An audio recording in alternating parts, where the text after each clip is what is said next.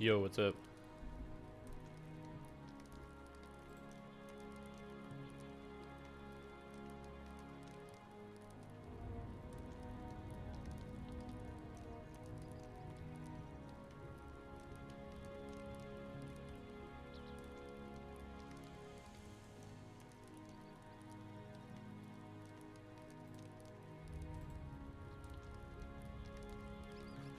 So I got an email from Blizzard about a game called Warcraft Rumble, which looks like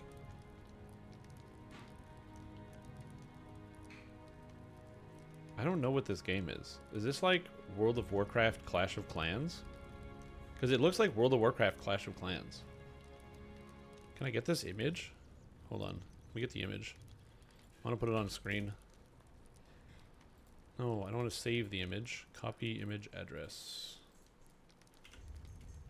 Oh, I can't copy the image address? Copy image.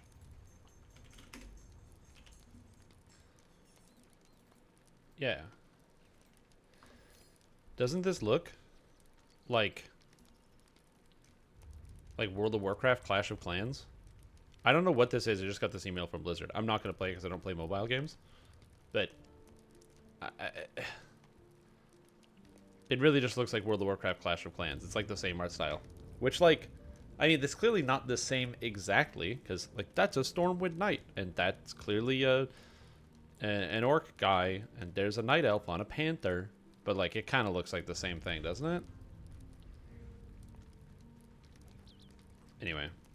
What's up, everybody? Hello, hello, hello. Hi, I'm StrimTom. Today, we're exploring the world of The Lord of the Rings Online as Jack Gibbers the Mariner, which is the brand new class releasing, or that released yesterday. And currently, I don't think I'm the highest level Mariner anymore because I did take a bit of a break on my server. So there's probably people that are higher. Oh, there's another person who is at the same level as me. So I got to catch up. I got to keep going and keep pushing up to the highest levels. I didn't use a level boost, so I'm not as high as Pirate McGee, Steed Bonnet, or Luscan. But, you know, I'm working my way up and hopefully going to be getting there. What's up, Kentos, Wolf Kobold? How we doing? How are you all? Hope you're all doing well. Hope everyone's having a good day today. I realized I made a bit of a mistake when I was examining and playing this character yesterday, and that mistake is I didn't look over some of my consumables that I have. Apparently I have a consumable called Slayer and Deed skill boosts, and this allows me to get double my Slayer and skill deed completion, which would have completed tons and tons of deeds while I was leveling and playing the game, so I probably should have used that the entire time. So I'm going to be using that this time, because it's smarter. And then second, I also had an item that was apparently 10% extra movement speed for 6 hours, so I probably should use that too.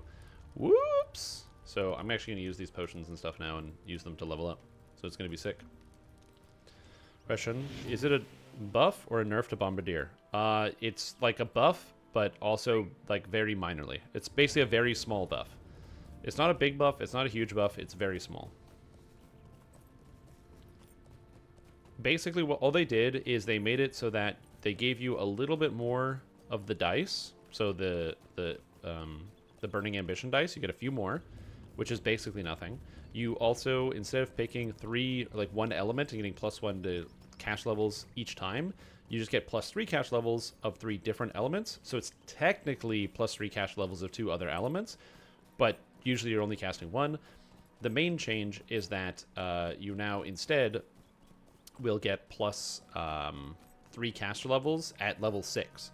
So your level 6 spells will automatically become level 9. They'll also be getting +1 caster level from the level 4 feat you take that focuses on Pyrite, which means your level 6 spells will be casting at level 10, which is a pretty sizable buff to leveling Alchemist, getting 2 more. And then also, it's sort of a buff in terms of utility because they made it so that you don't have to worry about being in the proper stance. You used to have to be in Pyrite, but now if you want to, you can move into Orchidium without losing on your what is it? You can gain defense without losing on DCs, although you will still lose spell power. Yeah, the crit damage is very small. It's not nothing. Again, they did buff Alchemist, but it's not like a huge buff. It's more like quality of life is how I would describe it. They did some like alchemist quality of life is a good way to think about it. There's also people currently arguing in my Discord about the use of many different things. My general take for a lot of the changes is I'm actually pretty okay with them. It's just like general balance stuff. And when things get balanced up, we have to also be okay with things getting balanced down at the same time, so I don't really mind it that much. I do think that it's, you know, there are things that are less balanced that they could have targeted instead, but it's also possible they just don't have a good way to solve the problem. I like the fact that SSG balanced down imbues and made them less powerful when hand wraps are much more powerful, but also that's partially due to the way the hand wraps are programmed, so adjusting them is not easy. Also, it's difficult to explain to people that hand wraps are really powerful, because a lot of people think hand wraps aren't powerful. So, yeah, it's complicated. Nice.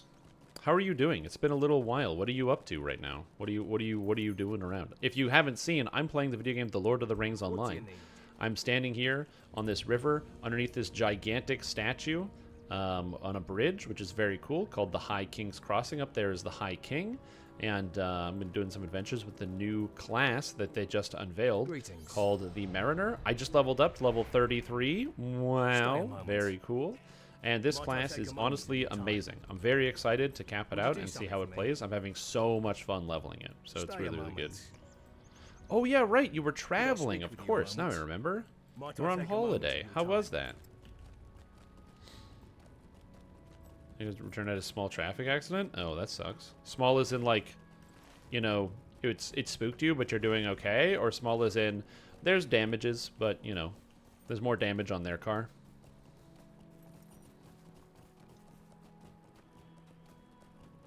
Because that always sucks. I'm very fortunate that I have never, ever been into I've never gotten into an accident. I have to defeat sand lurkers. Okay, how do I do this? So it's this combo into this. To remember how to play this character. It's more complicated than some of the other characters out there. I'm also playing on the higher difficulty, difficulty 4. So fighting 2 or 3 monsters can end up killing me. It might not look like it because I just instantly bodied that thing, but trust me, it can. I also made some adjustments to my gear while I was offline. I made myself jewelry between yesterday and today because it just felt like it. By making myself jewelry, my character gained 1 billion stats, so I'm very happy with my decision. I got hurt. My car is not great. Their car is smashed. Ooh. See, when you say minor traffic incident, and then the words their car is smashed comes into the equation, my brain is like, that doesn't sound like a minor traffic incident, but you know what? Maybe it is.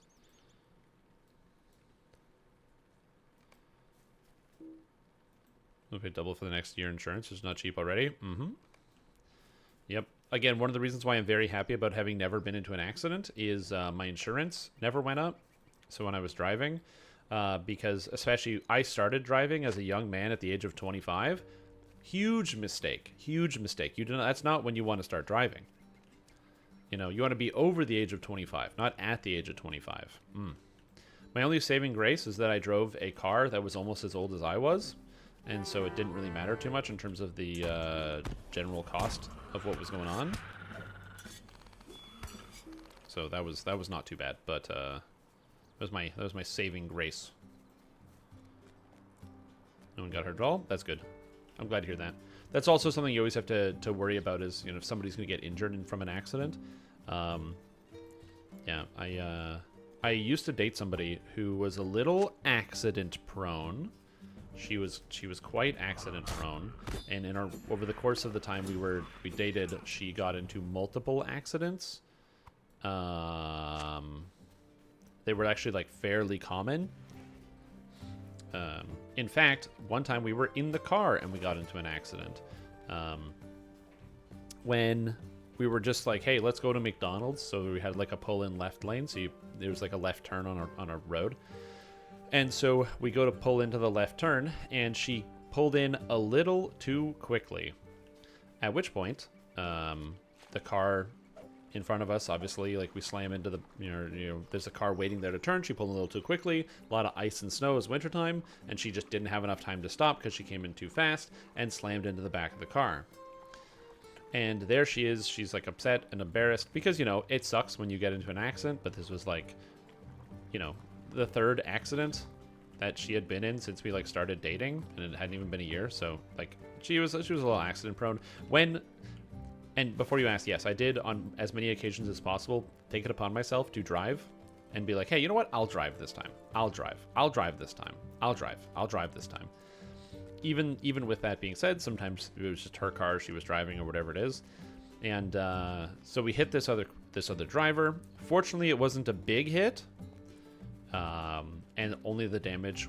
The other driver's car had fortunately also very, like, I think it was just a tiny amount of damage.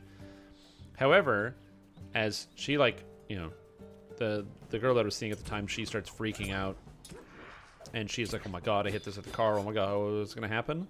And then all of a sudden we hear this scream of, like, this person get out and they're like, you hit my fucking car! Why?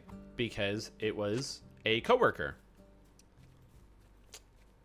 Yeah, she hit somebody who she worked with, and who got out of the car and was like, what the fuck, you hit my car? So fortunately, they were able to settle things amicably, especially because most of the damage was on the girl I was dating's car. And it was actually, for me, from my perspective, it then went from like being the situation where it was like, oh no, what's going to happen, to like, this is hilarious. This is like, what are the odds? But it was kind of funny. But yeah, you got to be nervous about the other person's response. It was angry and in a hurry. It was yours? Yeah. My first accident, 10 years of driving. Obviously, it's your fault because you're angry and in a hurry. That's also the complicated part, is like fault. Like, who is at fault when you're driving around? Because obviously everyone tries to be a good driver, and so you're trying to do things properly and not be at fault in these circumstances. But, sometimes that happens. Sometimes you're going to go somewhere, drive somewhere, and it's not going to go properly, or you're going to be going too fast, you're not paying attention, or heaven forbid, what happens to a lot of people is they're looking at their phone.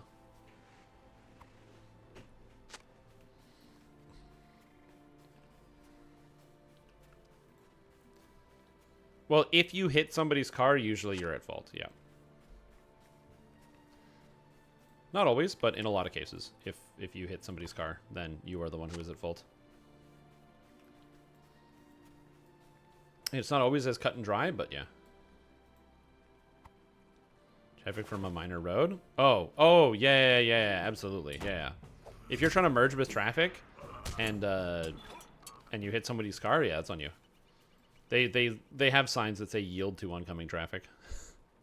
I mean, I don't know about over there, but over here, yeah.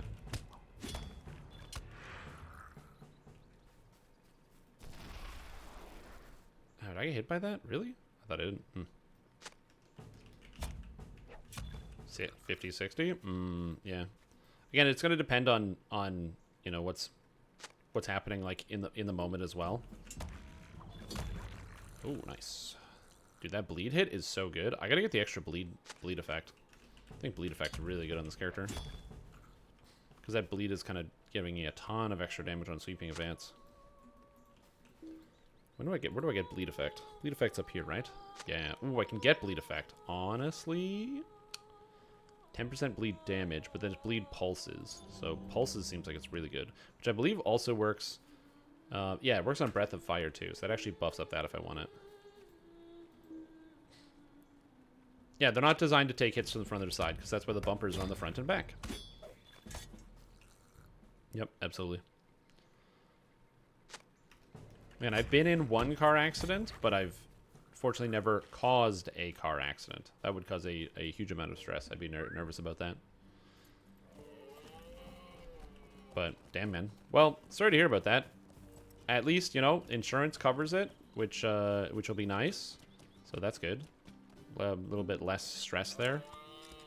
Not no stress, but a little bit less stress, which is nice. Being able to step away from it for a bit and be like, well, things could have been worse. Also, injury. That's the huge factor for me, is like thinking about possible injury. Hearing that there's way worse things when it comes to getting into a car accident. So You know, people not being injured, everyone being able to walk away is a good thing. Yep, exactly.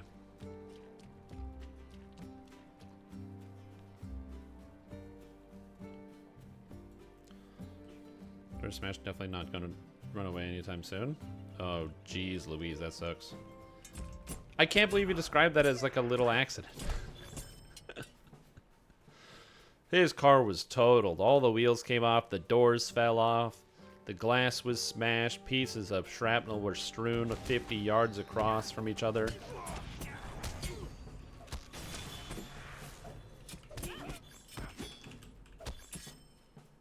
Is this guy playing on a difficulty, or is he just like playing the game? Oh, he's just playing the game. He's level 35. Nice. You're slightly exaggerating? Am I? Are you insinuating because I wasn't there, I don't know what happened, and I'm making up stories? Because if you are, that's accurate.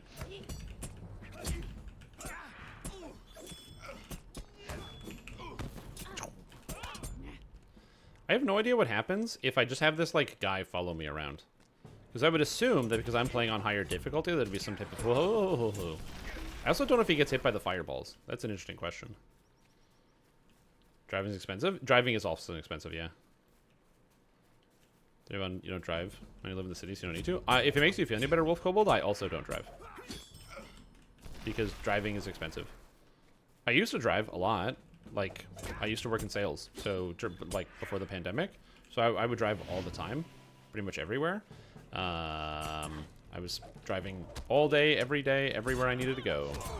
But nowadays, I don't really do any driving because I don't currently own a car. Because cars are expensive.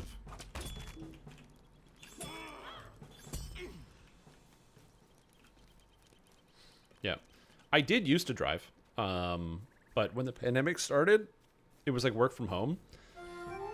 And so I moved, which my car was very helpful for. Although my car... So I moved on a good chunk of my stuff. Like on New Year's, and my car broke down on New Year's. Oh, I was not having a good day, let's just say that. That was a rough one.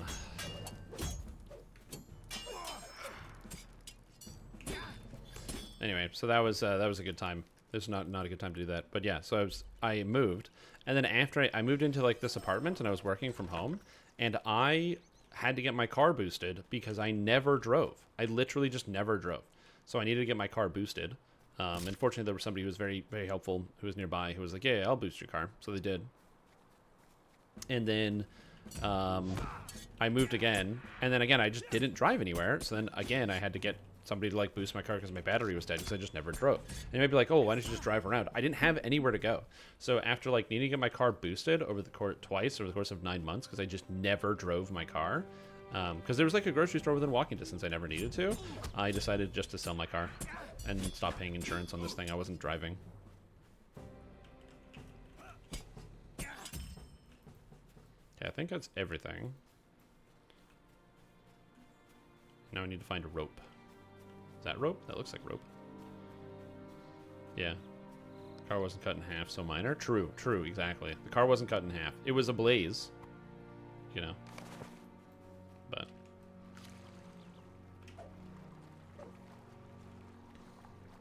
Well, and I have to imagine that, like, depending on where you live, it can be, like, complicated. So, you know, out here in the city of Ottawa, places aren't as dense. Unfortunately, it's very easy to go from, like, one place to another. Let's grab this. You did that? Okay, cool. It's relatively easy to go from like one place to another, but I can imagine that if you are somebody who lives in like, you know, a really densely populated city, like, you know, imagine you live in like one of the major cities in the UK, it's probably just easier to take public transit than it is to drive anyway. Because I have to imagine parking would be a nightmare. That's also something I think about of ancient places. Like here, like in Ottawa, Ottawa's relatively young, and so all of our roads make a lot of sense because they're designed with cars in mind, and they're all wide open spaces, and there's lots of space for driving around.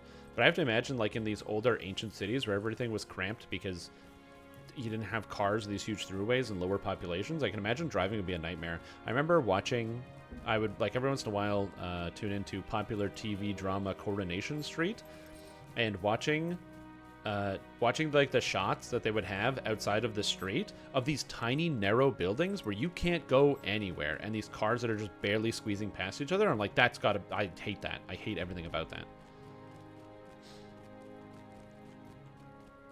People trying to fit their, like, squeeze their cars together. Could I speak with you a moment? Terrifying. How can I be of service? Would you do something for me? Greetings. Exactly. If I was to travel something like that, no way. I would. There's transit. Greetings. Or I'd get a bicycle. What can I do for you? We're talking about transport license. Oh, How can I be of service? sorry, officer. I don't have my talking about transport license. I think I left it in my other pair of pants. I'll be right back. Am I out of frame? I think I'm out of frame.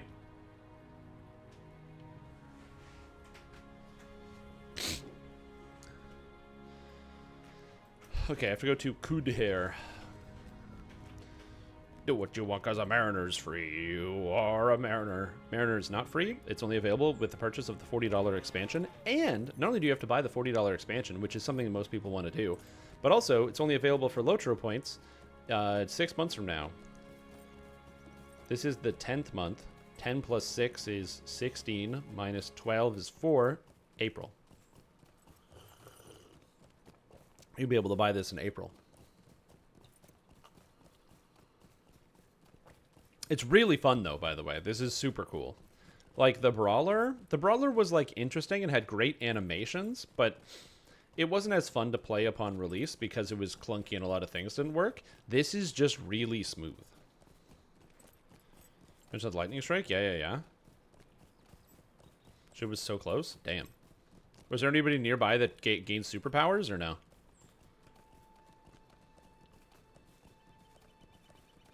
You live in some burbs? Yep. That's one of the things that, as I said, I'm very fortunate about the city of Ottawa.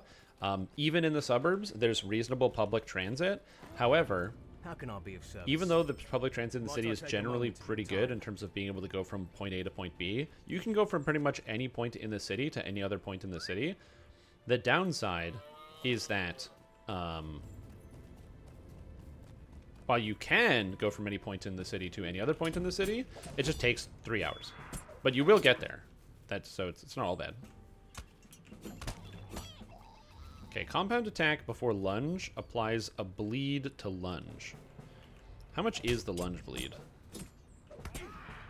Okay, so there's compound attacks, and I'm set up for lunge. The lunge bleed is 94 every 2 seconds for 6 seconds, which is basically the full damage of lunge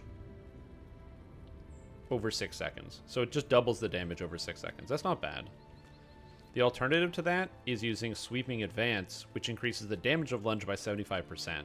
So immediately 75% more damage to use Sweeping Advance before lunge, or I get the bleed. But if I pick up bleed pulses, the bleed's always better, unless I'm going to kill something. Combos. Again, this is why I like the combo class, because you have to decide, do I want to use this for 75% more damage initially, or this to get the extra bleed damage? Which does more damage, but it's over time. Huh. I don't know.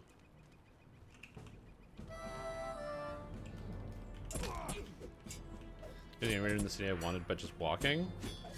Yeah, you definitely can't do that here. Oh,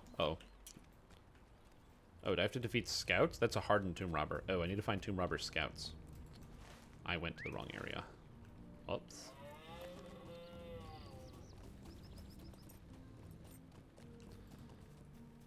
And yeah, it's Men E-Rain, dude. Not men. Men E-Rain. You know? Classic Men E-Rain. This is Evendim, close to the Arnorian king city of Anumanas. And Til Anun. Come on, man.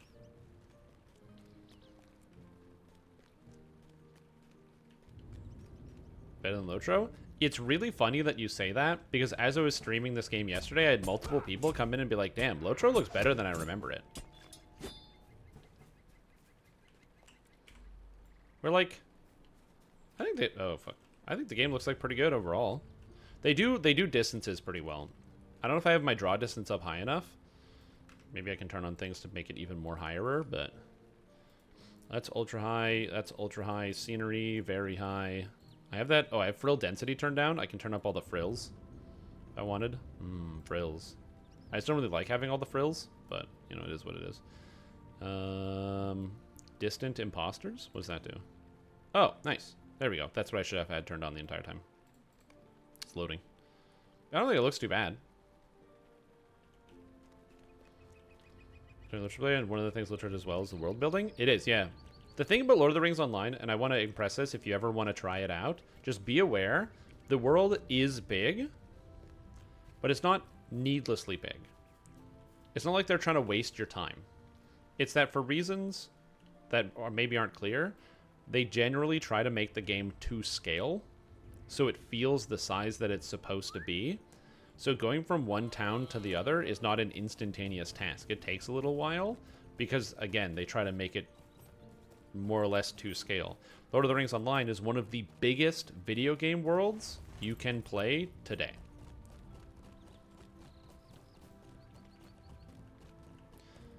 Joined Guineaverse. I just don't like advertising my stream in other people's places. But, you know, it's just like, you know, I support Gingin and what he does. He's a great content creator. I recommend people to his videos. You know, does a lot of good stuff. But yeah, I usually don't like posting my stream in other people's Discord. I do my own thing.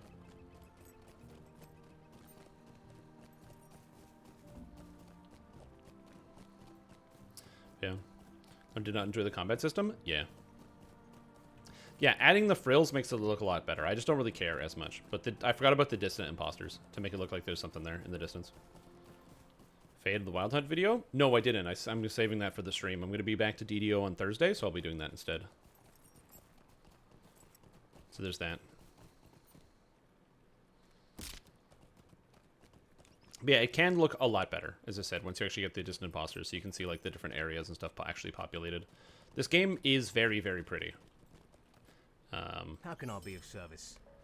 Like, hold on, let me climb the peak of the Colossus. So now I'm on top of this giant structure. So there's this large bridge here. So I'm on top of the Colossus, and I can see the whole map. Well, I can't really see more than I could before, but yeah. It's raining right now, so unfortunately there's like a fog that prevents me from seeing. R.I.P., dude.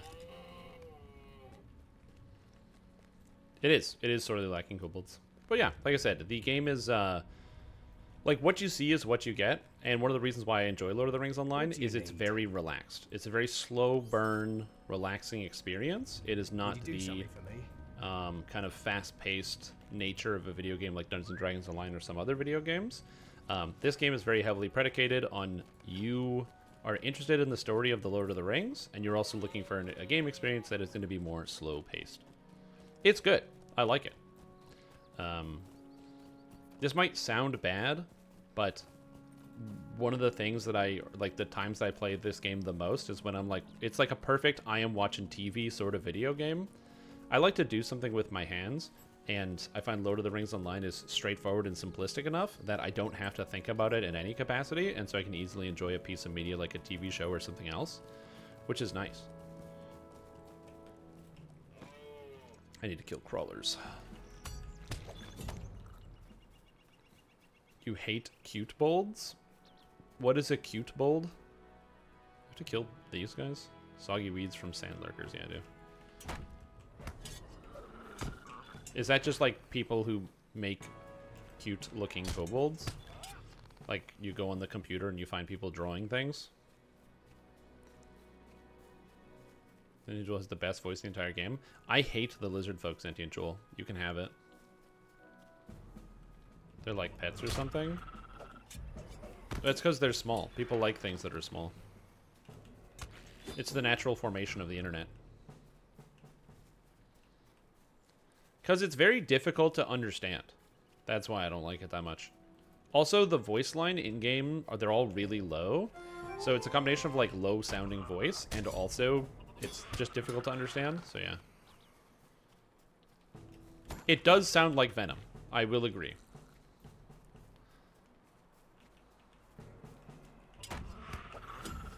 Yeah, but then I swapped to another character and now it's too loud. It's not balanced. I don't want to have to change my settings every time I swap between two different characters. Only play one character? Ah, so I just delete the rest of them? Delete all my other characters, eh? I've thought about it.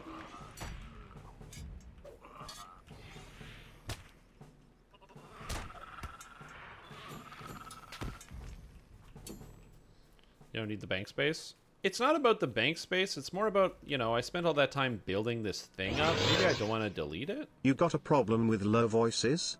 Don't like what's the word? Sopranos, I think? Oh, I never watched The Sopranos. You know, Gabagool and all that.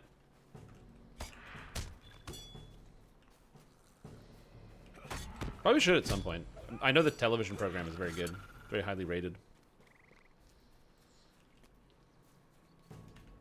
To be fair, though, I actually don't need the bank space. I'm okay for the most part deleting lots of stuff. In a game like Lord of the Rings Online, I don't want to do that. I have played this game way too much, and I'm like very heavily invested into all of my characters and everything I already have existing on here. So I would not want to delete all of my stuff. But like in DDO, I could probably do it. Okay, Atwood's orders, Oak's orders, shipping containers, finding objects. Okie doke. Hey, oi. Hey. Yeah, I don't know much about that. I have no idea. Tenor, soprano. Is that what it is? I have never been much of an opera sort of guy.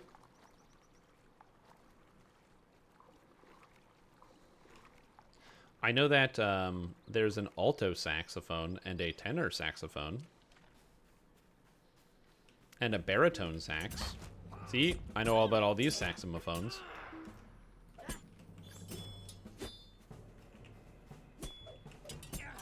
Okay, I don't have to kill these tomb robbers, so I don't know why I am, but anyway. Saxophone. Saxophone. Mezzo-soprano? Mm-hmm. Again, I've never been much into the opera. Okay. Ogden Oaks? But this seems like the guy I'm supposed to kill. I have to find Oaks and Atwood's orders. And if it's not Ogden Oaks, I don't know who it would be. I know that there's like class quest guy around here for captains, but I don't know where he is. Used to be here. Oh.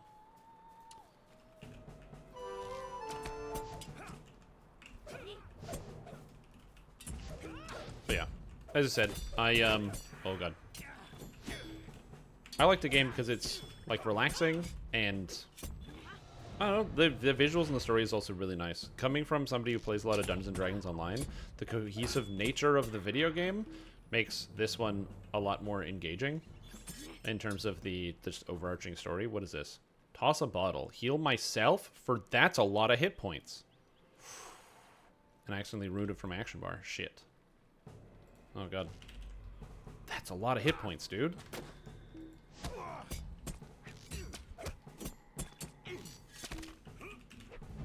So now I can just be like, huh, and just drink some ale. Cool. I can drink a beer. I can drink a bottle of rum and heal myself. I'm a mariner. Sick. Toss a bottle. There's nothing like a refreshing bottle of brew to quickly lift the spirits. And I can throw it at somebody else. Yeah, it's also one cohesive world as well. True. Also, the stakes are generally, like, lower in Lord of the Rings Online. Where it's not like the universe is going to shatter open because Time Vortex Crystal Lord Gizithrax is tearing apart the sundering multi-field plane universe extender. And you have to do something about it. Lord of the Rings Online is based on, like, a bunch of local problems. People in specific areas having specific issues that are a lot more understandable. Like, because there was such a focus on the war for the ring, a lot of the areas, like this area here, is overrun by tomb robbers. Basically gangs of individuals who are fed up with the state of things, who decide to grab power for themselves and take advantage of those who can't defend themselves in this current moment. It's a realistic problem. It's something that does happen. And so then you're like, oh, I guess this is a good area to do quests, and you want to go fight some tomb robbers and kick their asses. Get out of these tombs. Stop desecrating things just because you think it's a good idea to make a lot of money. Is this an immediate? No, it's not. Recenters are fast. again, the stories are like a little bit more grounded in terms of their beats, which is kind of nice sometimes. I think it's one of the issues with pretty much any story as the level gets higher is how do you change stuff. It's why when I played, or when I ran my last D&D campaign, it was really complicated once my characters got to above level 15 because they wanted to have like adventures with slightly lower stakes where they're like, yeah, we're going to go out here, we're going to fight some bad guys, we're going to do this thing or this thing. And I wanted to give them that, but they're like level 15. They can't just fight bad guys. Nobody's level 15. Most people aren't level 10. So like, you know, when you think of a D&D world, the way I think about it is that the top 10% moves on to the next level. So like if you have 100 wizards, you know, you have 90 of them are level 1, 90 of them are level 1, 9 are level 2, and 1 is level 3 is a good way to think about it. Like it really narrows down because it takes that much extra practice and knowledge and learning to get up to that next skill level. And so when your characters get to like level 15, they're like one of a few people in the world that matches that power level.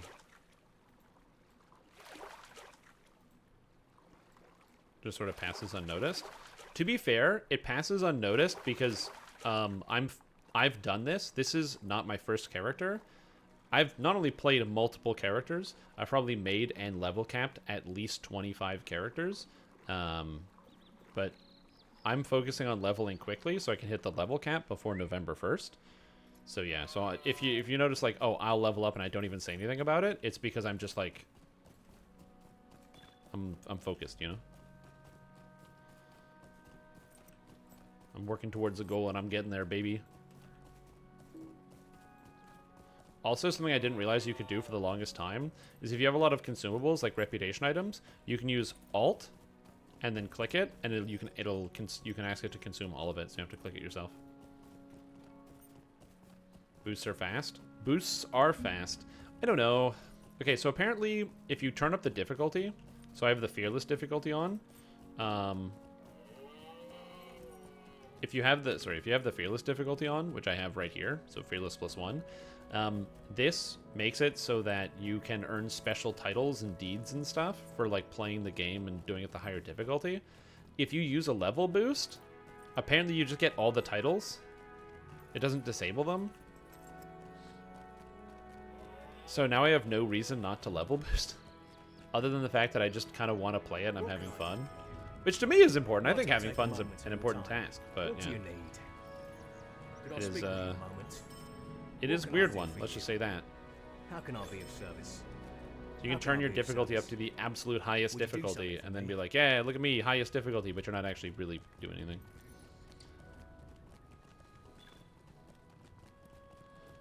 Level 10 NPCs are there? That's a good question. Do what you want? Hell yeah. There's 66 million people in Faerun. Interesting.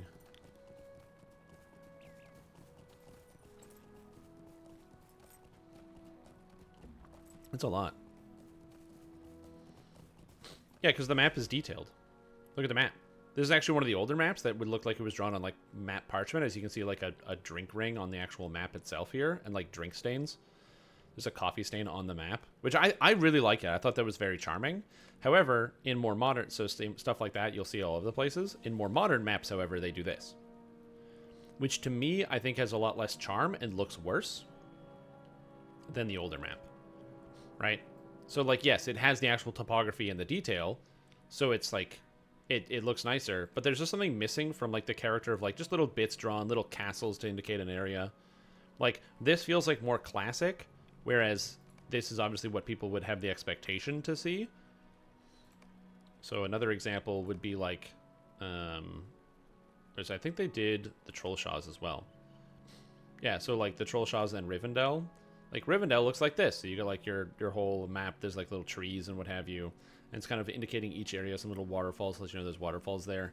But if I go to the Trollshaws, if you look at this map, you know in the movie where there's the thing where I can't remember who it is. Who stops it? I don't know, one of the elves like turns around and stops all the Nazgul with the horse water, where do you think that happens on this map?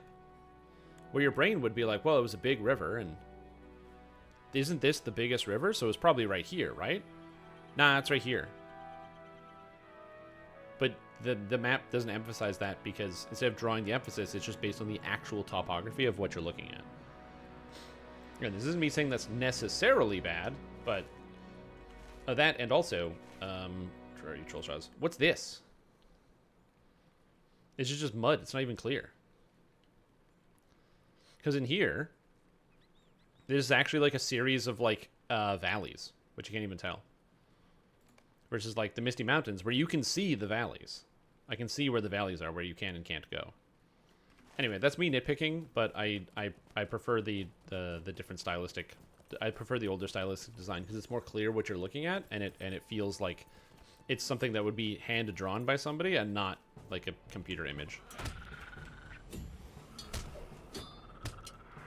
I don't think Nan Torneath is the best part of the Troll Shaws, but you know.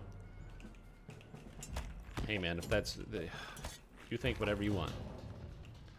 The movie is Arwen? Okay, the movie is Arwen, there you go. Is it not Arwen in the book, or does that not happen in the book?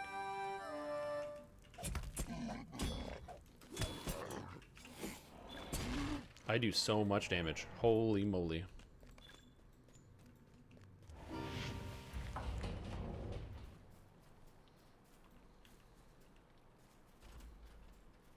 Listen to the audiobook. Millennials listening to audiobooks because they're too busy because they're unable to read books themselves.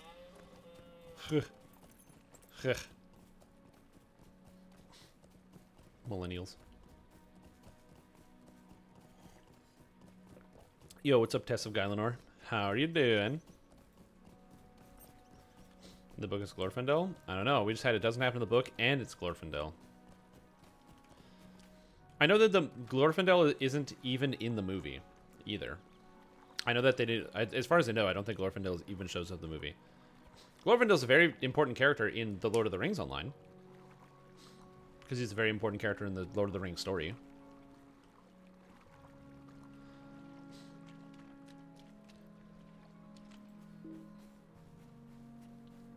Isn't he like basically like retired movie Legolas? Where he's like, you know, a super old elven hero who's pretty much been around the whole time and done and seen everything. But he's like, yeah, I'm not dealing with this nonsense anymore. The rest of you guys figure it out.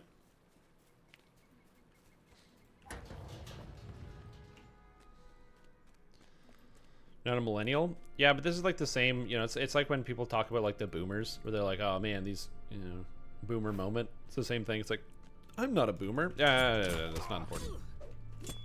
It's what you act on the outside that matters.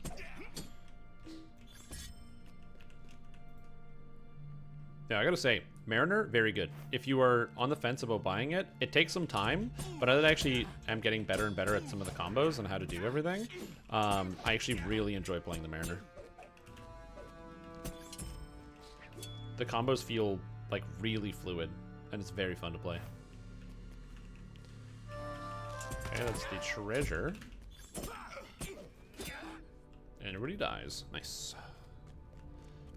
Yeah, getting the stun part, it only happens to me when I get frazzled. When I'm trying to focus on too many things. So, like, for example, it's like, oh, now I have a boss and 2 other things. Now I'm monitoring my health a little bit more actively. And in those moments, it becomes a little bit more challenging because then I kind of forget that I have a balance system that I need to keep track of. But I've kind of built in, like, recovery combos, so I don't have to worry about it as much. Yeah, there honestly is, like, a huge element of practice to this character.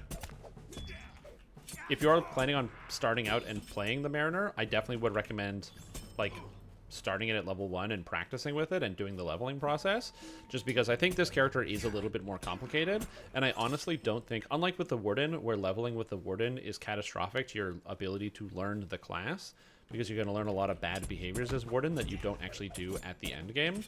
Like Landscape Warden, almost everything dies to you in one ability, but leveling, so while you're leveling, it's like press 1 ability, everything dies.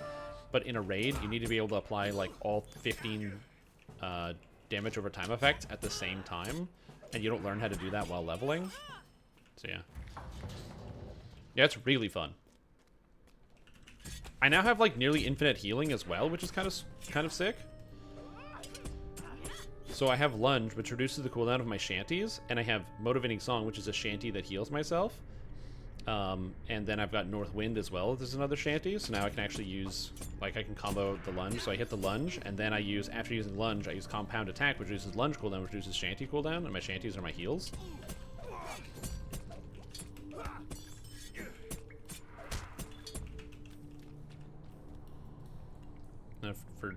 To build most things. Yep, exactly. Oh no, it's Bart Madget. What's up, Bort? Whee! Anyway, my plan today is to get through and clear a good chunk of Moria. That's the plan. I'm gonna get legendary weapons on this and see how it feels, and then clear through a bunch of Moria.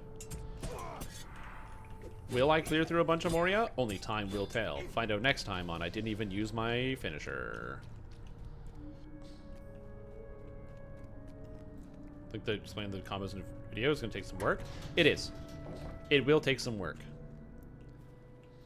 Where I think my plan is I'm going to talk about the combos and what they do, and then I'm going to describe the combo routes that I usually take. Yep, my plan is to make like a graphic for it. Because my usual opener in pretty much every single fight so far is open with Salt Sea Blade. There's no reason not to. So Salt Sea Blade, because it reduces mitigations of targets, so they take more damage.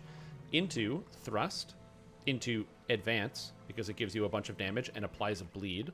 Then use Check Step, which moves you more aft and applies more greater damage to the next skill. With then using Compound Attack, which then... by using Check Step, it makes Compound Attack hit harder. And then I use Compound Attack into Lunge. And then after lunging, I then hit Recenter, which then puts me back to the center. And then I roll a combo of Thrust into Advance and Check Step into Salt Sea Blade or Compound Attack until eventually Lunge is off cooldown again. And I just kind of roll through that routinely. If I ever... The reason why I don't use Feint... Feint is a buff skill that buffs other attacks. It makes Cutover, this ability in area of effect, and it also makes it so that Compound Attack has increased critical chance. The reason why I don't use Feint is because I save Feint since I'm playing on the higher difficulty for Dodge, which makes it so it heals me for like a third of my hit points, and then I go Dodge into Disengage, so that way if I need hit points, or I can recenter without having to use recenter, which is nice. Jibber jabber, you know? Yeah, Feint is a immediate combo ability. Think of Feint, it's basically a buff. So, like, the rest of these things are attacks, but this is a buff to specific skills, and it's basically a buff to your high power skills. Compound Attack is my highest damage non-finisher, so this buffs its crit. Cutover is just a regular attack, but I can make it AoE with Feint, or I can make Dodge give me a massive heal. And so it gives you that, like, kind of interesting counterplay moment. And it's also instant. I should probably, if you're in an actual DPS rotation, you want to use this more often, because one, this is an immediate skill. So this text immediate means it's an animation cancel. So I can use this to animation cancel anything I want. I don't know what, because the animations are really fast, but figure that out. And it has a 10-second cooldown. So I should be using this all the time. What do you need? But on what? I don't know. I don't know. Yep, and it attunes aft, correct.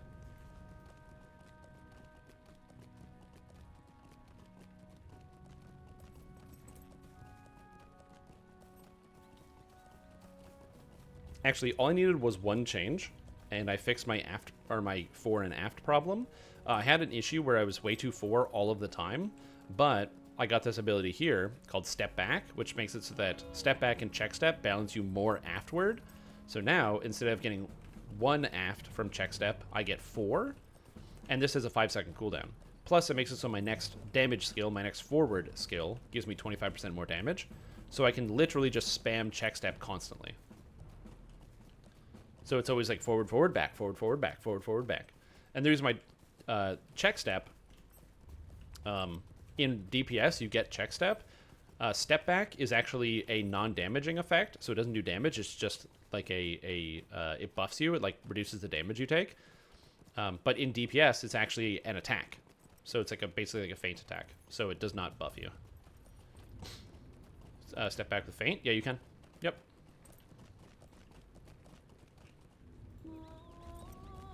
You can animation cancel anything you want. The only downside is that step back doesn't require a target, because step back is just stepping back. It's a self buff. Sort of like how I have this ability here, Blade Shield. So I can just Blade Shield whenever I want. I don't need to actually have a target to do this. Check step needs a target. You can't just press check step. You need a target with this. So while moving, it's more complicated. Same thing with feint. I wish feint didn't deal damage, because if it didn't deal damage, I could use this as a preparatory skill whenever I wanted. Like, imagine I'm running up to a monster, I can feint and have it going, but instead I have to feint on something as I go, which is annoying.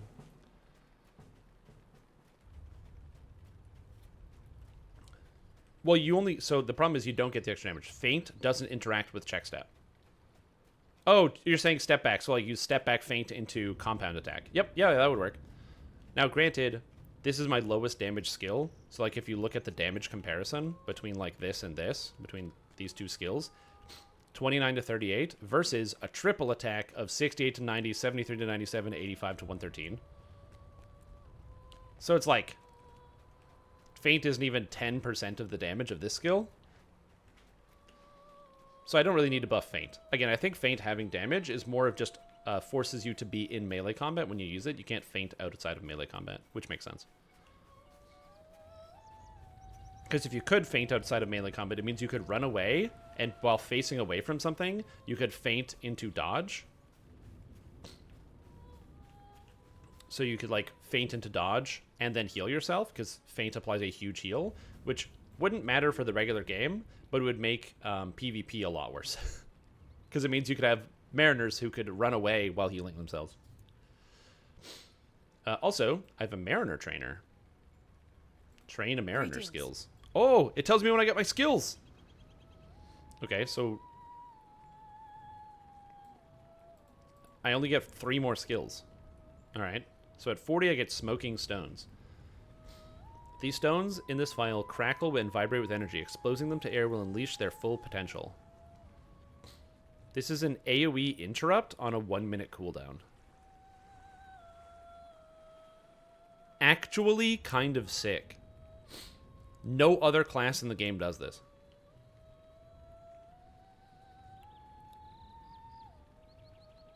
I actually didn't know they got this skill. Because, like, usually when you need an AoE interrupt, you'll just use an AoE stun, but the game has a diminishing returns mechanic where if something has been stunned, or if you crowd control something, it becomes immune to that form of crowd control for 10 seconds. So if you stun something, you can't stun it again for 10 seconds, which is my favorite form of CC immunity I've ever seen. Every other game does it worse. This game does it the best. I don't know what to tell you. It just means that you can never be stun locked, and you have to be careful about which stuns you use and when you want to use them. So what will happen is, let's say you have a bunch of ads that come in. There's this one boss fight where right before the boss, you're in this, like, tomb, and all these, like, crypts pop open, and these spirits come out and they attack you. And all at once, they all start conjuring or, like, casting a spell, and if they get it off, they summon a bunch of ads. So what you do is you usually use an AoE stun. The problem is, when the AoE stun is finished, they start casting again, and they're immune to stun, so you can't stun them now. So this means that Mariner can just drop that ability. What can I do for you? Sludge Pot. Deal damage, and it slows attack speed and skill inductions for 5 seconds. It's kind of cool. That's a huge slow. And then Rummage. Rummage is one of the coolest abilities. So the way that Rummage works is you press the button, and then it changes to a new skill, and it has a random chance to be one of many skills. A super high range damage over time, a really high single target damage, an AoE stun on the ground, a self-heal. There's a whole bunch of them, and it's random. So when you press Rummage, it gives you one of those things, and then that thing is there for 10 seconds. Yeah, it's really metronome. And then after those 10 seconds, it turns back into Rummage, and you can press it again. So you can just keep rummaging until you get what you want. However, once you use one of the actual rummaged abilities, it then goes on a long cooldown, because they're all really powerful. So depending on what you rummage determines how you play. I think that's kind of cool. Oh! Shanty Caller's Haversack. Wind Shanty cooldowns. Pipes. Oh, pipes, drums. So I can just get an instrument, which gives me vitality, or I can get a haversack, which gives me physical stats. Oh, Shantycaller Haversack, which is Wind Shanties. Rover's Handsack, which is Thrum of Sea cooldown. Or Duelist Haversack. Swordplay defensive buff durations. Vitality finesse. Finisher skills damage. Cool. There's specific class, like spec class items. I didn't know this. Oh, wow. That's awesome. Well, I guess I get this one. Swordplay defensive buff durations. That would be... Oh, that would mean my 75% parry goes up to 6 seconds instead of 5 seconds? Actually, 1 whole second of that is good. It's 20% extra duration. So now... This lasts for, yeah, 6 seconds on parry. Cool. My dodge is now lasts longer. My disengage lasts 1 more second. Actually sick. Alright, I guess it's time to do the quest, the Mariner quest. From what we have learned, the tomb robbers have gathered at Rantost. If the wreck of the Ictilder were there, we would have found it long ago. So they must have some other purpose in the ruins. It is no simple journey to reach Rantost, but you're a practiced mariner, you're not? Lake Evendom is vast indeed, but it's a mere drop in the Great Sea. Drive out the tomb robbers at Rantost to see if any of them are carrying anything of note. It seems they must be reminded that they have no claim to the ruins of Arnor. Defeat tomb robbers at Rantost. Where's Rantost? Is this Rantost? That's Barid Tharasir. That's Rantost. Yeah, they did this, didn't they? Alright. I'm gonna make this a little faster. I'm gonna do this so I can teleport here. And, well, I'm gonna show you how the best way to get to Rantost. It's not my favorite thing about Evendom. So Evendom is nicknamed Everswim because it has Lake Evendom in the center. And, yeah, let's just say there's reasons why it's called Everswim. So that's the island I need to get to. I am a mariner, so...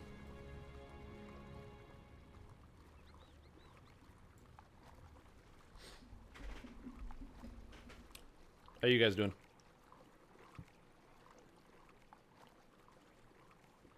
Everyone having a good day today? There used to be a bug where if you jumped, you would go faster through the water. That's been fixed. There was also a bug where if you were in stealth as a burglar, you would go faster. Eve is releasing an FPS? How do you get spreadsheets in an FPS? A patch note review? Maybe. Do you still go faster from jumping? Well, I'm not going to put the effort in. My guy needs the exercise.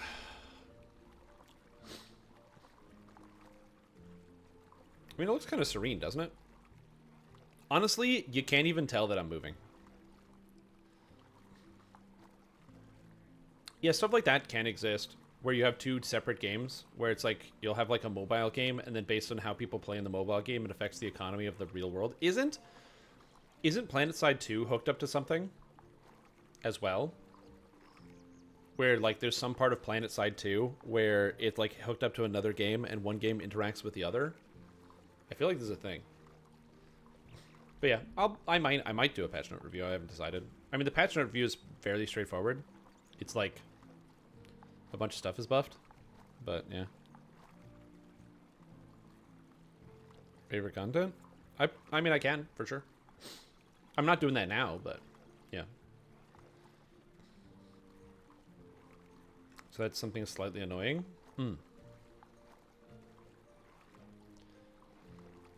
Can't you just walk in and show off your guns, and isn't that good enough? Am I hunting for? Nope. I will eventually. It's not there yet. Eve Vanguard. That didn't even sound real.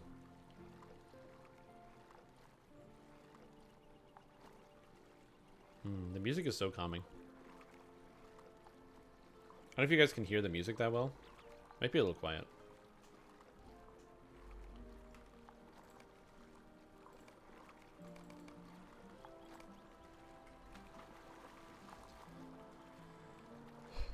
Oh well. I mean, I was aware that certification would matter heavily for something like that because people hurt themselves all the time while at the gym, and there's also a lot of people that will make videos and stuff online instead of getting certified, and they do that specifically because they want to skip the process of getting certified. Because if you're certified, you're actually responsible for your actions and your behaviors.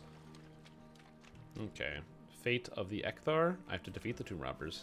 Why is the quest level 30 and these guys level 36? I mean, I get Mariners are good.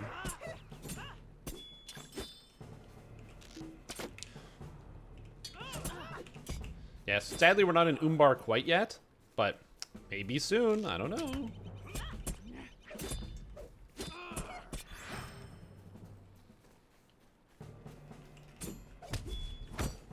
Dad was a certified personal trainer. Nice. Oh god, get out of the circle. Or square, whatever. So used to calling them circles. Damn you, DDO brain poison. So since it's so high effort. To my knowledge, I was reading some stuff online the other day about how it feels. And apparently the other two Mariner specs do like comparable damage to like their like related specializations. So like Blue Mariner does a comparable amount of damage to Red Captain, which is what it's supposed to be compared to. Okay, back to Tinandir. Sounds good. So I gotta go back. And Yellow does a comparable amount of damage, but apparently the red damage is lacking. It's always messes with your brain. That's funny. Okay, we're back. Now I don't have to do the swim again.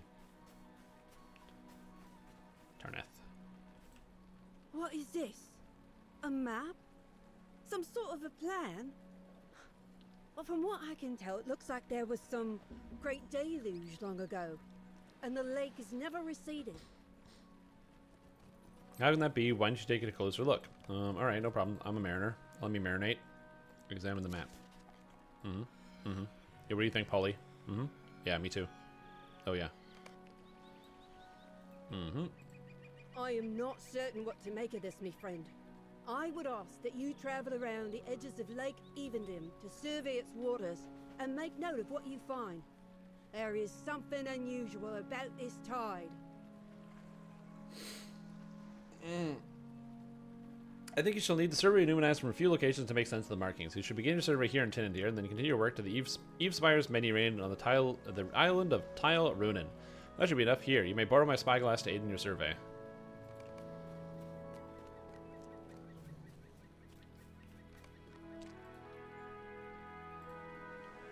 My god.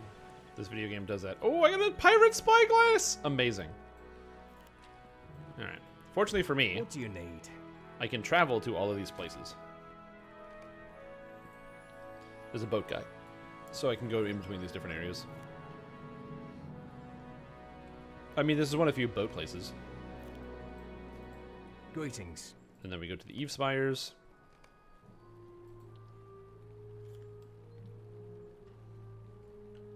Beautiful.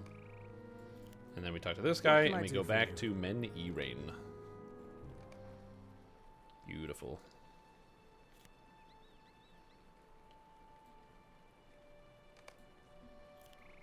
I'll lose your mind. Yeah. If What can I do if for getting you? the certification isn't too bad, it's honestly not a bad idea. Certifications are always just good. Thank you. I'm gonna Wait keep a going. moment. If that marking is correct, I think we may have found the wreck of the Ecteldur. No time to explain, Jeshibers. There's an island near one of these markings. We'll seek it there. All right, let's go. Quest Come, time. my friend. We must reach Solo the quest. Ecteldur before the tomb robbers figure it out for themselves. This is a new Long quest. ago, a great ship of the Numinos, the Ecteldur, sunk beneath the waters of Lake Evendom. And both its storied history and the precious artifact it housed Where were am I? lost to the Dunedain. I'm on some random island. Now a band of tomb robbers out of the south seek for where the Ecteldur came to rest, open to pillage it for their own gain. All right, we made it, Jack Jibbers. It was a longer journey than expected, but your rowing was a welcome boon. After all, I did not relish the thought of swimming across Lake Evendim. Thanks, video game. I only had to do it once. Anyway, from what I could discern, Naglir's map appeared to point to this islet. So let's see what we can find. All right. Wonder if there's tomb robbers here. Why is she Scottish? Because all fantasy pirates have accents for boat travel? I don't know. Give him a tent? Ah, dude, he's just standing there on the dock. That's how you know he's a master of it.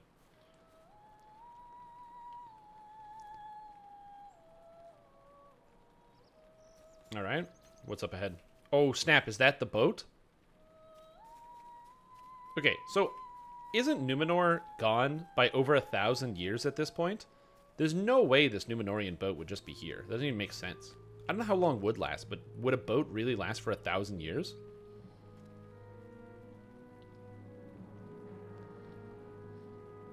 Numenorian wood? Oh, it's Numenorian wood. Oh, gotcha.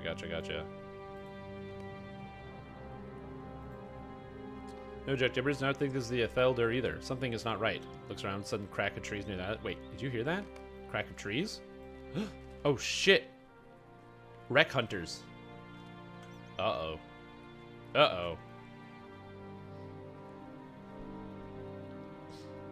Looking for something? No. Like, a Numenas over here, right? That's obviously made of stone, so it's not gonna, like, crumble apart in 1,000 years. Like, some of it will, but not all of it will. But, like, wood? Oh, shit. Oh, shit. Yo, my guy's going crazy. What is this world coming to? Well, now what do we have here? Followed my map, did you? Clever bit of work, that. I had to draw up so many of them, but I knew I'd snare one of those rangers in the end. Now, I know this wreck here is in the Ethelder. If I'm right, it's at the bottom of the lake, just off the southern tip of the islet. I figured if I was above water, would have been able to pick clean ages ago. Left that detail out, of course, but now that we know where it is, I'm sure my crew can find a way down to it. They better, anyway. I almost had it, you know? I just needed a little help to find my way, and you two did a fine job leading us here. I cannot thank you enough. Wait a minute. This guy tricked us? He tricked me? What a rude man. Oh no, 4 guys at the same time. What am I going to do? Oh no, how am I going to be able to fight all these guys? Oh, I'm going to marinate them. Whatever. Playing the game without the extra difficulty setting is insanity. It's so easy.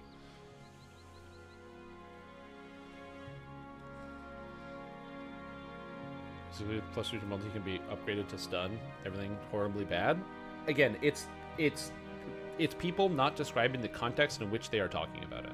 That's always what gets you. Is when you hear somebody describe something as bad, but they don't give you context, you have to ask the context. Anyway, are you alright, Jack Gibbers? If what Nagar said is true, then we have been taken for fools. It was all for nothing, was it not? All for nothing. Who knows, maybe we'll just find the boat.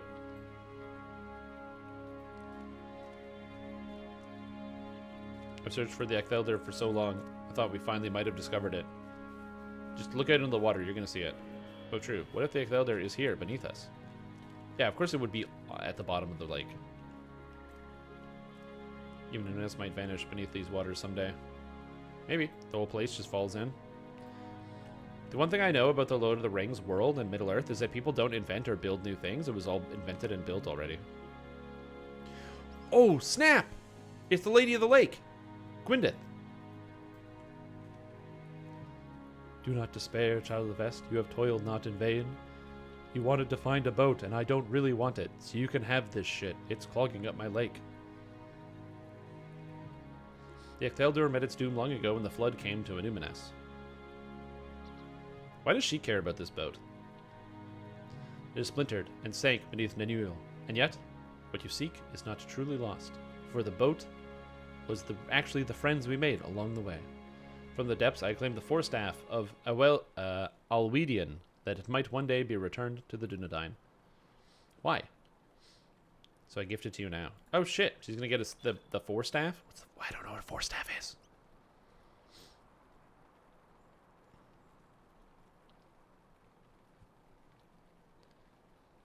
What a crazy circumstance. Thank you, Lady Gwyneth. Also, how does she know the name? I guess she's a Numenorian scholar of some kind? It's a great honor, one I will treasure until the end of my days. Anyway, I gotta go do Lady in the Lake shit, so see ya. Like taunting Aragorn.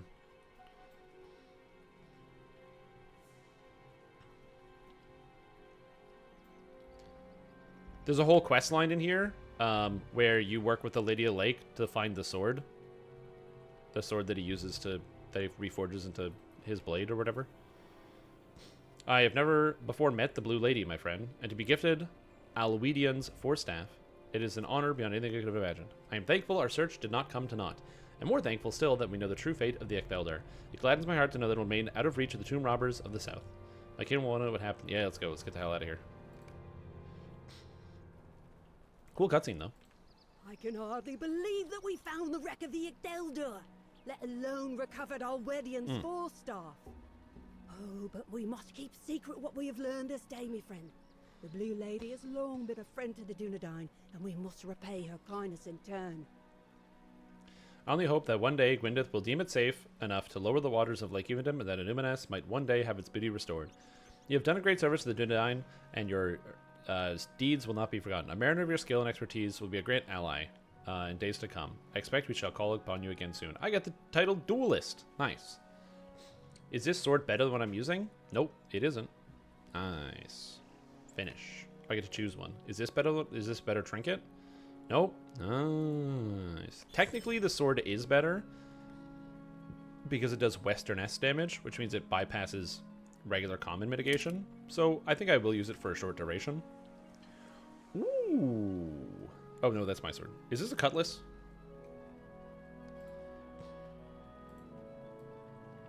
No, it's a straight blade. Yeah. Okay, cool. There we go. Quest level 30.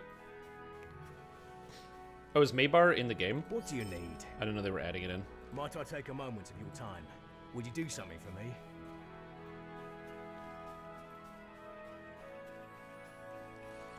Sick. I'll have to take a look at the level 32 Maybar items and stuff. How can Did I they be of fix them, service? or are all the weapons still garbage Would you because do they didn't something actually for me? scale them to level 32? Yeah, last year when they released all the items, they released the items with level 28 scaling, so they didn't have the adjusted damage dice. So your level 32 weapons were still doing like a d8 plus 0 damage as opposed to a d8 plus 2, which might not sound like a lot, but losing out on 10 damage for no reason other than the fact that it was done wrong is not good. Will you lend me your ear? Could I speak with Yeah, you? it's like it becomes pretty noticeable. And two-handed weapons Might I is even take worse. a moment of your time? What do you need? What do you need? Can I buy anything here? How Oh, may yeah, I they have all help these you? swords. I think they have... Don't they have specific items for specific classes? There's a Guardian item. I wonder if they have an Illuminas item for... No, they definitely don't have one. They have a Minstrel, Champion, Brawler, Guardian... Can I go... Yeah, Jewelry? Here we go. So we have Lore Master, Burglar, Guardian, Brawler, Champion, Minstrel, Captain, Bjorning, Hunter, War Warden, Runekeeper. Ooh, sorry, Mariner.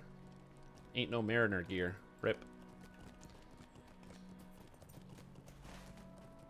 What are you gonna do?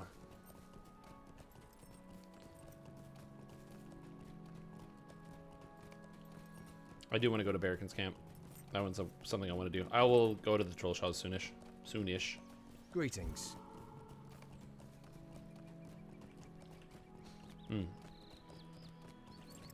Yeah, so we'll take a look at that in a bit. See how it is. It's going to take some time, so bit by bit, we'll look at it. D12 plus 4. The Great Club is new. What about one of the older ones? Look at the Spectral Dagger. Is the level 32 Spectral Dagger fixed, or not?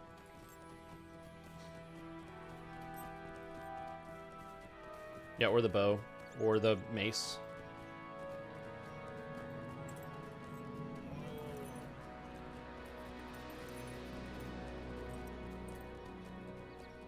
D4 plus 2? Okay, cool. They fixed the items. Took them a year, but they did it.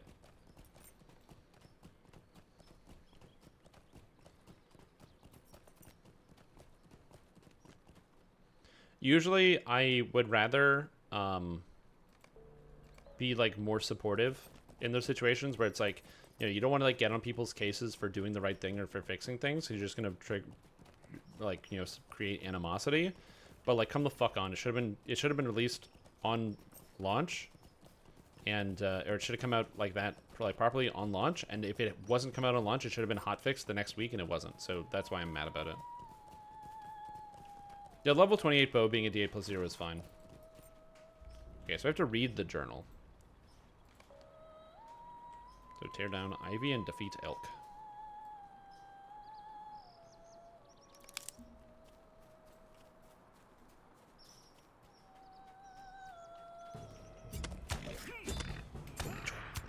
Get out of here, Elk.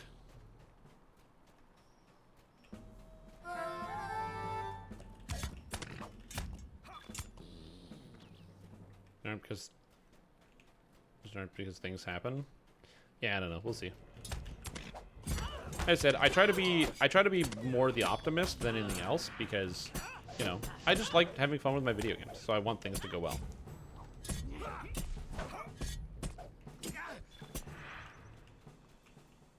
Like, I try to think about having fun playing my game, so I want the game to be fun. Circular logic, I know, but it works for me.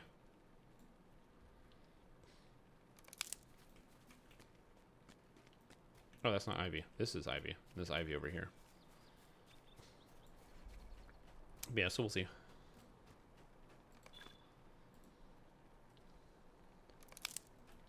I mean, I do find the idea odd of like, yeah, there's level new items added to the festival. I said, what's that? What's missing? Items from the festival? I don't know. Honest tooltip? Yeah. If I recall correctly, I believe that it actually gives a beggar bonus or something like that. Like it gives like +4 artifact bonus to all stats or something. And it doesn't actually say that on the thing, but I'm not sure.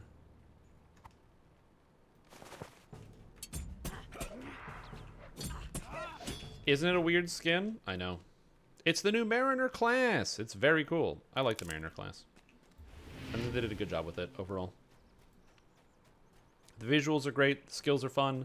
It feels very different to play. So the actual like combat flow is cool.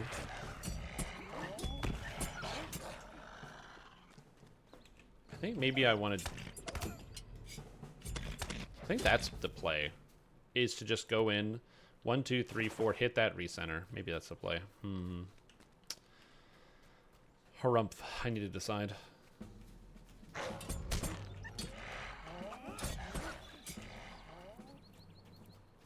Have the best tab combat? Oh, like for tab targeting and stuff? Yeah. I still haven't played EverQuest 1 or 2. It is on the list of games I would like to play at some point. Don't stun me, dear.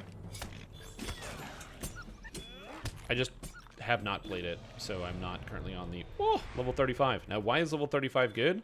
Not only do I get extra points, but also, preemptively, I crafted myself from some new weapons. And these are huge because they no longer do common damage, which means my damage ratio is going to go up by a huge amount. So I have a new sword, I have a new dagger, and I no longer do common damage. So the damage, instead of getting mitigated by like 50%, is mitigated significantly less. So I just gained a massive buff on my character's general damage, which is kind of funny. Okay, so I just need scraps of tapestries, which are around here somewhere. Also now I can sail to Tinandir. Oh, I can just teleport back to Tinandir whenever I want. That's extremely convenient. That's the island I was literally just at. I love that.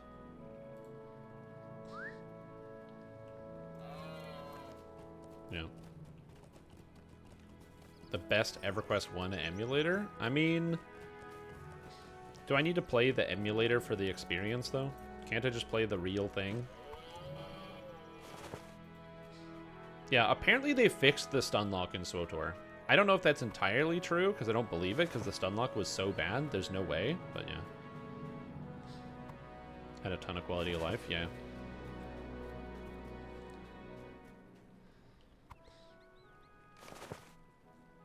Oh, what the heck? Well, a lot of the old games will they just have like these insane time wasters.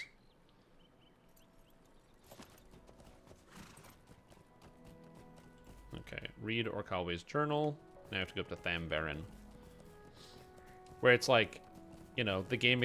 Back in the day, it was okay to say it's going to take you 2 years to gain a level. But nowadays, people are like, well, I don't want to take 2 years to do the same thing because there's so many other games out there. Yeah, stuff like that.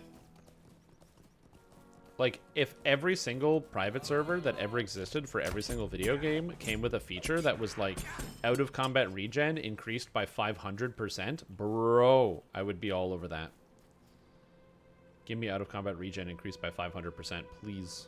Assuming, this is also assuming games that have combat states. Not every game has a combat state. So obviously it's not going to be the case for everything that will work, but yeah.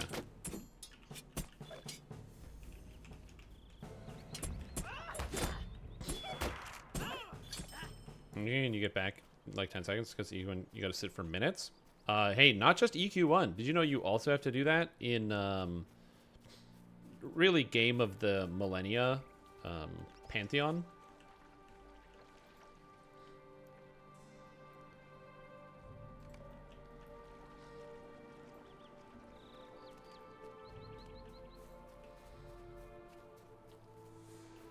They may have made minor adjustments to it since the time I got to play in the alpha, but it was almost 6 minutes to get your full health and mana back.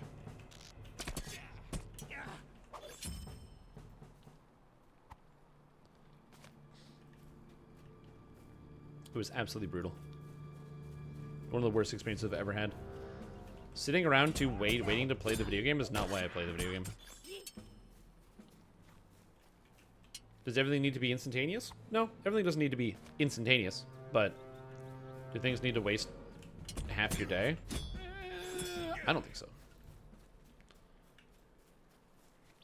Okay, don't attack me, dear. Chill. Chill. Thank you. Chipped Vass. Yeah, I like Shards of Delaya. Oh, is that another private server?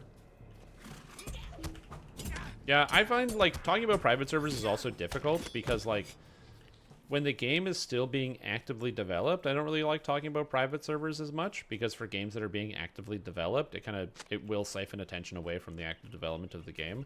Now, that being said, there's still going to be a percentage of people that are like, yeah, I don't really care if the game is being actively developed because, you know, I don't like the regular game and I like the way it was before, so I want to play the older version. And again, that makes sense. That's why I think these things are, like, complicated. But yeah, I try not to talk about private servers for games that are still in active development, or unless the game is like so gigantic that it doesn't matter. So stuff like when it comes to like the World of Warcraft private servers and stuff, where like World of Warcraft is one of the most well-known intellectual properties in the world, and Blizzard had the opportunity for years to just fold in some of the private server people into their tech and like make it work. They just didn't want to, but they could have. And it took them years and years to make the classic private server, which they did. And turns out they made a ton of money.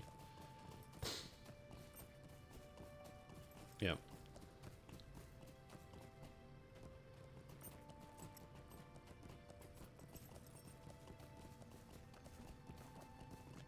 You have a relay utility linked in the... What? Such as mini-maps? Oh, wait. Is there no mini-map in EverQuest? Oh, dude.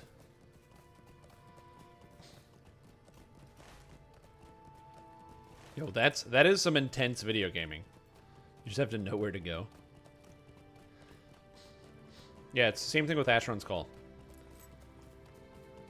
There's like a mini map, but it's basically just like a radar screen with nothing on it except for dots for it's orange dots for enemies and white dots for items. But it doesn't give you any details. You just see where things are in relation to you. It's an experience, man.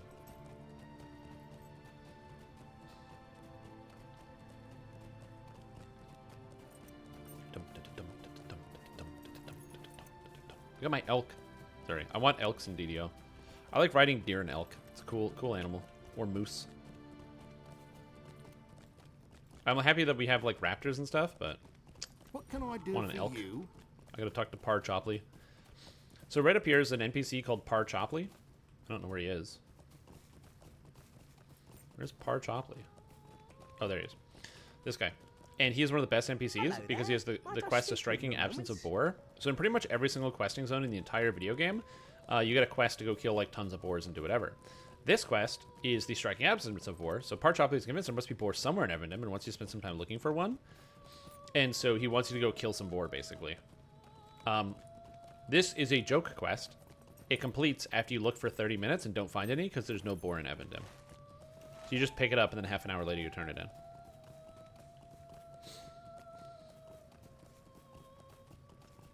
It was meant as a, because this was the first new zone since the release of the game, and so it's kind of funny. I wonder how many people like get actually upset that there's a quest you just, that part of the mechanic is just wait 30 minutes, and then you will complete it. Probably a sizable number of people, non-zero. Log file in real time, you just make a macro since anytime left or right. Interesting. People come up with the craziest workarounds for stuff like that. Oh, dude, people do that all the time. Well, like, newbie trolling is like, it's that kind of like new person hazing that I think is like kind of like, for the most part, harmless in these style of games. So one of them is, for example, when the raid, you guys might have remembered, but a couple years ago I was streaming the Shelob raid. I would stream that a lot. And that raid, the final boss, once you kill the spider, it like falls into a giant pit. And absolute rite of passage, when it was somebody's first time going through it, always, you get to the end and you go, hey guys, by the way, don't forget to get your, it's like before you leave this, in case you don't do the raid again, you have to jump into the pit to get the special title for jumping in the pit. And you always get like 3 or 4 people just like, oh, I don't want to miss the special title, and they just whip themselves into the abyss. It's great. Is it cause any like lasting harm? No, but it's really funny. And so I find stuff like that really, really good. Or for example, I was playing Destiny 2, and I was doing a raid. So this is over the weekend. I did a raid called Garden of Salvation. Well, in the raid Garden of Salvation, there's like in between each raid boss fight, there's basically long platforming and you know, like trash filled sections. And in one of them, there's basically this like pit. There's this like giant pit with these 2 portals. So you're like going over top of it, and then there's this giant pit, and down the pit are 2 portals, and then there's like a pathway to the left. So what you're supposed to do is just go to the left. There's no reason to go down. There's nothing there. But there's 2 portals. And if you take the portals just put you somewhere else randomly in the pit and kill you. So going in the pit is instant death every time. Anyway, so as we're running past the pit, the guys that are in front of me that are leading the raid, it was my first time, go, oh, by the way, there's a secret chest. You only get it 1 time. You have to go into the pit and take the top portal. And I was like, oh, okay, cool. So I jump down the pit. I go into the top portal. Instant death. And they're like, oh, sorry, it's like the bottom portal. I was like, oh, of course, bottom portal. Duh. So I jump in the pit, take the bottom portal. Instant death. Anyway, so they start laughing, and I realize, oh, I know what's happening right now. Yeah. I got it. Okay, I get what's going on. But it was really funny because there was another person that was in the raid who didn't get it and kept being like, guys, I don't understand. So he's like, I jumped in like 5 times, I haven't gotten it. Now, before we can do the next fight, you need to have all the players present at the next raid fight. It didn't matter. Even I was just like, I was like, yeah, dude, I got it. You have to go to the top portal and go turn left? Like, did you go left? Oh, no, I went right. No, you go to the top portal and go left. So, because I got trolled, but it straight up 10 minutes of telling this guy to jump in this portal over and over and over and over and over and over and over and over. And eventually he's like, why can't I get it? He's like freaking out. And I'm like, I just had to tell him, I was like, dude, you're being trolled. I can't believe you haven't figured this out. It was like 10 straight minutes of everyone is just standing at the next boss, waiting for this guy to finish throwing himself into an abyss. Quest it was so received. good. It was just way too funny. And he was like, oh, God, you assholes. And that was so good. No one actually got hurt. We beat the raid. It was just way too funny. I find stuff like that so good. Like I said, the little bit of hazing. Yeah, Man Kirk's wife is another example. Yep.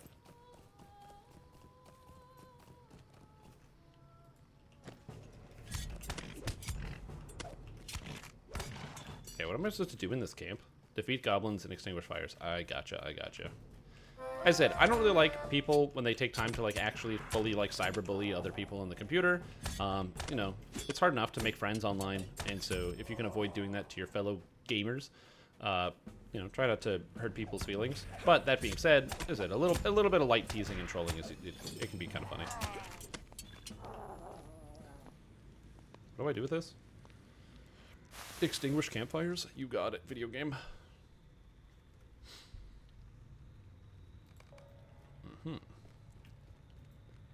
Also, there's like a heat wave going on right now, and I have no idea why, so I'm very warm. So I'm like, if I look sweaty, it's because I am sweaty on camera. It's very stupid.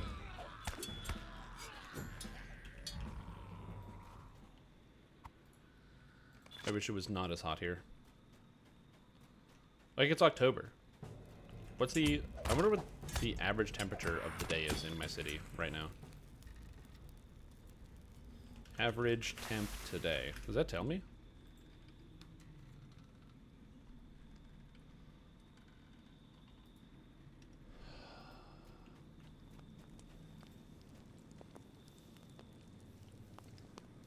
So the average temperature today...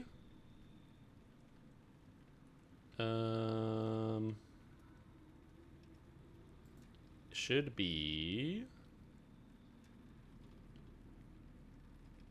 Yeah, the average should be 7 degrees colder. Don't know what's going on, but there's something happening. Forgot to redeem weather check. Oh, I actually have turned that off. I keep forgetting.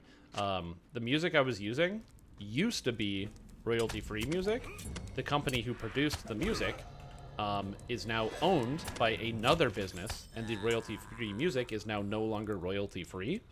And so I have to find new music to use that is royalty-free. I might see if I can make some myself, which could work. But yeah, that's messed up. That's the exact reason why, even though people are like, oh, you know, you can like play music on your live stream as long as you just, you know, make it so it doesn't save, or you can do all this other stuff. I don't trust large corporations to not straight up fuck me over. So, no thanks. I just don't trust it. How does it affect my videos? Oh, there's just a bunch of videos that I have to basically change the monetization because I got a bunch of my videos copyright claimed all of a sudden. It was like, well, you don't own this anymore. This other company is copyright claiming your video. So like, I'm disputing the claim, basically being like, well, at the time and what have you, but I had to like file a dispute, but be like, well, it was free at the time, so. Oh, so you can't copyright claim like for a minute of music, my 8-hour video. Go away. Like, yes, they can. That's the other issue, is that's like, you can't do that. Yeah, they can. Again, I use music that doesn't belong to me because it was copyright free. Okay, so now I just have to go to Tinandir, I believe. So now we go back to Tinandir, and I can sail to Tinandir. I love this. Being able to just teleport to anywhere that has a port is awesome. Boats. Meant to be epic fantasy, not boats. Amazing. Oh, that's so good. Greetings. Oh, thanks for the XP, dude. How Oh, can I thanks for be the of XP. service? Give me experience. need? Oh yeah, experience. That's what I'm How talking can I about. be of service? Oh yeah, boots. Greetings. Lockmaster's boots. Wait. Oh, I can just use any boots I want. Hello sir, all those free samples we gave you at Costco are being retroactively now paid samples. Uh-oh. You owe 1,000 from eating Stay a mini moment. sausages. Uh-oh. Stay a moment. I actually didn't do really something for eat me? a lot of the free samples when I went to Costco. My brother did, though. What do you need? He put back so many free samples. He stopped everywhere. Like, every 20 minutes. Not every 20 minutes. Every, like, 20 steps. He would just be like, ooh, sample, sample, sample. Did I eat anything? No, I didn't think I didn't eat anything. They did have a thing with, like, a Greek yogurt and, berries, which looked really good. So I thought about that. Because I do like free Greek yogurt and berries. And they also had goat cheese on these little like bread, or like these little crackers. But I just wasn't really hungry at the moment.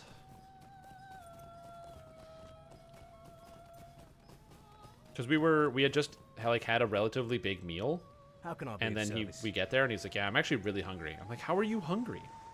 You just ate a huge meal."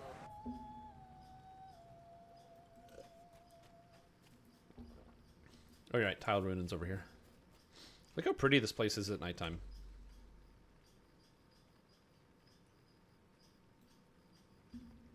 Like, game doesn't look bad. You know what I mean? Game doesn't look bad. Yeah, sure, it's older, but that's the benefit of going with art style over, like, photorealistic graphics. Also, parrot. I love this parrot. Yeah, the landscape designers do an incredible job.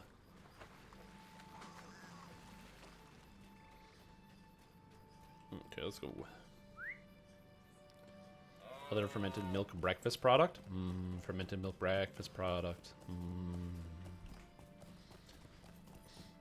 Yeah, because the world is so huge.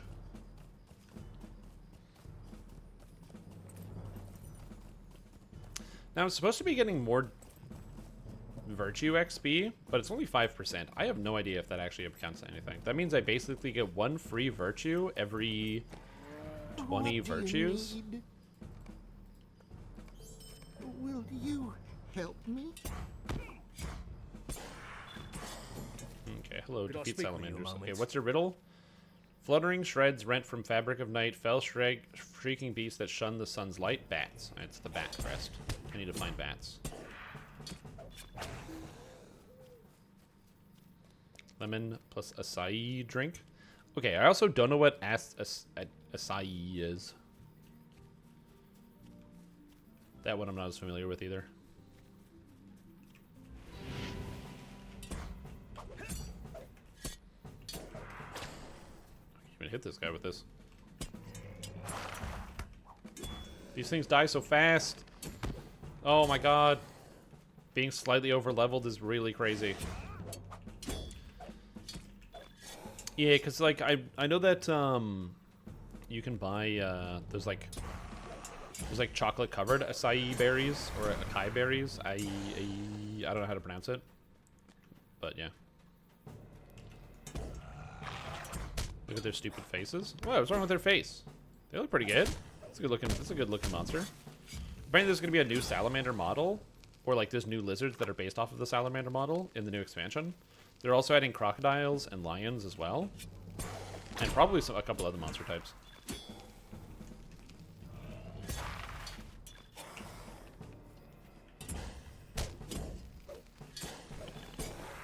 Okay, I am burning to death.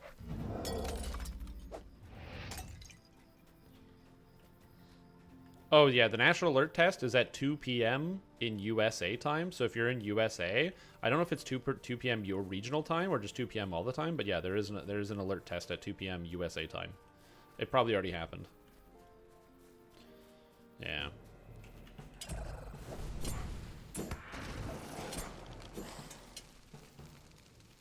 I say USA time because it didn't. It's a USA thing. It doesn't happen here, so yeah. The 5G is activating.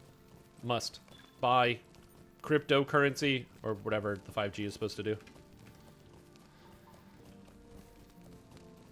How can I be of service? I don't know Give me a anything level, about baby. Can 37. I Let's have a go. word with you? Okay, I think extra bleed Stay a pulses is moment. way too good. What did I unlock? Finisher damage bonus from advance. After an advance, you fully commit your weight and motion to a finishing strike. Oh, so that's why advance had 75% finisher damage bonus. Okay, interesting. Solve Humphrey Rumming's links. Smash salamander eggs. Okay. And this is that the vaccines actually had and kill you because Bill Gates wants to depopulate. Oh, Bill Gates. Always wanted to depopulate. Wait, this is a lynx, isn't it? 4 foul great beasts with sharpened claws, black furred pelts, and fanged maws. Coursing the woods, they take their prey, torment their victims, at last to slay. It's a warg. It's a warg. It's wargs. It's wargs. There we go. Got it. I'm not stupid. It's not a lynx. It was a warg. Foul beast should have been the clue. Current dumb anti-vax thing. Oh yeah. Again, but that's your good like propaganda stuff that's like not provable. You can't prove anything, so therefore it like fits really well. It really grabs people's ideas by the ball, or grabs people's brains by the balls. That makes sense. No Red Reaper horse? Isn't the Red Reaper horse on in the game right now with Night Revels?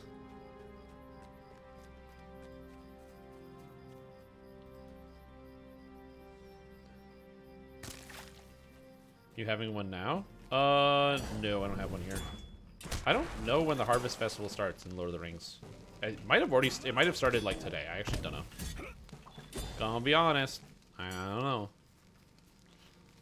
Okay, I need to find more eggs.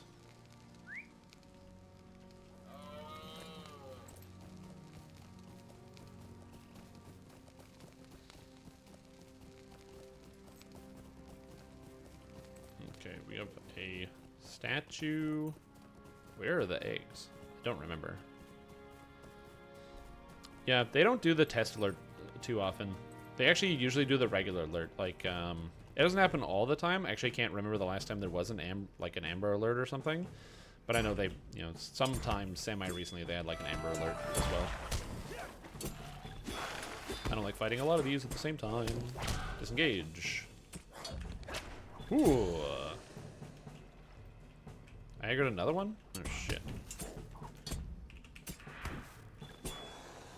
I gotta say, Mariner, real good. If you are on the fence about playing Mariner, you don't sure if it's going to be fun or good, I would highly recommend it. It's really fun.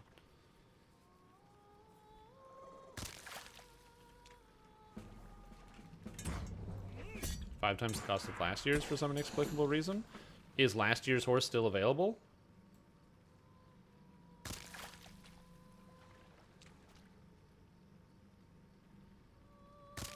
E. coli bacteria? I'm gonna blow your mind.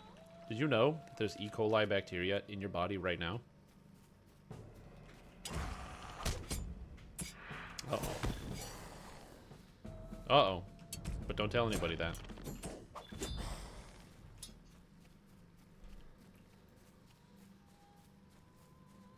Oh no, I'm one of them.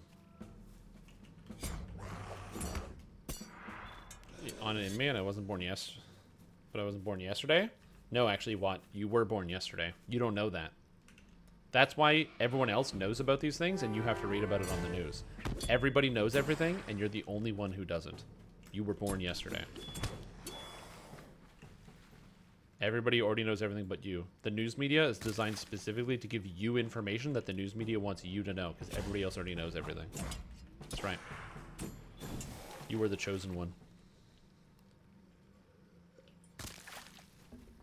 I'm imagining saying stuff like that is probably a bad idea, because there are people that will speak to them. They're like, yes, I am the chosen one.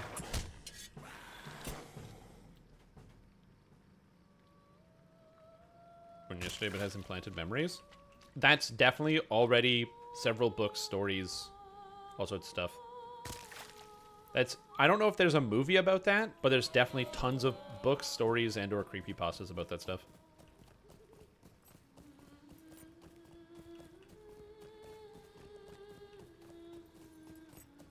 It looks pretty good. It does. It does. Again, they really do a good job with the ambience in this game. It's very pretty. What do you need? Shut the hell up, Humphrey. I have a word with Okay, you? what's this one? What do you Walking on need? water? Lake scheme. Might I Okay, take a now moment it of your is time? lesser of Ankelon's spawns, taloned claws, fang-gaped yawn. Scath's tears would surely flow, saw he his children laid so low. That's worms. Worms. I need to find worms.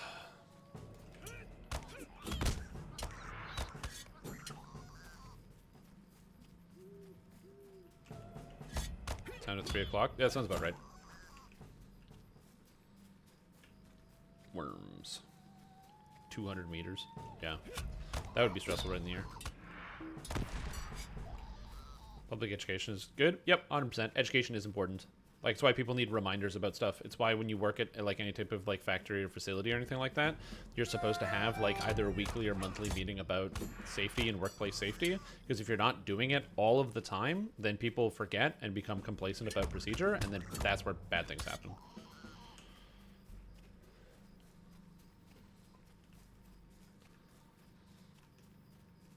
You can also have the opposite effect where people do it so much that you become desensitized to it and you don't even think about like danger either. So there's like you got to stretch like have a healthy balance about it. Like as an example, like a car alarm. Like a car alarm is supposed to alert you that something bad is happening to someone's car. But like, dude, if I hear a car alarm going off, my first thought is, oh man, some idiot like turned on their car alarm, not someone's car is getting broken into. I have never once in my entire life batted an eye at a car alarm going off.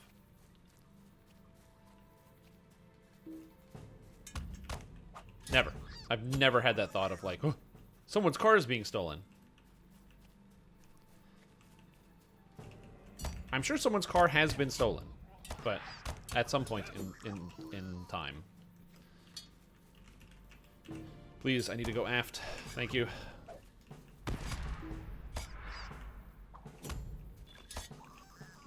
Okay, is that all of them? I need one more.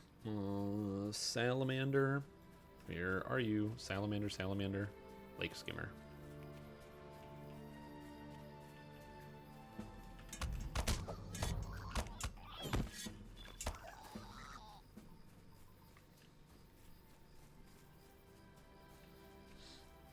Yeah, so that's why, like, if you ever work for a company and you're like, it's really annoying that they have, like, you know, all these safety sessions and stuff.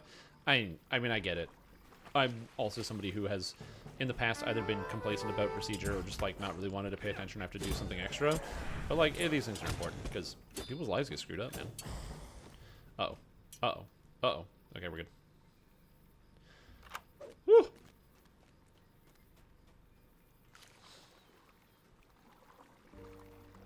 When there's a tornado. Request received. Yeah, we don't get the alerts too often, but this year we've definitely got more alerts than like ever about storms. Which actually was the same thing. We got so many alerts about storms, like last year, that I kind of disregarded a lot of the alerts that we were getting about storms. And because I disregarded so many, that when there was a major storm last year, which was the biggest storm that ever hit the city, where I didn't have power for 10 days. Like, we had no power in the building for 10 days. It was like a huge problem. And it was like the most destructive storm going around just my neighborhood. There were trees on people's houses, cars, everything was knocked over. Caused just an insane amount of damage. I couldn't even fathom how much damage it was. What can I do for you? My phone went off.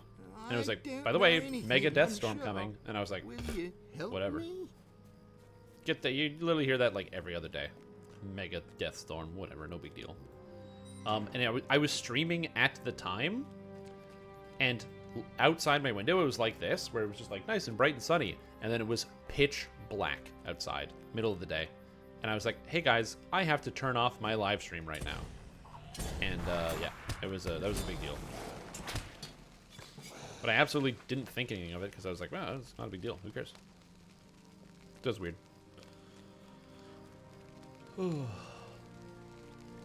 Fortunately, though, in case there's some other type of horribly powerful winter or some fall time storm, my character is well prepared for it because my mariner is able to rock gently along the seas and stay nice and safe. Yar. I don't know anything, I'm sure. All right, back to Tinandir. Sail to Tinandir. Can I sail to Ostgaruth, please? Where's sail to Ostgaruth?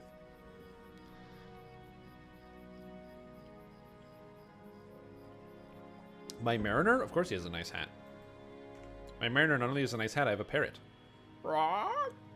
Probably want a cracker? It's pretty good. I like the mariner outfit. They did a really, really good job with it. It's fantastic. I love it. I like how the buckles have like a little shine on them. Incredible job. Also, the weapon effect. It's not just a shine. It's actually like visually the effect is like a wave that goes across. It looks better on bigger weapons, but it actually looks like a series of like waves going across. It's very cool. Okay.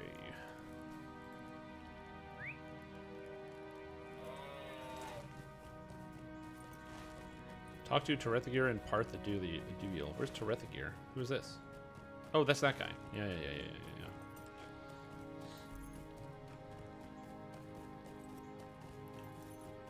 What can I do for you?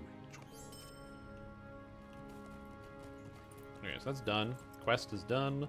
Did I do all the quests in Evendom yet? Eriador. Evendom. No, I didn't. Alright. Time to go to... Torogathir. Torogathir? Torogathir. Osgiliath does cross the road. Yep. You can go to Osgiliath right here. Can I just go to Eastern Gondor? There it is. You got Osgiliath. Goes to the Northern Ithilien. You can go to the Morgul Vale, which kind of goes into Minas Morgul, and then Minas Tirith.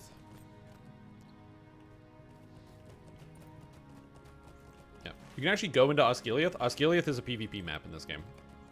So, Osgiliath is PvP. So you have this side, which is the Freeps, and this side, which is the Creeps.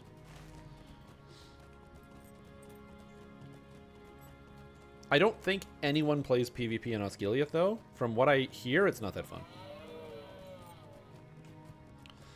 To fly straight to Mordor? Do you know how expensive that is? Bro, when you look at the hobbits, these guys are a bunch of serfs. They don't got eagle flying, cash. You know? That is not cheap.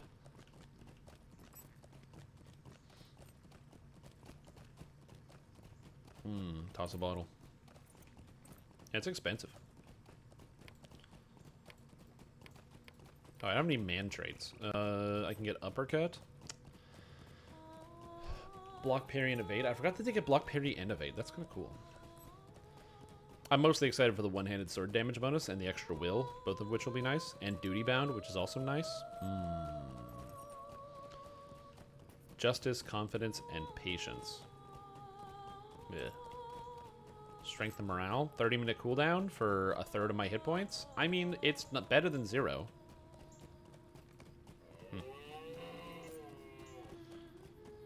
Isn't an anti-air laser Throndur Lord of the Eagles? I mean, they probably do. Honestly, I wouldn't put it past Sauron and his minions to have an anti-air laser. At both, I mean, Barad-dûr is pretty well stocked. They got lots of stuff. No one even knows what happens inside of Mordor anyway.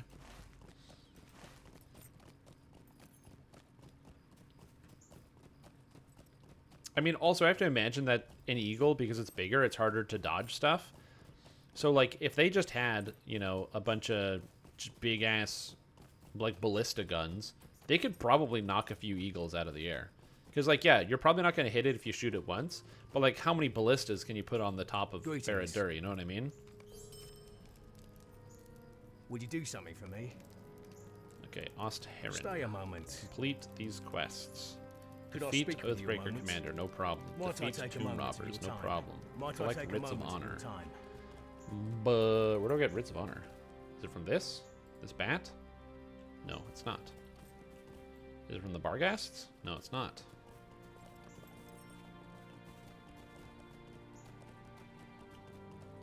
You don't have great hummingbirds? Great question.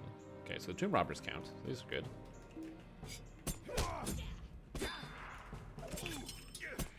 Murder this guy.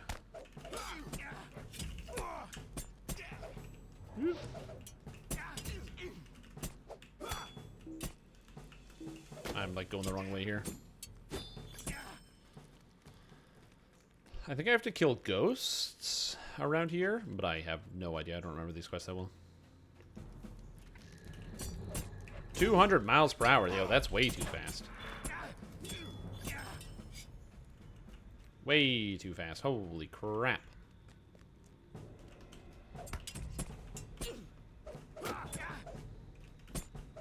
Then we'll shred him. Shoot him down, boys.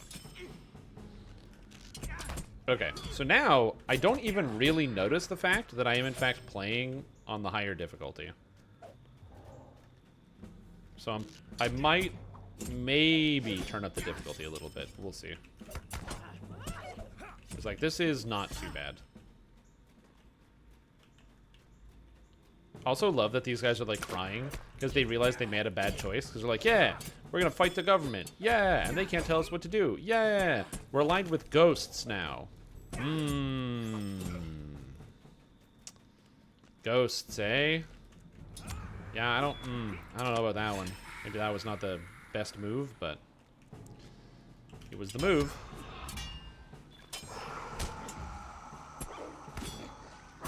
Yeah. That's not too bad. Is that the commander? That's the commander. Nice. Hey, bud. Oh my god, this guy gets shredded. This guy doesn't even exist. Holy mackerel.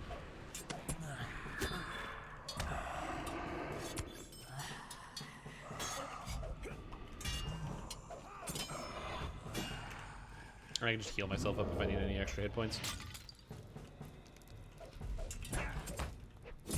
Yeah, I'm gonna say it right now. Mariner feels really good, really satisfying. I also love how active this class is. I always have like 2 or 3 buttons to press. Like there's always an extra thing I can do, another thing I can do, another thing I can do.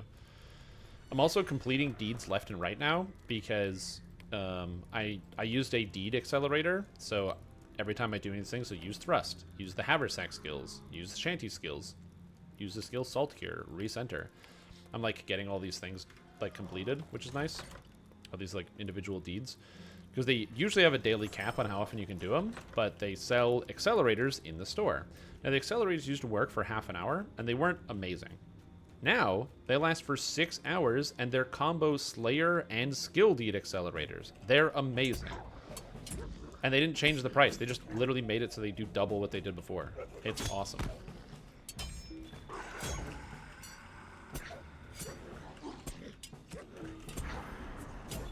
Oh, and I wasn't using them the entire first day. If I did that, I would have completed so many deeds in so many other areas.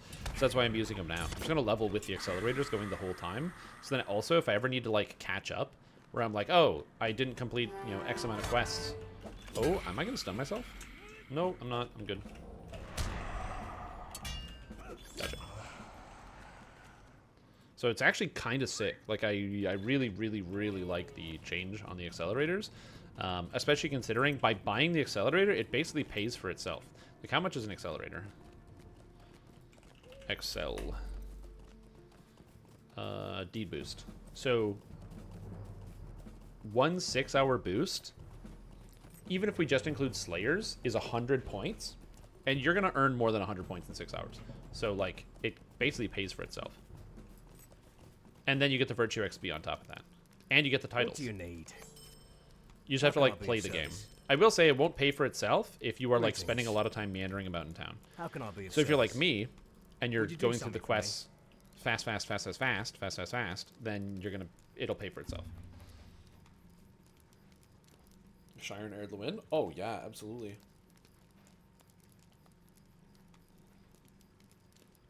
What I should probably do is equip one of these accelerators on some of my, like, older characters, and then as fast as I can, What just do you go need? spam quests. Might I take a moment of your time? Talk to Kelsey West at Tenandeer. Kelsey West, what's up? What do you need? Not Kelsey East. So what does Calenglad want? Oh, Island and Lake. What do you need?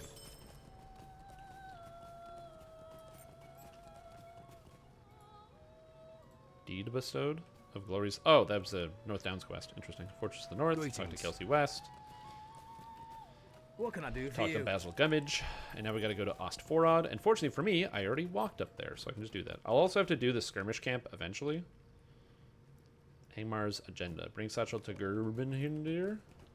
Apparently there's another quest I can do. What Gerbinhindir. do you need? Nice. I'm basically just doing enough quests in this area until I complete the deed for doing enough quests, and then I'm going to go on to the Greetings. next one. To one of my favorite areas in the entire game, the Cholshaws. For 2 reasons. One, they actually made the questing experience a lot better. The Cholshaws used to have so few quests in it that you basically got 0 XP doing the whole thing, and it was kind of like a waste of time. It would mostly just be like experience gained from killing monsters. Nowadays, not only did they streamline a lot of the questing experience and added a whole bunch in, so now it feels like there's always something to do, but also the they streamlined the levels as well, so it feels more cohesive. And they added 2 new zones in the form of both Tal Bruinen, which added quests, and the Angle of Methiathiel. Yeah, Methiathiel. Methiathiel. There's that part chocolate, thank you. Can I take a moment of Oh, your and that's it. time? I'm done. Nice. I'm going to hand in this quest at Basil Gummidge, do the riddle quest, and then I'm off to the Troll Shaws. Fast leveling, or have you ever taken a character in completed areas? Oh, I've played this game since 2007, since its release. I have 100% almost every single, pretty much every area in the entire video game. In the past. Items reward for an Isla Dread quest? Yep. The intro quest only gives you level 1 items. However, by the way, Quintoxic, you might think it's bad, but the benefit is that those quests are the easiest way to farm level 1 Vorpals. So you're right, like on the one hand, it's like, oh, this is bad because I didn't get my item, but then on the other hand, level 1 Vorpals. See, when I say those words, your brain's like starts click, like you hear the clicks, and you're like, oh, level 1 Vorpals. Oh, I do like level 1 Vorpals. It's good, eh? Level 1 Vorpal.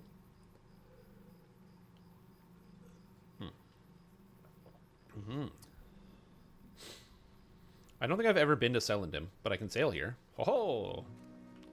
Yar, matey. I be pirate. I believe there is a difficulty person here. There he is. Yo, Hardened Traveler. Can I do my daily quest? Tasks of Heroism. 2 hours. Oh, Tasks of Heroism I'll tier speak 2. with you a moment. Oh, nice. I got a new quest. Sick. How Hero can I be of marks. service? Tasks of Will you Heroism do tier something 3. for me? Oh, nice. I'm capped What on do these you need? materials. Sick. Is that it? Is that all I get? Just those 3? Okay. How can I be of service? By playing on the higher difficulty, you get these heroic tokens or whatever. There we go, and I've earned the rep, and they all reset on the same day. So wait, so it's Thursday reset day. So this is per week then. This has to be every week. I can do this. How much rep did I get? Rep change. Path of Valor. It's 4,500. Okay, so it's probably gonna take me a couple weeks. So now I can get Elixir of Heroism to get more. Percentage-based healing potions. Or I can trade in my tokens for more rep items. And each emote costs 90 tokens? Ugh. I want to flex on people, but that's a lot of emotes. Plus, I don't even know what rep I need. I probably need all the rep to do this. Well, you know, it do be like that sometimes. Can you craft metal line and aligned on a Caneth weapon? How can I be of service? Can't you do? I think you. I don't know. I don't think so. Maybe. I'm gonna give that a solid I don't know out of 10.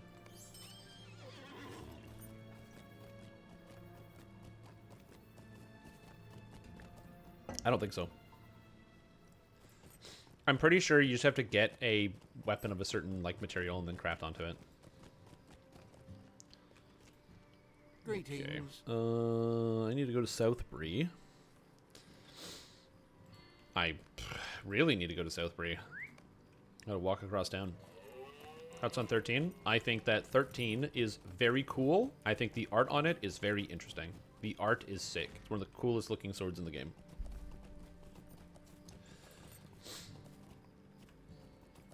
Yep. It's a very cool looking weapon.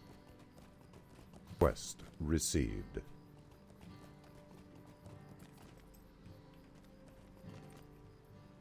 It's very cool looking. Very cool looking. I really like the design of like, there's like the eyes along the edge of the sword. It's also really big. It's got like this weird curvature, like where the jagged edges of the blade don't really make sense. Again, very, very cool looking. So I like that.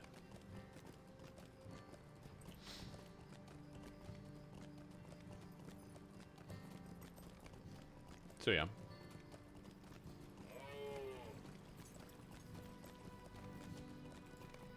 The way that I think about these things, and just a lot of stuff in general, is that when somebody starts talking about the art, that means it's not good. What can I do for you? So when we talk about like, oh, the art on this weapon is so cool, or the art on this thing is so cool, it means the thing itself is not good, but the art is very cool. Is there a clear better pick? A weapon that adds damage to your physical attacks. So for example, for heroic leveling, that stuff like, what's the one that goes all the way up to 11? Spinal Tap. That's it. Spinal Tap is way better and super good and does like dramatically more damage.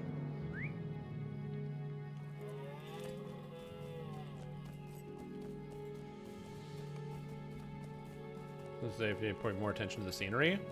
Probably Hunter, if you want to just like look around and kind of ride around. Hunter takes almost no effort whatsoever to play on the landscape. If you don't turn up the difficulty, one of the first abilities you get is called Swift Bow, where your character like charges up their bow and they go and they launch like 3 arrows back to back. And when they do that, it will usually kill whatever you point at. They also get to move faster, where they get to move fast 30% faster all of the time, whereas other classes don't get that at all. And they can teleport everywhere in the game. So yeah, Hunter, if you are looking to play the game to just like meander around the world of the Lord of the Rings Online, Hunter is a fantastic option for that.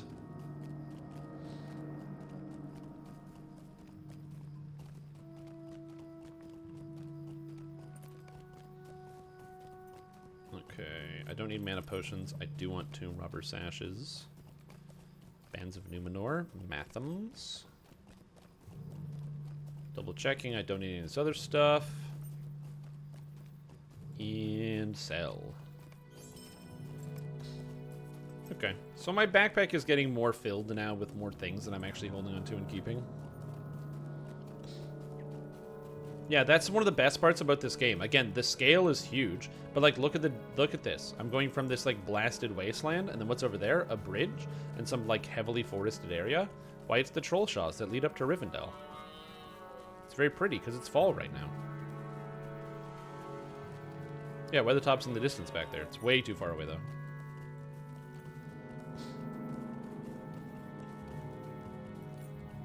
Divinity is okay. If you're looking for a more modern Bastard Sword, Ignition is very good. Ignition is a good option. Dinosaur Bone Crafting is an option.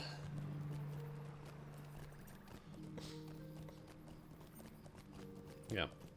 There's no legendary Spinal Tap. Greetings to you.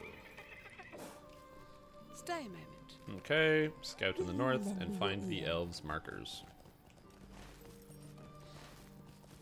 And there it is. In my opinion, the best music in the game. It's so relaxing. Yeah, Ignition is new from Fire Over Morgrave. No rusty iron? Yeah.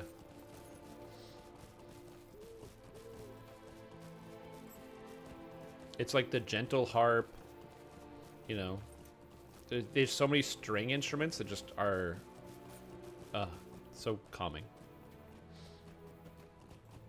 I will very often put on the Troll Shaw's music, just regularly, and listen to it.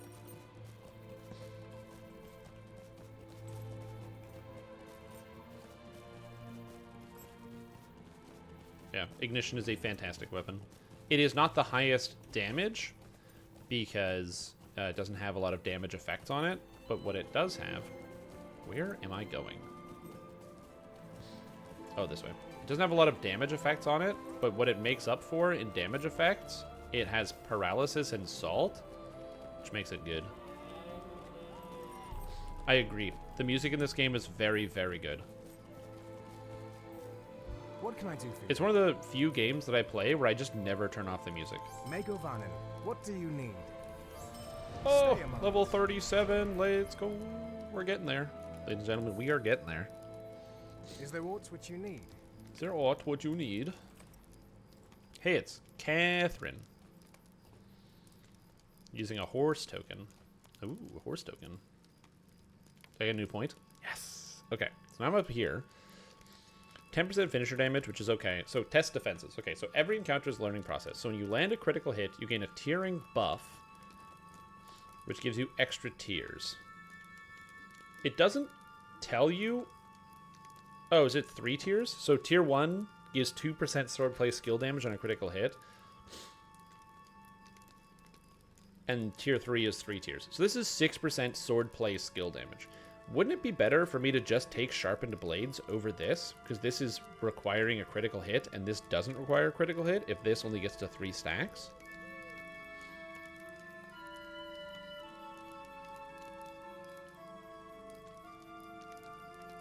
Or am I reading this wrong?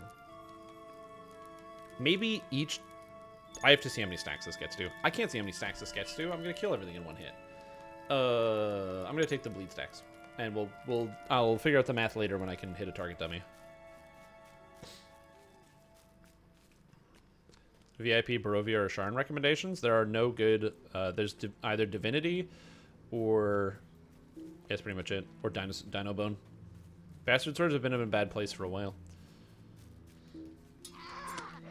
Hello, Digger. God, I love the music. It's so good. It's that constant, like, swelling, and then... It's like a wave. It's like a wave. It's like a wave. Mariner, wave, Mariner, you know what I'm saying? Like a Mariner, wave? Yeah, you know what I'm saying? Yep. Thank you, everybody. Thank you. I know. Only I can make that connection, I know. Thank you.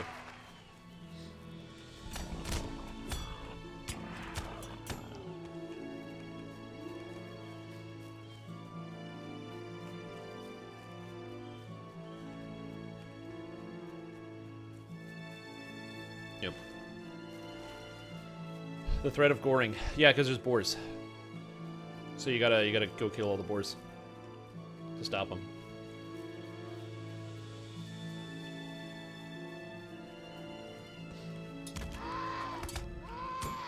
What kind of goring were you thinking of?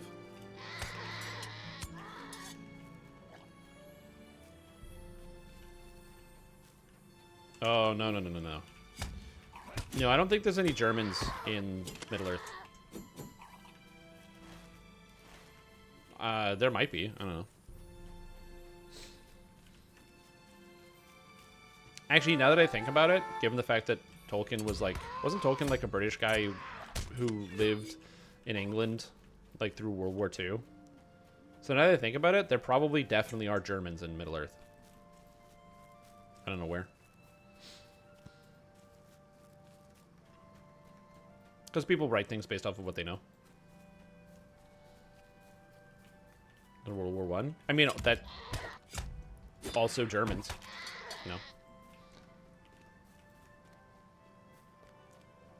He was in World War I. Yeah.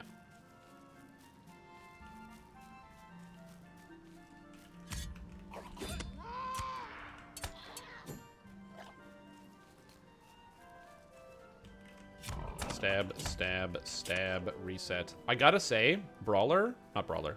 What the hell am I playing? Class with swords? Very good. Oh, this goes down here. Oh, this is the new zone, the angle. I keep forgetting about the angle of Mathethel. I've never been into the angle yet. I could do it. I'm not going to, but I could. I'm gonna go get this horse location, though. As long as it doesn't reset my music, I'll be happy. If it resets the song, I'm gonna be mad. Okay, this looks spooky. Oh, it's completely different. The fog just covers up the fact that there's less trees and more grass. Completely different topography. Interesting. Yoink. Greetings to you. Anyway. And it did reset the music. Oh, but this is a good song, though. I suggest watching it? I mean, I might.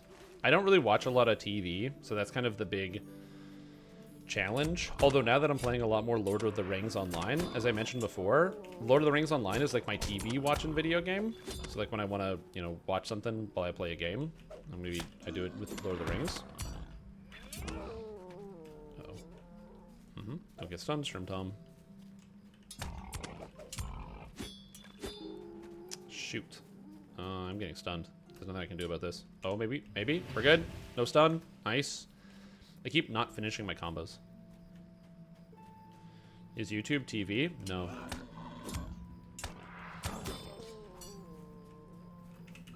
TV is like, you know, syndicated television programming. Hello? Hello? Video game? Where am I going? Oh, corpse.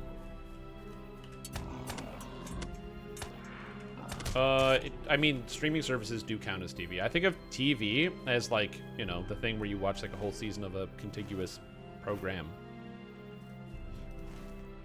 Search for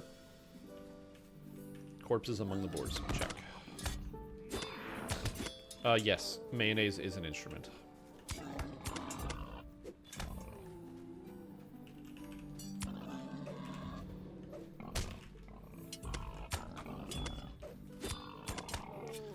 I just need to make sure I'm pressing check step more often. That is something I am being lazy about, and so I'm not using check step as often as I should.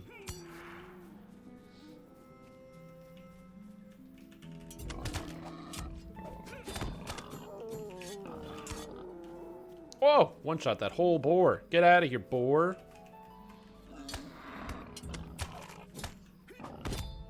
I did not enjoy that. Oh, did you get auto-modded? I actually didn't check. Where'd you get auto-modded? Didn't see it.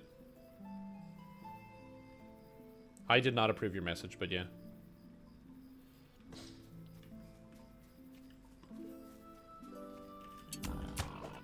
Generally, I'm okay with the content moderation that auto-mod does. So if auto-mod moderates something, then just find a new way, find a better way to talk about what you want to talk about or change the subject.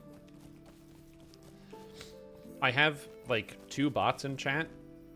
I have automod, and then I have a second chat bot that makes sure that topics that either make me uncomfortable or things I just particularly don't like get taken out of there.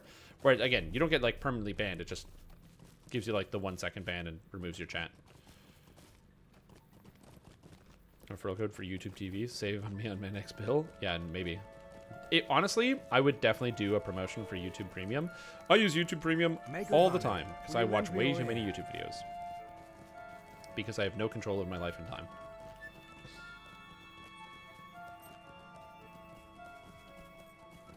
Conspiracy theorists got you excited? Okay, I need more details, please.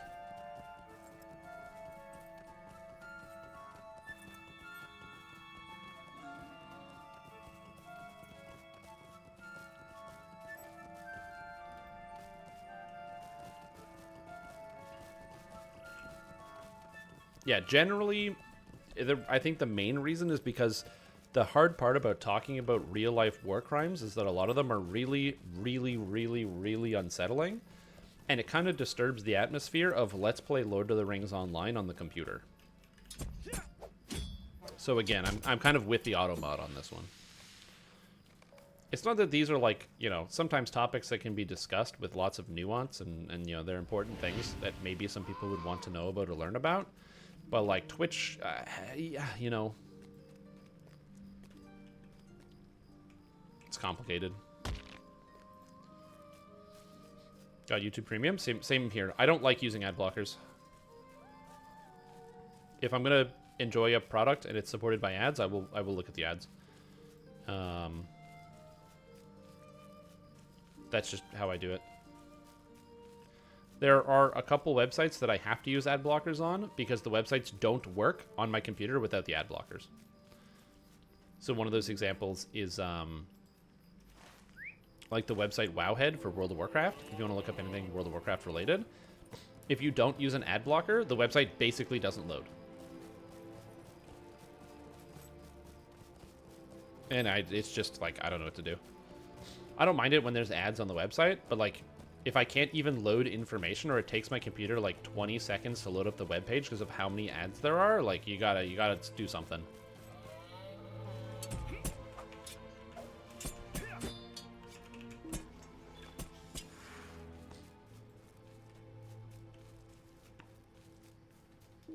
Just mine Bitcoin before it loads? Yeah, exactly. Again, I'm not against the idea of advertisements. I'm on Twitch. I get paid through advertising revenue. I get why it's important and relevant, and so I have no issues with advertisements on the computer. But yeah, stuff like that. Search the area around the last bridge, which I believe is just down here. Oh no, I'm out of tissues. For some reason, my nose is running. I think it's because it's warm. I don't know if that's related. I'm gonna go grab some tissues. I'll be right back. Enjoy the dice music of the troll shows.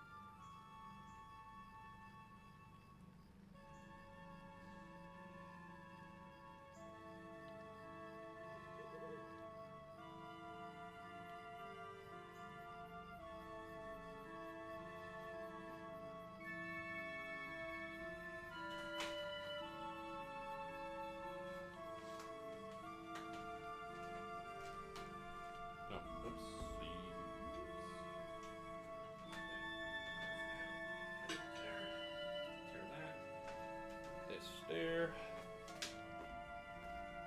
Okay, I'm back.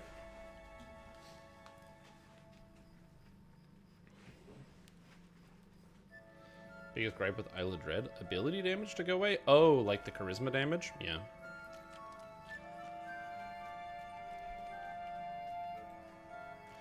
Are you also trying to play the Perfect Circle game on Neil.fun?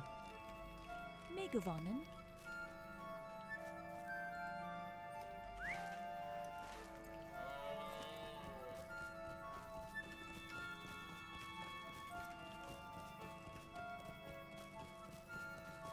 Yeah. Oh, do you not use potions of lesser restoration?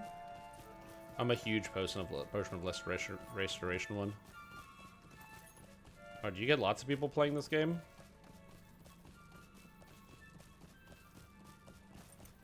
Nice. I actually didn't see that.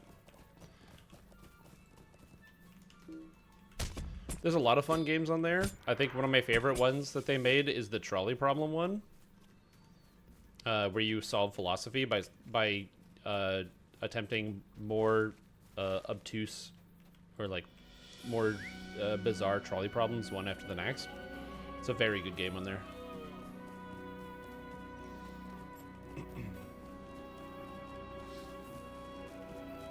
The problem with for me, is I'm left-handed, so my right hand is definitely not going to make a good circle. I could use my left hand, but meh. Never. Never! Oh, I haven't played the Password game. Yeah, fun website. Guy makes a lot of interesting games on there.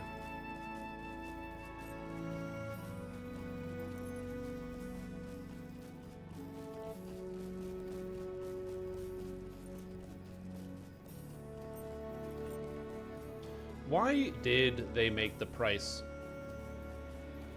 of the horse like 50 times higher than the new one? I have no idea.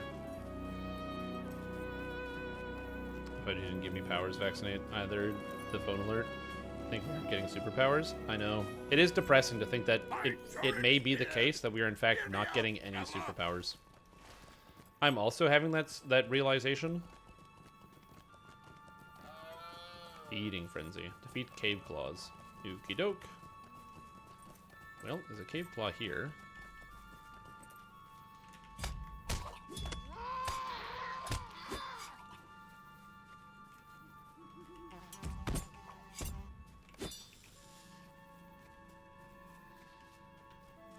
Must kill cave claws. Again, one of the reasons why I don't mind a lot of the just like walk around kill stuff sort of quests that you have in the Troll Shaws is because the music and the atmosphere is just so damn pleasant. I don't care about the rest of it.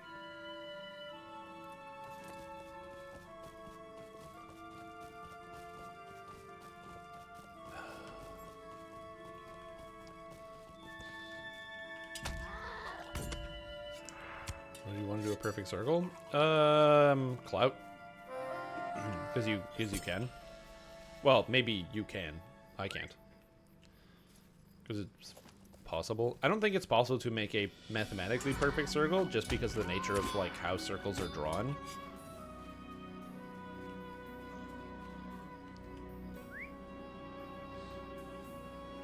Like, because pixels exist, you can't have a perfect circle because because like every circle, no matter how perfect it is, has edges on it. So yeah.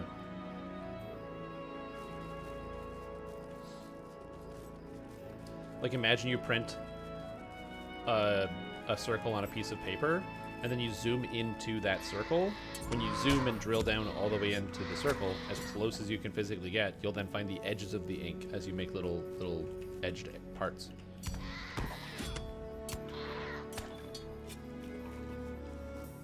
Like, the limitations of human technology prevents us from having perfect circles.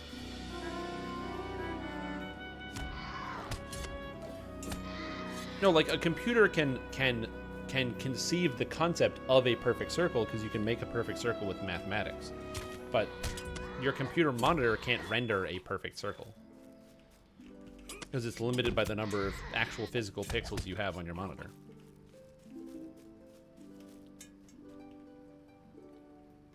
Yeah, you would need an infinite number of pixels to render a perfect circle.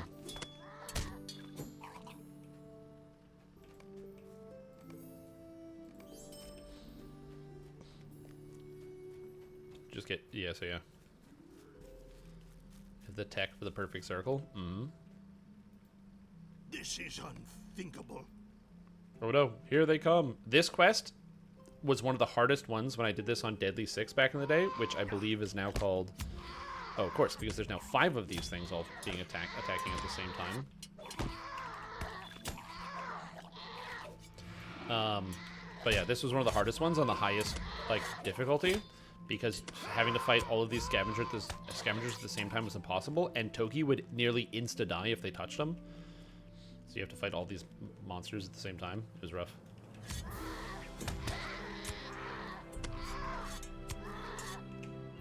Yo.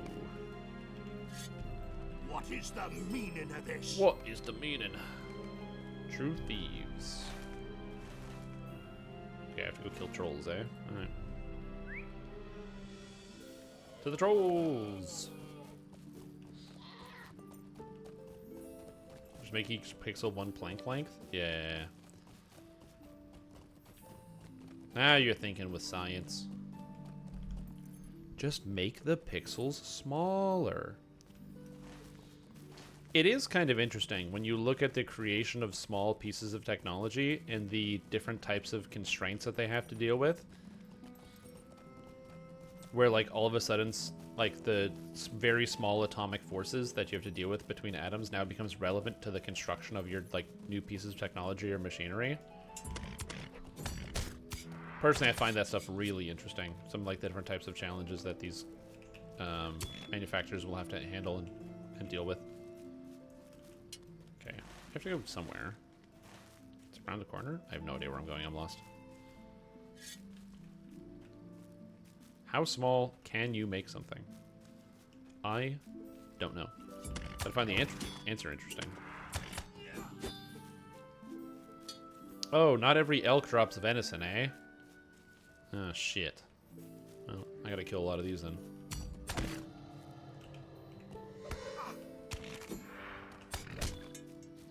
It's too unwieldy.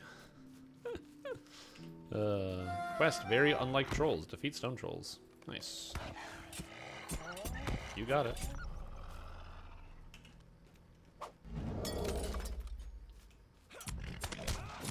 I'm in the red. I'm done. I'm stunned. Oh, I didn't get stunned. Never mind, I'm God. Okay, the trolls are down here. So this I find very confusing because there's defeat stone trolls for very unlike trolls. And then when I kill this guy, he's also going to give me a quest, Thunder in the Hills, which is defeat stone trolls. So I just have like 2 quests to kill the same trolls. I guess the benefit of this is that these quests are repeatable. All of the just kill monsters quests that you get from actually, that you start by killing the monsters. They're all designed so that you can just do them repeatedly. So if you log in, you can do like 1 a day.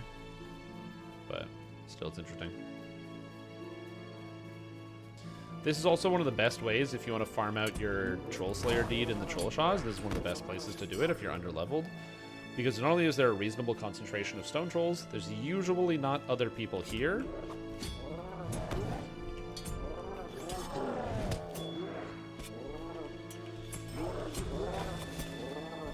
So that's an option.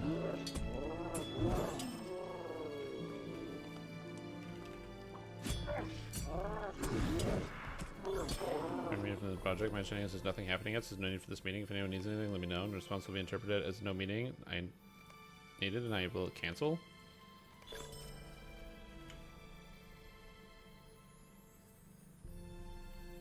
I mean, that sounds good. You know, they're just telling it like it is. Hey guys, I don't think this meeting's important. It looks like it's not important, so we're gonna cancel the meeting.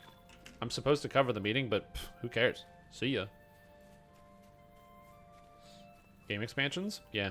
Vecna is really good. I really like Vecna. I like the content. I like the raid. I like the equipment pieces. So for my style of play, it's like really, really good. And dude, look at my parrot on my shoulder. How can I not have fun with a mariner? I have a parrot on my shoulder. Is that a deer? Deer just spawns in instant death. I'm just spawn camping this deer. Target progress bar. Let's put that maybe like right there.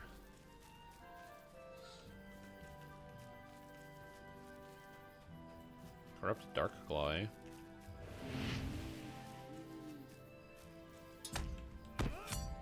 8 seconds. Someone mentioned that there are more 8 seconds and 1 second than there have been seconds since the Big Bang.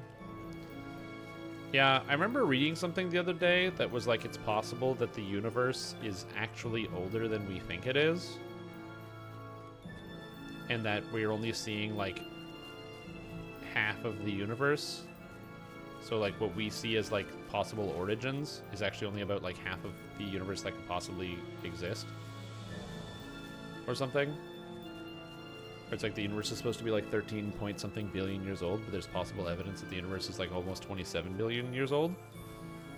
It's interesting. To my knowledge, it's not super well substantiated by other members of the astronomy community, which makes sense. A lot of times whenever there's like a new discovery, it needs to be met with like proper levels of skepticism. So you can actually determine whether something is real or not, or have time to be able to determine that. Okay. That dad bod, so we don't know its real age? Exactly. It just has the dad bod.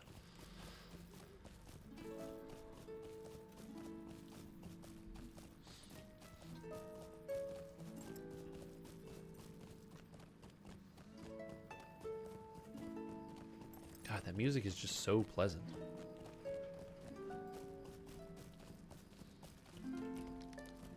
Megovanen. Mm-hmm. What is the meaning of this? What? Stay Okay, a I have to moment. talk to Narlin. I believe Narlin is up ahead, so that's phase 2 of the Troll Shaws. I'm going to try to get all the Troll Shaws quests done.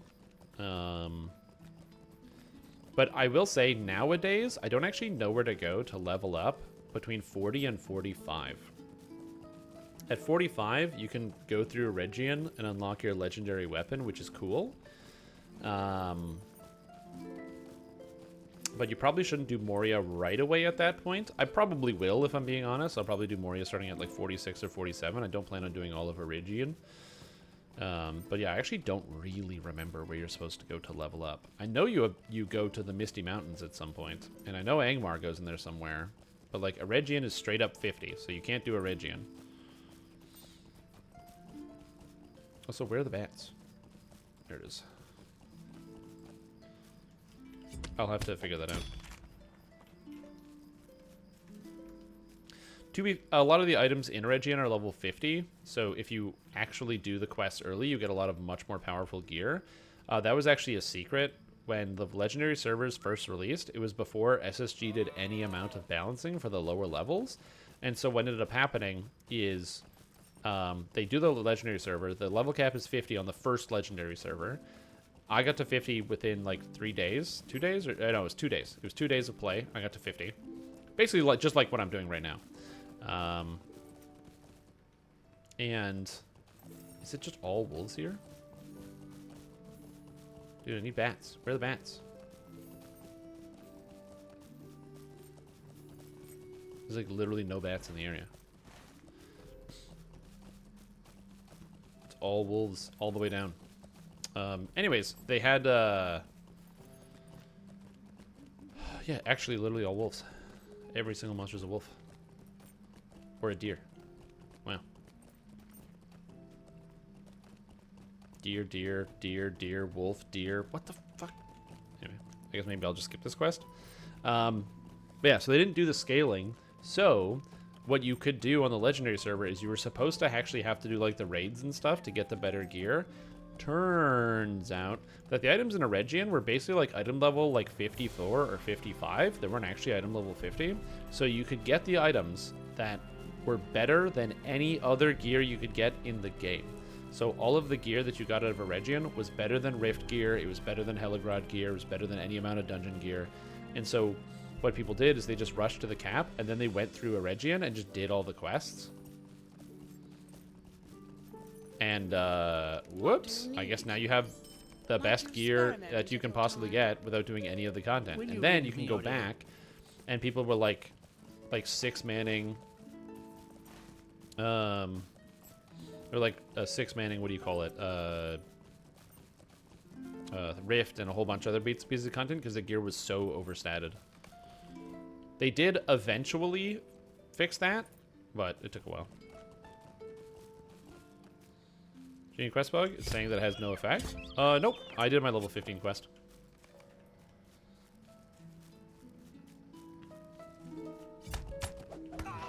I went and I played all the music for everybody for Barlam and Butterbur, and I sang to my heart's content.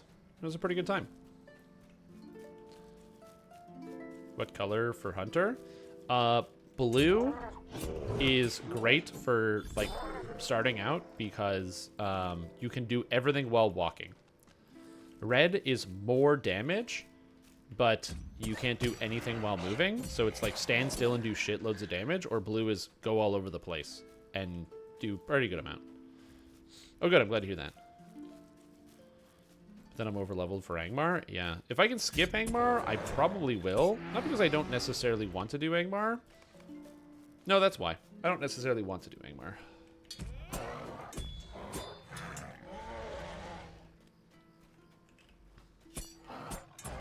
Is yellow still a meme? Correct, yes. Yellow has no purpose as of right now. What you use yellow for is you... Oops, I let myself get overcapped. I'm getting lazy right now. But what yellow is for is you swap to yellow before the fight starts and you drop traps. And then And then the traps hit the boss and do full damage. Yep, exactly. I use blue for landscape on my hunter. So when I leveled my hunter all the way up to level 140, I used blue. The huntsman.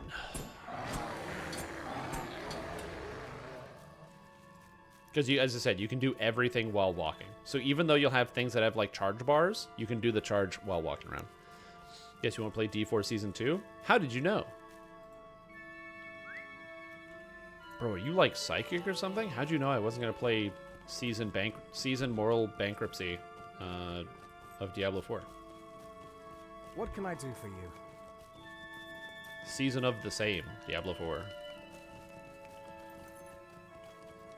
At your service and your families. Okay.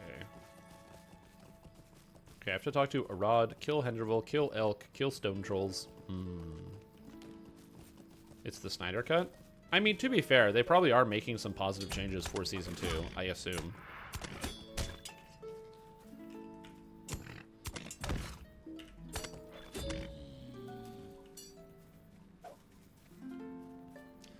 Isn't Season 2 when they were supposed to be adding more bank space? So you can, like, hold on to stuff? Or, like, a gem tab or something?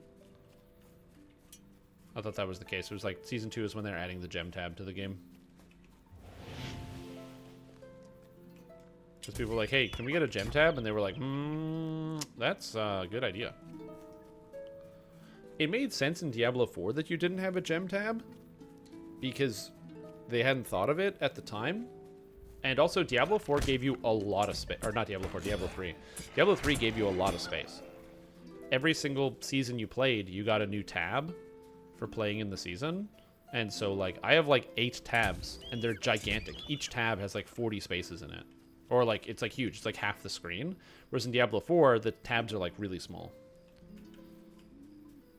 I'm just looking up. Elf? So, yeah, elves are pretty good, because they get bonuses with bows.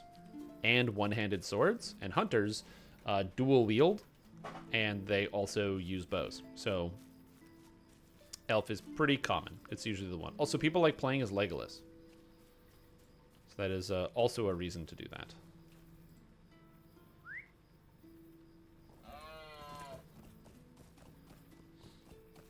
But also, the races in Lord of the Rings Online either don't really have enough statistical difference to have a like meaningful variance between the races, or the statistical difference is not easily identifiable by the human eye. So, for example, you will do more damage with an Elven Hunter by 5%, and that's pretty good, but it's an additive 5%, not a multiplicative 5%, so in the total scale of things, it's not nearly as impactful. It's impactful, don't get me wrong, but it's not, like, essential, like your character is going to be useless if you don't have the additive 5%. However, by contrast, something like the Brawler, apparently the animation speed is like 20% or like 20 or 15% slower on the man, the race of man.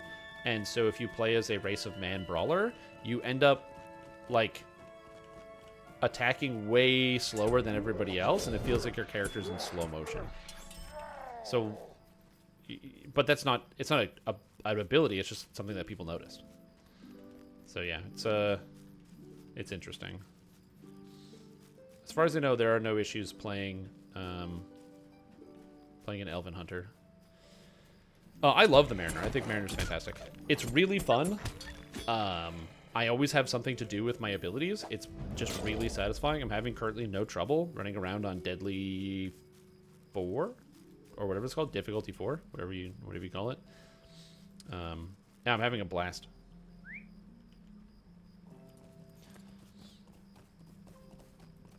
Yeah, for Wardens, the race of man animates the fastest, oddly enough.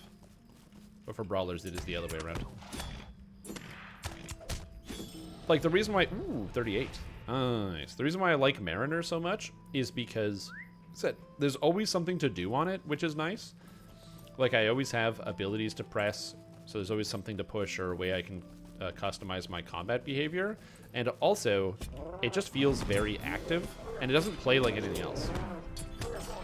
Like, yeah, there's like combos and stuff, but it's not combo like it is either Warden or Brawler. As somebody who mained Warden in the Minas Morgul expansion and mained Brawler in the Fate of Gundabad expansion, I can firmly say that this feels very different than both of those things. I just need one more troll. Go on, guys. One troll before it becomes light. Before the light comes out, just give me one troll. Yes. The trolls stop spawning on the landscape when it's daytime, so I want to kill the troll before it becomes morning. Because it's close. It is 4 dawn. You can see the sun coming up in the sky. Whew. That's Duriel as an endgame boss? Poggers, dude. Don't you mean Duriel, the character that, like, I don't even remember his boss fight during the story? Because he, like, spawns in and then you kill him real fast.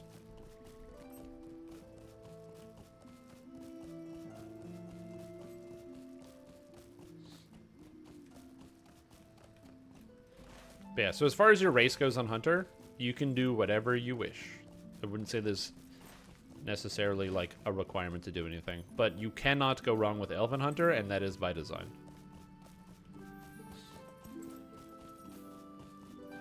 Nice.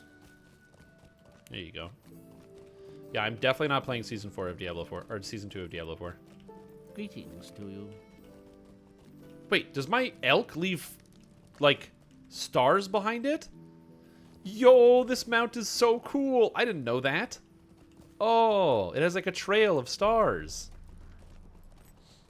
I guess it's why it's the elk of flowing silver. It's these silver stars that follow behind you in the grass. Cool. Okay, that's actually really, really, really cool. Man, I had no idea that that's what this does. I just thought it was cool because it's an elk.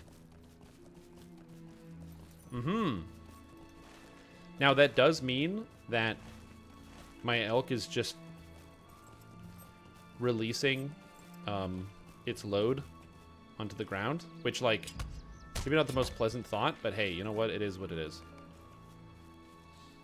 Hey, bear, guess what? You die. Nothing? The tutorial's pretty good.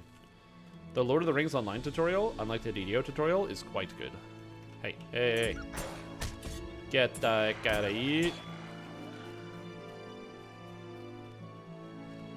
Is it the store? I believe I have the Elk of Flowing Silver because I bought it the supporter pack. The supporter pack, I don't know which one it comes from, but the supporter pack in this game, it's like 80 bucks. Or there's like a $20, $40 to $80 version, and I believe I bought the $80 version. But it gives you $80 worth of points to spend in the store, and also a bunch of cosmetics and stuff. And I wanted the points, so I was like, well, if I'm gonna buy $80 worth of points, why not just spend the money on this?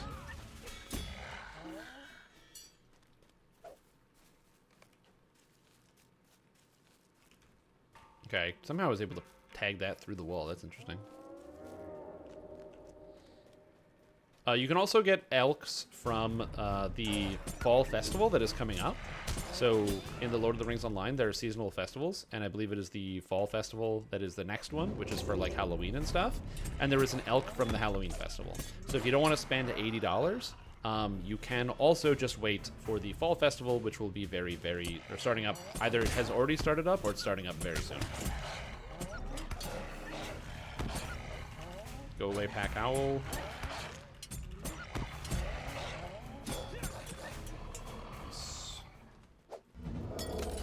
So yeah, the fireworks horse. Oh yeah, I think I do have the fireworks horse, the one that just shoots off fireworks as you walk around. I think I have that.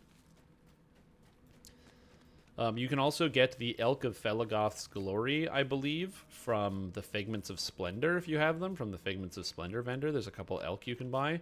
There's basically a lot of ways to get elk in this game. Let me see, though. Hold on. Mount. Elk. Okay, that took too long to load. Search. Elk. So I have the Elk of Flowing Silver. There's Harvest Math, Hobbit Gifts, Felagoth's Night is featured challenges, Felagoth's Glory. So that's the Figments of Splendor one. So there's this elk. You can get the Winter Elk from the Yule Festival. And the Harvest Elk is from the Harvest Festival, which is starting soon. So you can get these elks. There's also the Spring Elk from the Spring Festival. Festive Spirit. Felgoth's Night, which I featured challenges. I could actually probably buy this. And Forest Elk you could just buy. But it doesn't have any cool barding, so I don't really like it as much. You gotta have the cool barding. I have played LotRO years ago and feel an urge. How's the community looking? Is it on a decline or steady? How many players are there? I don't know if there's anywhere to get accurate player counts. So I can't tell you about whether the player base is on the decline or not. Unfortunately, I just don't know. I don't have access to that information. What I can say is that Standing Stone Games released the pre-order for their latest expansion, the Corsairs of Umbar, yesterday, and I'm playing the new class, the Mariner.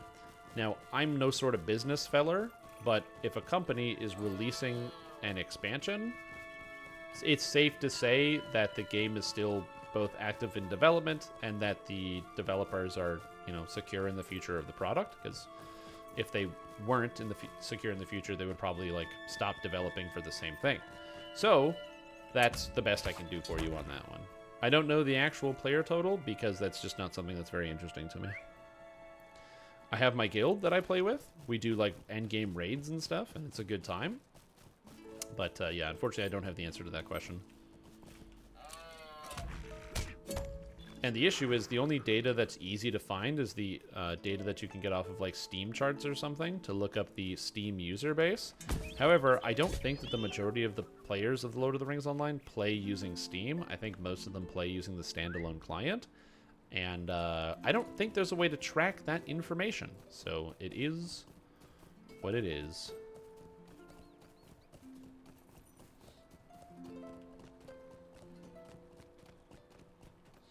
Yeah, there's no audit website that keeps track of the entire player base, like there is for Dungeons and Dragons Online. Also, what's up, Schnockers? How you doing? I don't know if I said hello, but I should have. I think I might have been telling a story at the time. Need to find crawlers. Where are the crawlers? And I just need to go find the Hendrivel nest, which I think is up here. Oh, I gotta search around for some stuff.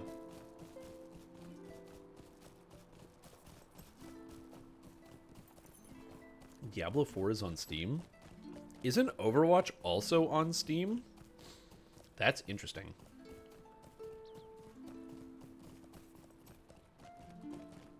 I think the nest is up here. Where's the nest? I should read the text. A perfect feather. Oh, I'm going the exact wrong direction. Alright, perfect. If the world feels populated. Heard about Umbar. I think there should be another expansion next year. I have no idea. I don't know that far ahead.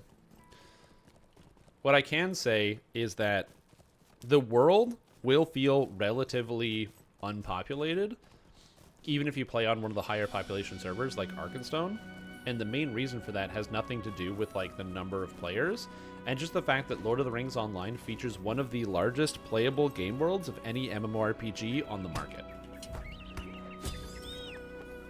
It's just so huge that outside of main cities, you're not going to run into too many players all the time. If you're at the end game, and you're in one of the end game zones, you'll run into a lot of players, but outside of that, you're not going to run into too many. And that's just nature of the beast. It's just a huge video game. I ran into somebody else who was questing in this area, but only one other person who was questing in this area, and I haven't seen them since. I bumped into him once, and I was like, hey, what's up? And then that was it.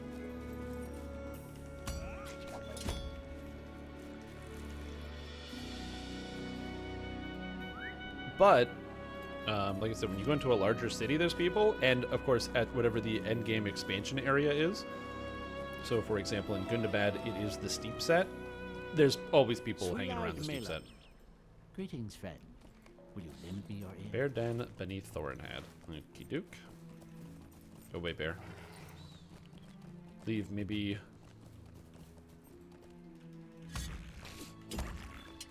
Finished BG3 today. Me and my friends couldn't stop crashing in Act 3, so we all just shared the save file and finished it separately. What? That's crazy.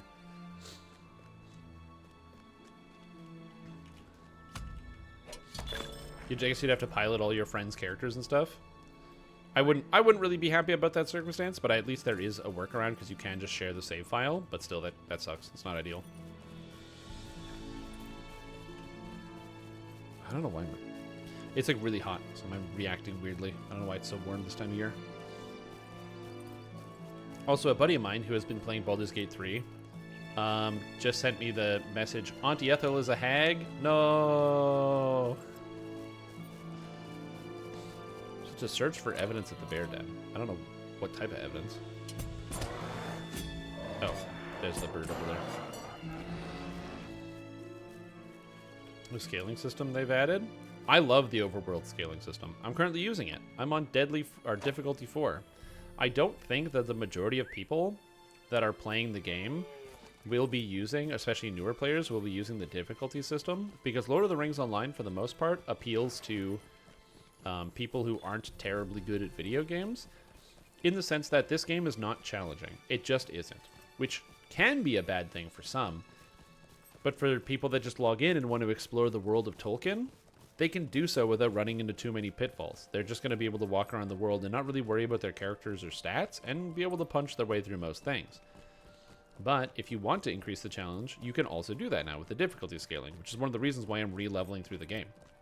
I haven't had a chance to level with a difficulty scaler, and it's fun to actually add a little bit of challenge back to the monsters. It feels like it's a way to undo some of the huge power creep. Greetings to you. That being said, You may be of service to me. I mean, my character ain't weak, you know what I'm saying? Dispersing the cloud. I'm supposed to go to Trolls in the Shaws. Great quest name. Trolls in the Shaws. Fantastic name. Something when it comes to bugs? I know. I've had so many bugs in Act 3 as well. There's who don't use the scaling. Yes, you can.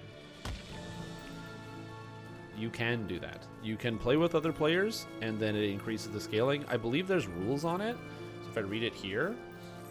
So if you pair up with other players, if the other players are not...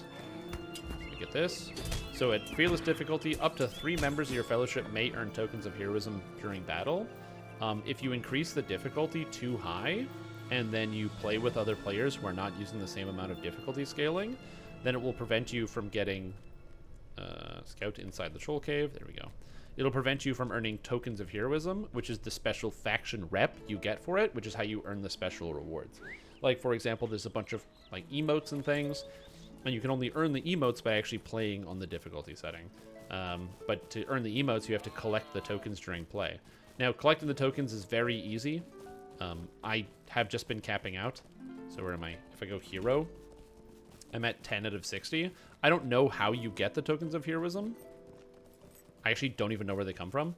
But I just turned in all of my tokens, and I'm back up to 10 after about, like, 40 minutes of play. And you can only turn them in, like, once a week. So, unlocking and leveling all that stuff, it takes some time, but... yeah, if you have players who are playing with you who are not on the same system, as far as I can tell, I don't think you get the tokens, but you can have people like carry you through if you want. If, say, there's a bit of content that's too hard. I think it's also by murdering things, but yeah. Also, it changes how the monsters work. So I'm trying to think of the best way to put this. So when you have the difficulty scaler, you take more damage and you deal less damage. So you and another person... You know, me and someone else could both fight this bear, right? But the bear is just going to hit me harder, and I hit the bear less hard. So let's say you have a friend who's not as good at the game, or they don't want to play with the challenge. The two of you can play together, and you can just turn up the difficulty, and it only affects your experience with the monsters. So that way you're not one-shotting everything, and if, say, you're more proficient, you don't have to worry about, like, yeah, accidentally one-shotting everything, and they don't even get to play the game. However... the monsters do gain, when you interact with them, you will cause them to gain corruptions. And so you have to be removing corruptions, and so will the person you're with, or else they're going to start getting hit by the bad guys. And also, you will be dropping puddles on the ground of, like, deadly fire that you also will need to manage with other people. How can I be of service? What can I do for you? Stay. Right, Narlin. Talk to Elro here or Aladdin. You got it. It's really cool. It's very straightforward, easy. It's not just too hard to interact with. Isn't that exciting? Night Rebels is back.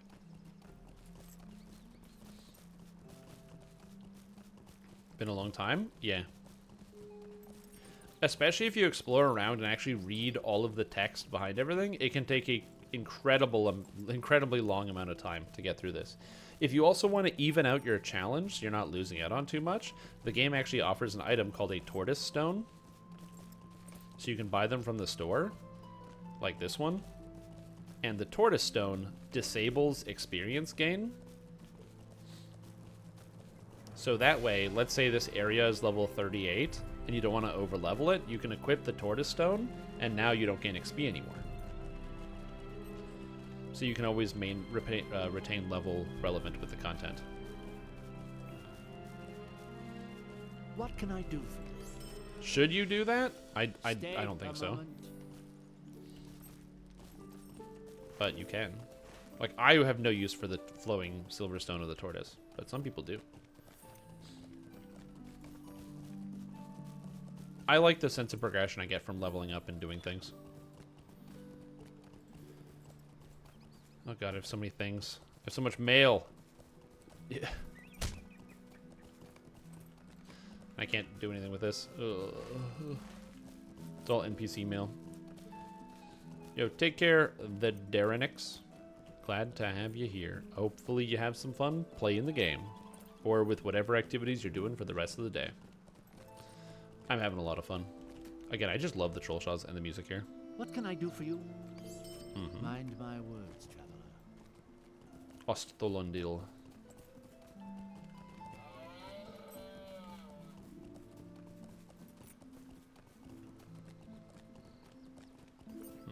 Okay, and now I believe there's more trolls in here. Give me your quest, trolls. Oh god. And now we get the quest. Equip. Yes. Thank you. Perfect.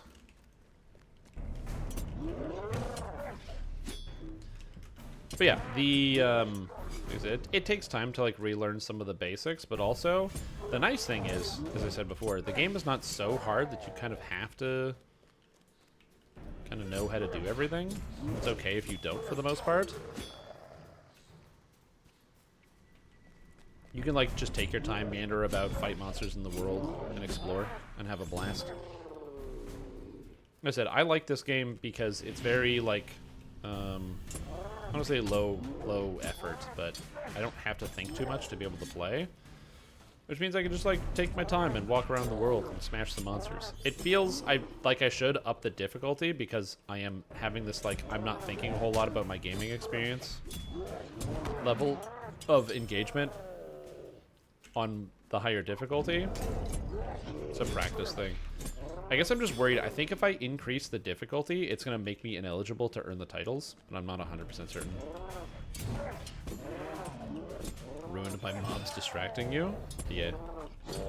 Unless you have like, I mean, technically you could just use a level boost to get to the higher level of the game, and then the monsters don't aggro you anymore, and you can explore the world at your plight.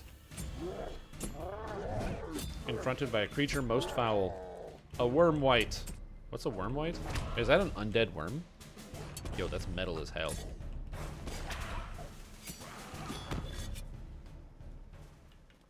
Nice.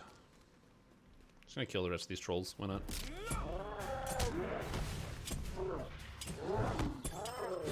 The various levels, including 140. You have a couple to 140?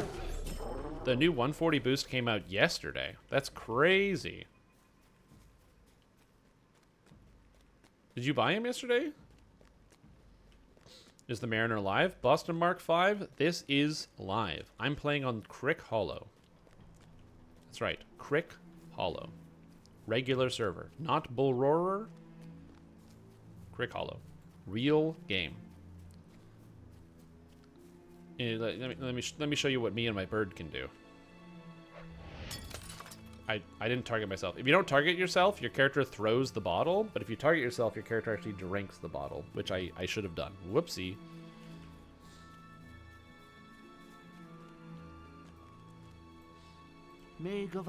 Yeah, they have 120s, 130s, and 140s. I believe they might only sell the 140s now, but like I have a bunch of spare 120s for when the cap was 120, so I got these ones. I think I might get this character to 119 and then click the boost on it, so that way I can get all the stuff out of it. Because there's a lot of cool rewards. They just like updated over time. But yeah, the newest one that goes to 140 is there. In theory, they probably could have like actually made it so it just upgrades on its own. Like if there's just one box and it changes the contents whenever you open to it, like where the contents are linked to, but meh. Also, I got the Mace of Baron. Wrought in ages long past, a symbol of the relentless loyalty and strength of this hero and legend. Baron. Look at that. What do you need? You know, Baron and Luthiel. Come on, you guys. You know. You know Lord of the Rings. Because if you don't, I don't know what to tell you. I don't know enough about it myself to be able to give you the full story.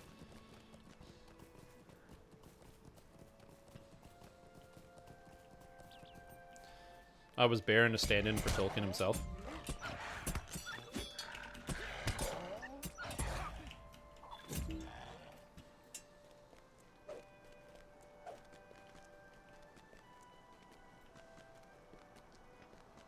I have to kill worms in this place. Now, unfortunately, going to Nan Torneath turns off the nice, pleasant music.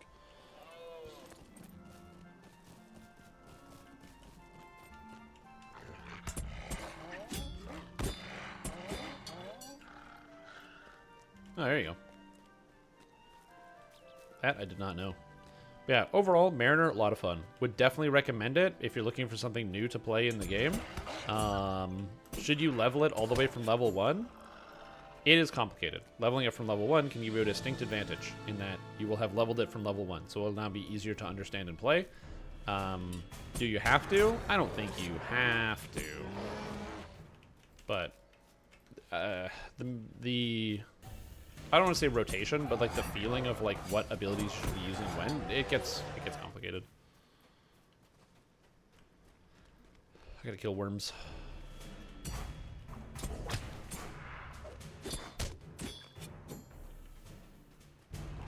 Ooh.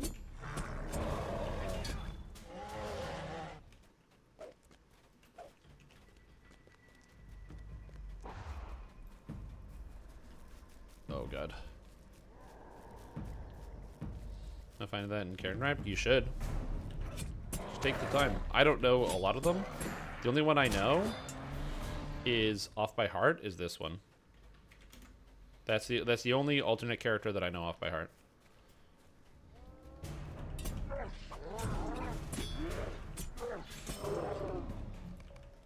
And I'm gonna flex that bit of knowledge till the day that I die. You know lots of different characters? Yeah, I know one. Check it out. It's only because that one's used in French all the time.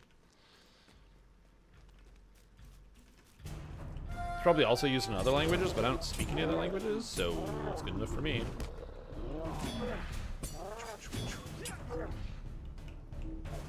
Check step.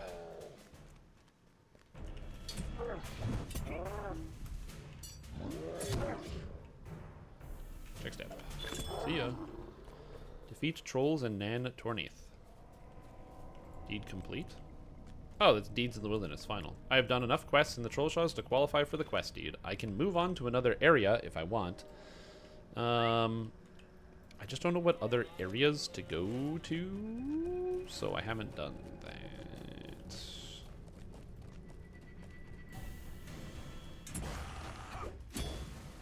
Also, I don't think I went to the right spot because it's telling me I have to go back here. The angle? I don't know what level it is. Oh, I have to touch the rock. Oh, I didn't touch the rock. I went around the rock. Amazing.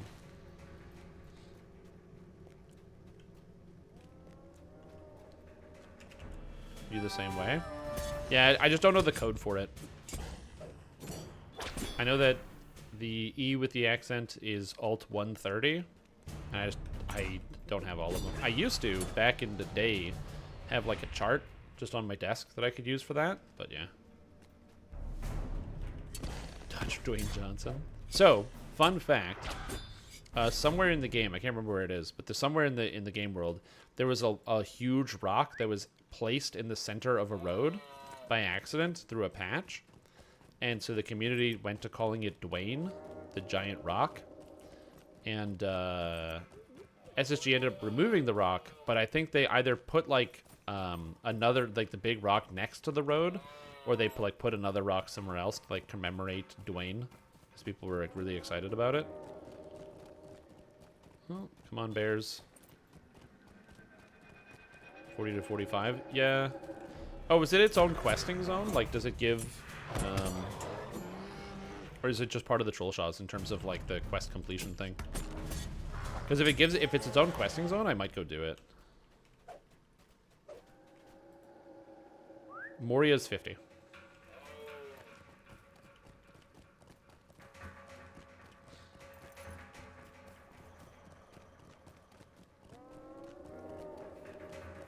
High elf from Gondolin. There you go.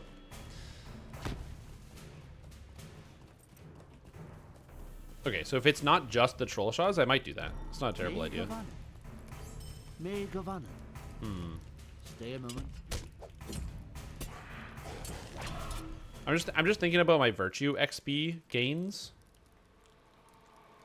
Okay, also I should reorganize this. So I should. Okay, so it's gonna be wit. Okay, hold on. So I want wit, loyalty, fidelity, tolerance, determination. Which means every time I get more virtue XP, it goes into wit, and then I can level that up. The Region. Okay, so you can't do that. The minimum level requirement for starting quests in a Region is 45. If you're not minimum level 45, you can't even pick up the quest in a Region. Hunt bears. Well, that was stupid of me to go hunt bears before I picked up the quest here. It is what it is. Yeah, I could go to Rivendell.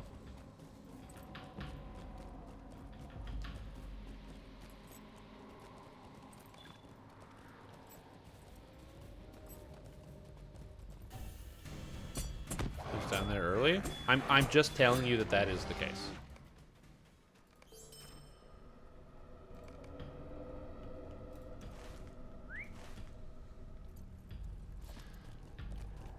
I've had to do that for multiple legendary servers.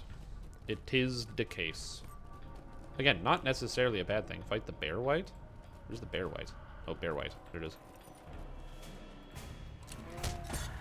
You know what? While I'm here, I'm going to unlock the dungeon that's nearby, and then I'll go. I think that's a good thing to do. I think I'm going to go unlock the dungeon, and then, yeah, Misty Mountain seems like a good place to go. I think Misty Mountains is a good place to go. I don't remember what level Misty Mountains is. I think they down-leveled Misty Mountains, so I think I should be able to go there right now.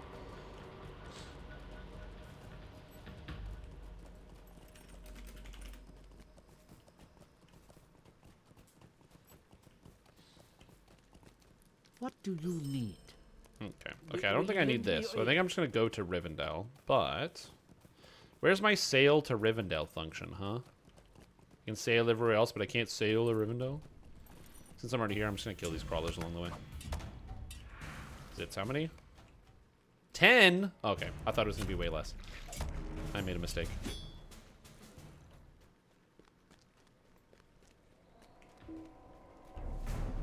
$40 to $45? Okay, that's fine. That's good.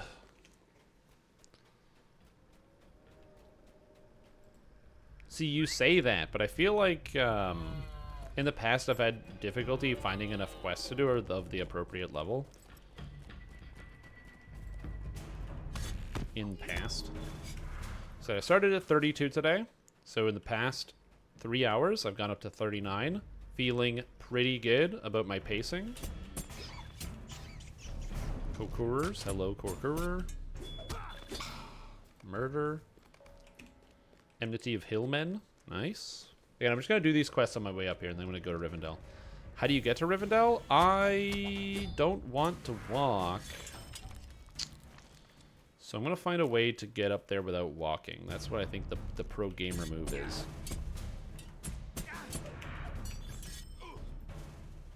I think I'm going to find a way up there without walking. I'm so stunned. Yep. I was not paying attention. Take the Gandalf port? What Gandalf port? Question mark. Spoiler alert, I'm listening.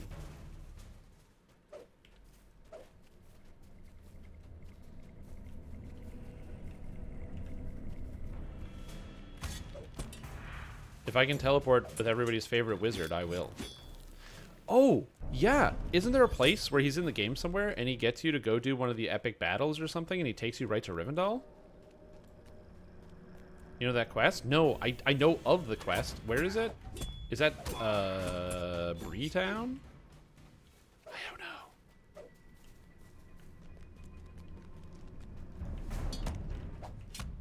It's not an epic battle? Okay, well, do you know where it is then? I don't know where it is. The Prancing Pony? Oh, do I just have to talk to Gandalf in the Prancing Pony? Okay.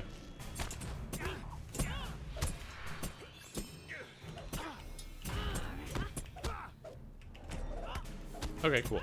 Yeah, that's a great idea.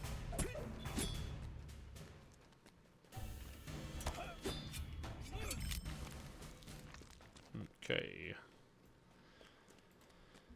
Because I can get to Breetown, I think, fairly easily. Because I can sail to Selendum and then go to Bree.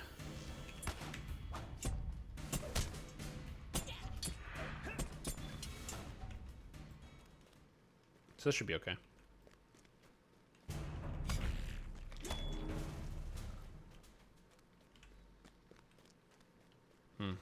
Interesting. Okay, so this is good information to know.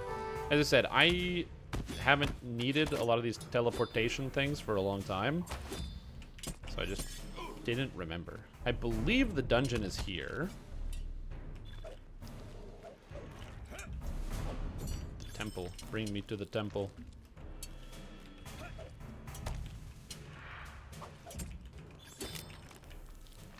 Yep, there's the muster horn, and it's right here. Just want to unlock this since I'm here. It's one of the dungeons where you need the discovery. Did I get the discovery? Whoa, no. You have to come here at a higher level to unlock the discovery?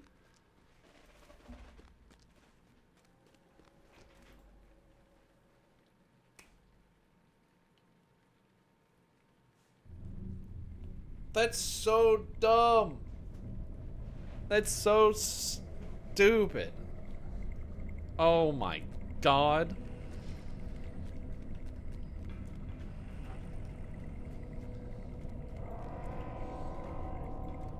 That's so stupid. It's like, I'm already here. Just let me get the discovery, please. I'm in the building. Alright, whatever. It's fine. Well, I walked up here to do 2 more quests. To kill these Kukur bastards. Or Korkur, or however you pronounce it. And to slide down here and kill some worms. Worms. Call the worms to me with the wind. We're all set. So, fun fact. Crawler Slayer in the Trollshaws is a deed that exists in the video game. And it sucks. However, there actually is a way to complete this quest autonomously. There is a quest in Rivendell in which you have to solve riddles. It's a riddle quest. The last part of the riddle quest puts you into a very small dungeon that has a few crawlers in it. Now, back in the day, it was really good because that quest used to give discipline, and discipline is one of the bonuses that gave might, which was more relevant when the game had initially released. And maxing out your virtues, unlike now where there's virtue experience and completing a virtue just gives experience to the one you want, instead it gave you specific levels. So if you wanted discipline, you had to do all the things that gave you discipline across the game. And so as a captain player, you wanted to have might because it gave you discipline, so that was important. So the solution to this problem, and that I came up with and many others, is you take your captain, who is level 50, you bring it into the area, you summon your herald and set it on aggressive, and then you leave your computer on overnight. And when you come back the next morning, boom, crawler slain.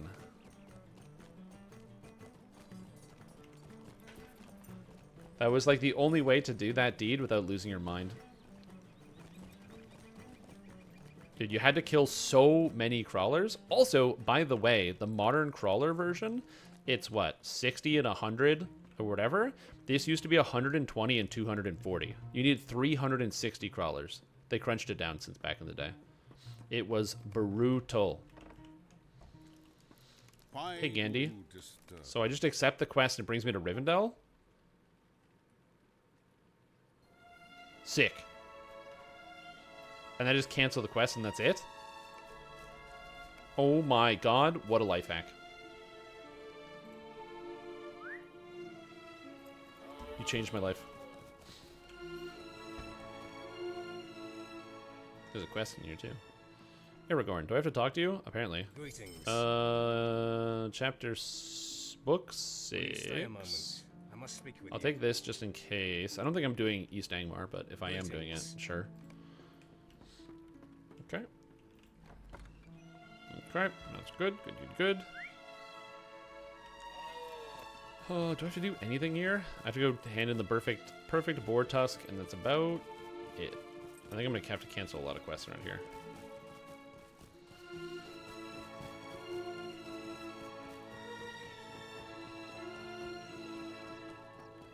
Straight up did not know that that was a feature. Great feature.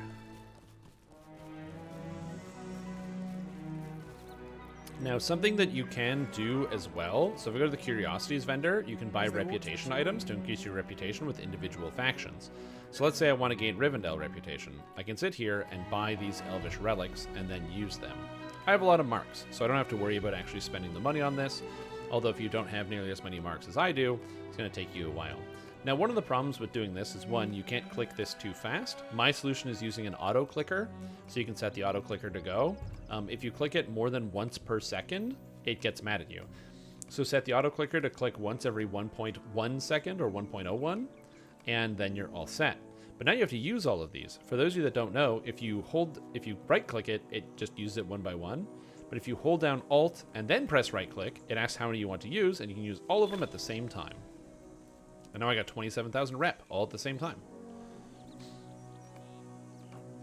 And by doing this, this allows you to get Kindred, so you can then teleport to all of these different areas. I'm going to do this because having a Rivendell teleport is very convenient.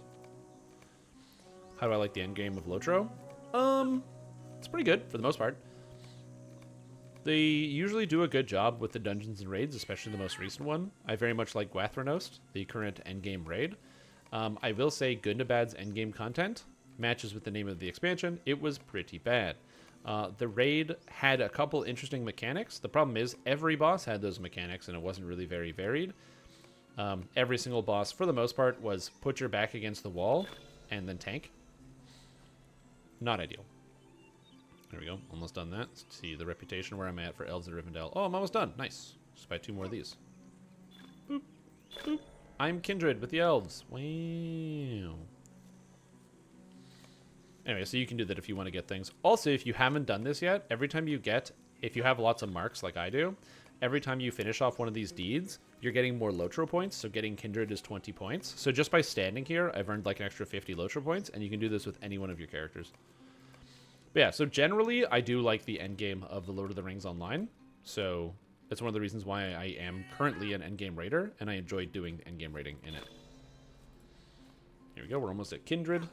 You might be wondering, why are you doing this? I don't know, sometimes it's good to take a break from just, like, sprinting through every adventure as fast as humanly possible. Almost. And Kindred. Is there anything else I can do here?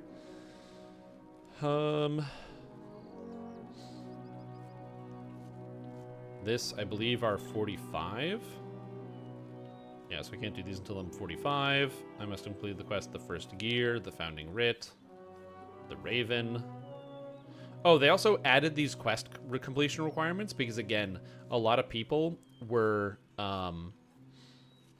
buying all of these and then just what they would do is they would make a new character, then they would use their marks to max out the rep on all of their characters, and then delete them for points. And it's basically it was a way to farm LotRO points by just making new characters, spending your marks, and then getting stuff, because this is all very, very cheap. So that was a way to farm points. SSG did put a stop to that, so you can no longer do that anymore. But man, what a time to be alive. I mean, you can still do it as long as you genuinely level your character like I'm doing. Because then you actually have done the quests that are required, but yeah. So. I want to jump into the game again. I've been playing Citizen 8, but I haven't actively playing. I mean, the Mariner is really, really fun. So I'm having a good time with this. Plus, also a lot of the more recent decisions by the design team have been really, in my opinion, well done. The new What can I legendary do for system you? is dramatically better than the old Sweet-eyed legendary man. system. And it's something that is, like, so much easier to understand and get into. They've been streamlining a lot of features. They've been adding a lot of ways to challenge yourself outside of raid content by adding the mission system with delvings, by adding the landscape difficulties. You can just make the game harder. So they've been doing a lot of changes like that that I think are really well done, and I'm looking forward to continuing to play more of that. Myself, for people to actually tell me the leveling is the essence of the game. Yeah, for the most part, yeah. Like, I enjoy the end game, but like leveling is a huge chunk of it, right? Like, I'm not trying to tell you that, like, the end game is as comprehensive as, like, a World of Warcraft or Final Fantasy XIV end game, because it isn't. Those games have larger design teams and people that can design more dungeons per minute. So it's not quite as, like, detailed end game. But Lord of the Rings Online is a game that focuses heavily on the story, and the story is a major element of it. Walking around, talking to all of the characters and doing stuff. Obviously, if you watch this gameplay, you're going to notice I'm just clicking accept on all the quests. That's because I've been playing this game since 2007, and I don't want to read through all the quest information again and again and again. But you should. Stay a moment. You definitely should. I need to go find the Mariner Trainer, and I don't know where they would be. Hunter Trainer. Warden Trainer. Champion Trainer. What are the odds there is no Mariner Trainer in Rivendell? You guys think there's no Mariner Trainer in Rivendell?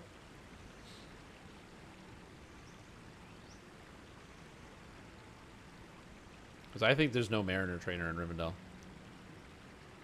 Yeah. Oh, Hydrate? Good call.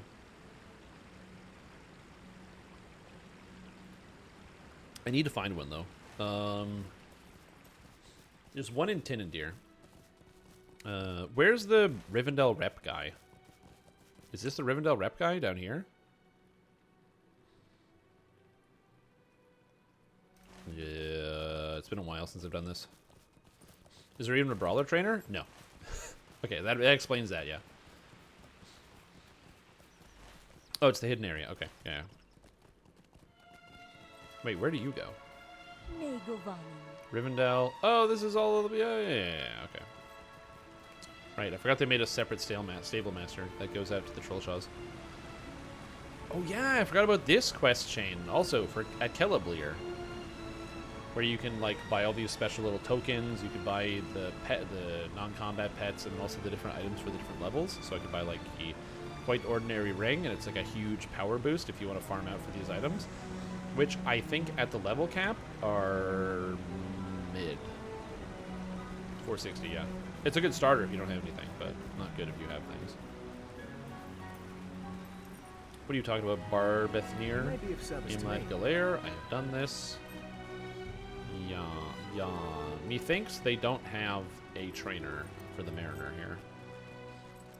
So I'll have to go find one. Hello, Glorfindel. Okay. Might you spare a moment of your time? You know what? Tinandir is not that inconvenient, so I think I will do that. Where do I... It's up there, right?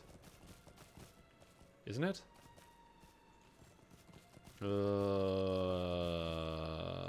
Right? Or is it up there? Oh, man. It's been such a long time since I've done this. I know I need to go this way. Yeah, it's got to be up there. Yeah, okay. That's got to be up there.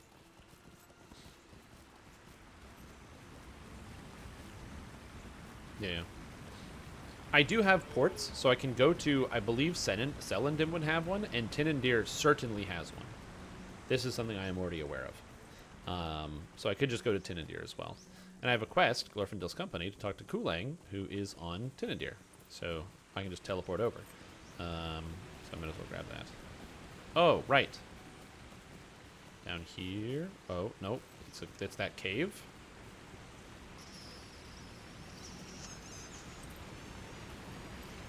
Yeah, I have no idea.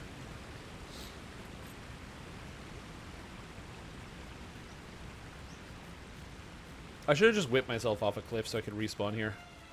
I unfortunately did not get the title of the Undying for getting to level 20 without dying. because at the beginning of the game, without a lot of skills, the extra difficulty settings made it a little bit harder. There we go. Hello, friends. What's up, elves? Oh, what's up, Defender of Imlad Galere? Well, this takes so long to get into. Oh my god.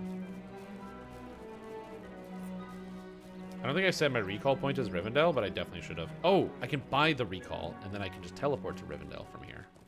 Ho ho ho. Hello, Elves of Rivendell Trader.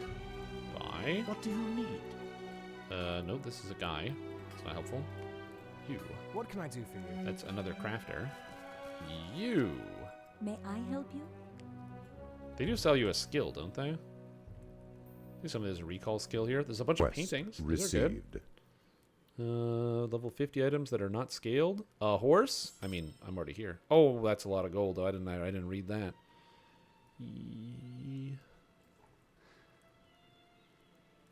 I thought you got Rivendell recalled by doing this.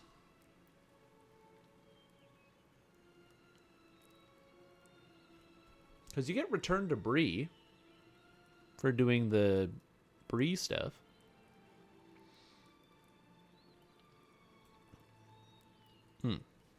Well, I got scammed.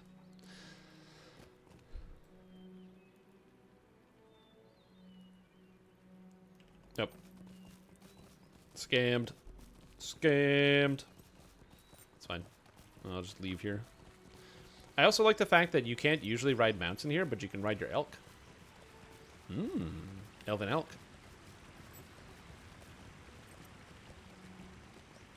Okay, so trying to think of the fastest way to go to where I want to go. Okay, so I go to Tinandir. I can talk to the trainer. I can talk to Q Lang. Then I can go to and maybe buy some stuff because I'm kindred, so there might be some gear. And then I can teleport to Celandim, take the horse to West Bree to South Bree back to Rivendell. There we go. There it is. Tarneth, the Mariner Trainer. Hello. I would like to What can I not do train for you? skills. I need. Oh, what do I get? How can I be Sail of to service? Lothlorien is the last one you get. Okay. I wonder if you can get sail skills from the other Greetings. faction things, but we'll see. But I wanted to buy this so I can buy the books. The Guiding Star, Art of the Duel, and the Shanty Singer's Compendium. And who do I have to talk to? Talk to Mick Middenhair in the Dwaro Ward in Breetown. What is the Dwaro Ward? Oh, you get items for this now. Wind Shanty durations. Look at the damage on this ring. What's the other one? And the Guiding Star. A Star Whistle. Finisher skill damage and vitality. Cool.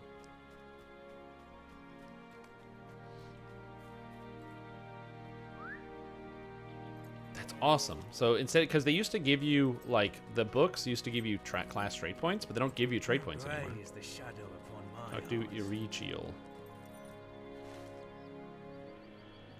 I guess I can go over there, that's fine. Okay, hello, Wardens of a Numenass Lady. How may I help you?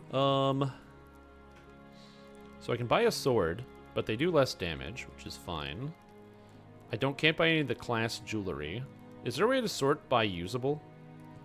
That would be a good feature here. I can buy paintings. You know, I really should get into house decoration. I can buy a horse. And a traveler's turnover. Well, alright, that's all I got. That was disappointing. Alright. I was kind of hoping that I'd be able to buy more than that, but yeah, all the items there are class locked, so you need to be of the specific class to be able to buy most of the things, unfortunately. So, it is what it is. Hello, What do you I would like to need? go to the Eve Spires, please.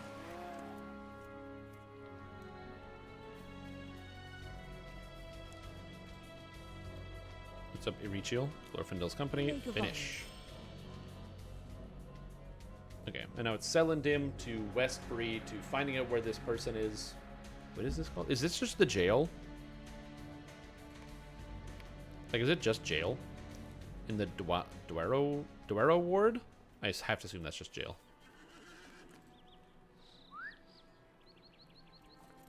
Actually, they'll probably light up on the Breetown map, so that should make it easier to find. What do you need? Get after Moria? Yeah. I don't know. I have to assume that the reason why they stopped the class-specific quests is because of, like, budgetary reasons. That's why they probably stopped doing it.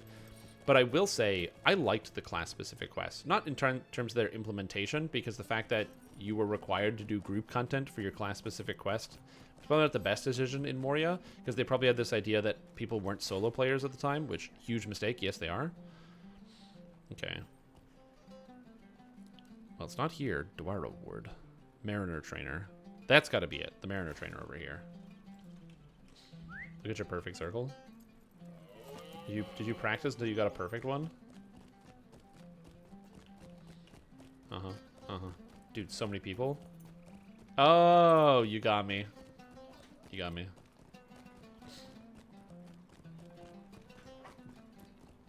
Great work. Good job. Great work. It's a pretty good circle.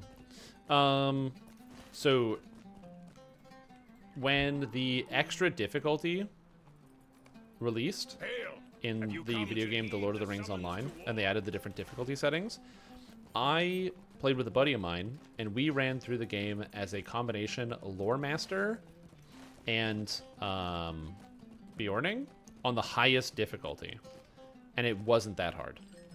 Like, it's not like it was easy, but we were able to play through it without it being too terribly difficult. I should read all of this. He tells me to find the pages. Alright, sounds good. Does each page tell me what it does? No, I have to complete the deed to find out what the page does. Okay, I'm going to complete the deed and then I'm going to read all the pages. But yes, my pro tip to you is that if you're playing Lore Master, yellow looks like it's what you want to play, because yellow Lore Master gives you access to herb lore for rooting guys, and it gives you extra crowd control. So it's really easy to think to myself, oh, I should play as yellow Lore Master on the highest difficulty. I went to the wrong place. God damn it. I should play as yellow Lore Master for the highest difficulty because it's going to be better.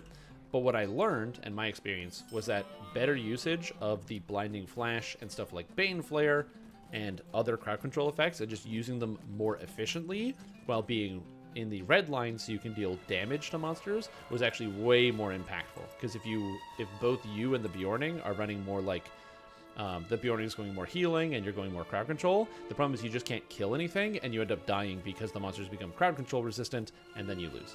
So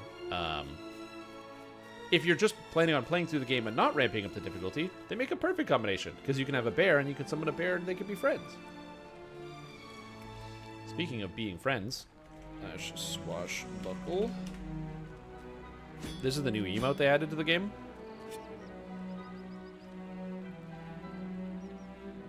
You do a swashbuckling and then you do a stance.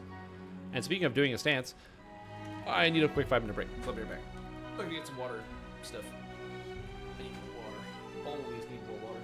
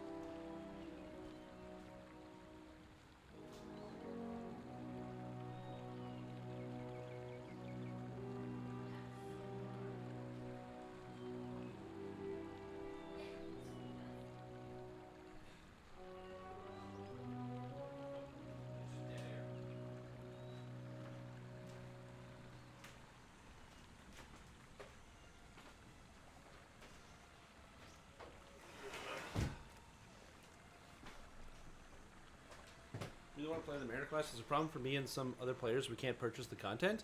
Yeah, that happens sometimes with the new SSG store. I've heard that, especially if you use non-US dollar currencies, you can run into problems. Oh my god. Yeah, hopefully better.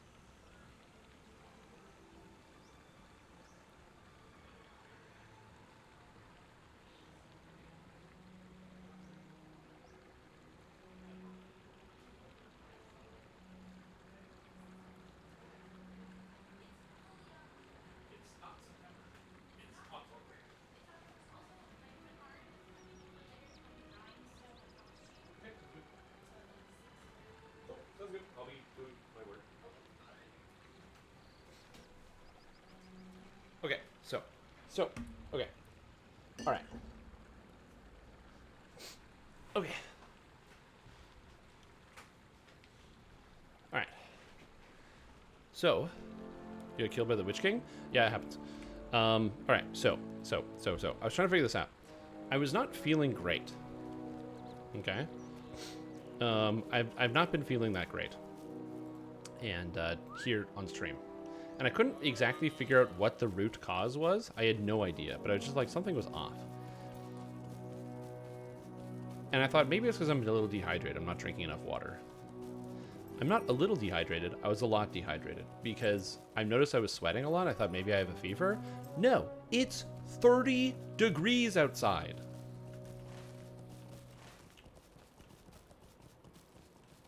What? For all you Americans, it's 90 degrees. In October, in Canada. What is happening? I don't even understand how it could be so hot today. I just don't get it. Like, that's crazy to me.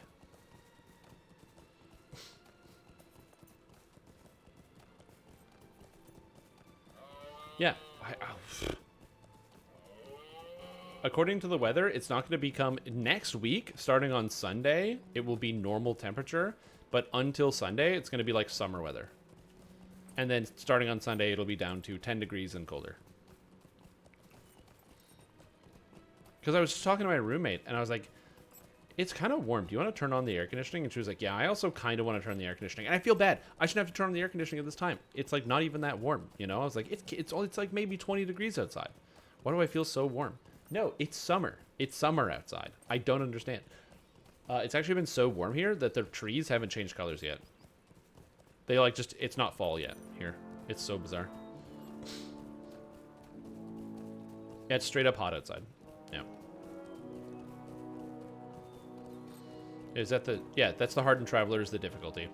So, if you play on the first set of difficulties, I can't remember what it's called, Daunting, you get one title. And if you play on Fearless, you get another title.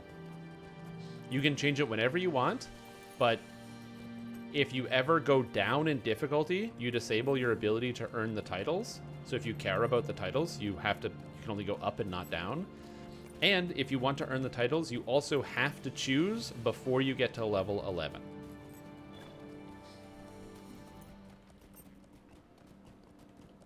So difficulty 3 Fearless is for all the titles. Difficulty 1 Daunting is for some of the titles. And if you don't care about the titles, change the difficulty whenever you want.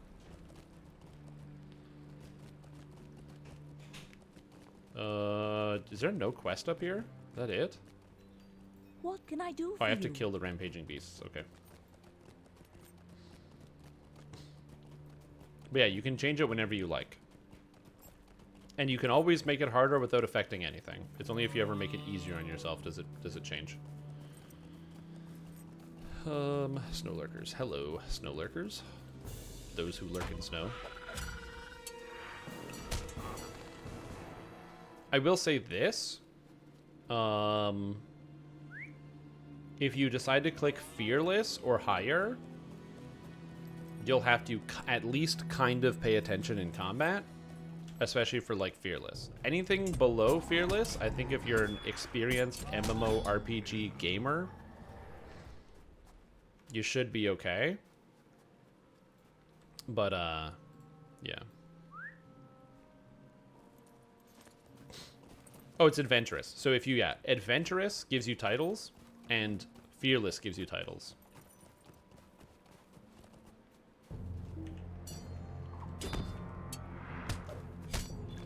By the way, the difficulty, it's Reaper mode. So just be aware of that.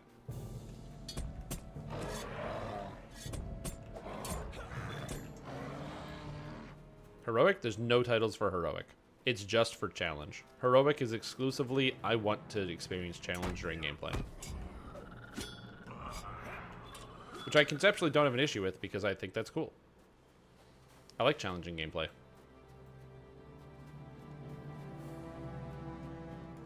Some people need to have like incentives to play on the higher difficulty. The only reason why I'm not playing on the higher difficulty, you might ask, it's like, but Stream Tom, you just said you like challenging gameplay, so Now you're not playing on the higher one? What's up with that? It's because I'm trying to get through this at like a regular pace. If I played on too high of a difficulty, I would level too slowly. So I just wanted something where, like, you'll notice I'm now at half health from fighting these bears. I wanted to be able to have some amount of challenge, but not so much challenge that it would be prohibitive to actually play the game. These bleeds suck.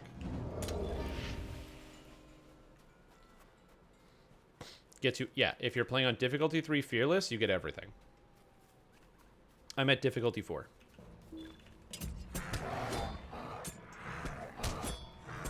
Stop getting corruptions, jerks. Where's the challenging gameplay? Where's the challenging gameplay? It's right over there. Just go look. You can see it. It's just outside the window.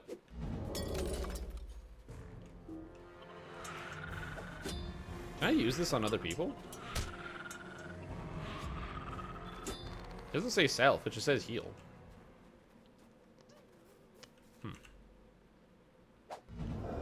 I think I can use that on other people.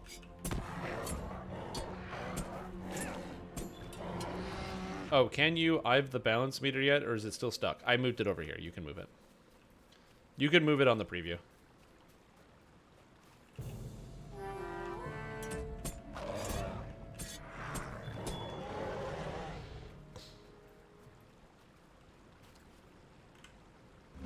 Yeah, but so I know this is different. If you select yourself and use it, you drink a potion. And if you don't, so like for example, toss a bottle. If I have myself selected, I drink a potion. If I don't have myself selected, I underhand throw it and it hits me because it's to like a general usage person, which means I can actually use that on other people. That's interesting. I didn't realize Belly O'Brien would work like that. Advantage +1 to 3, literally just more difficulty. You do not get any more rewards for doing anything harder than Fearless +0. So I'm on Fearless 1. I don't get any extra reward. I'm just doing it for funsies. Yeah. I could probably ramp this up to Fearless 5, if I'm being honest. Or sorry, Fearless 2. At the very least. I haven't done that, but I probably could. I think before I go into Moria, I will ramp up my difficulty just a little bit. Yeah, let's crank her up here, because that way the fights are just a little bit more engaging. Right now, I still kill the monsters so fast, I don't really need to pay attention that much.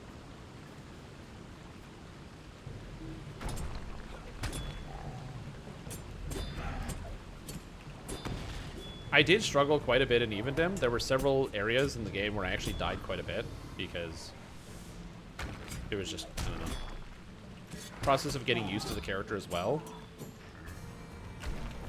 and like learning the different combos that you get. But especially now that I have access to oh god, especially now that I have access to toss a bottle, so I can constantly heal myself, I think that is a good idea to up the difficulty a bit. Yeah, like I like it. I like the fact that I can make the game more challenging for myself. Can you stop doing that? Oh, also, when you put the thing on Fearless, you're going to get an effect called the Eye of Sauron. So while you have the Eye of Sauron on you, it means that monsters will get dangerous corruptions that you will have to remove, or they will do tremendous... They'll basically just increase their stats. So, for example, this guy was getting a red one. It'll give you a warning, so you'll be able to see it. Let me see. Let me aggro this guy and see if I can get him to have the corruption. Come on, get a corruption, buddy.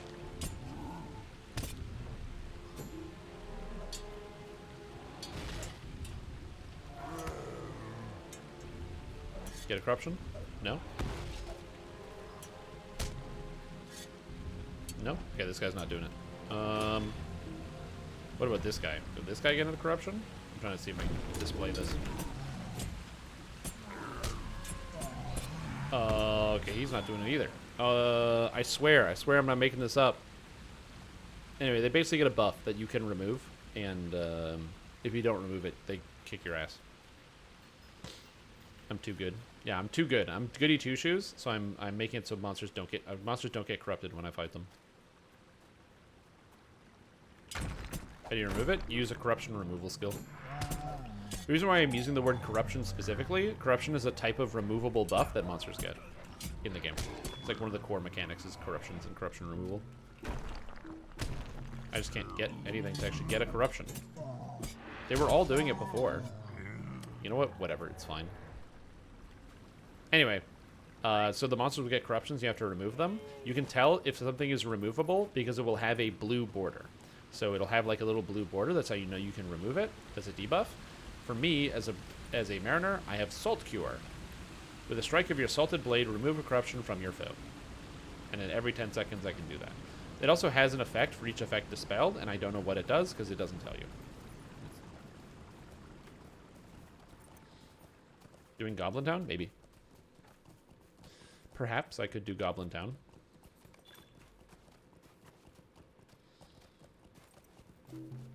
Ah! Bears. Go away. I'm riding around.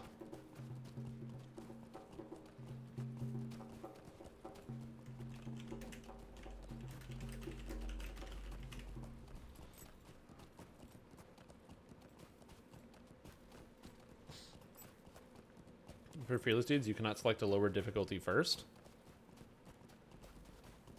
Oh. Interesting. Yeah, the wiki, the LotRO wiki, has good information about a lot of that. Might you spare Probably a better moment than of the your information time? that I have. No dawdling. Okay, I actually have to talk to Glorengleer. Just what a great name. Isn't there a guy that takes me to Glorengleer? Should be like a guy that goes... Oh yeah, I can swift travel. Okay. Had you not mentioned it? Yeah.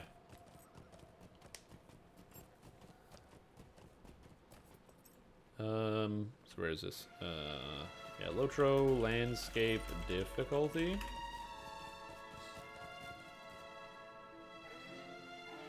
Yeah, I'm pretty sure deeds and titles will be completed. Note, reported that if you want to qualify for the Fearless Deeds, you cannot select the lower difficulty. Completing the quest daring or below immediately and permanently disqualifies you from getting the Fearless Deeds.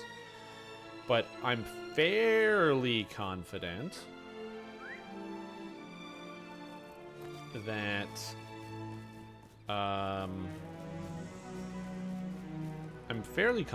that if you up the difficulty, it won't disable your deeds. I'm actually not sure about that.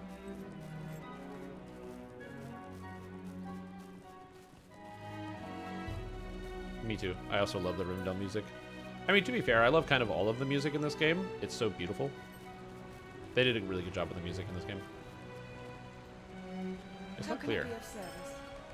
Will you lend me your ear? Deadly Rose. I have to go into the place. This is the only annoying quest in the Misty Mountains where you have to go get these relics. It's like a holdover from the beginning of the game. We have to like go talk to a bunch of people in Rivendell to hand in your quest. Oh, the Mariner title isn't even on the wiki either. I guess it's new.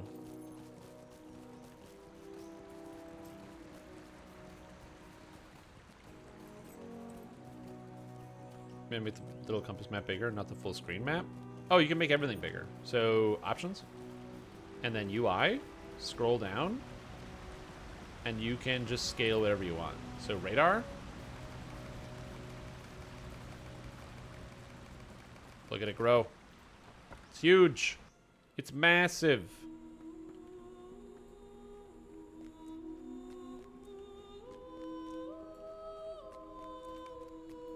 Yeah. And before you go, wait a minute. They have scaling in this game? Yeah. This should come as a surprise to nobody. Oh, is there a Mariner Barter guy? Captain Trader. Minstrel Trader. I don't think there's a Mariner Barter Trader. There is a Brawler Hobbit here, so there might be a Mariner.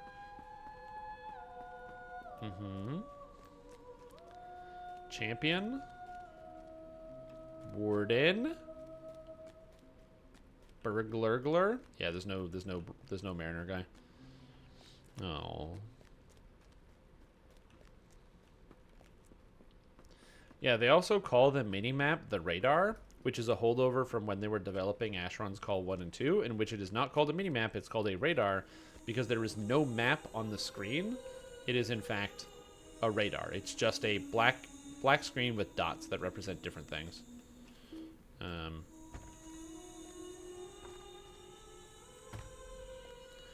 Whoa, it's been a while since I came in here. You don't load into here anymore? You just walk in? Whoa, when did they redesign this? That's What can I do for you? crazy. Will you lend me your ear? I know that's not a huge deal, but I have not been in here in a very long time. You could just walk into this room? Wow, that's so cool.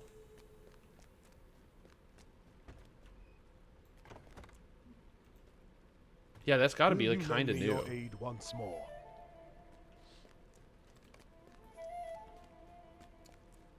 Yeah, now there's no loading screen. You just walk in. It's kind of sick. It might seem stupid to be like, yeah, of course you can walk in there. But like, I've played this game for a long time. That was a loading screen before. That's cool. Deed bestowed. Deed completed. Level 40. Nice. Got some DDO points, or LotRO points. I'm going to call them DDO points because I'm a savage. Okay. Sounds good. And now, we go back up to the Misty Mountains. Yeah, it was a pretty area.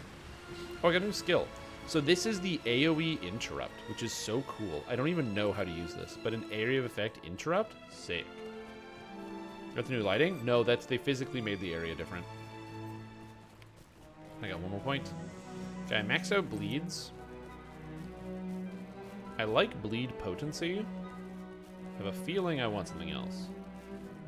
With your full rate bind, your lunges will apply additional bleeds. Flesh and lunge apply bleed. Okay, it's kind of cool. And double time. Shanty Steady Forward becomes a short duration skill which increases your forward balance, melee damage, and run speed while active. So this ability I don't know how to use. It's really hard. I think it's more complicated than you would otherwise think.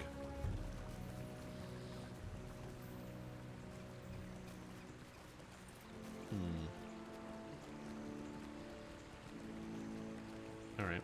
What do I put points into then? 4 state damage buff. That's 2% to all damage. This is 2% to all damage. I might as well just take Sharpened Blades. I feel like that's going to be better than Salted Wound. I don't know if Swordplay skill affects bleed damage, but, you know, we'll find out. Which one of you guys? What do you need? Also, this dude, he, when they first added this horse guy, his animation was broken, and so he used to just be dumping water on the horse constantly, so he's like, splish, splish, splish, over and over and over. And they fixed it, which is so depressing, because I liked it. What's the blue-like skill point in? Oh, like, what did I do this? This is 10% morale. So I just press this button, and it gives me 10% morale for 20 minutes. And it's for your whole party. It's to match Motivating Song from Captain.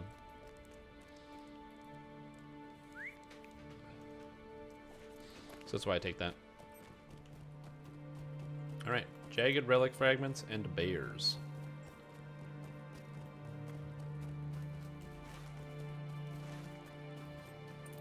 If you're wondering what this specialization is, there's 3 specializations for this character. There's Red Line, which is damage. It's called the Duelist. There is the Blue Line, the Shanty Collar, which is the equivalent of Red Captain. It has several abilities that have the same effect as several Red Captain abilities and are mutually exclusive. So, for example, you'll get like one ability that does not stack with the Captain's Inspire. You'll get another ability that does not stack with Captain's 2 Arms. And instead of getting Oathbreaker's Shame, they get Breaking of the Breaking of Thangorodrim. And the Breaking of Thangorodrim is a area of effect Oathbreakers that's slightly less powerful, so it doesn't do as much damage. But it has an area component, so it can be useful for areas where you want to kill like a boss and nearby enemies.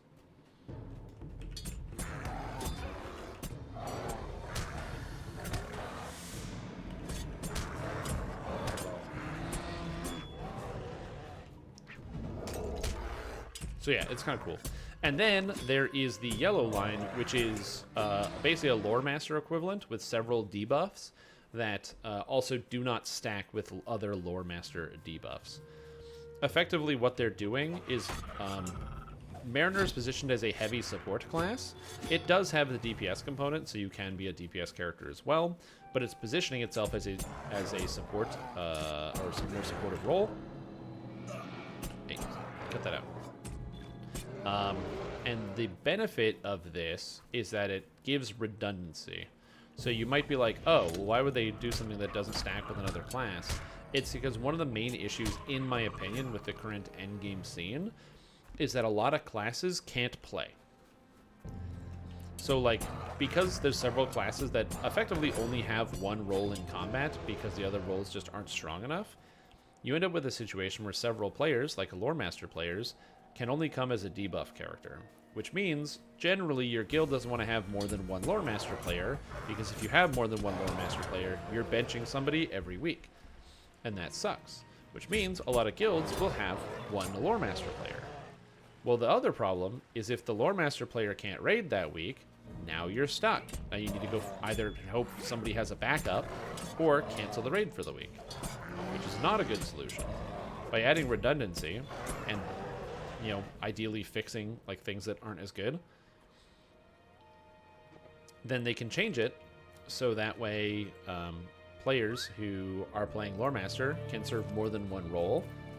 So like you could be a DPS or whatever, and then also, let's say I'm playing like, you know, the Lore Master can't make it, they could go, hey Mariner, can you just swap to like the debuff spec, and then we can grab somebody else to fill the slot. It makes it everything's more flexible. And to me, I think that's fantastic. You're still going to be down a person, but it's much more likely that, you know, maybe somebody has like an extra damage spec if you have a damage Mariner in your group or something like that. It makes things more flexible, and I like that personally.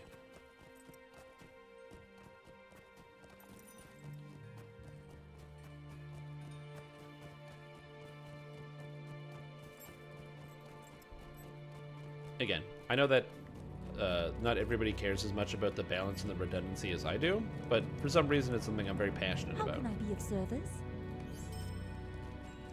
Okay, so Well met. back to Delaros.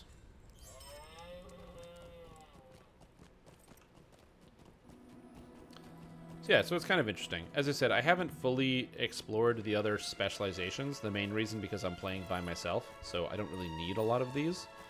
Like, I feel like if I use the duelist and it makes me go faster, I don't really need to care too much about running the rover to crowd control things on the landscape. Then they might ask the question, well, when are you going to learn this? And that, I don't know. That's a good question. You get a lot of stuns, though. You get shocking counterattack, so it makes it so advanced, causes a stun, which is kind of cool.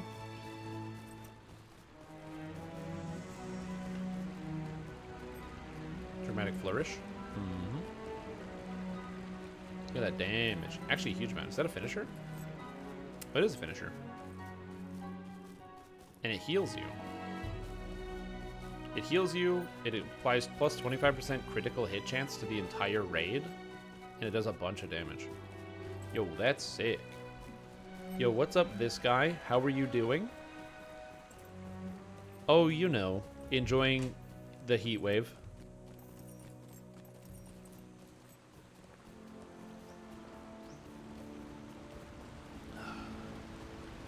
It's pretty cool.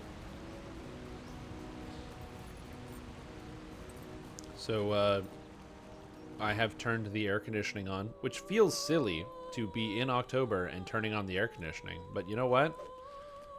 Sometimes these things happen.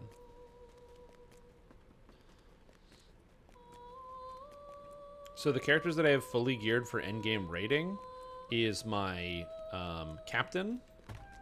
I play blue and red captain. My minstrel, I play blue and red minstrel. And my brawler, I play blue brawler because I've never been allowed to bring red brawler into a raid. Unless it was like a tier 2, and also it didn't matter. Look at the reflection on this water. Oh my god. It's like glass.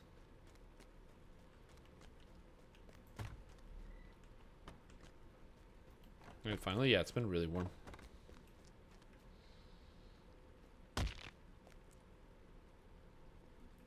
So that's routinely what I've been playing, is those three. For the next expansion, my plan is to play Mariner, Guardian and Runekeeper.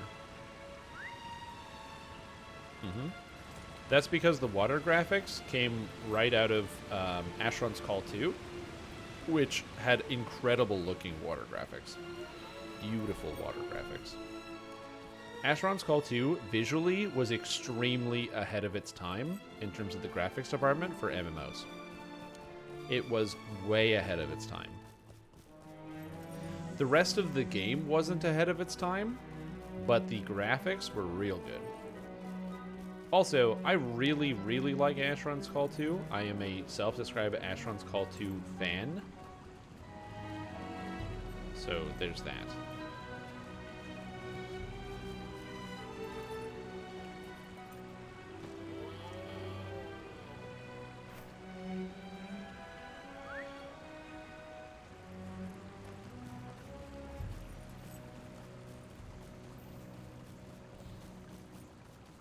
Shinji came back. So sad when they shuttered it? Yep. Makes me sad.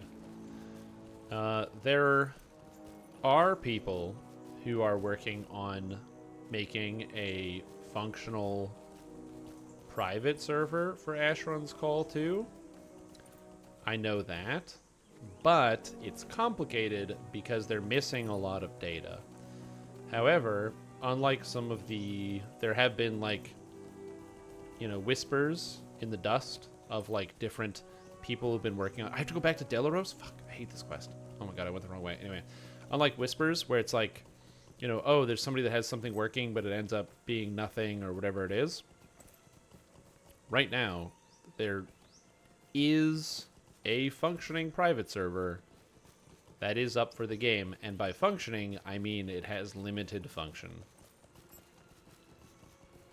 And it's very cool. And there's also people that are very dedicated who are working on it and are very intelligent and are making huge strides every day.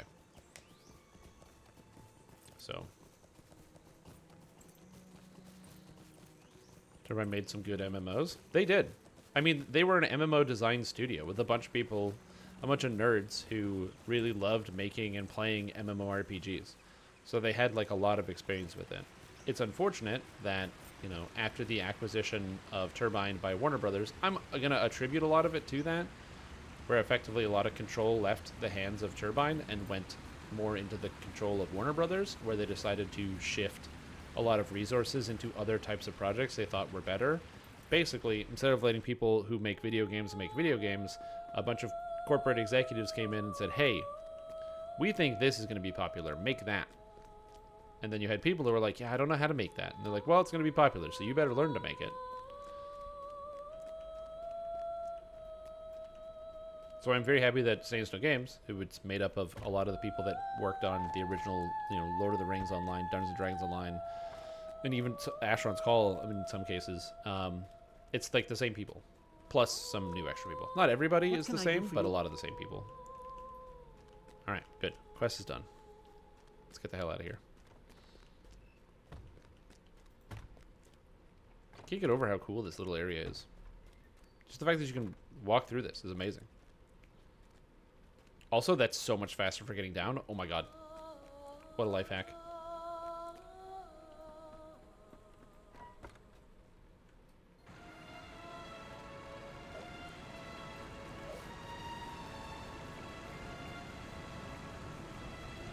Game will be probably next year. Start making a game for it. Yeah. Again, I don't know exactly how a lot of these corporate negotiations work, but I have to imagine that it makes sense if you are a big business and let's say you acquire a company for $50 million. You want to have say in what they're doing because you want to make sure you're getting that return on investment. You want to make sure they're not making bad decisions. So you don't want a seat at the table. You want to be able to say, hey, I think you should do this or you should do this. The problem is that comes at a very steep cost, which is that you have somebody who doesn't understand the product or is not interested possibly in the product being good, and they're interested in the return on their investment, so they're going to be focusing on other things. So you have people who are working on a game because they want to make it as good as possible so they can sell copies, whereas you have someone who's sitting at the table who wants to make the game as good as necessary to sell copies, which is not the same thing. just good enough to get out the door so people will buy it, and as many copies as possible with as little effort. Oh, this game's fantastic, and the music's amazing. I love it.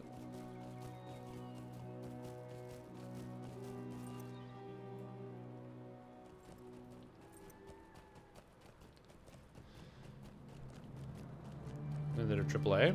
Yep. It's complicated. It's one of the reasons why I think that there's that new MMO that's on the horizon. Some of you guys might have heard about it, called Ashes of Creation.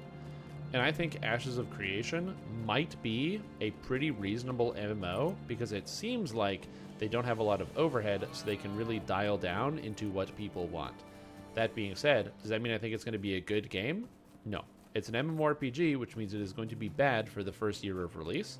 And also, people also are going to be putting like AAA levels of quality, or like desiring AAA levels of quality, and think that that's what the game is going to be like, without realizing that the budget for the game is dramatically smaller with a smaller team.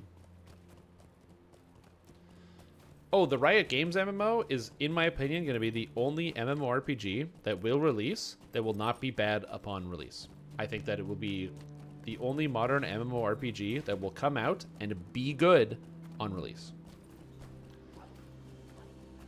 And the reason why I say this is because the company Riot Games, if you might not know much about them, they make League of Legends. League of Legends is wildly successful and a very good product. They also make Valorant, which is wildly successful. They also make Teamfight Tactics, which is wildly successful. Riot Games is not good at coming up with their own ideas. In fact, before you're actually allowed to work at Riot Games, I'm very convinced that you actually need to have like some type of surgical lobotomy to prevent you from having original and unique thoughts. So that way you can't have any new ideas. Because what Riot Games does is they look at around the industry and they go, ooh, ooh, ooh, and they just do something somebody's already doing better. League of Legends is just based off of Dota. Teamfight Tactics, they saw Dota Auto Chess and were like, that's a great idea. We can do that with League of Legends because we already took Dota, so let's just do this too. Might you lend me an ear? So, from my perspective, I'm excited for the MMO because they're just going to spend a bunch of years making something by taking all the best ideas from the other MMO games and putting it into one. Will it have unique systems? No. Unique ideas? Absolutely not. Will it be pretty good? Most likely. I have confidence it's going to be quite good.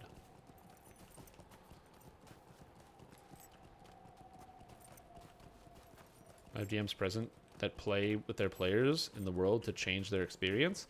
The problem with that idea is that wasn't there that game like Fable Legends or something that was supposed to be like that as well, and that game like Omega failed. Also, who's Brad McQuaid? Oh, EverQuest. Oh, apparently he died. Well, there you go. Defeat wargs. Okay, the Misty Mountains quests suck. It's giving me like, it's just drip feeding me one quest at a time. I don't know if it's because I'm doing them in the wrong order, but man, these are bad. Died November 18th, 2019.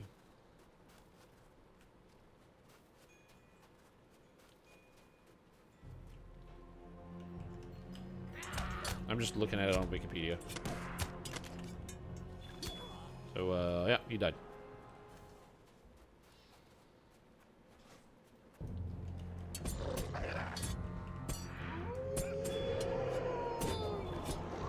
I don't know.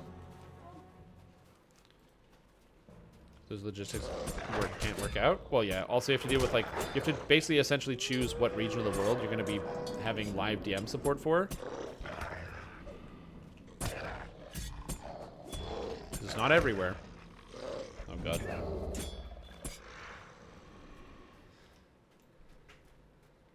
But yeah. But no, I am not excited for Pantheon in the slightest. Pantheon is like the textbook definition of nostalgia bait, and I don't think it is going to be a very good product in any capacity. I think that some people will like it because they are looking for an MMO that is going to step on their balls in terms of just like not being very fun or entertaining. It's going to be slow. It's going to be grindy. It's going to be agonizing. It's going to take hours to do anything simple. And there's going to be people out there that are looking for that experience, and they're going to be able to get it. They could just go play EverQuest, but it is what it is. But I don't think it's going to be a good product. Now, you might say, hey, wait a minute, Stream Tom. You're being kind of rude, you know? You're laying all these criticisms down. They're a small team. They're trying to make something interesting, and they're trying to make something for a market, you know, that isn't really being served. And that is true, but I feel justified in being, like, harsh and overly critical for a company that has the ability for people to pay over $1,000 for a supporter pack to influence the decision making of the video game. Not only is that a bad idea to give the consumers control over the product because you know what the product is and its limitations more so than the consumers, but also it means that you can have people pay to influence the decision making behind your game. Also, even asking people for $1,000 for a product that hasn't released yet is insanity. A product that already had a Kickstarter. So yeah, I would hope for the best, but I expect the worst.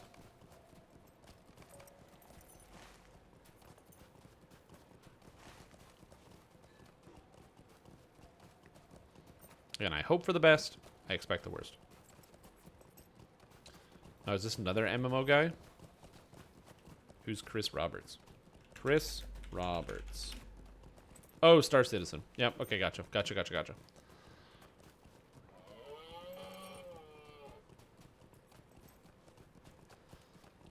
Yeah. Also, if you want to play in the alphas, you have to spend $750. Too much. Too much money.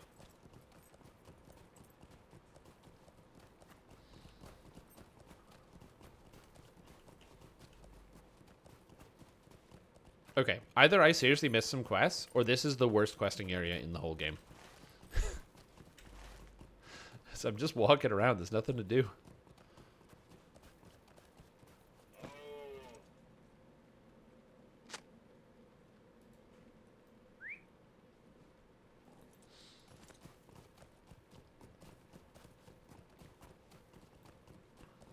I just swear they updated it. I thought they updated it with troll shots, so it was like more consistent. I don't know.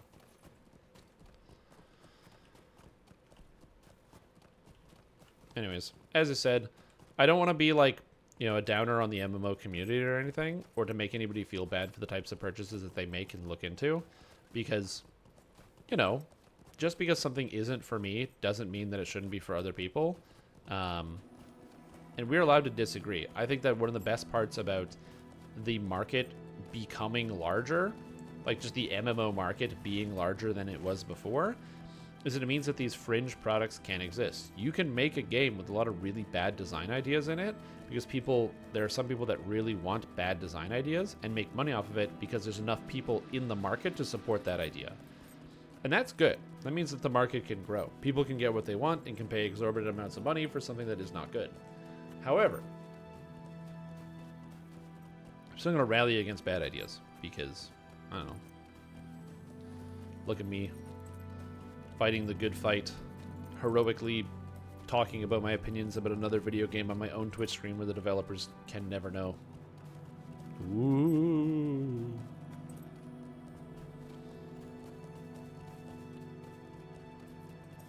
This guy's crazy.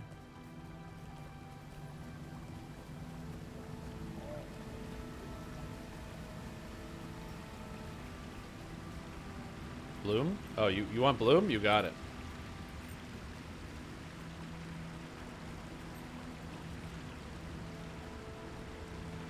I basically can't even see it. Weird. MMOs, we won't see true innovation again? No, I think you will. I think there will be some fairly good MMO innovation. Okay, so I have to go talk to those guys now.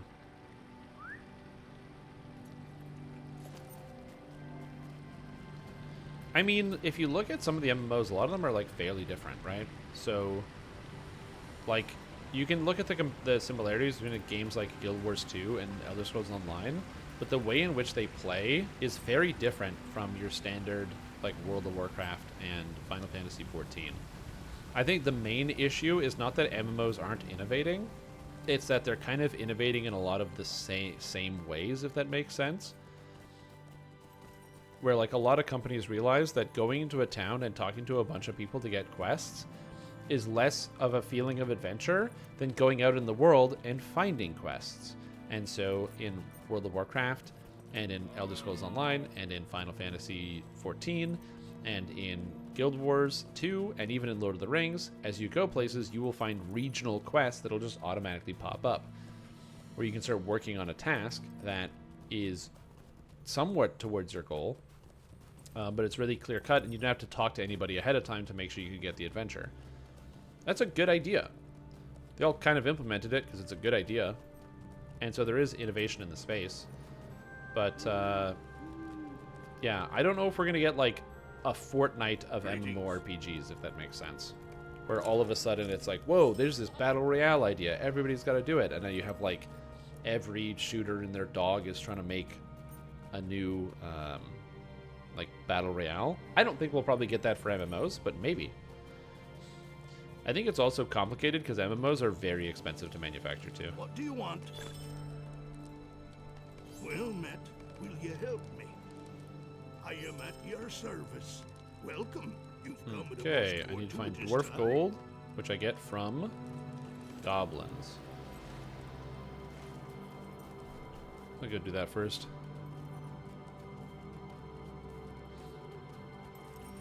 Yeah, so as I said, I'm not worried about the future of the MMORPG. I think the biggest thing that is a struggle point for the MMORPG is the fact that as time moves forward, we have gotten more and more and more to the point where you have less and less time. Where, like, you know, there are more things demanding your attention now on the internet than there has ever been. And that is not going to stop.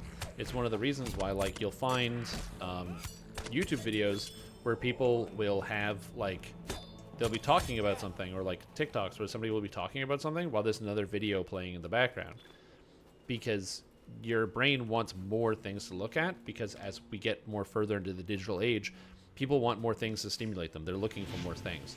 And MMOs, having that really slow burn for the most part, they might end up getting caught in the crosshairs of like, well, there's just not enough going on in the MMO at any given moment, so people begin to lose interest. I think that's going to be the bigger struggle, in my opinion, more so than pretty much anything else. Is just people's interest waning. Where it's not really high octane, there's not a lot of new things happening, and you know, there's other things that you can do to spend your time on the computer. So why am I going to spend my time playing some MMO that's going to make me do the same task or grind something out for a really long time if I don't have to? If I play another video game, I don't have to do that. So why would I?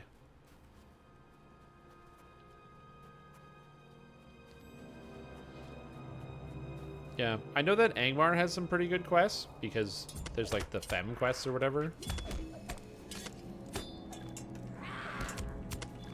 I don't remember what the minimum level is to go into the Mines of Moria. I think it's 46.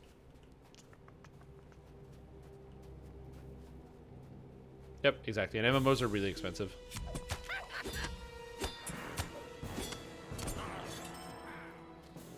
Oh, I like Angmar as well. I'll probably go up there. The way I'm currently doing this is I'm doing the, I'm just doing the quest deed.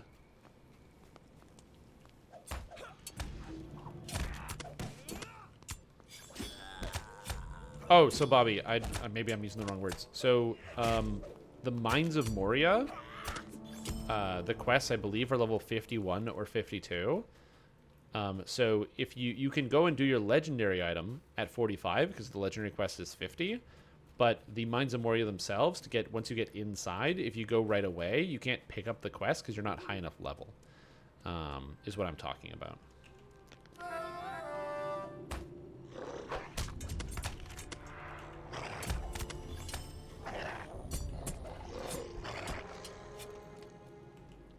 Okay. Yeah, I'm just trying to get the deed done for quest completed. I have 1 deed done, Peril. I got 2. I'm working on deed number 2. I just wish the quests were so drip fed.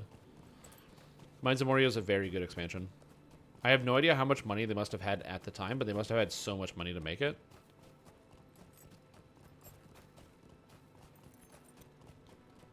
Because we haven't, in my opinion, I mean, I guess sense of scale. There's like a sense of cohesiveness with the Mines of Moria that feels really, really good.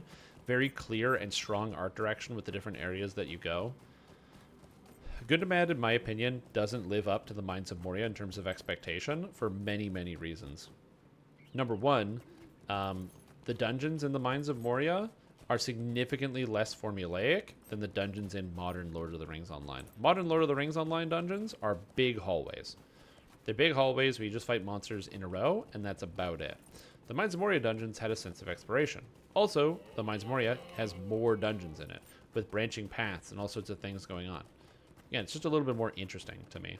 I think Mines of Moria might have more surface area in terms of questing space than the other strongbox. Is in Gablazan? Okay, that's good. I had to do this quest first.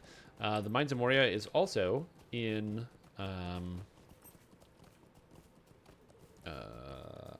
Basil Broadox. What's up?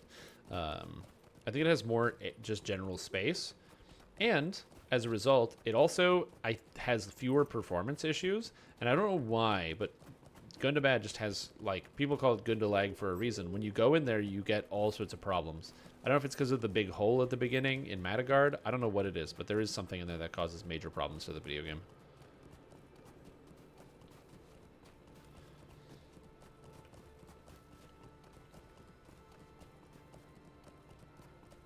EU update notes on weapon damage is unhelpful? What do you mean it's unhelpful? Are you saying, like, you don't understand what it means, so you know, the notes aren't great for you? Where the giants dwell. Supply crate. Oh. If you have questions, I can probably do my best to, like, explain some of the concepts that maybe you're missing. Okay, these guys are actually starting to hit a lot harder now that I'm doing things under leveled, so we'll see how this goes. You still can farm the giants for the deed nowadays.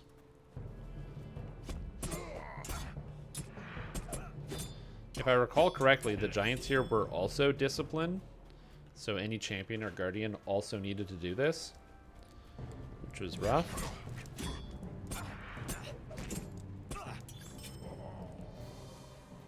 Okay. Oh, I missed the post. I was supposed to put it down. Whoops. Okay, I gotta go over here.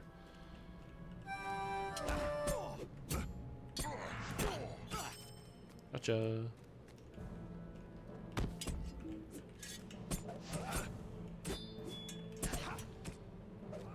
It took you forever to go in here, but I remember being more nice last time you were there. Yeah. I will say also, I'm not saying it's a perfect area. A lot of people got really disoriented by the underground stuff. And a lot of people just generally don't like underground or the idea of working with the dwarves all the time. Some people just prefer, you know, stories with different characters or in different settings. I like underground areas in video games, so I've never had an issue with that.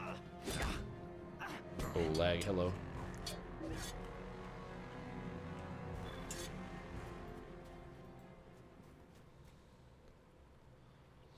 Yep, true. Also the oozes or whatever, or the fungus. Hello, Halmer Stone Shaper. What do you want? Will you stay and speak with me a Collect moment? the stolen dwarf ingot. It's in here, right? Yeah, it's up here. It's right up there. I remember now. Me too. I love how huge everything feels. How you can tell you're walking through an area that, you know, was built thousands of years ago. And it feels like it's thousands of years old. Like you're discovering something. Because you have to clear out the orcs and stuff who are already in it. Like, it's weird. I don't get that same sense from, like, Minas Tirith. Because Minas Tirith obviously has the history.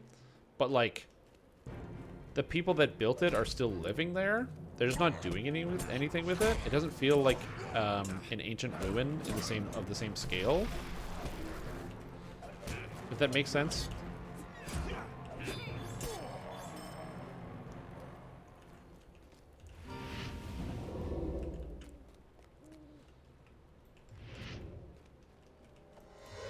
Because it's like, you know, yeah, it's ancient, but everybody lives there.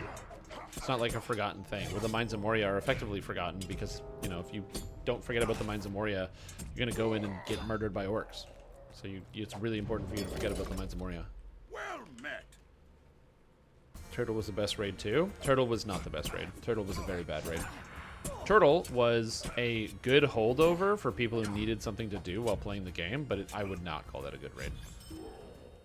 It was just a DPS race. There were no mechanics. It was just hit the boss as hard as you can, and if you had well enough geared characters, you could just bring only DPS and just kill the boss before it killed you. I had fun doing Turtle. I liked the event where you would get people in the server to do Turtle, how anybody could come and do Turtle.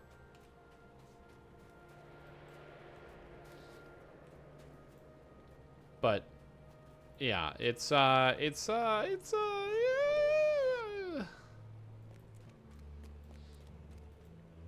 met. not the best one. Watcher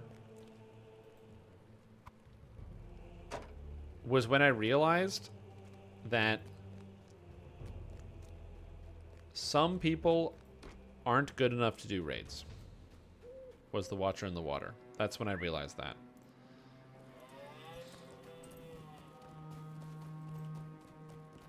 So the first mechanic in the Watcher in the water is something that before I did the raid was described to me as being like a run killer. It would wipe your whole party. It was so difficult to deal with. And I was like, oh man, this thing's got to be crazy, this mechanic. Like, it kills you when you walk in. It's got to be crazy. Well, the first mechanic in the Watcher in the Water raid is that when you aggro the Watcher, it then begins to charge up and does a big scream attack directly forward. So you basically walk into the room and then go to the right. This mechanic, back in the day, used to wipe like half of the raid groups because there were so many people that just could not get out of the way. Either because their connections were bad or because they had like a nerve connection issue where their nerves wouldn't fire fast enough to allow them to move out of the way. I don't know what the problem was. But I remember going into that raid, never dying to it, and watching people get wasted over and over and over, and being like, oh, this is what people are dying to? And definitely changed up my perspective a little bit. Again, sometimes elitist Stream Time comes out, but here's how you dodge the mechanic. So the raid loads up, and you walk into the room and there's the Watcher, and then you go, that's how you dodge the mechanic. That's it. You just like turn to the right or the left. Both are fine. And yeah. Anyway, so after watching that was an eye opener for me. Yeah, and you know it's coming. It's there every time. It's not a mystery.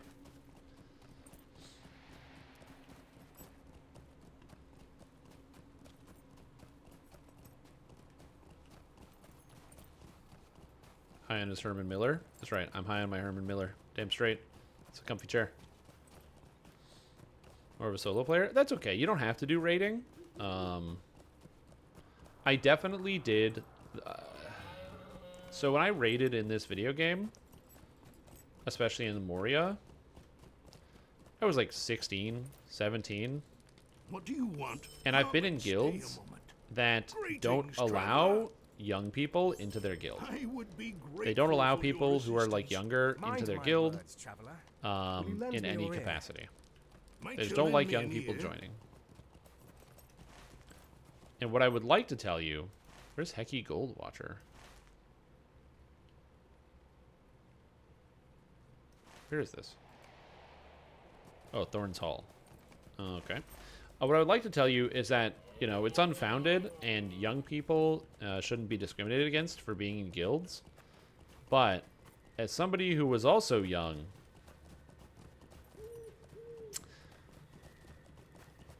at the time. I understand why somebody wouldn't want me to be in their guild. I was quiet most of the time, but I have been removed from one guild. There is a Lord of the Rings guild that I'm not allowed to go back to.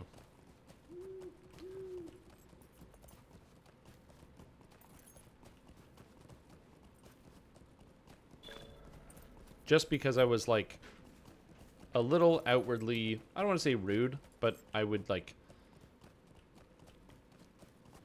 if I saw somebody doing something that was, like, so wrong it hurt my brain, I would try to nudge them in the right direction. And then when nudging didn't work, I would just tell them that they can improve their character by doing X, Y, or Z. And enough people didn't like that I was not allowed back. Which, again, not my guild anymore, so I don't have to worry about making those decisions. Giant country. Seek the giant's table. No, I'm good. I just need to get to the signpost, please.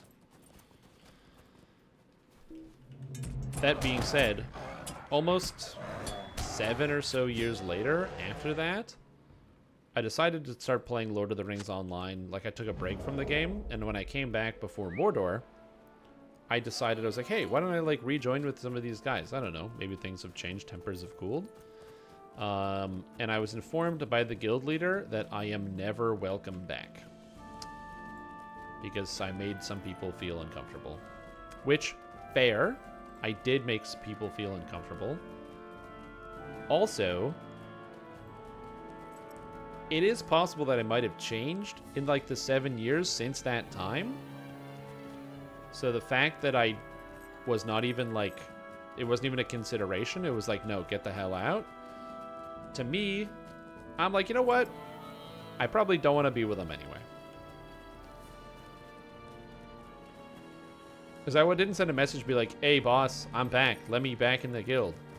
I was like, hey, I know that, you know, there has been some tension in the past or whatever, and I could have done better, but, you know, I don't really know anybody else playing the game, and I want to come back and play it. Would it be okay if I, like, either rejoined the guild or maybe played with you guys a little bit? I'm just not sure, and I got to transfer characters to the server. And I remember all the good times, and, you know, just let me know what you think. And then the answer was, like, absolutely not. And I was like, well, I mean, shit, man. So I think I dodged the bullet on that one. Yeah, exactly. That was my thought. I was like, if these people are still mad over what's going on, I'm good. I'll move on. It's okay. Yep.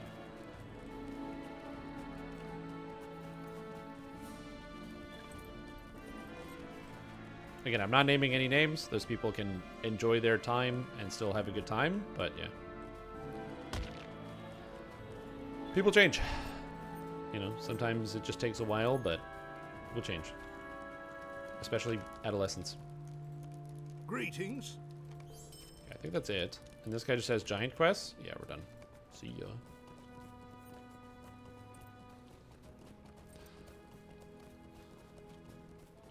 Yeah, for multiple times the watcher comes up, starts casting frontal to random play in the group, and everyone run to the other side of the room. Yeah, as somebody who was doing it at the time, that wasn't the problem. It was people not moving. We were doing VLAN release where someone would just be wing buffed back to Stormreach randomly, and that was it. They didn't get to finish. That still happens, by the way.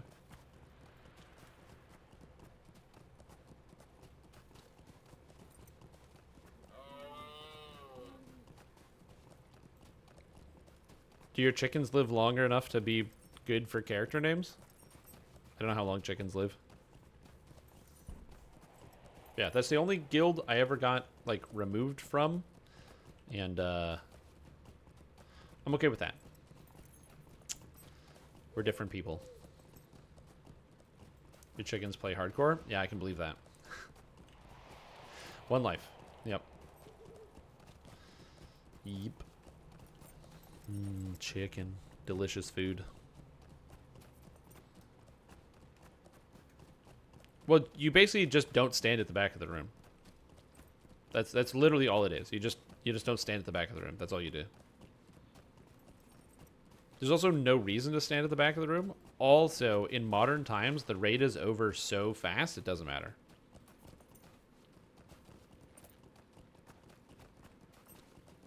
Like, Vila dies in 30 to 45 seconds. So, power creep, man. Power creep. in theory, if you like bump up the Reaper difficulty, maybe, but there's like no reason to do that because all of the gear that drops out of the Vault of Night raid is upgradable. And so the only reason you'd want to do it on a higher Reaper mode is to increase the chance of getting like a Mythic bonus or a Reaper bonus on your gear. So that would explain why you'd want to do it on a higher difficulty. However, the raid only drops normal gear and you have to upgrade it to Epic or Legendary. When you upgrade it, you don't keep your Mythic or Reaper bonuses. Those just disappear and you get a brand new item. So as a result, there's really no reason to do it on anything higher than Elite, actually. Unless you're going for experience. And at which point Reaper will do Reaper mode.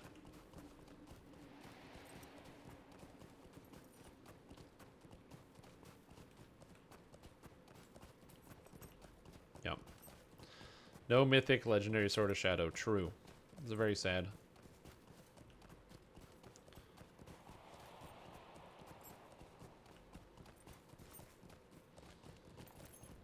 Okay, we made it. What do you need? What do you want? I have no idea Sweet if lad any Malone, of these quests will are you good, stay a moment? but we're going to keep Sweet doing lad them. Malone, will you stay a moment? Come. Sweet lad stay a Malone. moment. Will you help me? Why is Grimbjorn here?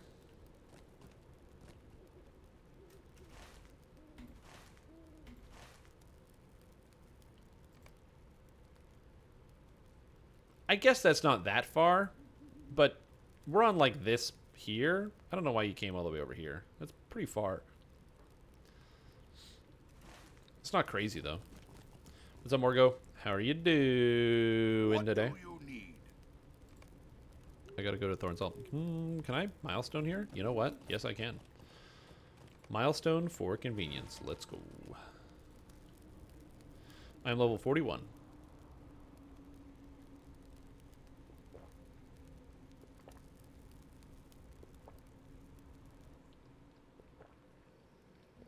I am flying through areas. But to be fair, I have like a near perfect memory of a lot of these adventure zones because I've played them so many times. So I am going through the areas very quickly, but that's part of it. Hell with Fearless, too much work. I really do just want to walk around Middle-earth. Yep. I would say, yes, update 62 is today. I've been asked on more than one occasion to make something to explain the content. So probably at the end of the stream, or just, you know, when I'm done, Greetings. I'll record a patch note review video so people can like have a understanding of what's actually in the patch notes. It's a good idea. Okay, so where is Hecky Goldwatcher? He's inside Thorn's Hall, located within the Blue Mountains. Uh-huh. So he's in here. Well, it's not that many things to look for, so we'll find him. Yeah, I would say if you are like a long-time player, then I would definitely, or like somebody who is, you know, not terrible at video games, I think a good start is just the first difficulty up Daunting. But that being said, you don't have to do it if you don't want to. Okay, he's not labeled on here either. Hey, Islif, what do you do? Greetings, traveler. Homesteads. Will you stay a moment? Hecky Goldwatcher.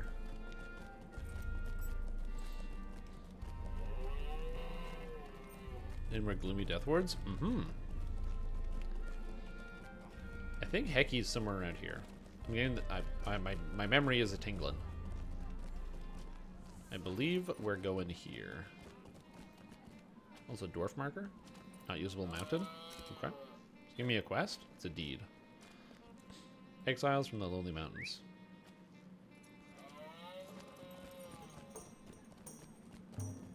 Here it is. Hecky Goldwatcher. I had a feeling. I am at your service. Ooh, I can get a bad necklace. Thanks, Hecky. That was it. I thought there would be a follow-up quest. There is not a follow-up quest. Is there anything I want to do while I'm down here?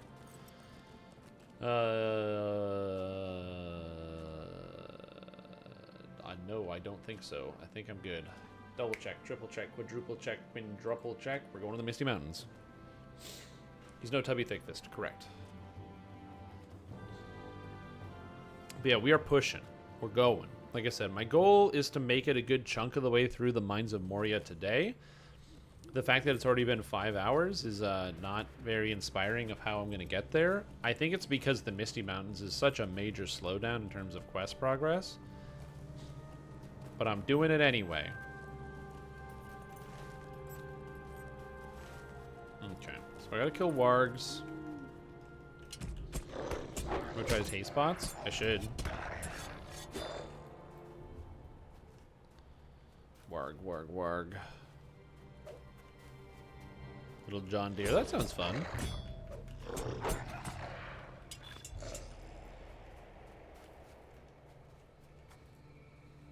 There's a quest in Goblin Town? There is, yeah. Again, my goal is to complete this deed. Peril of the Misty Mountains, Part 3. So I need to do 11 more quests in the Misty Mountains, and I'm going somewhere else.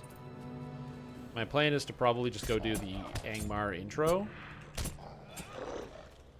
which is usually pretty good.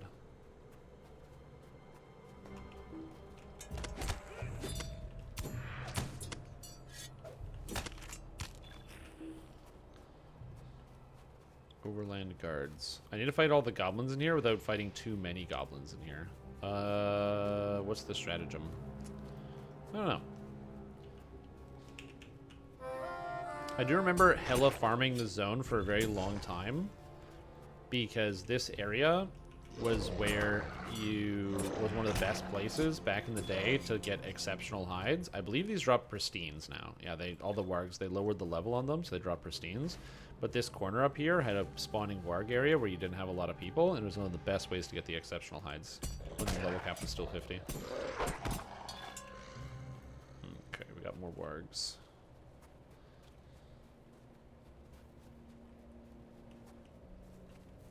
Tumbling. Unfortunately, my character doesn't do a lot of tumbling. In fact, there really isn't a lot of like action rolling in Lord of the Rings either. I don't know why that is. Combat rolling is kind of cool, so I don't know. Alright, goblins, let's go. I also don't think there's a goblin slaying deed for the Misty Mountains either, which is weird.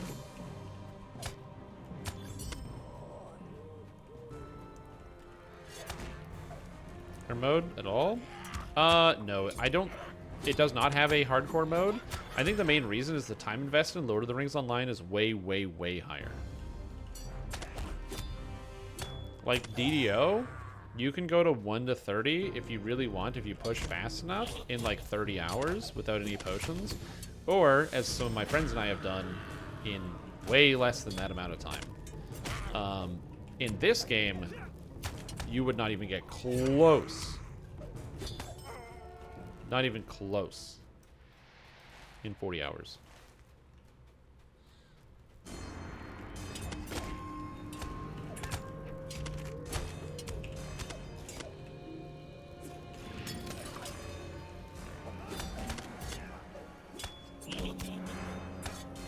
So yeah, it's just something to think about.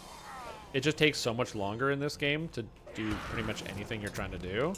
And the level up progress is slower, so yeah. If they did a hardcore mode, which they probably could, man, that would be just absolutely exhausting. Like that would be a slog. They probably could, and I wouldn't put it past SSG to add something like that into the game, because there are a lot of maniacs who just like hate their sense of self-worth and their time and would do that to themselves. But man.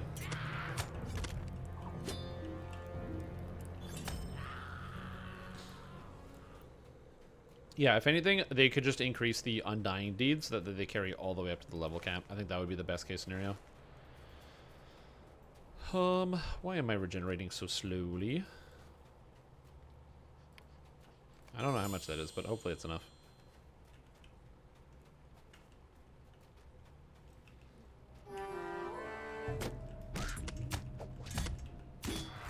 Oh, I got the stuns.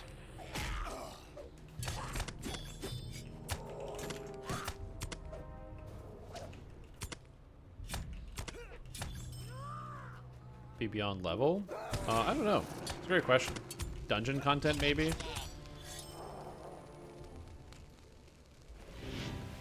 Oh god, another one of these.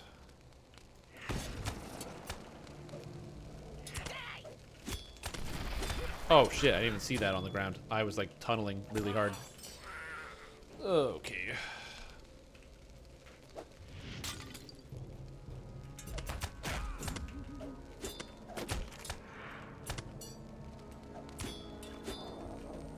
Okay, can't do this. Let's get this guy.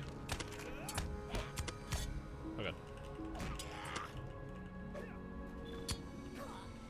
Okay, everything is good. I don't have a way to knock this bomb out of his hands. If I got the crit, maybe. Why are there 3 guys here? Oh, I'm dead. Fuck. I didn't realize there was a guy that was right behind me, so I'm all the way back up at the fucking camp.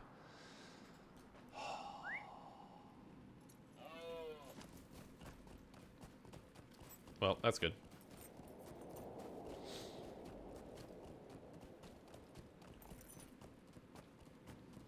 Is there a weapon or spell? Is that working before I go find one? I don't know. I've never used one. I assume it works because it's in the game, but I've never used one.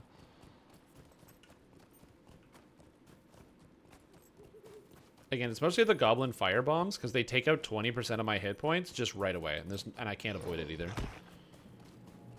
Because I'm not a ranged character, so I don't have a way to like remove that effect. Usually if you're ranged, you can hit them and they drop the fire bombs on themselves, dealing damage. But I can't do that because I'm a mariner. And I kill so slowly, yeah, everything's respawned, so I have to find my way back in again. Again, is there even a goblin deed? There's not a goblin slayer deed either. So I don't even get anything for killing the goblins other than like a minor amount of XP. Ah, perfect.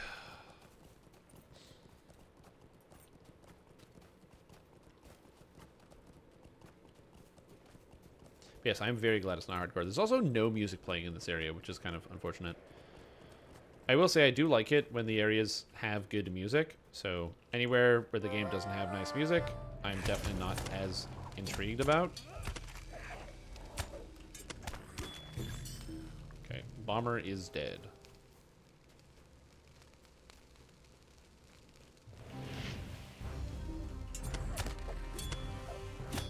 Not very Goblin Slayer of you. No, it's not. Oh, avoiding the goblins? Yeah. I'm not slaying them in goblins today. Trying to avoid them as much as possible. Okay, goblin fire pot. Give me that. Come on, dude. You can figure it out. Yeah, the pages, they used to be a little bit more complicated, but nowadays you can just get them all out of Moria, so I don't really care. Wrong button. This way. There we go.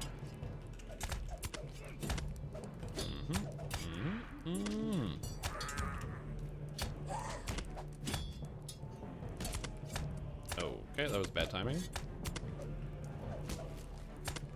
Oh, they got the corruption, makes him so strong. It reduces the damage they take by such a huge amount. You really got to remove that corruption. Okay, maybe if I crit. Damn it, I keep critting the guy that's like not the dangerous one. Okay. Heal self. We're good. Increase mitigations. Reset. Get out of this thing. Oh god, paying attention to the video game is annoying.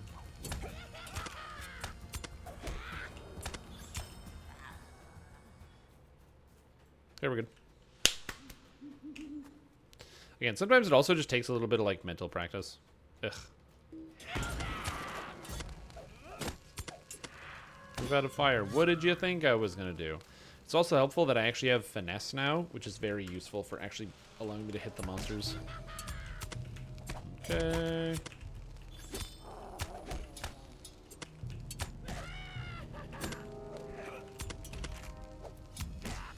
Being able to hit monsters is quite good.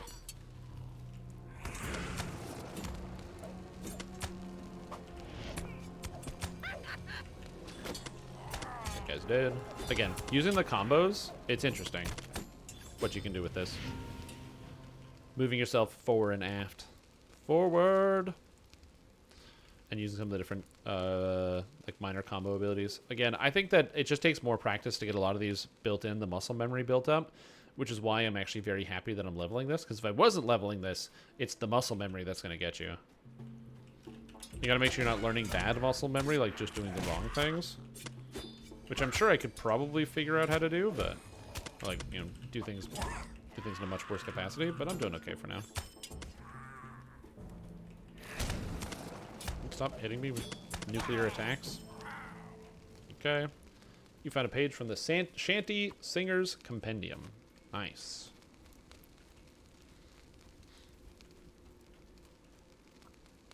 Yeah, Moria drops all of the pages, so you can actually just go run around in Moria and get all your pages, which makes it nice and fast. There's like a goblin camp that's pretty close into the to the beginning, so you can just like spam all the goblins in there in a big circle. I shouldn't die. This feels like I won't die. Nice. 6 seconds. And then, the best way to just get yourself all the way back to camp is to die. So, since I'm going to the Warg camp next, and the Warg camp is based on a mountain, I can just climb the mountain, do all the objectives, whip myself off a cliff, and then boom, I'm back up at town. And I can hand in everything. It's way faster. Again, one of the reasons why the fact that I'm happy that there's no hardcore, and also there's no, like, title for not dying and getting all the way up to the level cap. The other problem with them having a title where it's like you get all the way to level cap without dying is that you can use a level boost and it gives you the title. So, for example, if you wanted to have the title of like the Fearless or whatever for doing it on the higher difficulty, you can just use a level boost. You just go to the guy in town, apply the difficulty, then use a level boost up to the level cap, and you instantly get all the titles. Why is it designed like that? I don't know.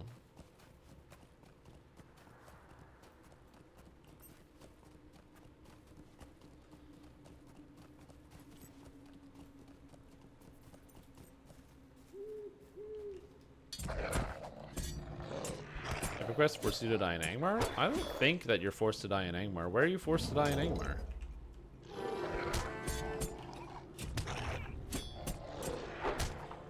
Yeah, but they probably sell fewer of them, so they're probably not going to do that.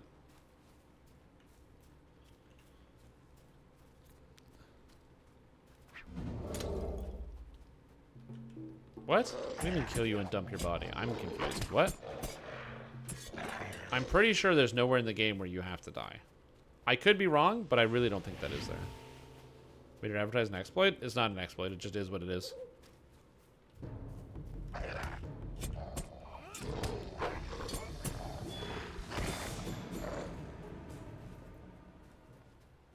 Oh, the Stalker didn't count as a Tempest Warg? Interesting.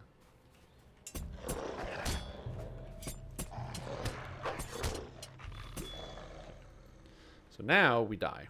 I have everything done. So I can go back and hand in the quests, so I can just die. So I'm going to aggro this warg. I'm going to go to the bathroom real quick and get some more water, because it's still warm in here.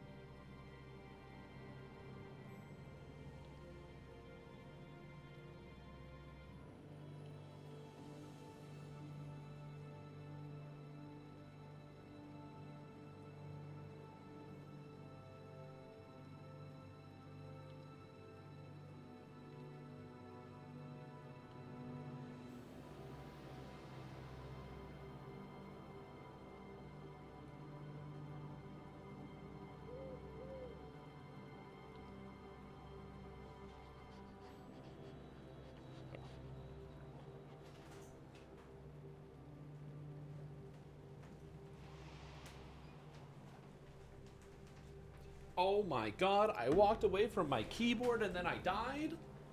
No! No! Oh, jeez. Oh, gee. Oh, wait, that puts me back in town where I want to be. Isn't that something? It's almost like I planned it. Sweet lad Quest Melon. completion. Quest completion. Hail, friend, and well met. You Quest may be of service completion. to me. Quest What do completion. you need? What do you What need? do you need? What do you need? I need everything, dude. Uh-oh. Sweet lad Melon. Talk to Will you Gandalf in stay a Rivendell. moment? Yeah. My beard. Before they added a stable master here, this quest was so fucking annoying. Because the way that you'd have to do it, you'd have to run all the way down to Rivendell and run all the way back. Well met. Wait, where's Thorgest? Rimbark. Right. Greetings. Let's go to camp and do all this. The warg was struggling. It took him a while, yeah. Also, imagine you're like a monster, right? So you're a monster that lives in one of these universes, and like you watch some adventurer come up and just butcher like half of your your whole family. They're just ripping them apart, tearing them to shreds, smash, smash, smash, just tearing everything apart. I'm a swashbuckler. I'm swashbuckling my way through people, and it's very depressing. And then you finally take them down, and they're like, "Oh," it's like you knock somebody over. And then it's like, oh, it's okay. You defeated me. I'll retreat. And they're like, no, no. I'm killing you. And you're like, you defeated me. I'll retreat. We'll try again later. It's like, what? That's bullshit. Mending Burst is very good. I really like Mending Burst, especially if you don't need extra damage. Having a really powerful heal on a short cooldown is awesome. 23. I need 7 more quests. Then I go somewhere else. I gotta say, genius idea to just use the deed accelerators while leveling like this. So good. Like, how many LotRO points have I earned today? Can I check that? I can check my history, I think. Transaction history, maybe? There it is.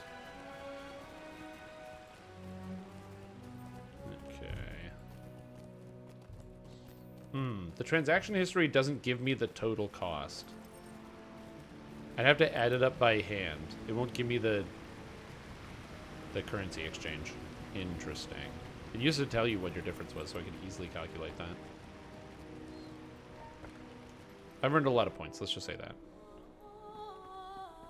Where's Gandalf now? On the Bilbo's room on the ground floor. Okay. Elrond's Hall?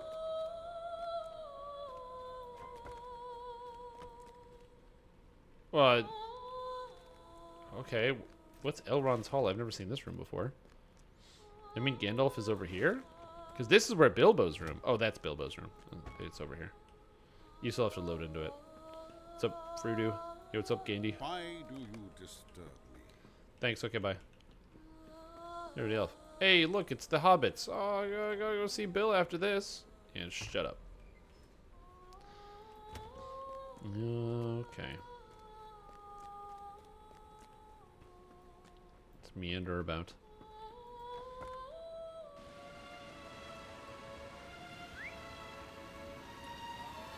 If only I'd done this bat quest instead of skipping it. I'd probably have my level by now. Or handed in this quest. I have a lot of quests that I have not completed because I just like walked away. I didn't do this one. I can do this one though. Lemakoti. I probably will do that one. I don't know if there is a way to teleport to Estelden. I don't think there is. I think it's just straight up walk to Estelden. I don't think there's a way to teleport there. There's also the Angle of Mithethel. I think I'm pronouncing that properly. I honestly don't know.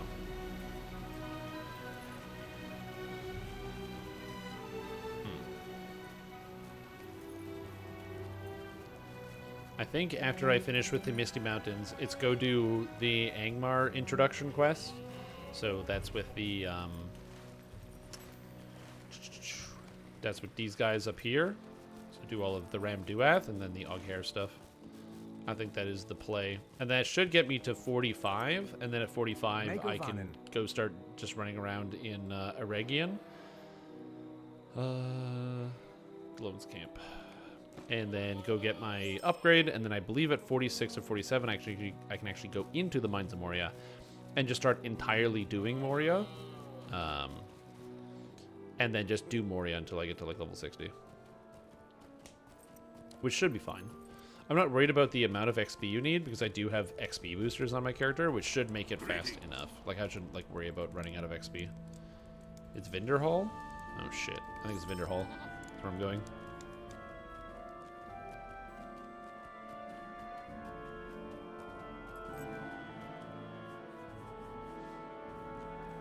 Yes, yes it is.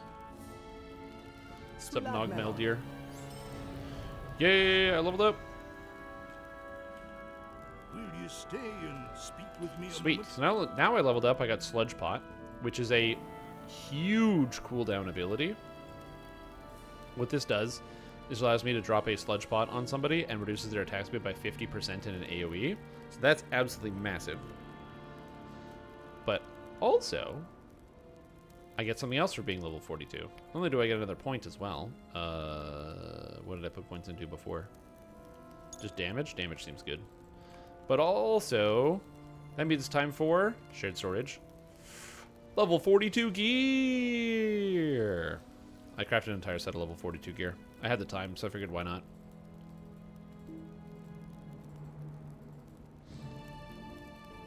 And this is great for two reasons. Let's just cover all that.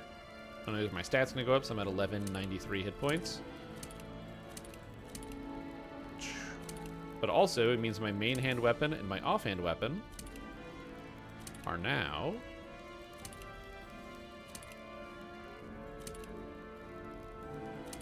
Here we go. I don't know why my rings are different. My new rings do Fate, Vitality, Agility, Power, Might. It's a lot of stats. It's more mana, basically.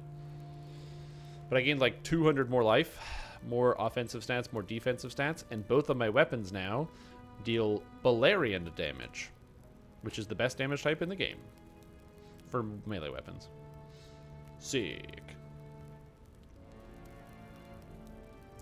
I don't think anything particularly changed. Again, I still want to use the shoulder pads here because I like the finesse, but I can't because then I lose my parrot, and I gotta have the parrot. For those of you that don't know, the new parrot cosmetic that they added to the game only works. So this parrot is only functional if you actually have it equipped into an item slot, which is unfortunate because it's very cool, but fortunately you don't really need it that much for landscape questing, so I'm not worrying about it. But I could worry about it. Alright. Back to questing. Anyway, I'm doing deeds along the way, so my character's leveling up all the deeds. Wit's at 20, working on loyalty next, get some extra hit points. I think having just more health is very good for this character in general. Just that way it takes longer for monsters to kill me. I don't know how else to describe that. If you actually kind of do everything along the way, I don't know if you would overcap on Virtue XP. I don't think so. It is. The fact that when you enter combat, the parrot flies away, and then when you leave combat, the parrot comes back. I don't know how it's living in this Arctic climate, but again, the monk parakeet is a common pest in a lot of North American cities because people will buy them as pets. Oh, yo, I got him with the pot, and he dropped his thing. No, no, no, stop with your gourd.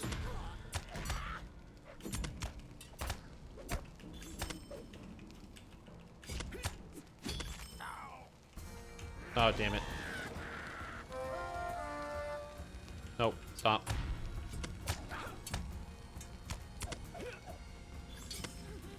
Okay, perfect. Now, this is one of my favorite quests in the whole game because of this interaction right here. If you've never seen it before, I click the burning cauldron and I dump this fire pot. Hey, what's all this commotion then? Who's messing around here? No, don't touch that. So he explodes, and they fly through the air, and then the whole camp explodes. And the goblin corpses fly through the air. I don't remember which one is next. Yeah, this one just exploded and the corpses are flying through the air. Yeah, it's great. If you've never done this adventure, I spoiled the whole thing, but it's pretty fun. A lot of people probably just hand it in and then walk away. But yeah, and they keep exploding if you go up. Which basically gives you free passage to get all the way to the top.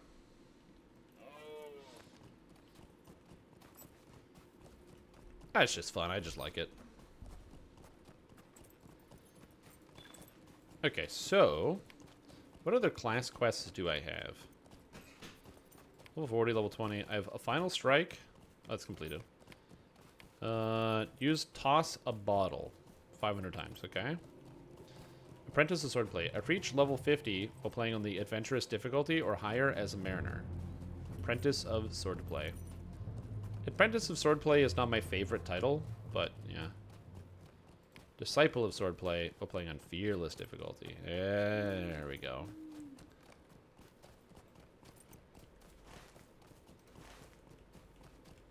It definitely grinds my gears, the fact that you can use level boosts to get all your titles.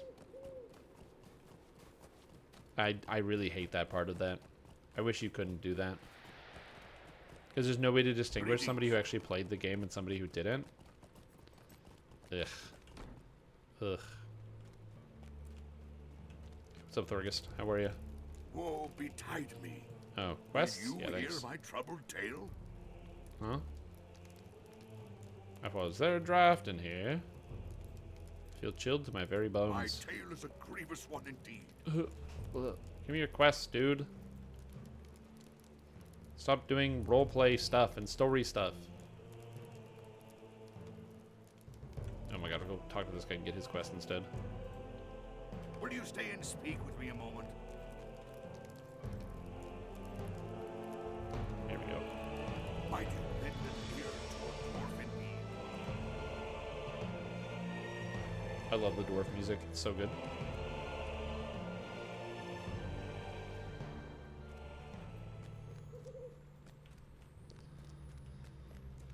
Okie dokie. So now I can go up to Vinderhall. What are the featured items in the store? River Hobbit Bundle, Greater River Hobbit Bundle, Superior River Hobbit Bundle. Wow, what do you get? For 9,000 points. Megovanen. I'm very curious about this. Friend. Will you lend me your ear? Conflagration, Challenge, Blackfang. Okay. One-time offer. Unlock a character slot, the ability to play as a River Hobbit, 100 Mythal Coins, 20,000 Virtue XP, an outfit, a cosmetic pet, a weapon aura of the River Folk, housing decorations, and 3 titles. Ooh! No thanks, I'm good. Needed a monster attack until the nearest brave adventurer soul. To be fair, he gets like hella injured, so you have to save his life, but yeah. Also, what's up, Cruiser? Zero. How you doing? How are you doing today? Hopefully you're doing very well. You know, that's what I hope. I hope wellness is how you are.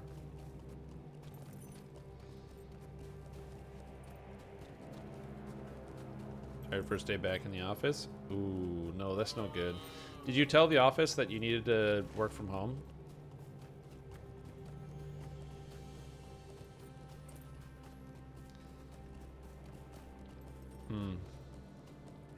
Yeah, that's what I would have done. I would have just told the office. I would have been like, hey, yeah, I need to work from home. And then if they go like, okay, yeah, but we need you to come in, I'd be like, no, I'm sorry, I can't come in. I gotta work from home. And then just keep making like stern eye contact, just like until eventually they just give up.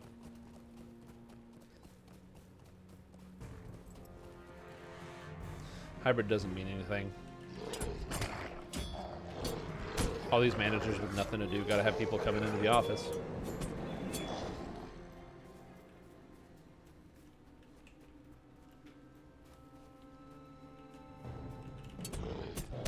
Like, that's literally all it is. It's just people that, like, can't handle the idea that other people will notice how little work they do if they don't have people to directly manage in person. So they're like, oh, you gotta come in. It's mandatory for team synergy or some made-up nonsense.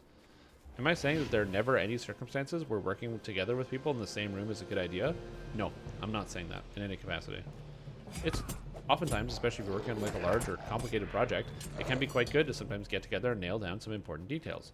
But much like how we learned at the beginning of the pandemic how many meetings could have just been emails at the start, you know, sometimes you just don't need to be in person for every single thing that you do or every element of your job. And the hybrid model seems like it works better for most companies, businesses, and people. Oh.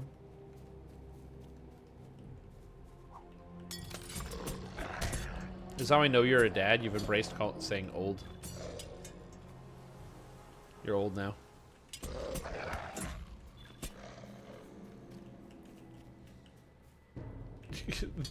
Old just in mummy wrappings? It's amazing.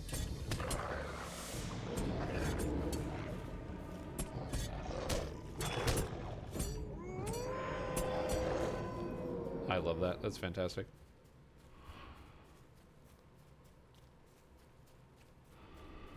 Oh, horse made it? That's fantastic. That's even more impressive. I thought you just found it on the computer.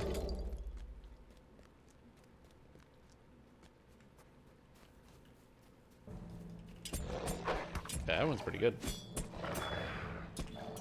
Uh-oh, Tempest Stalker. Hello.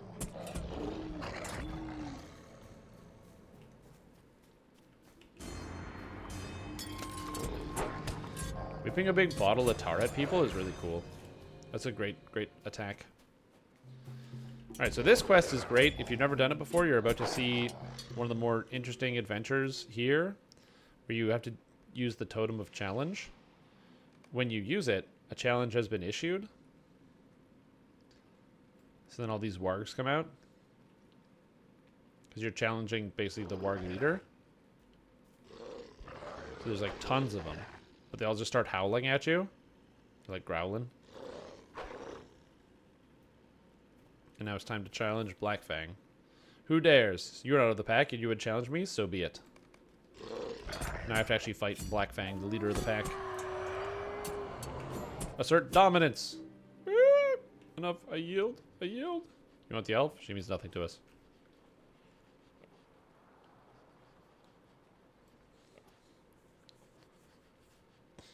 It's just cool. I like it. Good theming. Anyway, I need to go back to town, and there's one way back to town that's faster than the others.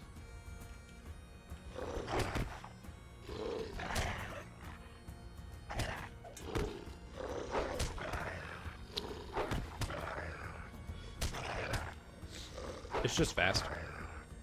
Well, it could probably stand to be faster.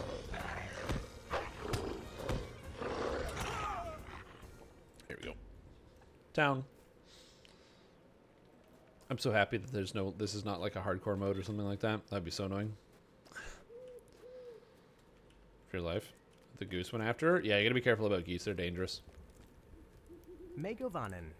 You do not mess around with geese. Geese mess around with you. Service to me. Alright, talk to Glowin about Goblin Town. I don't really want to do Goblin Town, so we're gonna go to Hrimbarg and do the quest out here. And then I think that should be it. Whee!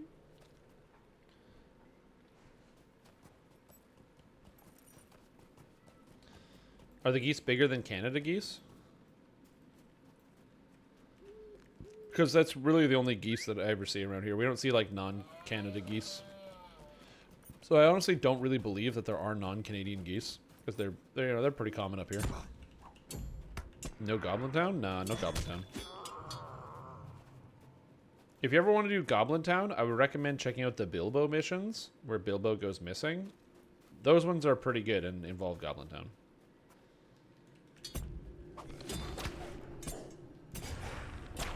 Despite my prior hard stance, I am easily swayed. I've talked about this before, but I do feel like partially responsible because I am an influencer over the influence of other people's decision making and purchasing powers. I know I have that power, and so I try to use it as responsibly as I can.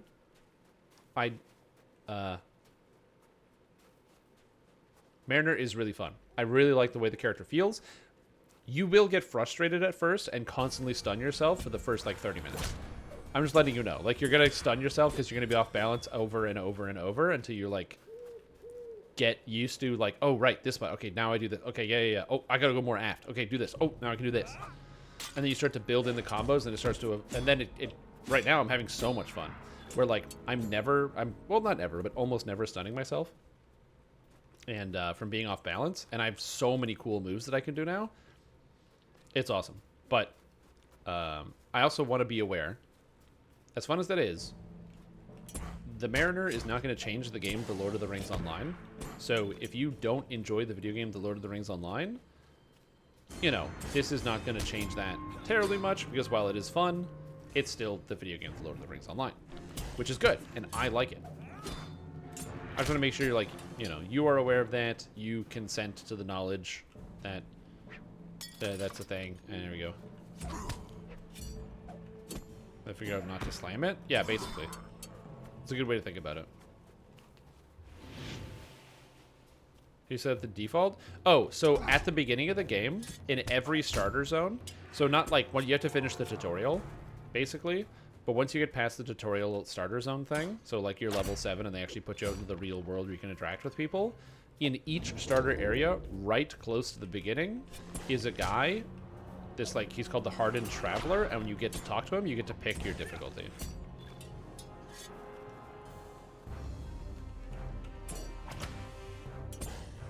Right at the beginning of the game. If you want the titles and achievements, you have to pick your difficulty before level 10,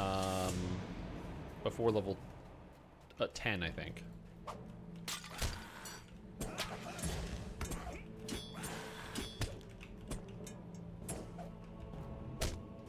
Yeah. So if you just want the difficulty, that's fine. But if you want the achievements, and be like, yes, I did play the entire game on, you know, smash my head into the concrete difficulty. Well, better put that on early. Yeah, also the wiki article there is very short and very clear about what it is. So that's actually a very good quick read.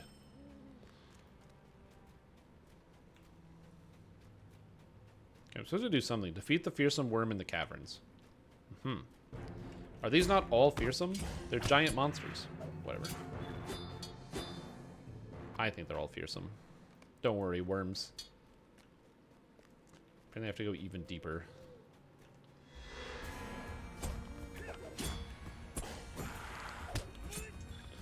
I have no idea why it's playing the skirmish music in here with the bagpipes, but weird. Goose our ending. Whoa, whoa, whoa, whoa. 11 to 12 kilograms? You're telling me you got a 25-pound goose? I didn't know they got that big. That's crazy. Are you serious? Oh my god. Do you eat it? That sounds like that would be delicious.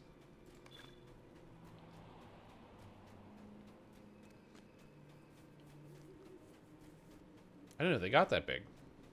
Damn. You don't eat things you've named? I don't know how things work.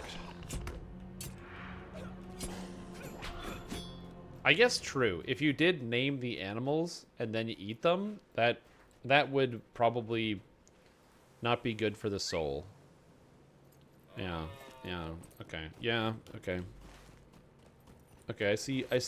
I'm picking up what you're putting down. I gotcha. Yeah. I mean, like, in the apocalypse, though.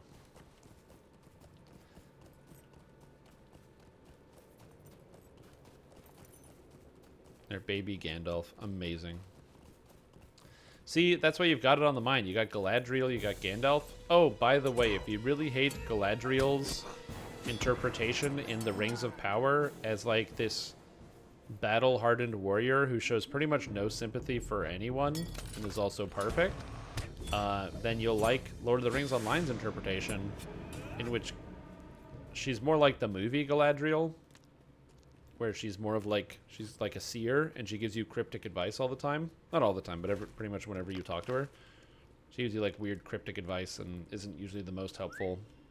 And she's in several cutscenes.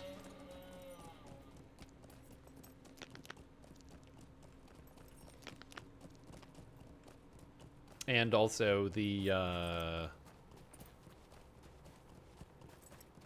And for the most part, she doesn't have any like crazy magic either, in the sense of like she's an elf. So all the elves that are really old just have like some type of unspoken magic.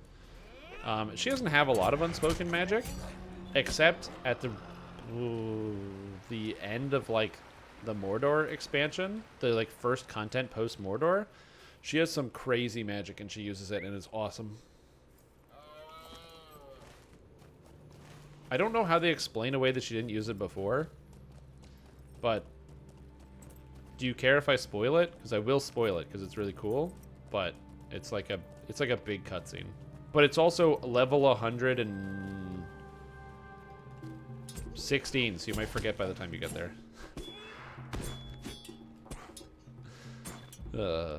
It's a pretty far deep cutscene.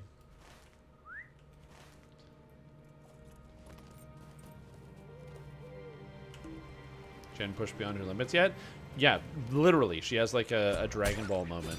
Or she decides to break her own limit and go Goku on some people. Goes Super Saiyan. Not entirely.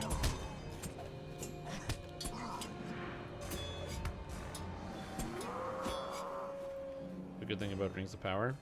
Yeah, so in the game, she after the defeat of Sauron, she is upset about Sauron's fortress, Barad Galuran, still being present in the Mirkwood. And so she goes with Celeborn and... What's Legolas's dad's name? I can't remember him. Anyway, and Legolas's dad and a couple other people, Thranduil, and they all go and basically stand in front of Barad Galuran, which is home to the great necromancer, who is actually Sauron the whole time. And she basically just gets really pissed off and then like lifts her hands up and channels it, and then channels elven magic, or I don't know. Maybe they're just making it up. And she literally tears the building down. And it's really cool. It is a very sweet cutscene. It's like this whole castle, which is also a raid in the game, and she just goes like and rips it apart.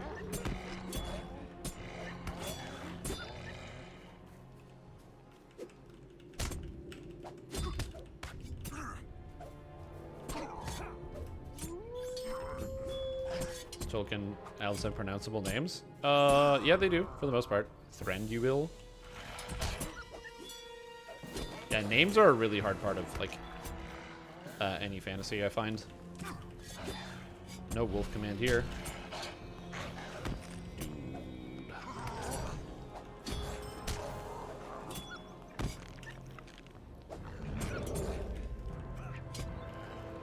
Here we go.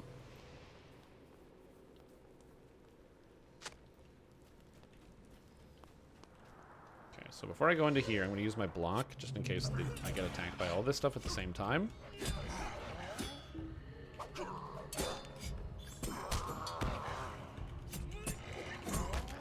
This guy's dead. Wait, how long does this last? This says 5 seconds, and that was easily there for like 20 seconds.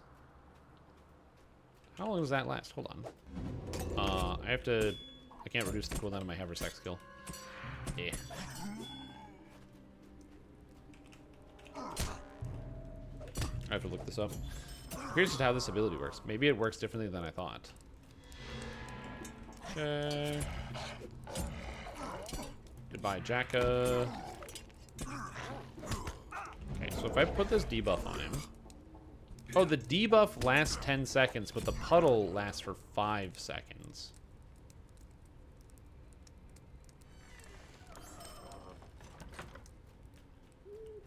Sure. I guess that's fine. The puddle. Puddle. This ability is called Sludge Pot. A pot filled with foul-smelling sludge. You throw it, it does damage, and then it slows them down. Because they're covered in sludge. It goes in the haversack. Because the thing about being a mariner is they're all about, like, they have a lot of focus on improvisational weapons. And so, kind of fits together like that. I actually really like the focus on improvisational weaponry. I think it fits the character really well. Where am I going? Where's this pot?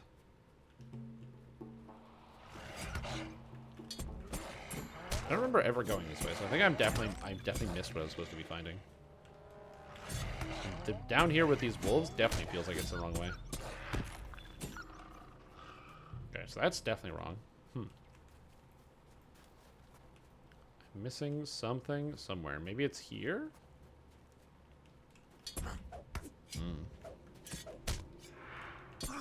That's a different type of puddle. But yeah, basically. It's right here. There we go. Yeah, that's definitely a different... Oh, I didn't even notice that thing exploding on me. Oh, Jesus. Oh, Jesus. Okay. So, I now have done all of the quests. This should be enough quests to complete the quest deed, which means I get all the extra bonuses for completing all the quests, and I can get the HE double hockey sticks out of here. I just realized I don't have to walk.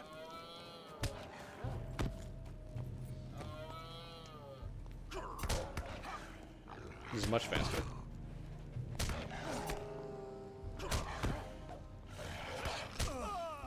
Dying to return to town. God, it's been a long time since I've done stuff like that. Yeah, it's a tactical retreat. To be fair, you do retreat when you die. That's a good way to think about it. So yes, this is in fact a tactical retreat. I kind of like it. What do you want? The quick return to town. Oh, hey, cat.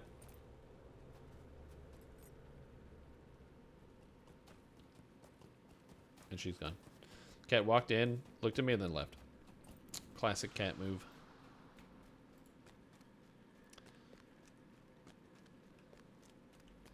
Oh, all I'm missing is the Black Crack and Domstall.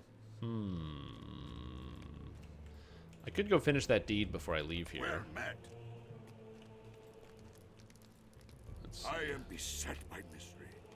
A lot of agility. But whatever, it doesn't matter. I'm not going to really read the gear. I am beset by mystery. Chilled to the By bone. my father, this is a sad Deed is day. done. It is hopeless. Woe betide me. Oh, got it. So my wit is now capped. My loyalty is 12. Sweet. It is hopeless. And I leveled up. Nice. 43. Let's go. I get another point. Yeah. More damage. And now I got 15% less mana costs and 10% faster attack speed. Oh, yeah. So the way this game works, which is something that a lot of people might not clue into, is attack duration. So attack duration basically just means... let me get this off the screen. Attack duration basically just is how long it takes your character to animate.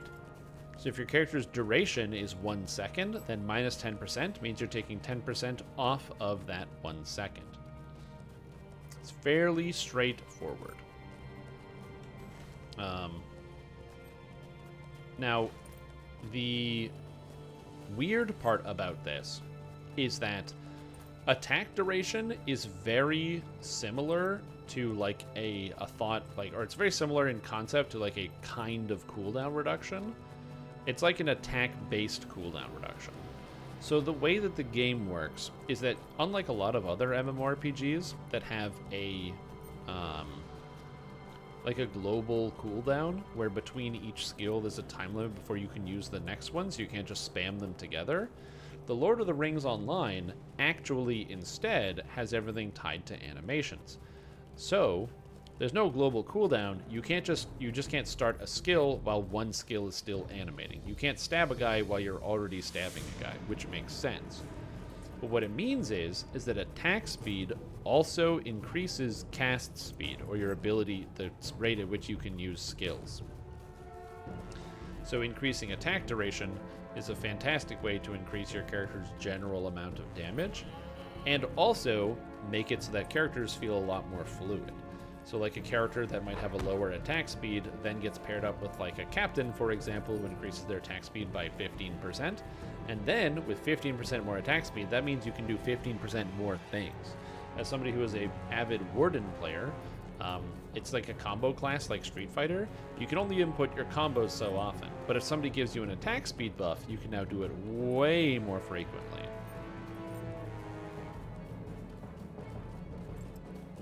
Okay, so that's Dom Stall, and then I need the Black Crack. Can I escape? Probably? Maybe? Uh-oh. Nah, I thought I could. I thought I could get out of that. And so, attack duration is interesting because it makes you attack faster, but also it basically means I can use more of my skills. It's not just attack speed, it's also my skill speed, which means I can apply debuffs faster. I can, you know, get more things set up faster. So it's kind of interesting. I don't necessarily think that this is a better mechanic. But I do think that it is an interesting mechanic. I think that the fact that it uses attack speed for its basis, that has problems, but I don't know. I like it. Can I travel to the 1 coin? I think I'm paying that coin. I don't know. I like that it's different from other video games, because if every video game felt the same, then every video game, well, it wouldn't be boring, but definitely be less interesting in some cases. Hello, Glowin. No dawdling. Dr. Glorwin is imprisoned? Ooh, I'm not doing that. Now, I believe this is the Black Crack.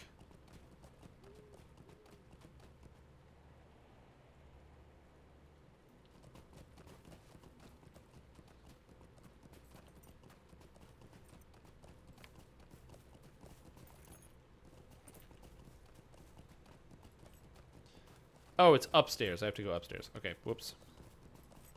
The Black Crack is the second entrance to Goblin Town. It's the secret entrance. Oh.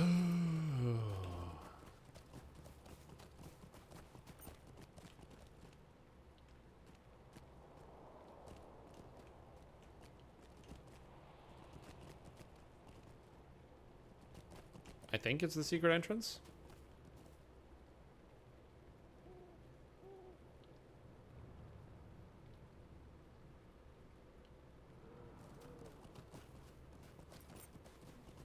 I have no idea.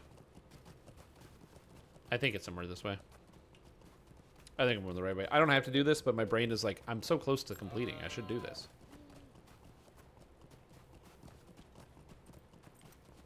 I'm going to be honest. I don't think I'm going to be able to climb this wall. Oh my god, you can just climb that wall. Nice. Nice. Okay, good. There's definitely a designer who put that in there because they didn't want to have to walk around themselves. You're supposed to go around the entire goblin camp to get up here. Not for me. Do I have to keep going up? Maybe? No, you don't go that way. You go somewhere over here, I think. And you're a mariner, rides a deer, not a boat? That's a great question. I probably should ride a boat. That's a good idea. SSG's got some answering. Or they need to answer some questions.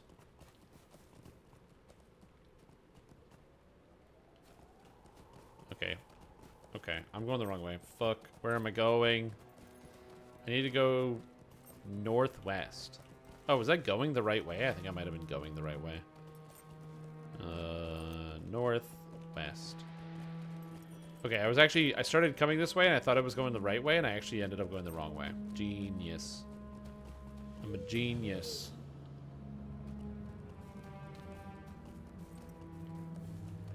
Okay, so I actually need to go this way. It was right here the whole time. Yeah, this is the one. I think he might have been alive too early for the concept of steampunk to be a thing. Black Crack. Done. Done, deal, and seal. Let's get out of here. I gotta talk to Darvin. Mithril coin. What's that? I teleported to Estelden? How can I be so I can do my next quest? Oh, how can I be of nice. service? Also, hydrate's a good idea. Yeah, I think it might have been too early for his time.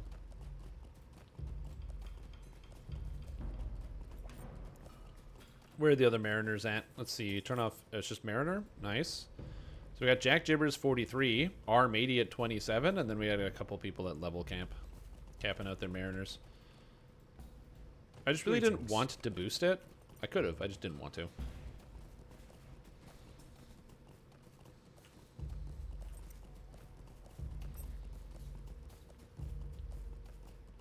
I like playing through the game. I like leveling up. I like getting experience points. I don't like that the areas are less dense now, but it's fine. It's fine. Alright, let's go into Angmar. Angmar? It was just crazy. Like, I got like 8 levels in 3 hours. And then I've got 4 levels in the next 3 hours. Because Evendim is so dense with so many quests and adventures. It's so dense. Yeah, definitely the North Downs is not one of my favorite areas because of the lack of music. North Downs doesn't have a lot of music. And same thing with Angmar. Is it the east or the right channel that I go into? It's Ramduath East, right? No, it's Ramduath West.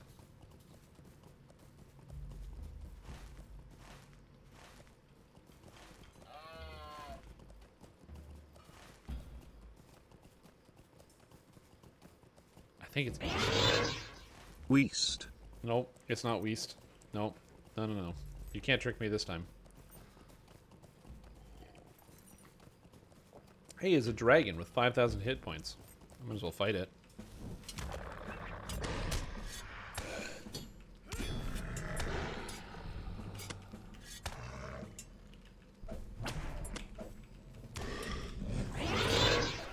Est. Boom, got him. Give me your adamant shard, bleak wind.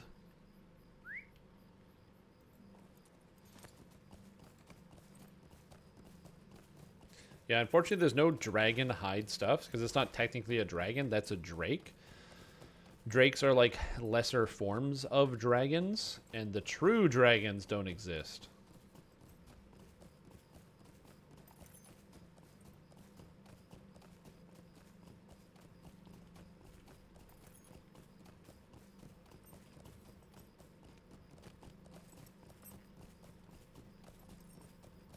There are a few of them. You kind of fight all of them in the Lord of the Rings. You don't fight Smaug, but you fight Thorog, Dragoch,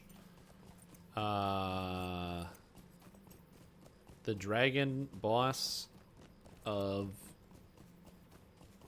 the Abyss of Mordath, the dragon boss in Arid Mithrin, and Hrimil Iceheart.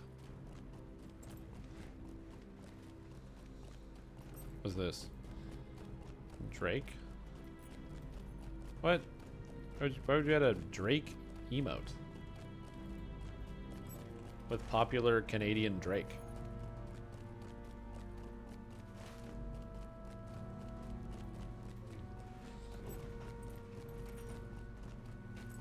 Alright, there we go. Now we're in Angmar. Hello. Rico? Will you hear of the Okay, so these quests are 40, which means the next area should be like 42. So I'm gonna do all these quests because I think they'll be good for me. I think. Honestly, I have no idea. We'll find out. The quest levels are like all over the place here. Will you hear after Yorkkin's troubles? Little friend. I also like that they just have the Earthkin here. They're just these like giant guys. They're like, yeah, there's like these giants. They're like called the Earthkin. I don't know if they have any relevance to the lore. I don't know. Maybe they do. Maybe they don't.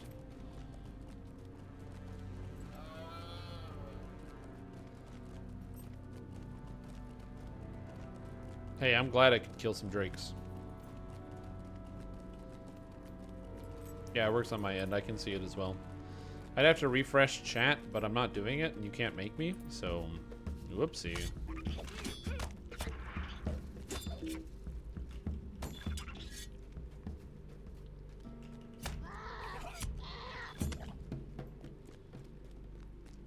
Alright, let's go over here.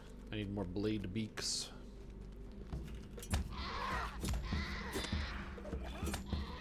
I don't think any of these are on the deed list. Refresh chat, please. You did give me $1. All right, you know what? I've been convinced. There you go. You gave me $1. That's fair. So I'm gonna move chat down here. I'm not gonna move chat down here. I'm gonna move chat down here. Here we go. Now it fits. That way you can read the quest log. I just realized my head, or like the chat would cover up the quest log, and then you don't know what quest I'm working on, and then that would just be terrible if you're like, man, what, dude, what is this area? I've never seen this before, and I can't tell what quest you're working on. Stand up for 30 minutes? Oh, you. And you're thinking you can make me stand up for 30 minutes because you use the redeem. I will never do that. I don't need to stand up. You can't make me. Oh, you can make me. Oh, Jesus. Again, I can kind of play like this, so take that. Oh, I'm a rogue. Oh my God! And then as I'm sitting here trying to refuse requests that are reasonable that I gave people the option to fulfill through a I shall attend to it in a redemption trice. Horse gifts out not 1, but 20 subs. Dude, the generosity is outstanding. I really appreciate it. I hope you're doing very well. I hope that you're enjoying the content and having a good day. Because goddamn, man, that's really crazy. Again, I'm super appreciative of the support. I'm a rogue. And I hope I can continue to entertain you into the future. That is currently my goal, and I hope I can do it well enough. I shall attend to it in a I'm gonna trice. keep trying. Welcome to the stream team, a whole bunch of people. Welcome to stream team .well27. I'm a rogue. Coco Captain QC, Raya Say, Volq38, Quest Rayleal, completed. 1.21 gigawatts, or 1.21 gigawatts. I shall attend to it in a High trice. Seer X, Maya Trim, Stormboy79, also Unzips Katana, hilarious name. The Links, I'm Shode, Rastil, Quest X, completed. Queen Spanker, Hardy, Pastor, and Acid Burn. Thank you so much, Horse. Your generosity is unbelievable. I'm a rogue. I'm very grateful. I hope you're doing well and you're enjoying your day. Thank you.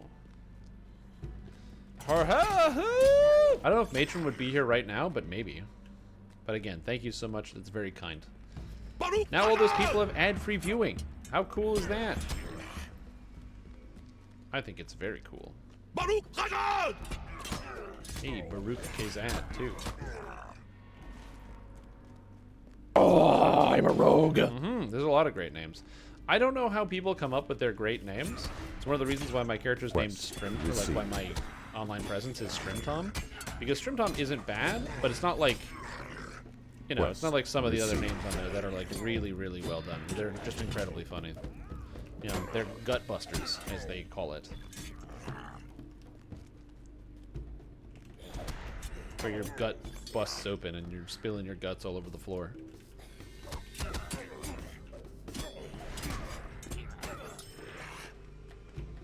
I can't remember. I think I have to actually carry this skull back to town, but I have no idea. Also, I just hit all the wrong keys in all the wrong orders. But everything's fine. One of these you actually have to carry the entire way to town. Oh, I'm a rogue. Okay, it's not this one. Good. Orcs are dead. I have to get root vegetables, spider silk, goblin gems. Check. Also, the Cult of the Ocelot gifted a sub too. To Radman 4 numbers. Dude, thank you, the Cult of the Ocelot. I hope you're doing well. I hope you're enjoying yourself. Also, do you mind that I call you the Cult of the Ocelot instead of just Cult of Ocelot? Cult of Ocelot's too hard for me to remember because my brain is too small. So that's why I say the Cult of the Ocelot. But I hope you don't mind because I'm not going to make any difference because it's too hard. Too hard for me. It's like, are you a cult? Are you the cult? Who is being culted in this circumstance?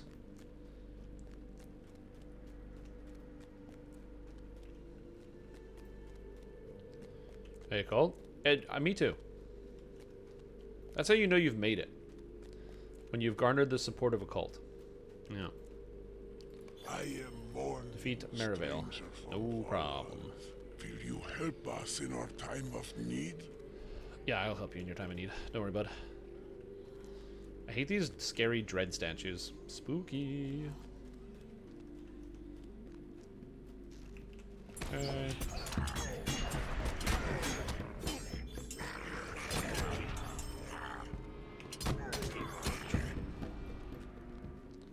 Unless there's another Cult of the Ocelot, I am also the Cult of the Ocelot. Okay, got it. Got it.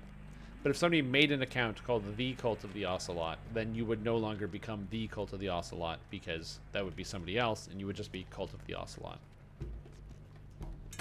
I think I understand what you're going for with this, but in case I misunderstand... They be heretics and purged by fire. Also good. Okay, I'm glad I understand. These guys don't have goblin gems. Here are the goblin gems.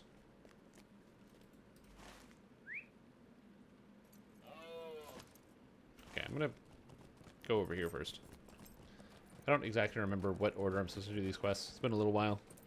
Also, what's up, Darth Dubious? How are you doing today? I hope you're as excited as I am for the Mariner.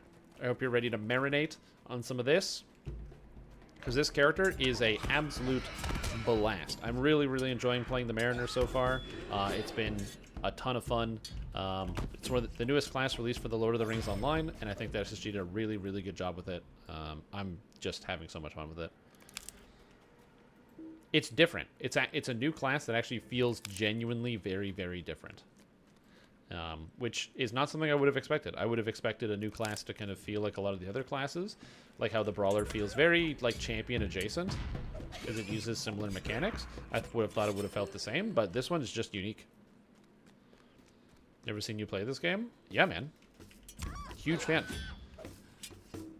I stream the game when like on raids. So like if you're somebody who tunes in earlier in the day, usually in the evening time, I'll stream the raids that I do with my guild. And yeah, because I end game raid in this video game. That I sold Willow and Mariner by telling her all the foods that marinate as the Mariner. What class is this one? No, that's working good. Or middle?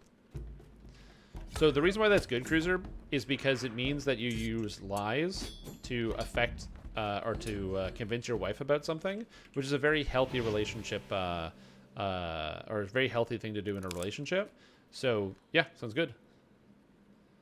Why do I raid in this game and not DDO? Because the raids in Dungeons & Dragons Online lag to such a fucking shit that you can't even play the fucking video game. And so the video game takes its accomplishments away from you. So if you're close to succeeding at something and then you fail because the game starts lagging out, there's no reason to play it.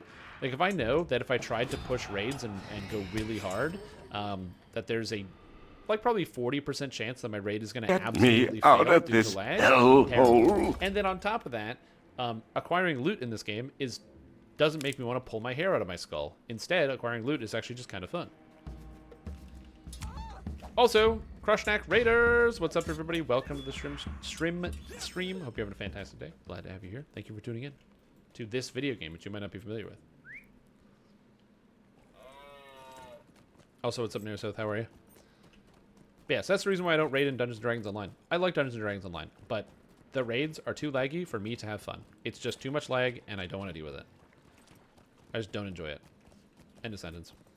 That, and also, knowing that that doing raids doesn't get you raid gear, doing raids gets you runes, which gets you raid gear, is kind of unsatisfying.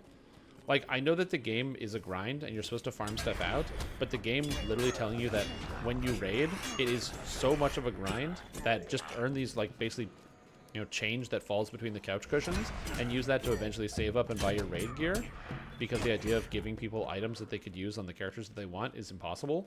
Yeah, I don't raid. In Lord of the Rings Online, all the raid gear is bound to account. So if I'm raiding on my Mariner and I pull an item that's good for my Brawler, I can just pass it over to my Brawler and use it on that character. I don't have to just play that one character, because it's all bound to account. And the reason why that's good is because it, you know, I completed the raid, I got an item, therefore I get rewarded for doing that. the way it is in Dungeons and Dragons Online is you go to do raid and you want to play, you want that new greatsword from the raid because it's really cool, the new lightning one. You're like, man, it would be really sick. I'd really like that for my character. And then your guild goes, hey, or your group goes, hey, does anybody have a healer? We really need a healer right now.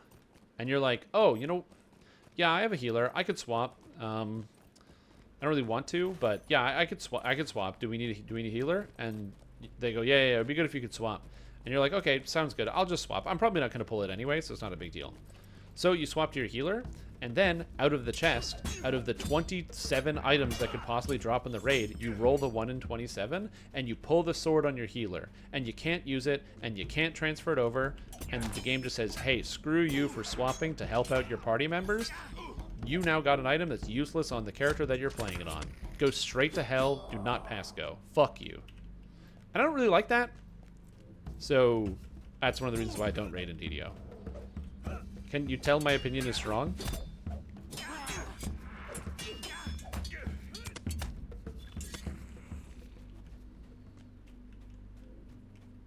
Okay, I need to get the goblin gems in Baal Rova. Those are my non-melee. Yep, there's nothing you can do about it. And SSG, the executive producer, just went on stream last week on Friday, and people were asking about the account-bound loot because the newest raid had account-bound loot for the first day. It was like bugging out, and executive producer Severlin, who makes a lot of the high-level decisions for DDO, was like, well, you know, people raid because they want that thing, you know, that's that like accomplishment basically, where they're like, it was dangerously close to a sense of accomplishment, where they have this piece of treasure that they want to be able to show off that they completed something. And I don't understand how he thinks that getting an item that you can't physically equip on your character is showing off, as opposed to getting an item and giving to a character you can equip it on is not showing off. I don't know. I don't know. The logic makes no sense to me.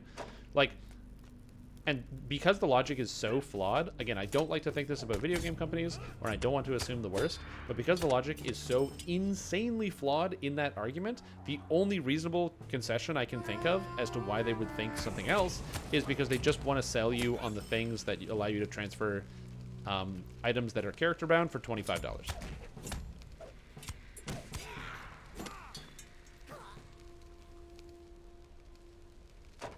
They do sell you the solution. It's just $25.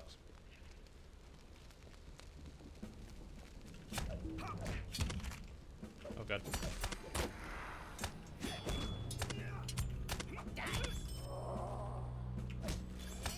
So like I said, I don't really like to be one of those like, that's because they're trying to sell you the solution. But like the answer was really bad. So either there's a huge misunderstanding about what feels good in general gameplay, which is possible, or you know, intentionally making the game worse so they can sell you the solution, which is also possible.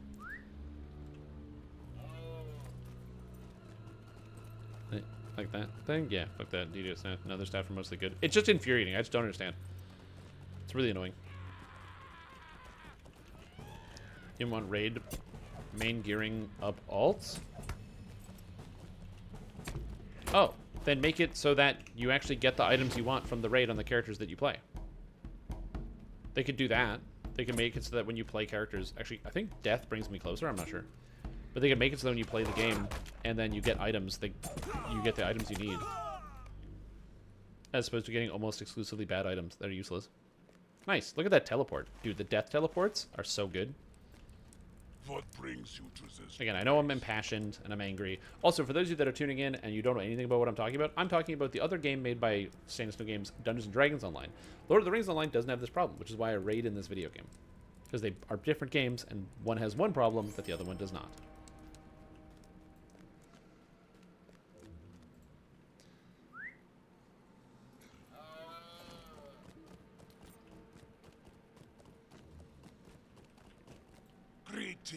Shiny metal. Also, shiny metal used to do light damage and now does common damage, and I used to come in to do shiny metal way early. But they changed it. Happy hunting. Also, root finders used to be leather gloves that gave a ton of might that I used to use on my burglar. Oh man, so many good items. Classic items. Time of need. The Lema are becoming pure. Okay. Is there any other quests here, or are we done? From far lands. Okay, I think I just have the last quest at the scout to go do. Oh, and Strength of Stone. Okay. Friends, and if all Red was VTA, some people would never pass in case somebody used it on an alt. Sure, that is a better answer. It's not what they said. That is a better answer. I still don't like that answer, but it is a better answer. Again, I can just disprove all of it. Number one, Lord of the Rings Online, this video game has bound to account loot, and people pass loot in raids. And number two, people aren't, like...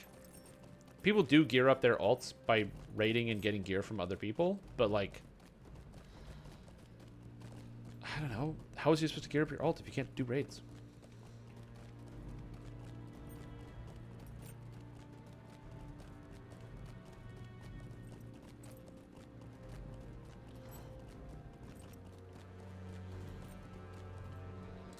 Wait, who's smoking? Cruiser, do you say you're smoking cigarettes in chat? I missed some of what was going on. Okay. I was kind of shocked. I'm shocked to find out that you smoke like 2 packs a day. But I mean, hey, it is what it is, I guess. You got a new kid, it's stressful.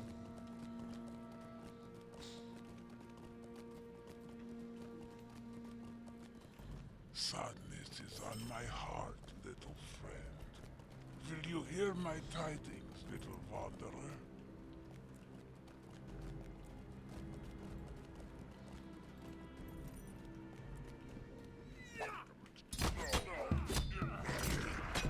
I dated somebody who smoked for a while. That was complicated. I'll just say this. I was very, very, very happy when they decided that they wanted to vape instead of smoking tobacco cigarettes. Because if you've never kissed a smoker before, I'll say this. It's not great.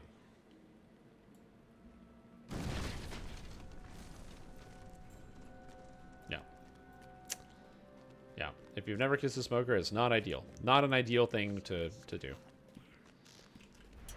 But then when they started vaping, it was no problem. It was like, oh, whatever. It's just like, it's like, oh, you got a peach vape? Cool. Sick.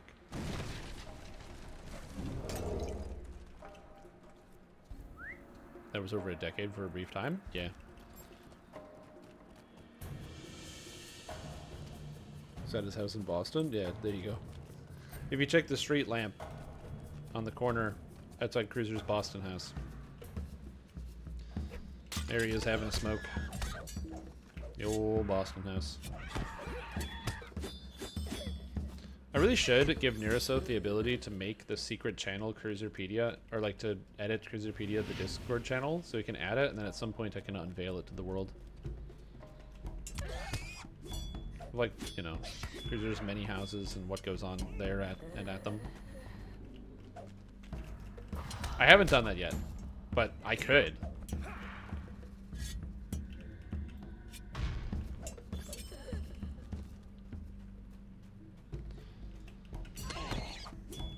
I mean, it would be kind of funny, yeah. Anything to get me from finishing your thesis? Hey, no, finish your thesis. You can't have your own Wikipedia on the Discord until you finish your thesis. This is a 3-person group quest. Yeah, alright.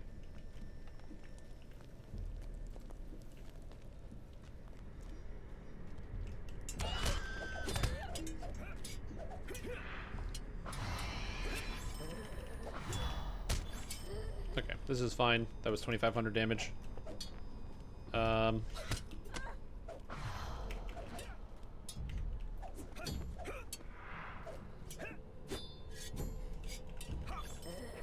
Okay, that's fine. I'm gonna heal myself a bit. Everything should be okay. Oh, there's Morville on the ceiling. Right, you can't see them because they're hanging from the roof because they're bats. Okay, there's another one up there. How do I get them?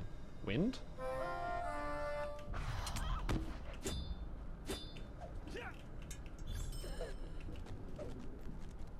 Okay, feeling good. I don't remember where all these ads are. Do I have read only? To get access? I see.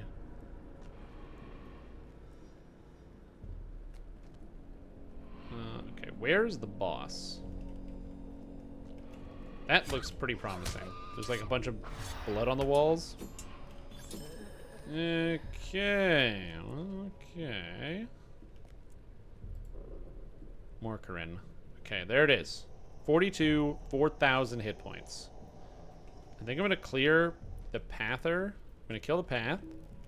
And then I'm gonna clear those and see if I can get this opening section.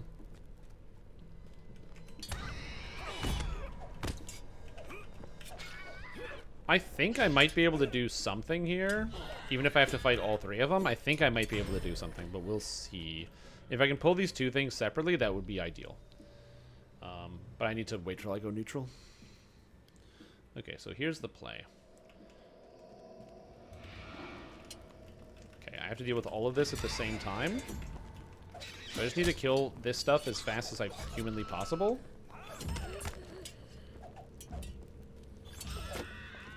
Okay, no problem. Okay, block again. Block. Heal. We're good. Back to full. Boss, bitch. Okay. I just did a 3-person quest, solo, on difficulty 4. Feeling good. What? Okay, I'm feeling good. Oh, who is the boss? Yeah. Where's the boss? Who's the boss? Okay, that feels good. I'm feeling good.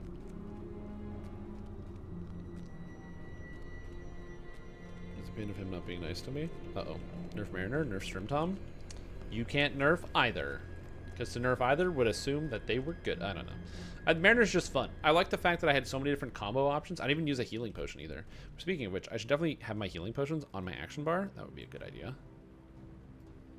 There we go. So we have this one and this one. Oh, this one's way worse. Okay, that's heal.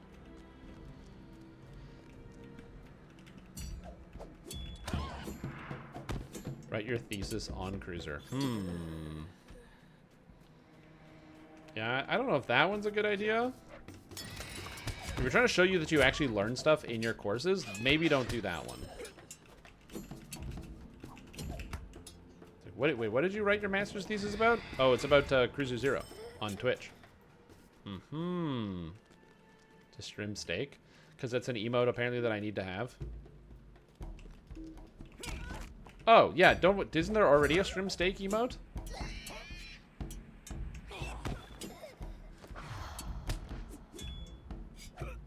I thought that was one of the emotes on BTTV. Maybe Horse removed it? I don't know.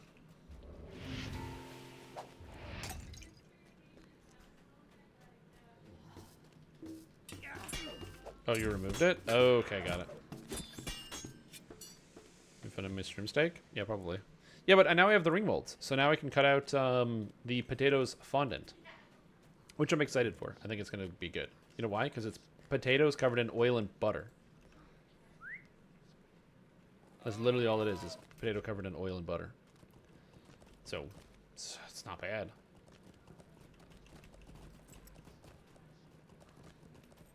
I mean, it's going to be bad for you, and it causes, like, permanent damage to your internal organs, but, yeah. Well, you know what? Next time I cook a steak, we'll throw it on there. Okay, I gotta get to town fast, so there's only one way to get to town fast. There we go. This is the fastest way. Fresh thyme and rosemary, you'll thank me. Yeah, there is, like, a pretty good store. It needs those organs. So that's what I was thinking, is in the future, you know, you're supposed to take care of your body. Take care of yourself, because you're gonna, you know, if you take care of yourself when you're young, you'll thank yourself later. But I live in the future, okay?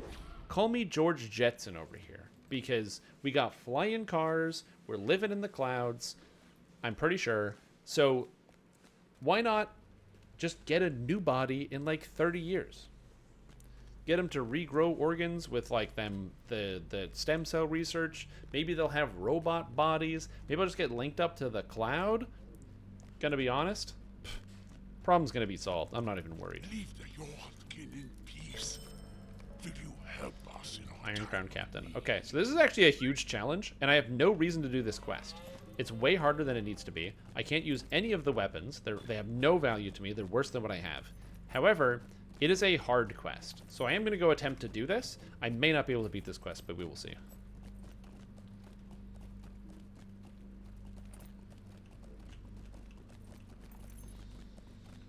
Are these on ancient cooking recipes? Really only one step apart in terms of importance compared to a cruiser thesis.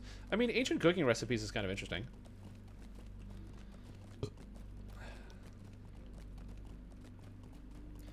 The techniques that people used to use in the past to survive and not die instantly is that's a very interesting field of study. I have no idea how people figured out anything. How do people figure out how to, like, cook food? Like, the process of making bread is so detailed. How did somebody figure that shit out? You have to, like, take wheat, grind it into a powder. Why wheat? Who was grinding it? Grind it into a powder. Then take that, mix that with water, then specifically heat it, but not too hot. But why would you think to mix that with water and heat it? Also, you need yeast. Where are you getting yeast? Maybe yeast was naturally growing. Who figured out that it was the yeast that was doing the thing? Because people have known to add, like, to harvest yeast and to store it so you can use it for making bread for, like, thousands of years. Where did this come from? How did all of this come to be? I don't know. But food scientists know. So that's kind of cool.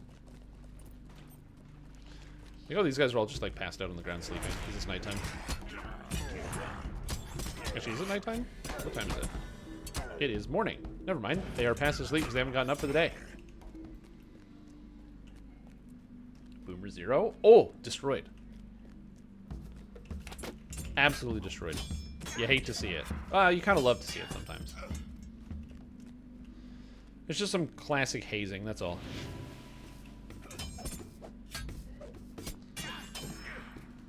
Well, also, because you could think about it and be like, yeah, boomer 0, as in I'm not a boomer, right?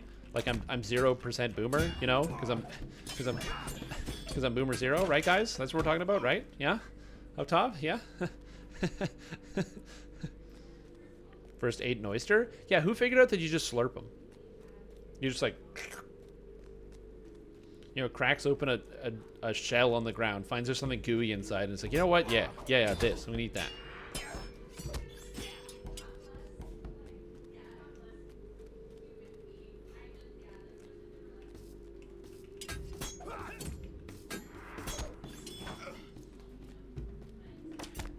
But yeah, people knew that stuff growing on stuff was bad for a long time. Because that's one of those things you kind of, like, you have to science that shit out pretty early into society, or else you're not going to be able to you're not going to live very long. So, like, yeah, I don't know. Let's talk of old when you're probably 10 years older than most of you. I mean, maybe. Okay, so there's Iron Crown Captain. Oh, it's just one elite? Are you kidding me? Oh, I thought this was going to be hard. Never mind. Hey, bitch, what's up? Also, I just realized I don't actually need to fight these guys all at the same time. Oh, there's, actually...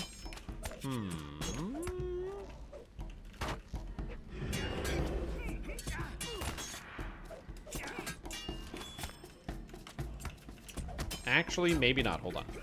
Hold the phone. I'm not dead yet. Dude, stop putting bleeds on me, please. Oh my god. They just kept putting bleeds on me. Oh god. We're fine. Alright, kill me. Thank you. Actually, could have died there, but it's fine. What pack did I buy? I didn't buy any of the packs. I'm an online content creator / influencer for this video game. So SSG gave me the Ultimate Bundle, which is very kind of them. So thank you, SSG, for doing that. Very generous of you. And so I'm currently wearing the Ultimate Armor set with the parrot that is on your shoulder and flies away when you get into combat. And I'm also playing the Mariner class. The Mariner class does come with the $40 edition. So if you want to play Mariner, 40 bones, you get access to Mariner and the new expansion releasing on November 1st, allegedly.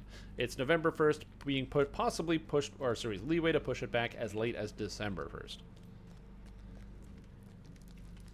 Do you come with peaceful words? Got it.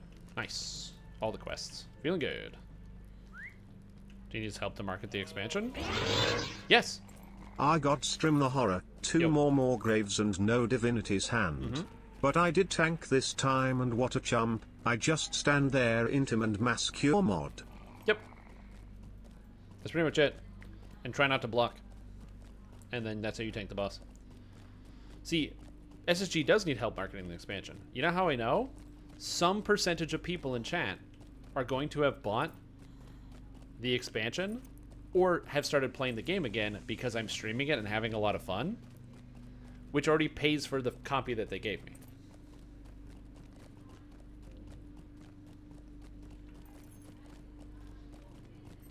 It's the reason why influencer marketing works. Can't buy it and won't buy it? I mean, yeah, obviously if you can't buy it, then don't buy it.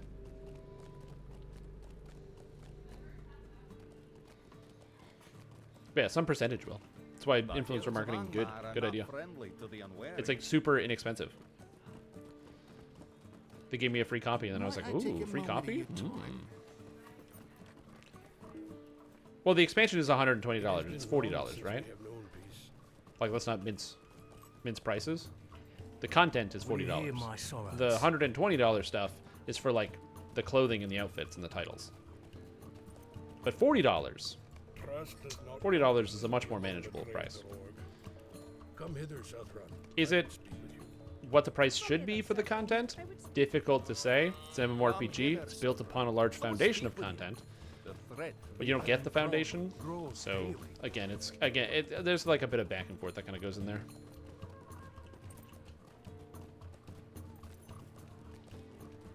Why do they sell products? Because you got to make money, I guess.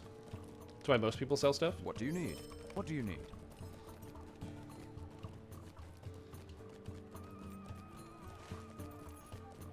It's like with anything else. It just becomes expensive. Plus, also, you have to think about it, it's like trends, like market trends. If they can charge $40 for the expansion and then people will buy it for $40, they're not going to make the next one less than $40 because they already know people are happy to spend $40. If they sell it at $40 and they don't make as much money as they wanted back, then they have to reevaluate. Maybe there needs to be more value in the package, or maybe there needs to be, so like they need to reduce the cost comparatively, or maybe so they need to like either add more things to add more value, or they need to reduce the cost of it generally so that more people will be interested in purchasing it. These are all interesting questions, of which I do not know the answer to. Also, I need to kill wargs, which I should probably do. But yeah, stuff ain't cheap, man. Things costed the monies. But the content will be available to everybody for only LotRO points come April. So if you're not interested in purchasing the content right now, you can always wait until April and then use your LotRO points that you possibly have saved up to purchase the content instead. And since I've started playing the Mariner yesterday, I was looking at it earlier, I've earned about 300 LotRO points. So, and that's just in like a day. Granted, it's a day of, like an entire day of play. Like I haven't been just like sitting here, but.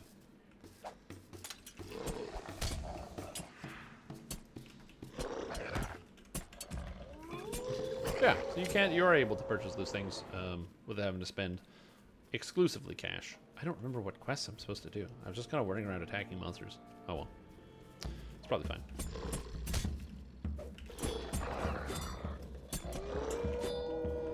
Okay, so wargs are dead. I have to go to Morphil and get trophies of war. Okay. Morphil is up here. Trophies of war is from Tor Galeven. Okay. Yes. Also add? You got it.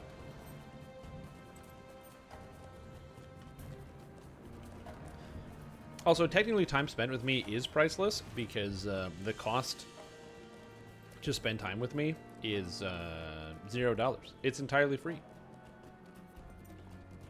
You're done with the deeds, so you need to start a new tune. Yeah, it's not like, well, DDO kind of starts a new tune because you're like reincarnating, but you're right, it is the same character as another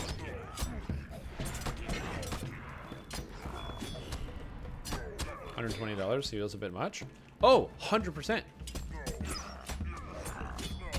But the thing is, it is a cosmetic. Fuck, you mean I didn't have to spend money to hang out here? Disparage. No, Cruiser, you had to spend money. That was a requirement of this whole agreement. You spend the money, I give the content. That's how that works. In fact, because you spend money, everybody else gets to be here because of you. You're kind of like a hero. Fuck, Cruiser, did you get a new steering wheel? No, he didn't get a new steering wheel. Somehow, instead of him getting a new steering wheel for a video game he actually enjoys, Euro Truck Simulator, I managed to convince Cruiser that he should instead get the new Lord of the Rings Online expansion so he can play the Mariner, which is hilarious.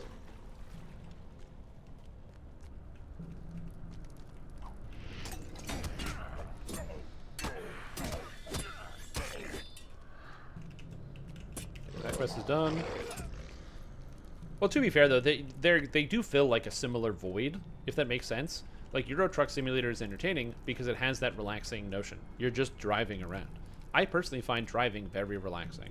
Like just getting in the car and going for a drive. Obviously, driving through like gridlock traffic or driving downtown, not ideally, but pretty much anywhere outside of that, it's just nice to go for a drive around the city. You know, just take some back roads, take some streets, go look at houses. It can be pretty fun to just like go around. I find it very relaxing and very soothing, so I can see how that happens. Lord of the Rings Online for me is a very similar thing. Again, I'm just like, now that I have my character's rotation, I can actually use the balance bar a little bit better. I feel more comfortable just like playing the game as it is, and I'm having a lot of fun right now, just kind of clicking the buttons and enjoying myself. Yeah, 100%. Like I said, I don't think that, like, I don't love driving in the sense of, like, I'll just get in my car and go drive around for no reason. For two reasons. One, I don't own a car, RIP. And two, I still like having objectives and places to go. Cater Adderkiss? Rare? I'm lagging real bad. Oh, God. I need a valid target. I'm trying. Oh, is that her magic power? She's got lag, so I can't fight it. Go, my bleed. Oh, gotta get out of that. There we go, the lag's gone. Woo!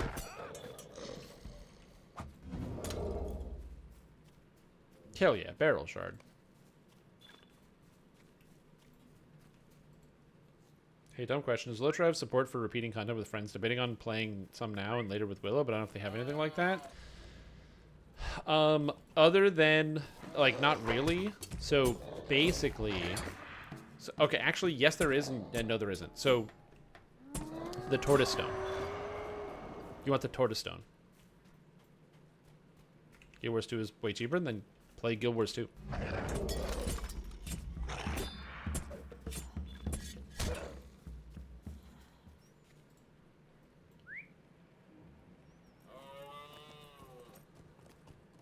I also bought the new Guild Wars 2 expansion as well. Guild Wars 2.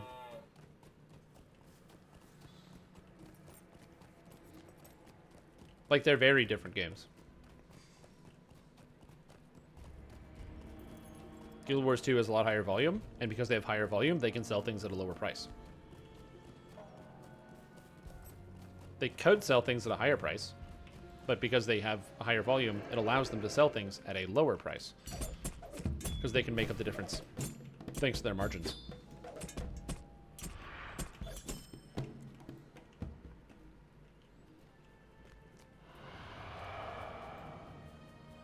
But I also don't know how much money either Standing Stone Games or yeah, I gotta kill guys in here. I don't know how much money Standing Stone Games makes, or ArenaNet. That's the name of the company. I don't know how much money ArenaNet makes off of Guild Wars 2. I have to assume it's a fair amount because they probably get like all of Mr. Dorak's lunch money. As he's been posting in the Guild Wars channel and Discord nonstop about how he's like, Guild Wars is the best game ever. I pledge allegiance to the flag of Guild Wars 2. And he's having a great time.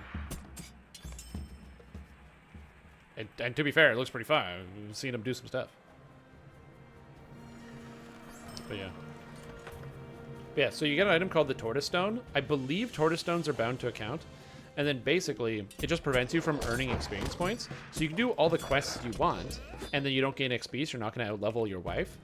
However, there's no way to get the quests back, so you will have to just have her either, like, share her screen so you can see her quest progress, like, while you're playing together or something, or just have her, like, audibly tell you and be like, oh, yeah, I have this quest to do, or, like, I'm still working on this one.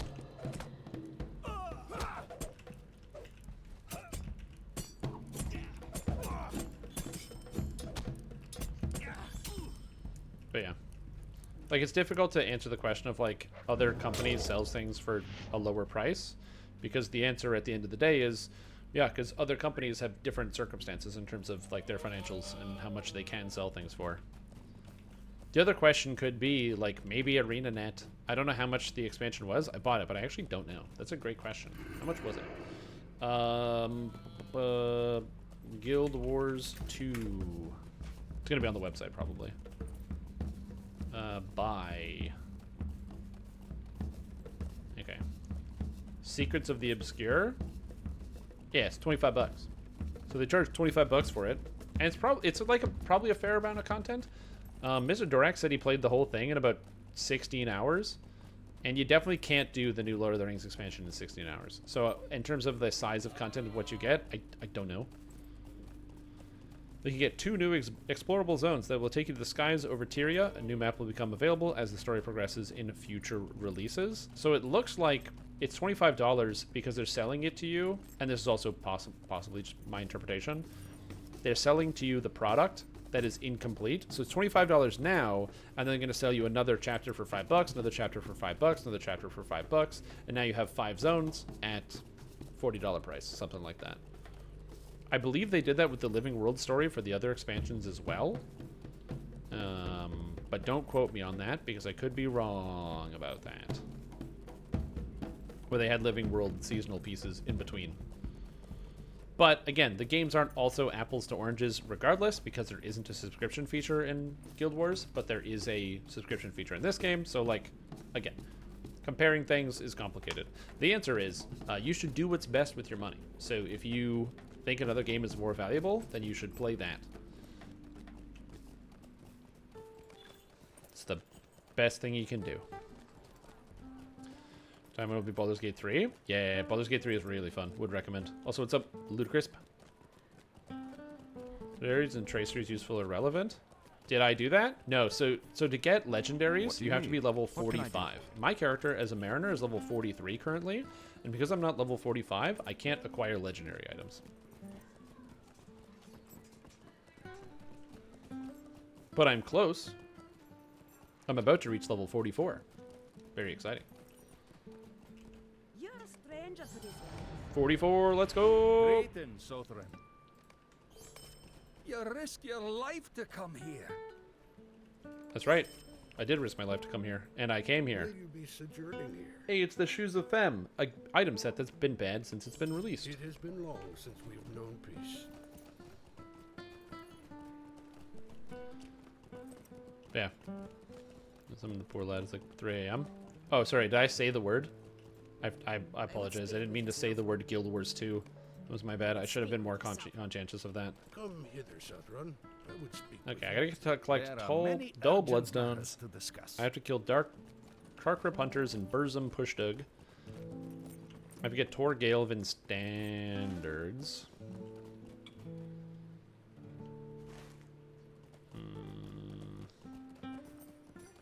I remember there being quest people down here. Oh god. Booth Sankus Tail Spinner. Oh, they sell you the items that you've already unlocked, so you can get new copies if you want. If you accidentally sell them. Honestly, just a good idea. So, I will say that's something that I wish that more games did, where quest rewards for an area went into a vendor like this. So all the quest rewards were in a vendor, and then they were only purchasable once you would have completed the quest associated with the quest reward. And then that way, if you ever, like, sold a quest reward, but then you realize later the cosmetic is really cool, you could, like, just go buy it again. Going slow, it's been 2 days already. Hey, I'm going faster than you.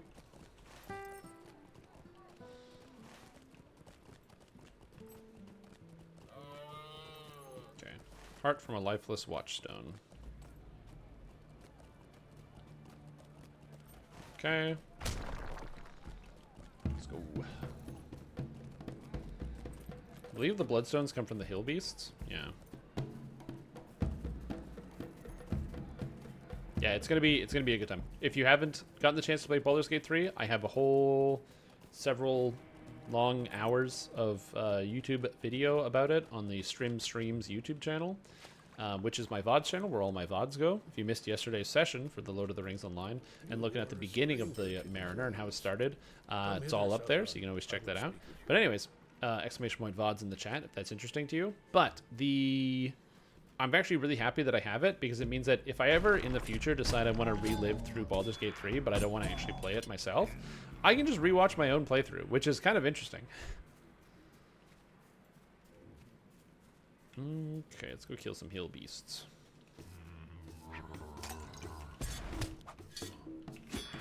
Going for that 100% completion? I don't know. So I've only ever 100% completed a few video games. One of those video games is BioShock. The first BioShock, I got all the achievements. Because that is a good-ass video game. Tell you what.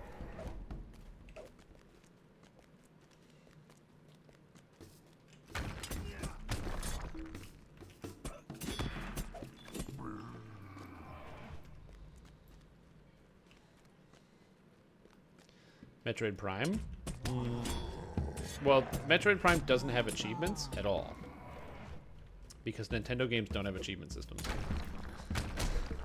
So, definitely not Metroid Prime, but... yeah. I would. Hey, if there were achievements in Metroid Prime, I would 100% that game.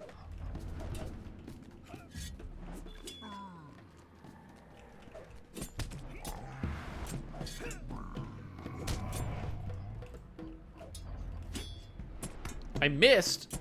What? What do you mean miss? How did I miss the hill beast? Absolute madness. I have no idea how that happened. For those who are wondering why I'm so mystified. Get it? Mystified? Ha ha ha ha. It's because mischance is not a thing in this game. So I have no earthly idea how I missed. Mischance is only something that can be applied to you if a monster hits you with an effect that reduces your hit chance. That like gives you a mischance. Oh man, Resistance 2. That's a game.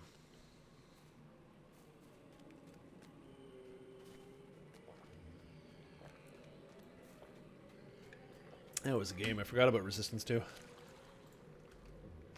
Why is this guy level 135? Will you be sojourning here? It has been long since we have known peace. Alright, let's go get some crawler things.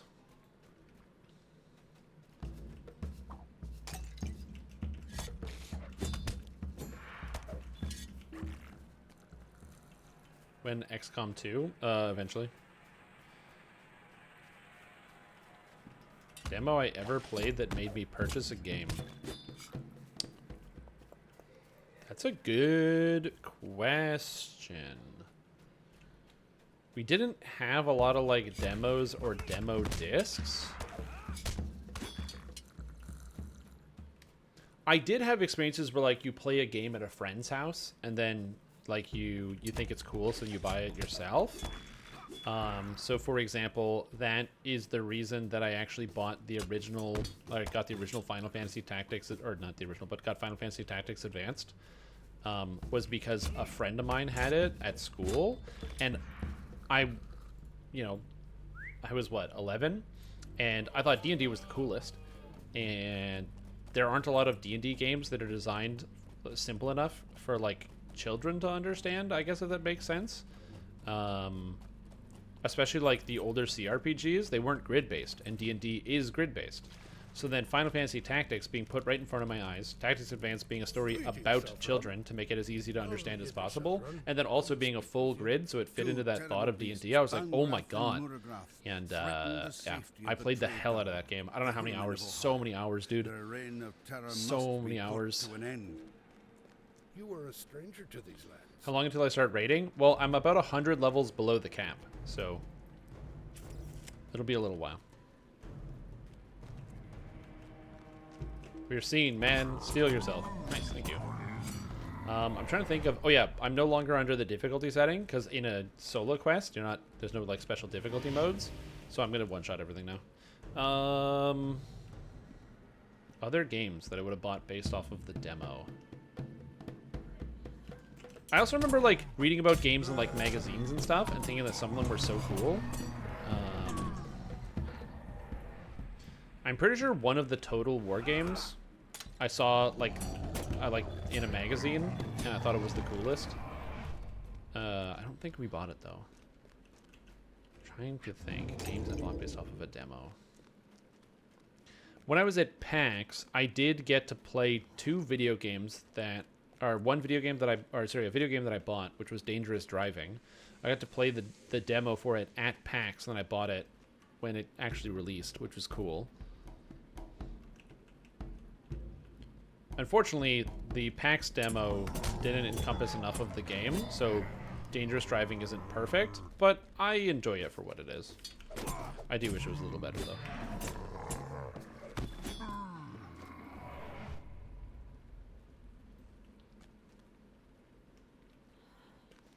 Where is Muragrath? Eventually Muragrath gets here. I did play Worms Armageddon, but I don't know about when that would have come. I'm trying to think of other games that I would have played from a demo. I still remember a lot of demo discs. Also, there's like this wishy-washy time from when like being a very young child where I don't remember a lot of the games. I like have flashing images and memories of them, and I'm sure they were probably important to my development. Like I remember we had a lot of the PC Magic School Bus games because they would take you through basically an entire Magic School Bus episode, but with way more detail, and they would like really drill down. But I don't remember most of the details. RPG Maker CD? Nah, none of that. So that's why I got into Destiny, because a friend of mine like brought his PlayStation over and he was like, yo, check out this game. And I looked at it and I was like, oh, this looks kind of cool. And then for like several days, I couldn't stop thinking about it. And so that was the reason that I bought a PlayStation 4. Was so I could play Destiny.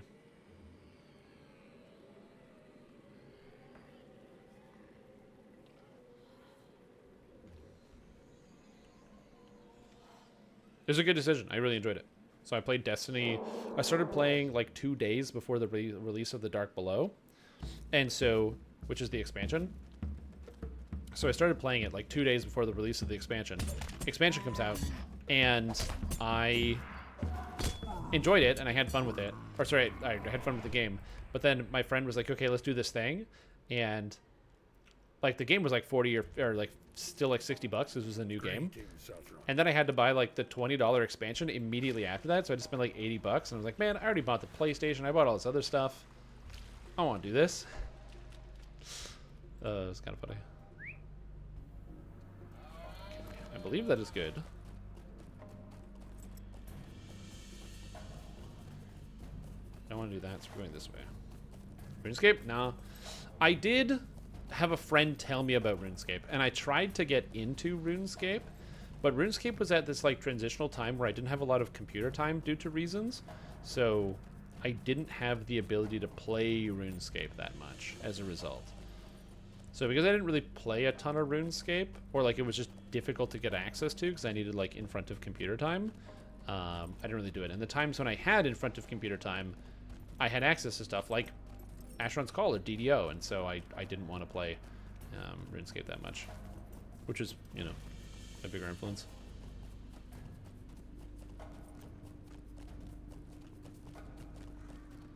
Trying to find that game for years. Turn-based RPG, with the first encounter being unwinnable. I mean, if you mention it enough, people will probably be able to tell you what it is. Because I have no idea, but there might be somebody in here who knows what you're talking about. PS1 RPG game that's like an unwinnable fight. I mean, I know that the opening of Final Fantasy Tactics takes place at Orbone Monastery, and it's definitely not unwinnable. You're supposed to win the fight. Do you remember at all what the graphics looked like? Was it like a 3D game or what?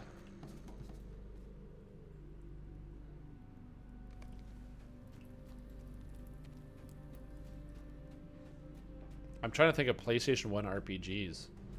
But like the only things that come up is like obviously Final Fantasy Tactics, Vagrant Story, maybe. It's probably not Vagrant Story, but like it's just in my mind. Good game.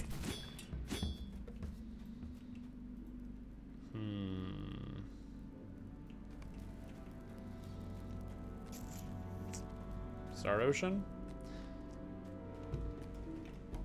Yeah, Golden Sun, isn't that a Game Boy Advance game? That is another, okay, so Golden Sun. I'm pretty sure that was a Game Boy Advance game, wasn't it? And I remember this because I remember seeing Golden Sun in a magazine and I really wanted it because, and this is I think the reason why I don't really play a lot of RPGs is because I remember wanting a lot of RPGs, and of course I was a kid, so I didn't have any money. I remember wanting a lot of RPGs and not getting them, which is not to say that I didn't ever get any RPGs or whatever like that. But like when you go to the video store, renting an RPG is a bad idea because there's just no way you're going to be able to finish it. So you never rent an RPG. Plus, also, if it was go to the video store time, we had to decide on like a game, like me and my brother together, which makes sense. And so, usually we would compromise on something we could both play because there was two of us. So usually it would be a multiplayer game or something like that. Again, no complaints. That all makes sense. I'm fine with that. But I didn't really play a lot of RPGs growing up. Because I said, if I want an RPG, I usually didn't get an RPG, even if I explicitly asked for it. I have to assume that must have been possibly budgetary reasons, but I remember I wanted the Game Boy Advance, which is it's a cool thing. And Christmas comes around, and what do you know? There's a Game Boy Advance, and the games I wanted were Pokemon Sapphire, Golden Sun. I'm trying to think of a couple other games, but there was a couple that were on my mind at the time. The games that I got for my Game Boy Advanced were stuff like, what was the name of this video game? I got Wario Land 4, which is not a bad game by any stretch of the imagination. Wario Land 4 is pretty good, but it's not what I was thinking. I had a Frogger game. Some of you guys might remember this. It was like a top-down Frogger game, but it had tons and tons and tons of levels. So many levels. It had a whole worlds, multiple world stages, and all sorts of stuff. It's interesting for sure. I remember being just not so much rattled, just definitely confused about oh, Frogger. Whoa, cool.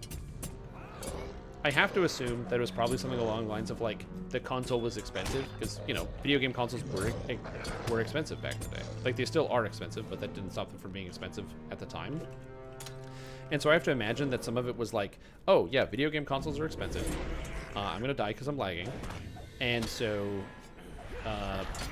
the solution was you get the video game console, and then if you get a game, it's one of the games that you might get in the less expensive bin, or maybe a used game or something that somebody traded in. Which again, no real issues with. I mean, I enjoy buying used games. Sometimes you find the diamond in the rough. But I just thought that was so weird.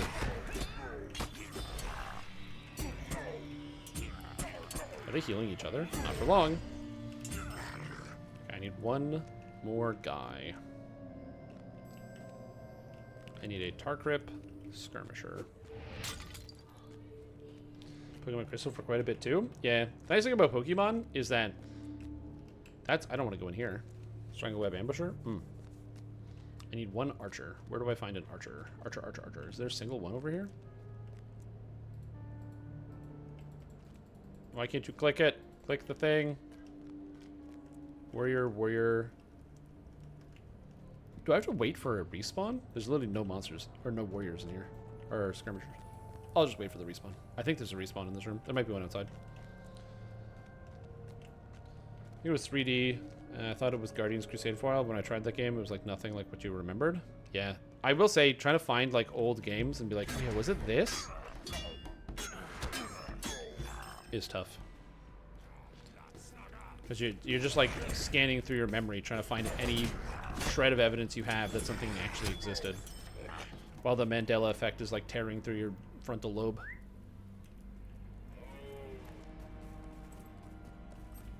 Can I death warp? I might be able to death warp. I don't know where it's gonna put me, but hopefully it'll put me at town.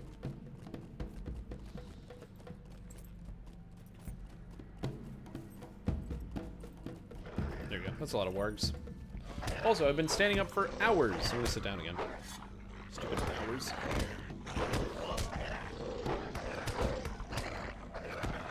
Spider Fighter. Is that a game where you fight spiders, or you are a spider who fights?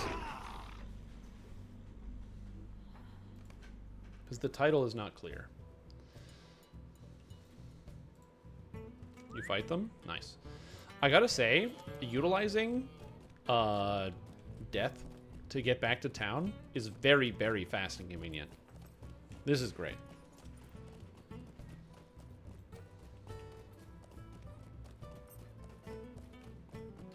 Also, if you listen, this is the music I use for the end of my YouTube videos.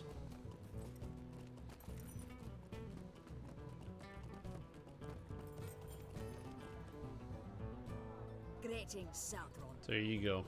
You found it. It's from here. It's from the Lord of the Rings. Completed the Matron and the Master. Oh, I'm out of backpack space? Oh my god, I have so much crap in my inventory. Whoops. Alright. Browse the shop. What are we holding on to? None of this is important. None of this I need. None of this. Arctic Hunter. Equipment. A bunch of crap. I don't need mana potions. I don't need any of this. Adamant. I guess I could take the healing potion. Which reminds me.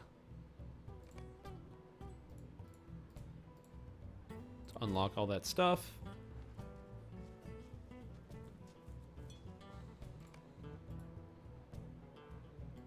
Alright, sell. Oh, that clean inventory. Isn't that nice? So good. Somehow I can't sell the Boots of Femme. They have no value? They have no value. Hilarious. They're also a bad item, so the joke writes itself. You are a stranger. Can I turn in the tasks? Probably. I don't usually do tasks while I'm leveling, if I'm being honest. I know you can, but I just usually don't.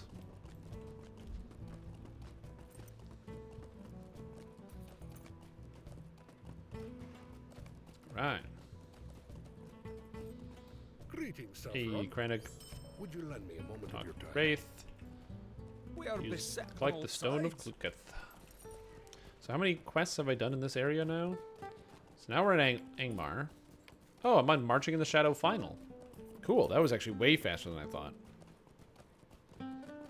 It's not too bad.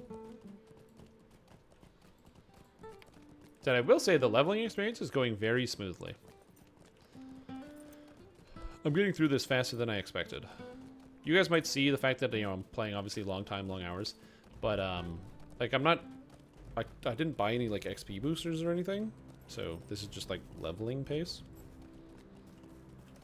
I feel pretty good. There's a few other characters. You got R. Matey, who's in the Greenway. I'm Jack Jibbers. We got Pirate McGee 121 in Wood Sedge. Klein Nenslin, I don't know what that is. Coyote walks the path. Or Coyote walks the plank? What a name.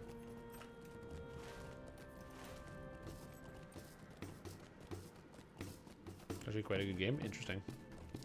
Spider Fighter. That reminds me of that game in Mario Paint where you like click. There's like the fly swatter and you click stuff. Oh, the flies come down. Horrifying video game. Mario Paint was very cool. I'm surprised we had that growing up. I don't know why we did. Because I have to imagine that probably neither my brother or I were like clamoring for that game. But it was very cool. We did have that one.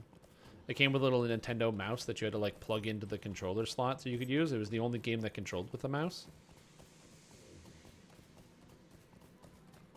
Spider Fighter. Oh yeah. YouTube video with 4,000 views. That looks about right.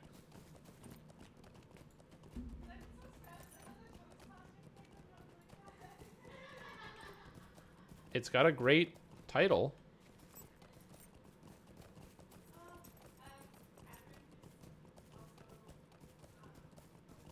Is this like Space Invaders, but with more shit? Or it's a different, or like, yeah, a different kind of Space Invaders? Interesting. Yeah, because it looks like it's like space. Yeah, because the things are coming, the spiders are coming down as they get closer. Bring the stone to Cranog. You want me to bring the stone to you, Cranog? No problem. There's no faster way to get home. Just click your heels and say, there's no place like home. There's no place like home. There's no place like home. What other deeds do I have as the race of man? Defeat wargs for return debris. Very convenient. I'll have to do that. Defeat hillmen for the balance of man. Defeat the dead for this thing, which is bad. I guess I could aggro like this guy over here. Here we go. Oh, my guy's so dodgy. Look at him go. I really like that they actually animate parries and evades. It's kind of cool. It's not just a stat, but your character will, like, when you parry, your character brings their thing up, or if you block, your character will, like, actually move their shield to block. It's nice. Even though it's just, like, a percentage proc where you just have a chance to do it. It's nice.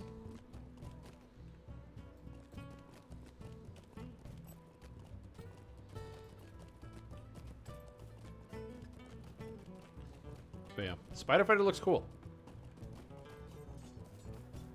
Top comment. My 5-year-old self's favorite Atari game. I mean, yeah, it's very straightforward. The hills of Angmar are not friendly to the unwary. Alright, I have to. Oh yeah, I forgot I have to defeat his most trusted warriors. Alright, Mordiak. Our foes are You can't beat me. What, you think you could beat me because of the water? Because you sail around or something? Because you're a pirate? Like, yeah, I do think that. I do think I can beat you. This was Journey? Yeah, I don't have any recollection of playing any Atari games. Not that Atari games are bad, but just that's not something I had access to. Fast Hatch, Falroyd, and the Iron Crown. That looks good. We will not be slaves to Cardoon. Okay, okay. These quests look good. Sorka. Dunkovad. Okay. You do not truly know the difficulties we face. Yeah, it was literally entirely before I was born. I was born in the 90s, so a lot of things happened before I was born. It is what it is.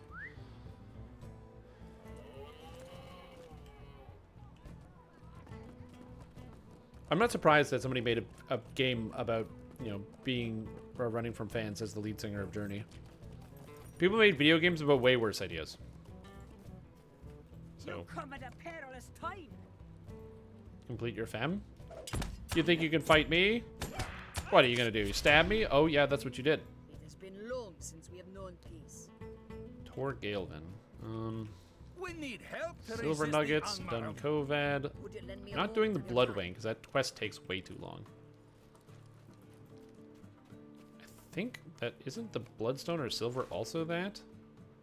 Bloodwing is down here. You have to like go back into the Valley of the Drakes. I don't want to do that. I want to go up here and do these quests. Tor Galvin, okay. I think I'm going to complete this round of quests, and I'm going to go get my legendary weapon. We're going up to the Undershire. The Undershire is brand new. They added the Undershire that last year, I think, or this year. It's fairly new content. It's for level 20, I want to say. Yeah. You have that, and then you have the Yondershire. I actually don't even know how to get there. Through Needlehole? Yeah, to the Yondershire. There it is. Yondershire. Yep, and then it goes to Evendim. I've literally never been here, ever. I don't even know what this place looks like. Couldn't tell you. Stranger to these lands. There are many urgent matters Challenge to discuss. Necken. Cranog's 5th challenge. Goes to train at the great tree east of Augair. Cranog told you to leave the settlement to the north and then head further east to follow the hills until you see the tree at the basin. Cranog told you the story of Nektan, the greatest warrior of Trev Galoric, whose father was slain in the last Clucat, where the Trev Duvardine listened to their angry masters and violated the rules of the right. You are tasked with defeating him for the right to represent the Trev Galoric in Clucat. Sounds good. I don't think one more person's going to stop me. Delete this item because I can't sell it. Delete this item because I can't sell it. Delete this item because I can't sell it. Is this good? Sword of the Ancestors. Nope. That's easy.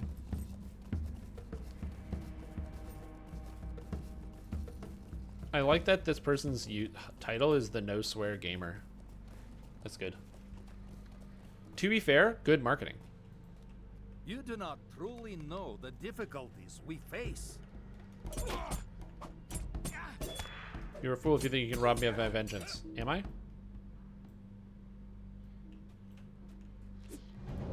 I will just walk back. I don't think I need to take the death teleport here. Yeah, like I said, there's worse ideas for video games that I've seen before. So the idea of running away from fans like that, that's kind of great.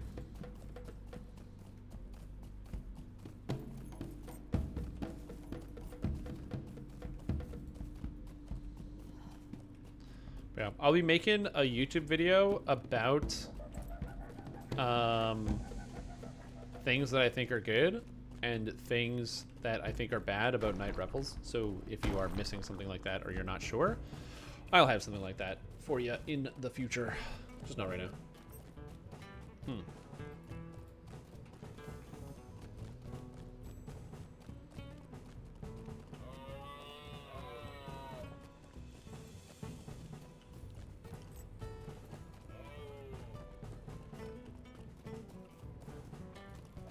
Do I have the combat music still playing? There's like 2 songs playing at the same time right now. Weird. Will you be sojourning here? Thanks, video game. Hither, Southron. I would speak with you. Thank you. Talk to you. The only item that's kind of good out of here is the claw that you get. That's the only item that you actually get out of this. Let's see. Okay, we got this. Cameron. Where's Tazgal? Tazgal is over here. Tazgal. Wait, is Tazgal not here?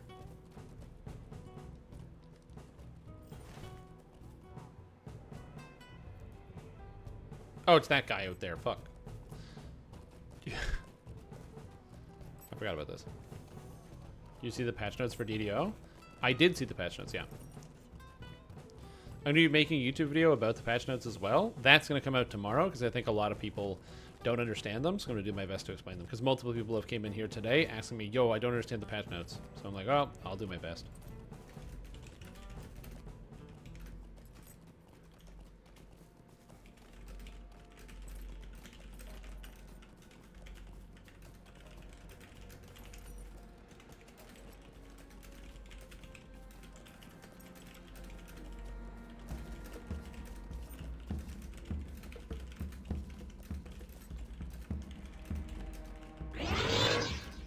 Strim don't go to Moria, that dwarves delve too greedily, too deep, too avaricious, too much down, too many pickaxes. Nope. Wrong. Factually wrong. You say they dug too deep. You say they dug too greedily. You say they dug with too many pickaxes. I say they didn't dig greedily enough. I say they didn't have enough pickaxes. If they had more greed and more pickaxes, they would have had more dwarves, and they could have just dug a tunnel away from the Balrog. But they didn't have it because they lacked vision and they lacked determination. We are going to Moria with more. That's right. Thank you for coming to my TED Talk.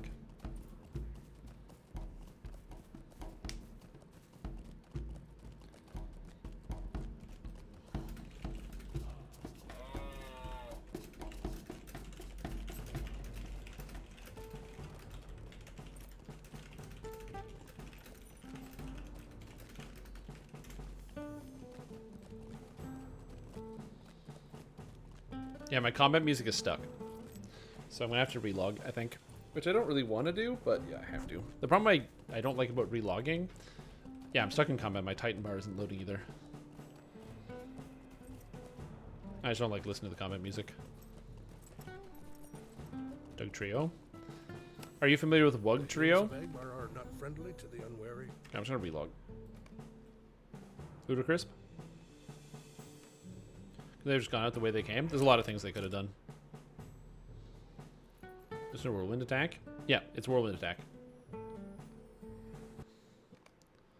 Okay, so Doug Trio is a Pokemon that's in the game. It evolves from Diglett. But in Pokemon Scarlet and Violet, they added a new Pokemon called Wiglet. Now, Wiglet is a little worm that lives in the sand in water. It's a water-type Pokemon. It's like a water sand worm. The free hillmen of Trave Galorg have long been in conflict with many of their sisters. It evolves into Wug Trio. And I am not making that up.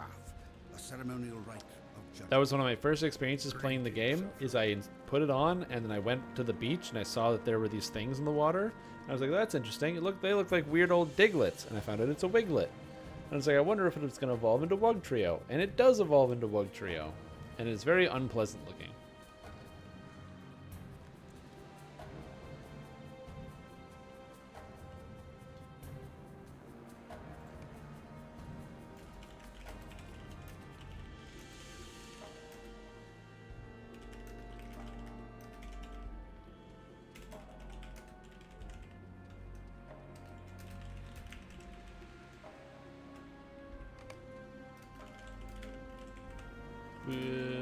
Sorry, I'm just responding to some messages I received during the day because I didn't respond to any of them.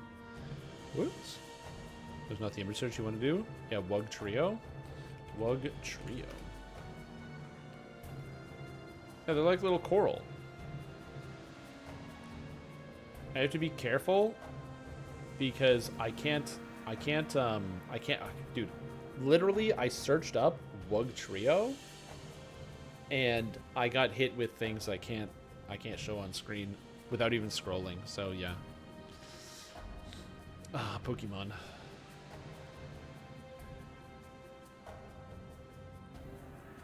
Magnificent meme. And this better be magnificent.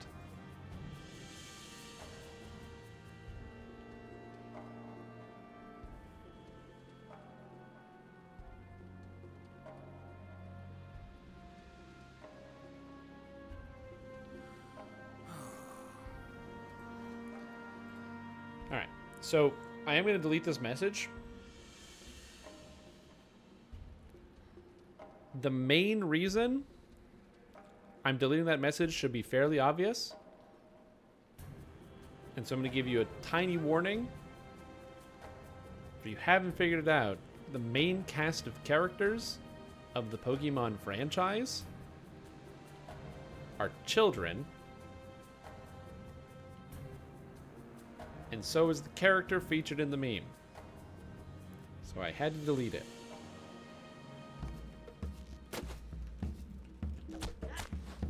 I hope that is clear.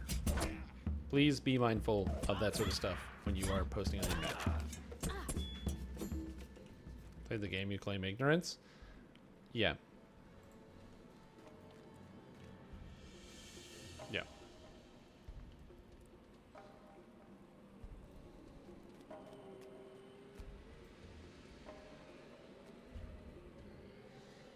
That's still 13 today. Well, he's probably going to get older because they have the new Pokemon TV show out that I haven't seen yet. But yeah, I did delete that.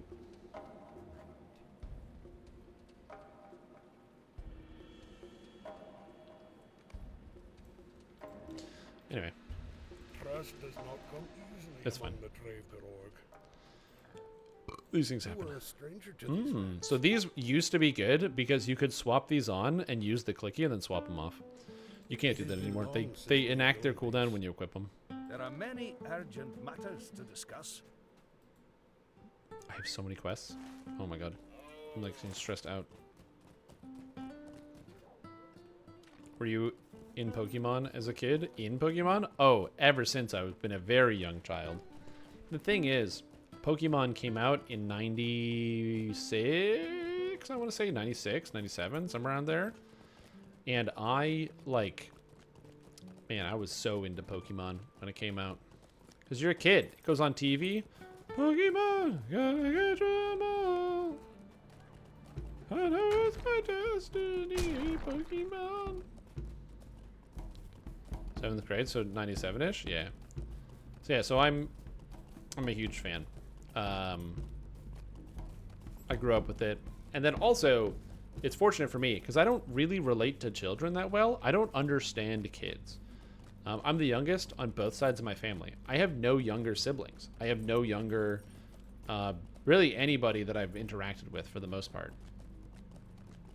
And so I just like have, you know, I just never had a lot of that experience. So I find it difficult to interact with kids. Unless they're old enough to know what Pokemon is. Because then I can just ask them what their favorite Pokemon is. And now I'm like the coolest. What? You like no Pokemon? Yeah, dude. I like no Pokemon. I would speak with you. Just saying. I'm pretty cool. Have allied themselves with Karndun.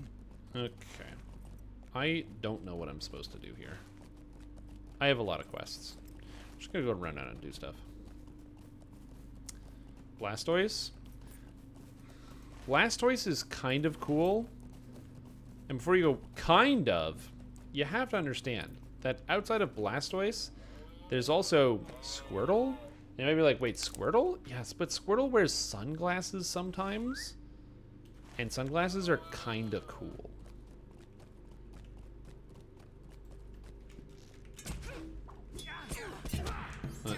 Just all into it. Now that your kids are. Well, the thing you have to know about Pokemon is that Pokemon is the largest grossing media franchise of all time. No other media franchise has made more money than Pokemon, ever. And so, Pokemon, and that includes Disney. As a result, this means that Pokemon is going to outgrow you. You will die before Pokemon will. So, like, you know, it's a good thing to know a little bit about.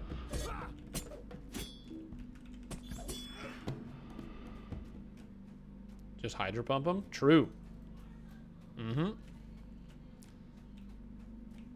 Wood carving of his outline for Pokemon Blue in a woodshop art project? Dude, that's so cool. That's cool. Yeah, Blastoise is kind of sick. I did learn that I don't... because there's that favorite Pokemon thing that I did on stream. And I learned that my favorite Pokemon, or like my favorite starters, are all the grass type Pokemon. Apparently I am a grass person. I like the grass Pokemon. Why? I don't know. I just like them.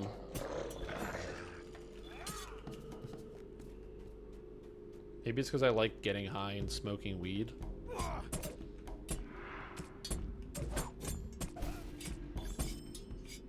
I mean, I don't like doing that, but it could be. That could be the case.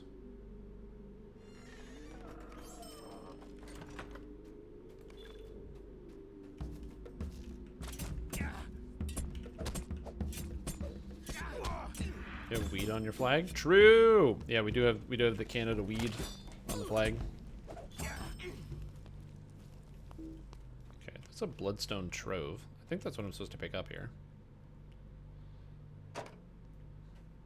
Me? Oh, my birthday's in June. Miss Monster Rancher? Was that an actual RPG? I remember that was a TV show.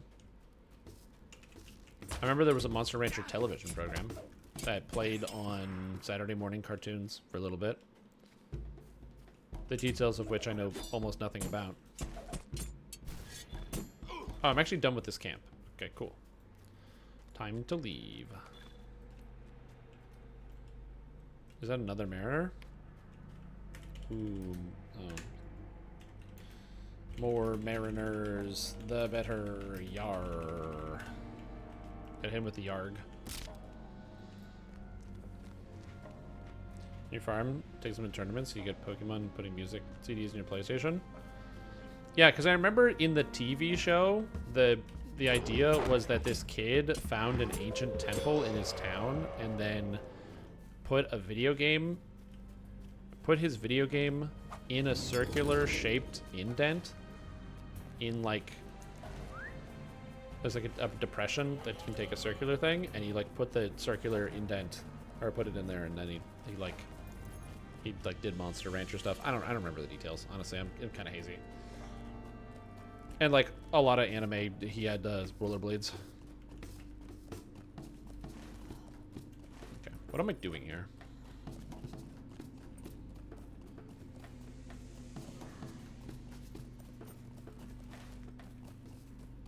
All these colors are the same. It's all white. Shit. What am I looking for? Red lovage? I think I'm looking for red lovage. Get a copyright strike? Oh, definitely, yeah.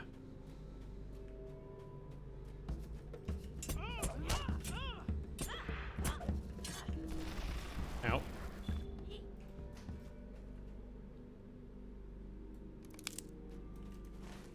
Yeah, that's the red lovage. Okay, good. I think I am just going to do all of these quests in this area, and then I think that should be good. And then I can be able to move on. Because I'm going to be able to hit high enough level, but I just need to be able to get to 46 so I can actually do the Mines of Moria. Because I don't just want to get there and get my item and then leave. I'd rather actually kind of just go into the mines. So. Are earth signs? No. I don't know much about the signs because I don't believe that the month of your birth influences who you are, outside of like summer birthdays are better than winter birthdays. So if you have summer birthdays, you're probably a happier person than somebody who has winter birthdays. That's pretty much the only thing I subscribe to when it comes to anything like that. Okay, what's this? What's this big one?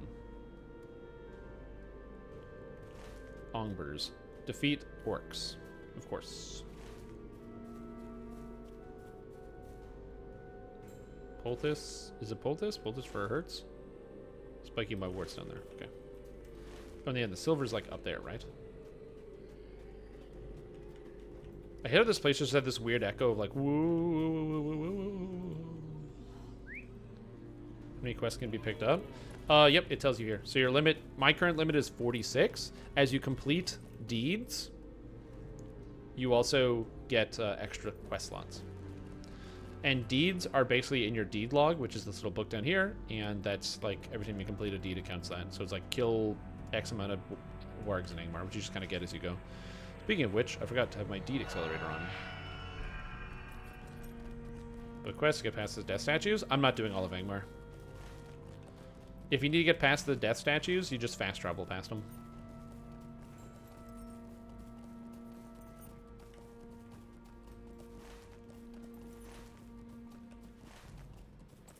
Okay, I think I can go in here, and this should be fine. Like, I have to kill Iron Crown fighters? Honestly, I have no clue.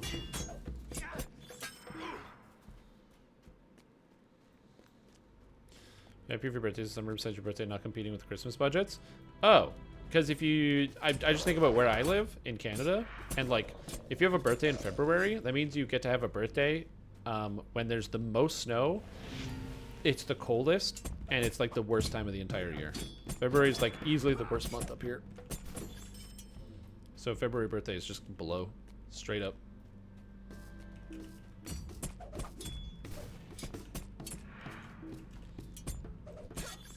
I have no idea what I'm even supposed to be doing.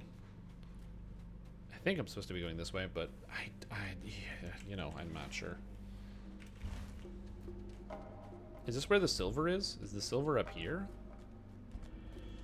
I think this is where the silver is.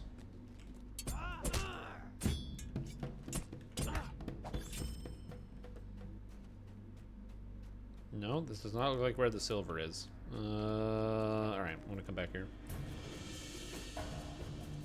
Yeah, if you live somewhere super hot, that would be the exact opposite. And you'd want your birthday in November. Or December, or whatever time of year it is.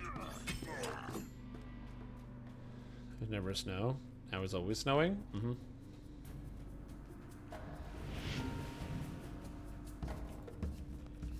Yeah, man, that global warming.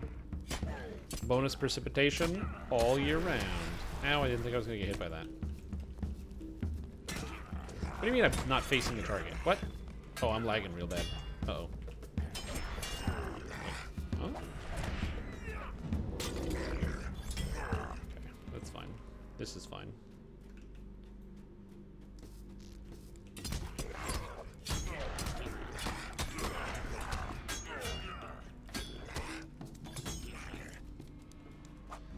Defeat orcs, defeat Angmarim. I believe I have more stuff to do in here. I don't know. I don't know. I'm just gonna keep killing people until my quest is over.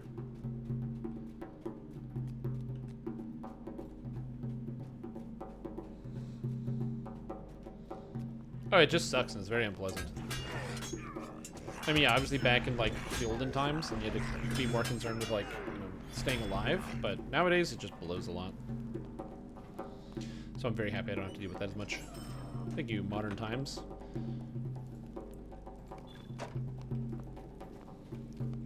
Working from home. I also don't have to deal with that as much. Gotcha. No going outside. Okay.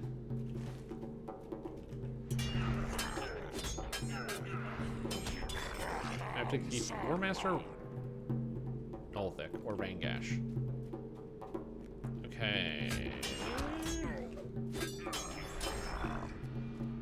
I have like absolutely no idea what is going on here.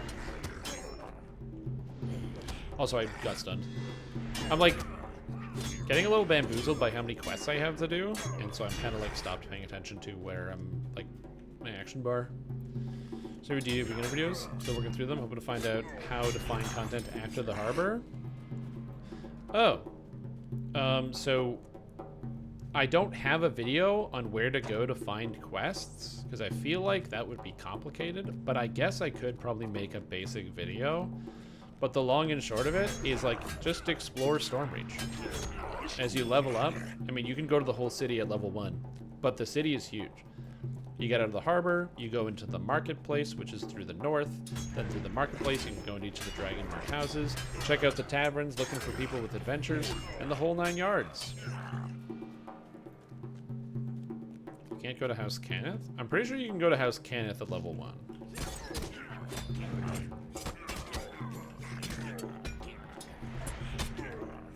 Like, you shouldn't, but I'm pretty sure you can. But yeah, just check out like all the different like places in town. So like look for different buildings or areas to go into. But if you have any more specific questions, please always feel free to pop in. I know obviously this is not the video game, the Dungeons & Dragons Online, but don't worry about that. I am DDO Guy. My job is to help people understand Dungeons & Dragons Online a little bit better. I'm just streaming the new release of the Mariner in the Lord of the Rings Online because this game is fun to play, and I want to play Mariner. Damn it. I think if I keep going up, I find an Angmarim in this fortress. I think, anyway. I'm not, honestly, not sure.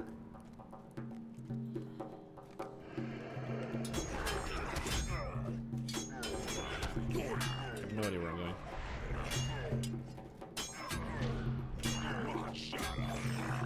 Back to 15 or maybe forever. Just lock the door and don't let anyone go in. Good idea. Also, level 45. Let's go. I probably have another quest I can do, which would be kind of cool.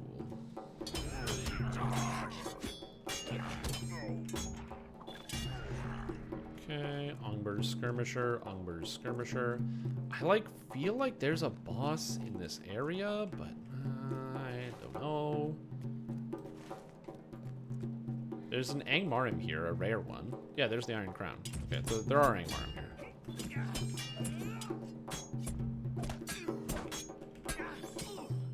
Okay. Okay, So I'm missing something here.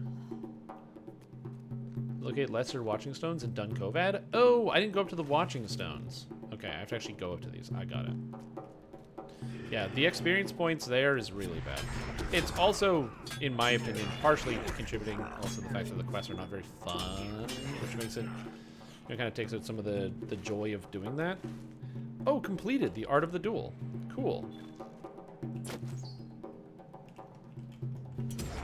Was that a deed or a quest? Is that the book? I have no idea.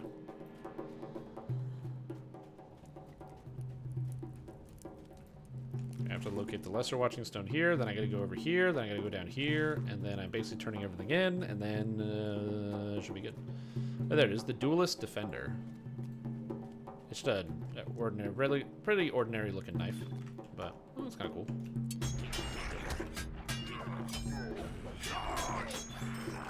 But yeah, finding out and figuring out where to go for quests is interesting because a lot of video games will just have very direct vectoring and tell you exactly where to go.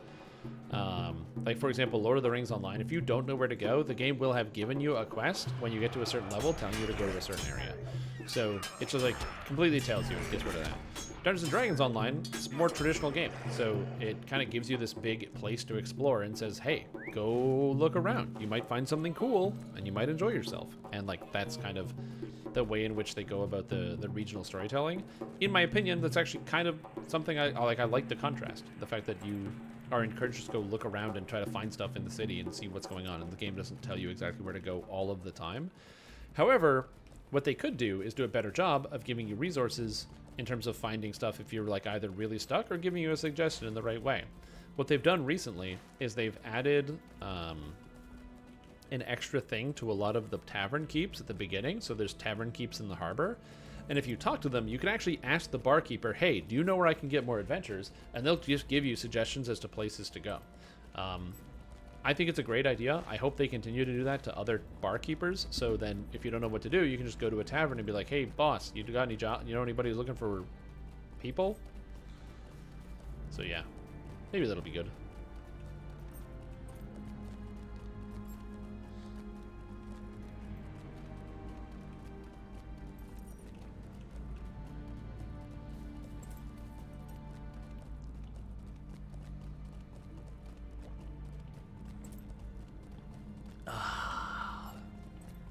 There we go, feeling better already. Dawnvale. Am I doing Dawnvale? Maybe. Problem with Dawnvale is it's all elites.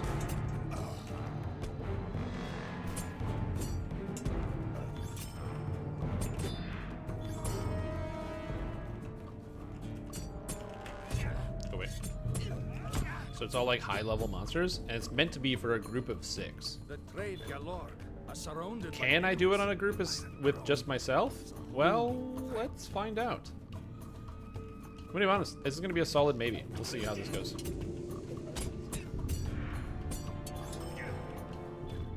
There, Paladin rolling. I don't know what content is locked my VIP account. Yeah, I think that there's like the rings that are up there are a different color. So like if content isn't free, it should have like a red color or something to it. So it should be fairly straightforward about what you can or can't do in certain areas. I do wish there was also a better way for that. Content being locked away and so you have to buy it. Again, it makes sense. Because it's like, you know, okay, the music is overwriting itself with the combat music is staying. So I'm gonna have to probably reset my client, but for now I'm just gonna turn the music down a little bit. We're just playing 2 songs at the same time for reasons I don't understand. But yeah, I kind of wish it was a little bit clearer and easier to understand. A lot of people get stuck with that. And so, you want to go do the Strahd content? Nice. The Strahd content is not included with the 3-month sub. I'm so sorry. The Curse of Strahd is an expansion. But, you do get points by playing the game and you can buy it with the points. If you have the 3-month sub, though, you should be able to do almost everything in Stormreach. But Strahd is not there.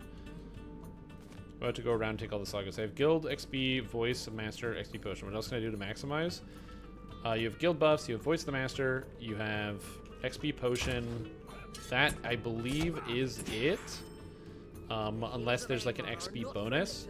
If you don't have to do it right now, tomorrow is Thursday, and Thursday is bonus day, and if there's a VIP boost, because VIP gives you an extra 10%, and if it's a VIP boost weekend, like 10% bonus VIP XP on top of that, you get an extra 10%.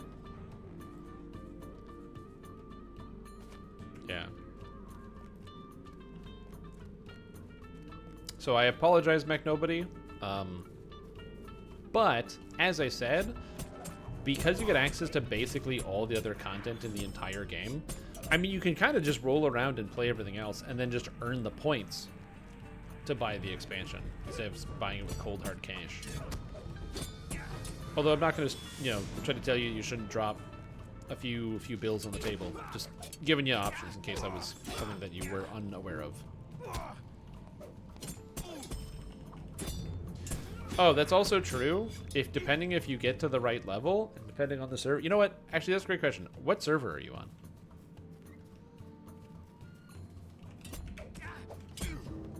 Which was more obvious. Trust me, I'm with you 100%. The fact that that information was not as easily found, you're not the first person to run into that trouble, but you should have been, or you know, that shouldn't even happen in the first place. Our foes are without honor. Arganessen?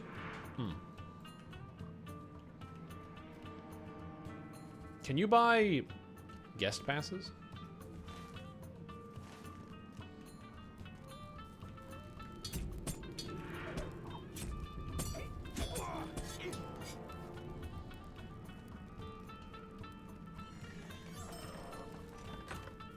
Oh yeah, there's also, yeah, there's usually sales. I know that they do have Black Friday deals and stuff, but yeah. You haven't started playing yet? Oh, Arganessen is the best server in the game. It's my server, and I'm DDO Guy, so you can trust what I say. I'm not biased at all. I am completely unbiased, and it's the best server in the game.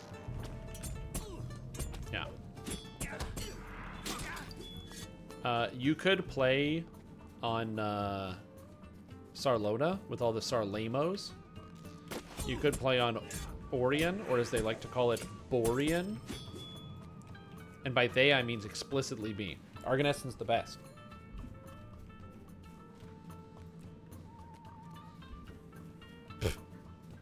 You wouldn't. Actually enjoys? No! No, that's not fair. The competition would be so light. Oh, God. Okay. Come hither, Southron. I would speak with you. Would you lend me a moment Okay. of your time? Here's the real question. Can I do this quest with all the elites? Real question, I do not know the answer to. I'm gonna have to learn this. This is the real brawler, or the real mariner test. Okay.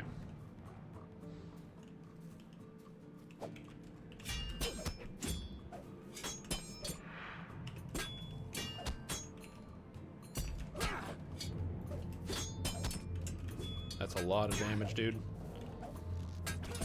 Oh, I don't like this.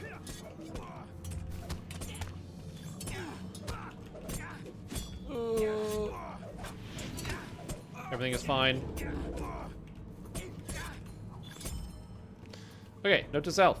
Everything hurts. Real bad. Okay. Okay. Alright. Alright. Guest passes, I believe, are 3 hours.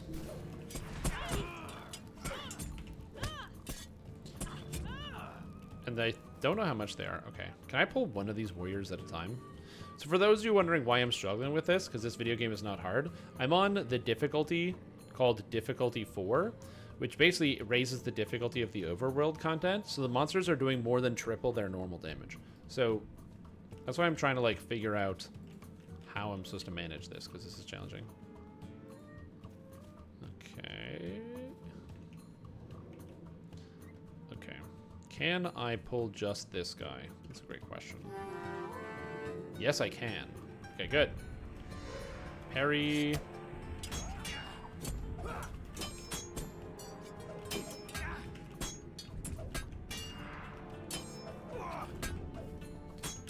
Okay, this is going all right.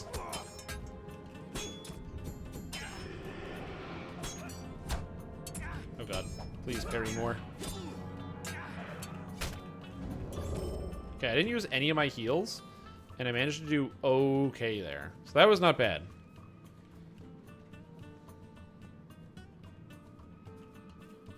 Also, people in my community are extremely generous. So how we doing just said is basically, hey, when you get there, send me a message and I'll give you a guest pass, which is basically, you know, letting you play the content even though you don't own it.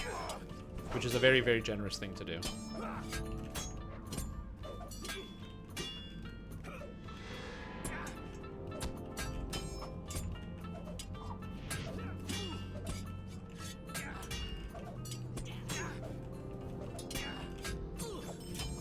Okay.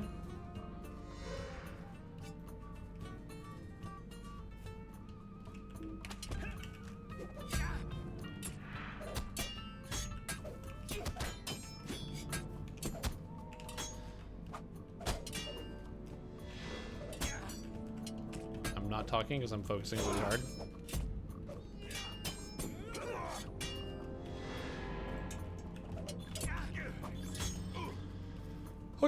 Okay, that's good.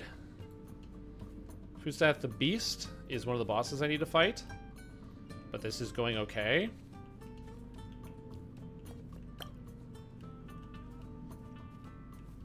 Yeah, getting the name is very hard. For this character, it took me a while to come up with this name. I made it yesterday. Okay, this is going all right. Yeah, RL meaning Ravenloft. It's a shorthand. Can I just pull this guy from out of here?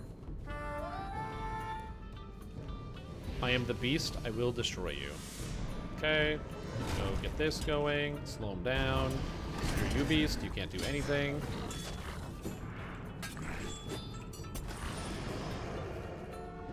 Okay, this is going okay. Get my parry. Okay, got the parry going. More parry. I'm basically just rolling 75% parry this entire time and really hoping it's going to save my life. And it's working pretty good, because I have bleed damage coming out. Oh, Sauron. Perfect. Thank you, buddy. Okay, one quest down.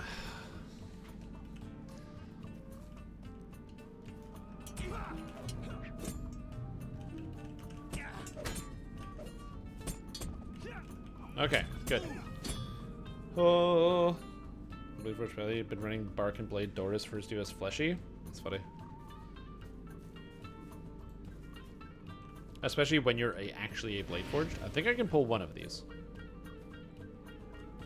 No, I cannot. I don't think I have a way for me to get through this, but we'll see.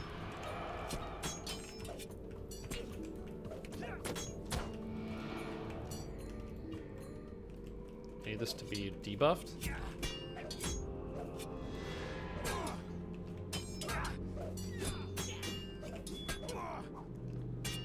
Okay, do this. Why are they putting so many bleeds on me, please?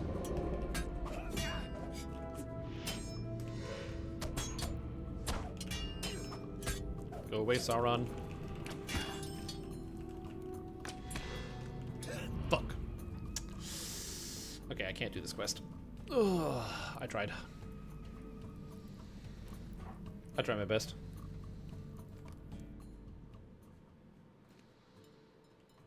Two guys is too much. Two of those is just a bridge too far. I had my healing potion. I think I might have been able to live with a healing potion, but I did not use it. Also, if I had fear pots. If I had fear pots, I would have lived too.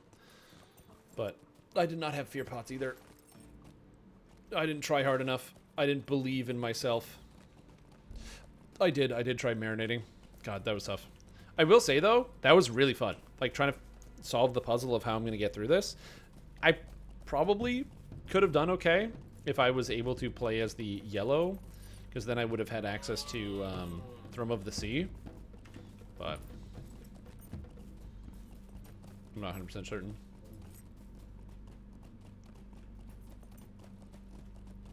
Isn't there a plant quest that's around here to pick up plants? I don't know. You always try hard? I wouldn't say that's true, but I do usually try hard, yeah. I just like succeeding at tasks instead of failing at them.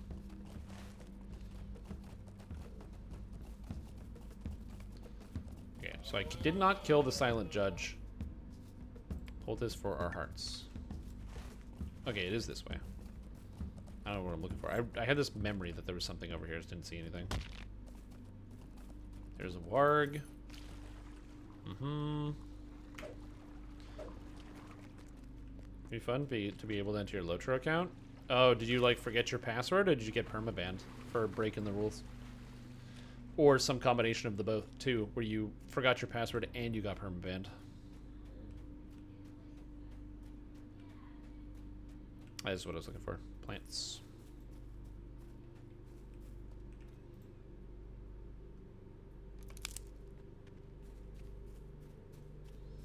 LotRO key added to your DDO account? Yeah, that's also true. Yeah, if you didn't know, you can't just log into the game using your Dungeons & Dragons Online account. However, all you need is the key. You just need to get the key, which if you Google it, the key exists, and then you can connect it. Somebody posted it on the subreddit a while ago, and yeah.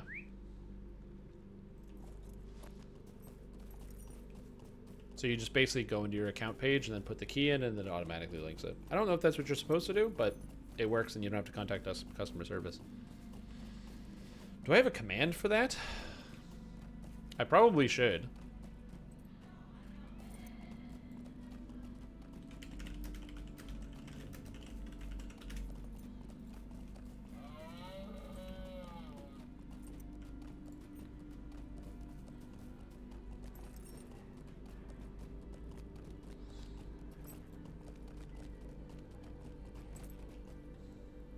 Here you go. I just Googled it. The Trave Duverdine serve the Iron Crown. Something that should be really straightforward, but just like observe caution, putting like random codes into your accounts and stuff.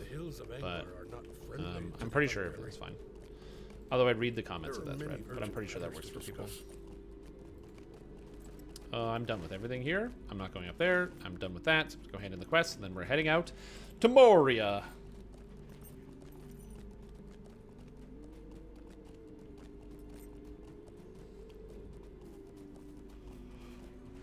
It'll just saves you some time. I think it's actually faster for me to run back than it is to die, but I don't know. And then I'm going to get my legendary weapon. Woohoo! Very exciting.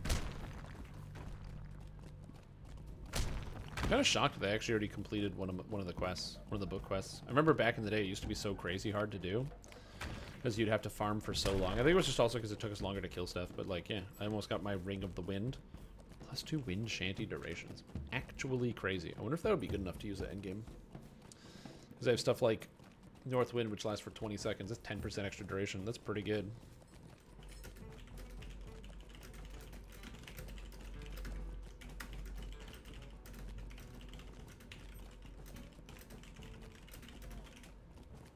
Noopy. Whoopsie. Things are harder because life is Roblox. Yeah. Yeah, exactly.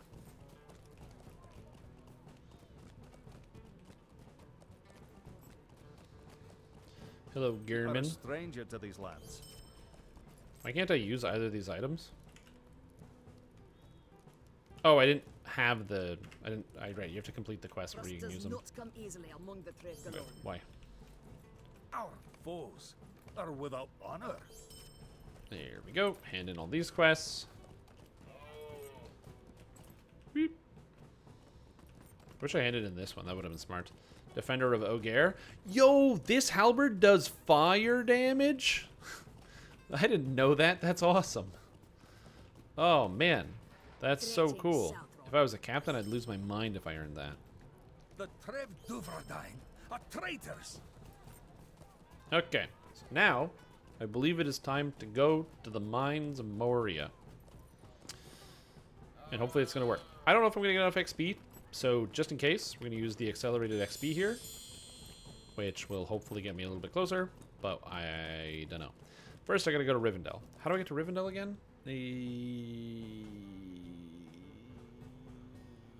Tinandir goes to Rivendell, doesn't it? Well, Tinandir goes to Estelden, which goes to Rivendell. Merged it to access it a couple years ago? Oh, that's also difficult. I mean, there might be like a lost account system, but as far as like the specific details go, I don't know. That would be obviously a little bit tougher. You'd have to know that one. Does this go straight to Rivendell? No. But Estelden goes to Rivendell.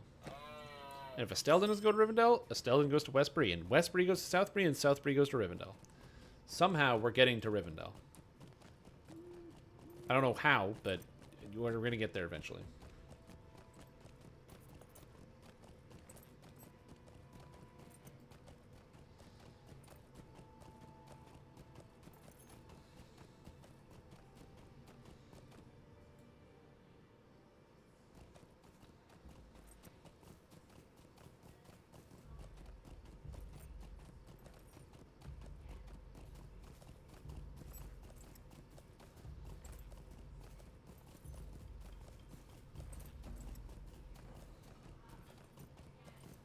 Oh, the skyboxes in this game are really good, by the way.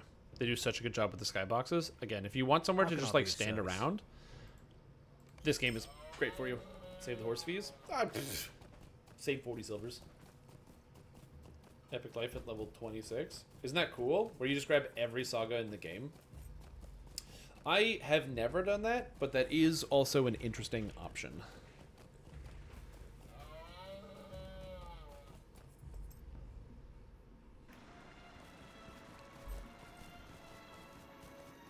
You're obliged to watch? That's correct. That's right. That's great, big game hunter. Okay, so now that I'm here, I have to go to Regian, and I gotta go to Ichad Dunan, which I'm gonna pay a mythical coin for because I'm not walking because I am lazy. Laziness succeeds again. Yeah, what's up? Welcome. Today, we are looking at the Mariner.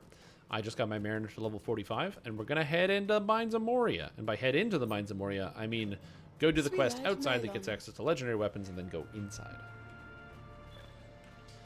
You talk to Wrathwald. We will reclaim the lost halls of Khazad-dûm. You got to reclaim the lost halls of Khazad-dûm. But before we do that, swashbuckle. But before you do that, it's time for me to take a quick bathroom break. So I'm going to do that. So enjoy me and my pirate boy and the bird. I'll be right back. I need to use the bathroom. Gotta use the bathroom. Humans need to use the bathroom.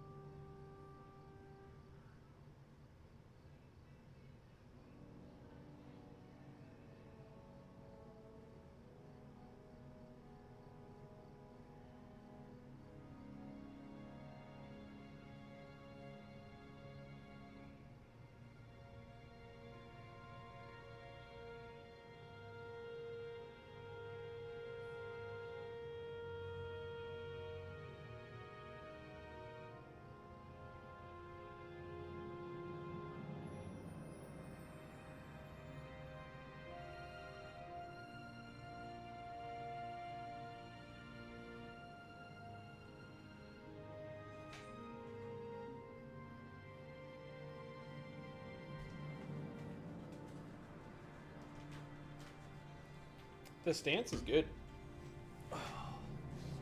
They did a good job with the swashbuckler pose. Looks good. Alright. Back to work. No time to wait. We gotta go.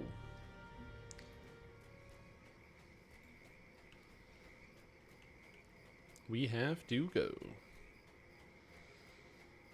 Hello, Tolk. And he's like, yo, do an activity. It's like, alright, sounds good, man. But I'll we do an will activity. reclaim it! The spies of our enemies are everywhere. Fortunately for me, this character is very strong, so I should be able to slam through this without too much issue, but we'll see. They apparently made it so that at red, you don't get deflects. So in theory, I should be able to do a fair amount of damage to this stuff. No, I'm still getting deflected.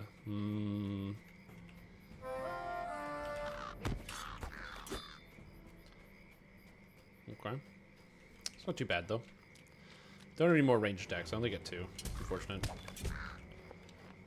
And that's all the Jagged Talons. Nice. That was a fast quest. Also, the quests out here are relatively fast. It's mostly just a lot of busy work and back and forth. I don't plan on doing all the expedition quests because I don't enjoy them. And also, they technically don't count towards any deed. No deed in the game do the expedition quests count towards. So I'm hopeful that the quests that I'm currently doing will just clear me the rest of my level. Thank you for this, my Because it is the entire book. The dwarves will prevail. Oh my god, I'm almost there. Yeah, I'm going to get my level from this. That's fine. But lunches, it's okay. You don't need to do that. I still got some pirates. Look at the mariners. Yarr. I don't know, I'm just really excited. I like it.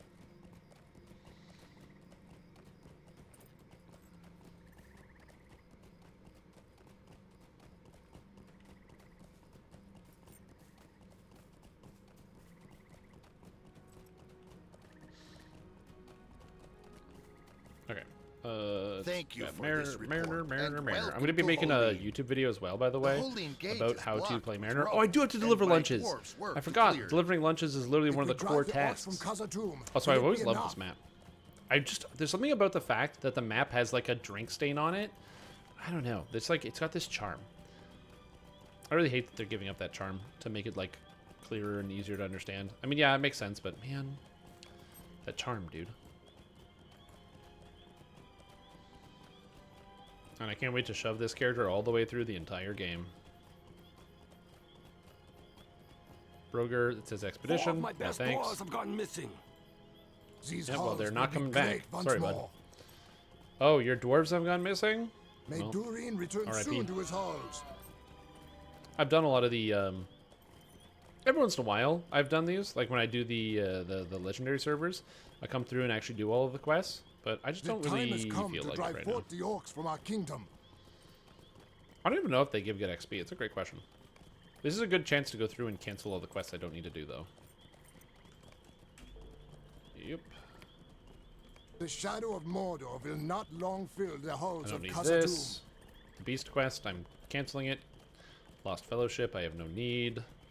Book 2, goodbye. Book 3, goodbye. Just clearing up my quest log so I don't have too many. Let's see what we got. Let's actually expand them all. Dwarves must fight for dwarves. Disperse in the cloud. I don't need this. I'm not going to the angle. Ranger of Vestelden. I'm not doing that. Downtown to Goblin Town. Or down to Goblin Town. I don't need that. Do Agamor. No thanks. The destination quests. I don't need these. I've over-leveled them, so I don't need to worry about them anymore. The shadow of Mordor will not long fill the halls of Hello, Khazad-dûm. war. Dwarves must fight for And we go all dwarves. the way back. We are running low on pickaxes. They break too easily. Got that. And cancel this. And my quest log is nice and clean. Clean quest log.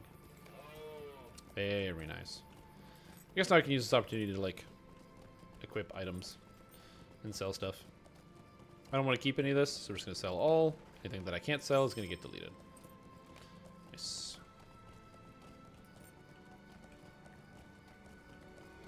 Some kind of relatively recent jewelry that you got from some expedition quests. Yeah, I can see that. I already have for level 51, though. I crafted it out. Oh, a full set of gear. Is that Khazad Copper Necklace? With 8% out of combat movement speed? Oh, yeah.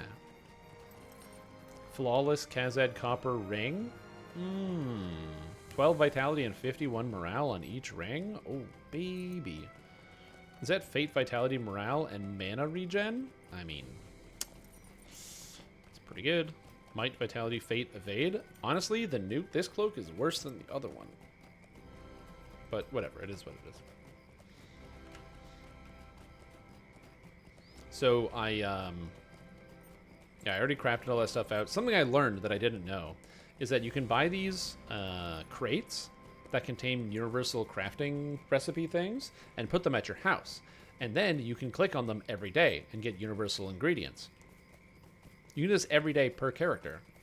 So if you have 20 characters, you can just rotate them through and get like all of these universal ingredients every single day. We will need both branches And the reason why I think this is great is not because it's like a fun activity to log in and out, but that's how I actually crafted all of the gear. I didn't have any of the materials, but because I just had bits and pieces, but I had characters that I leveled up to crafting a long time ago. And so that allowed me to very easily just like log into the character, equip all the things, and then, or like craft everything, and then swap it over. The downside about the universal crafting component packs is it makes bound to account gear. But I don't care if my gear is bound to account, it's my own character, so I can't trade it to others. And then in cases where because that's why I was worried, I was like, I don't have any Kazad copper, I would use the last of it crafting stuff. Now I don't have to worry about it. I can just craft everything I want. Which means for this character, as long as I have the recipes, I can just keep crafting things every 10 levels or so. So I'll be able to craft like level 66 armor, and then after that I'll be able to craft like level 76 armor and 86 and all of that. Which is kind of cool. All I have to do is every day log in and go click the crafting crates. These stones are just what I need, and I thank you for them. You're welcome. You have an extra point to spend too, eh? And I can get confident lunges. Gives me an extra bleed. Thick branch.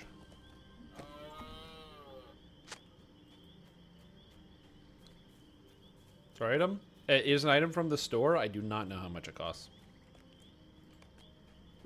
My guild also has them at the guild hall, so if you're in a kinship, they may also have them at their kinship hall, because that's a great thing to have. Universal. Let me see if I can find it in the store. Crafting, essences, ingredient packs. It's the ingredient crate and the premium ingredient crate. They're both $9.95 in the store. And then, yeah, you just put it down. It's a huge cost if you don't need it. So, like, if you're somebody who doesn't really need the universal ingredients, or you already have one at your guild house, I would recommend checking that first. Because it's definitely, like, you don't need to spend the 2,000 points to buy them. It's kind of like a waste of points.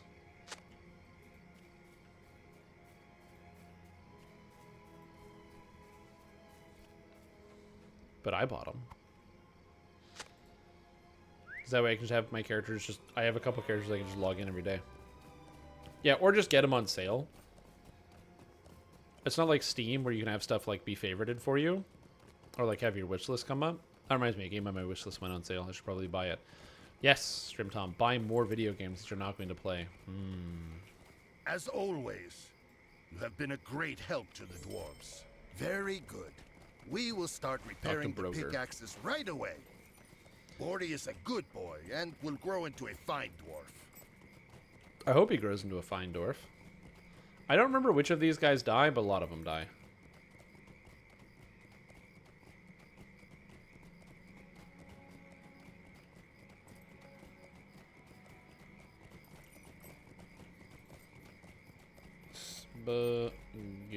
Spaghetti.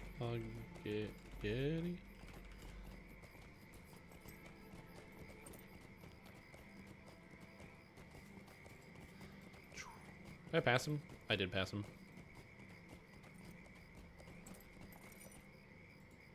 What do you want?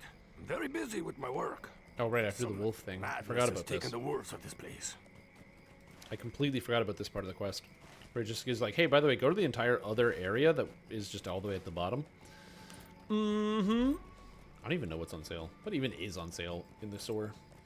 Sales. Mount speed and run speed. 28 points for 30 hours of faster move speed. Why didn't I buy this?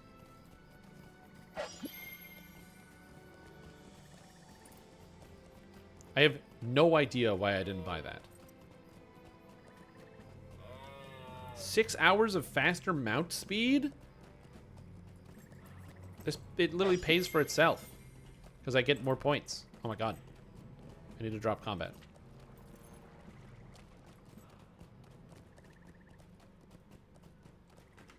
Oh my god, I'm going so fast. I have no idea why I didn't buy this. No clue.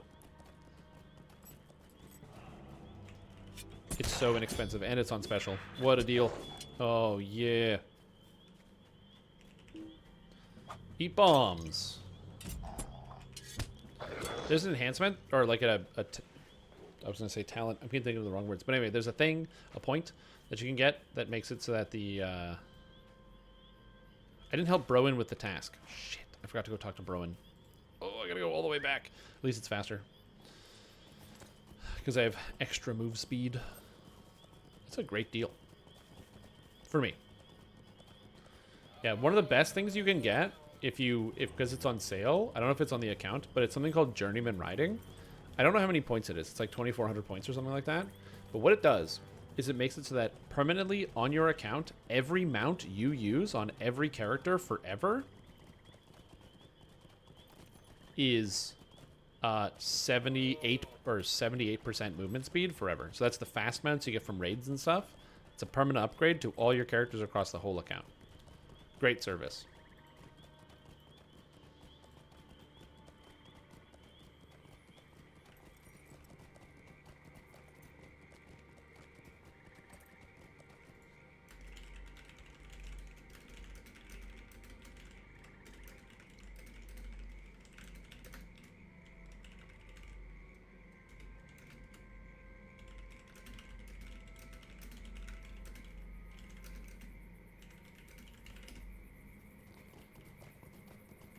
The glorious tale of growing the mighty. Yeah, it's really good. That's what they will call it. 2097? That's the one. Yeah. It just makes it so all your mounts across forever, like permanently on your account, will be faster. Forever. And you also get to start with riding on any new character, like the second you finish the tutorial. Yeah, you don't have to wait till level 20. You don't have to buy it in the store. You don't have to do anything like that. You don't have to go to the farm. You just get it right away.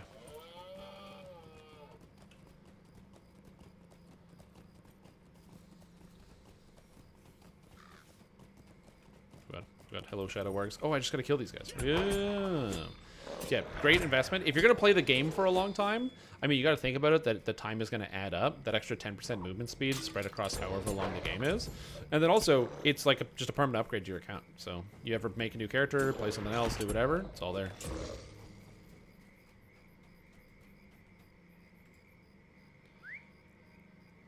Well, the problem with Mossword is that means you have to own the expansion to do that.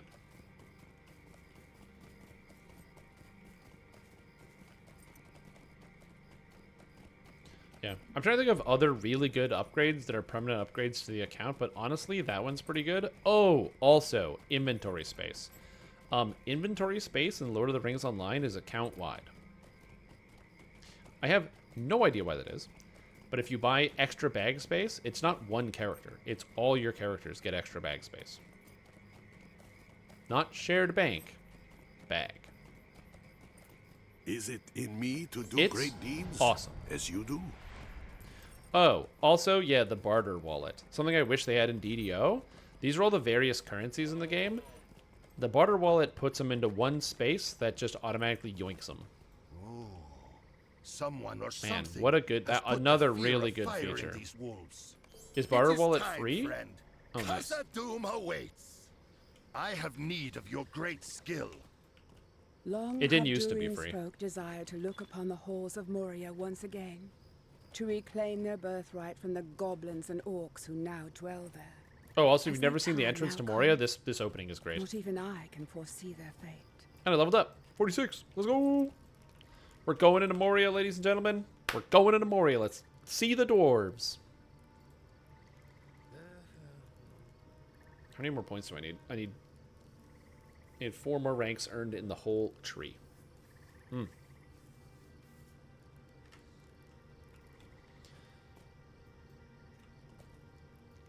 Take more than wolves to keep us from Casa Doom.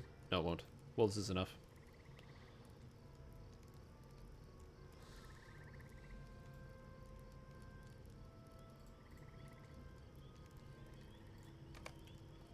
It's quiet, isn't it, Jack Jibbers? What do you think? Yarr! It be quiet. Yarr. Yarr! It is the Shadow Wargs. Yarr. Oh god, I'm in a quest now, so everything dies instantly.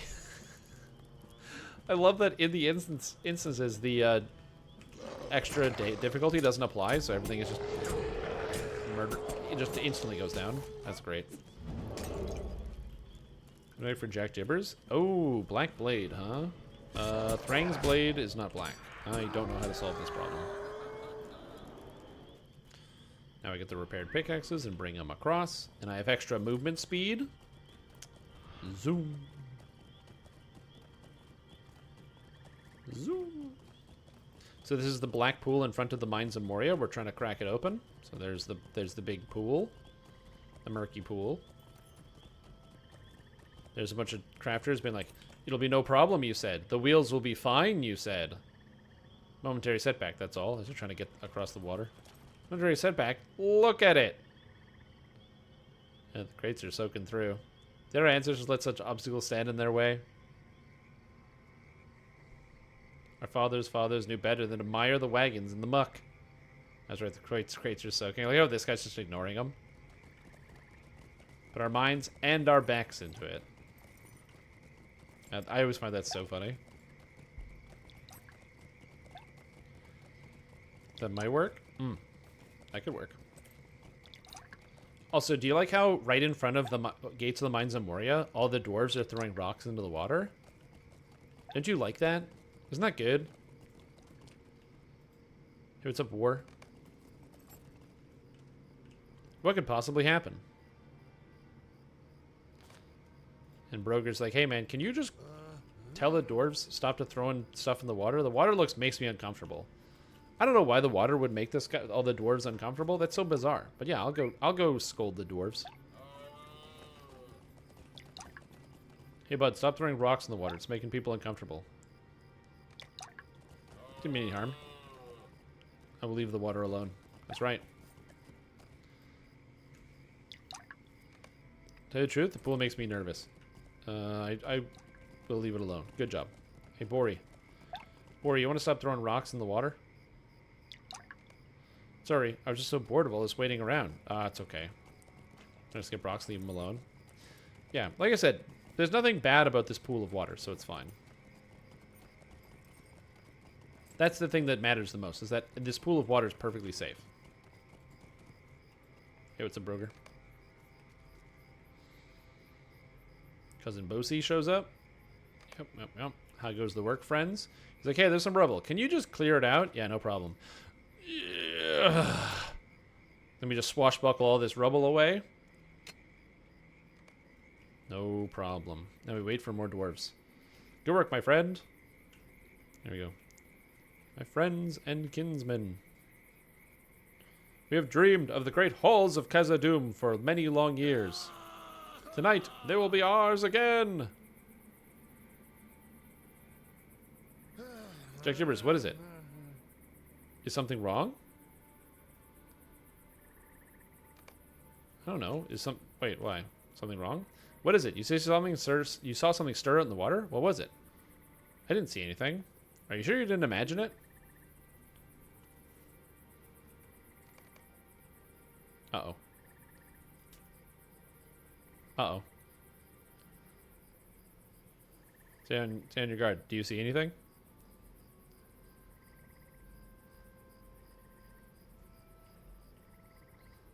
He's like, I see nothing, Lord Bosie. Yeah, it's probably nothing. I don't know why he keeps reloading my UI. Or rocks on the side. The water looks so still. See? Lure what? There's nothing.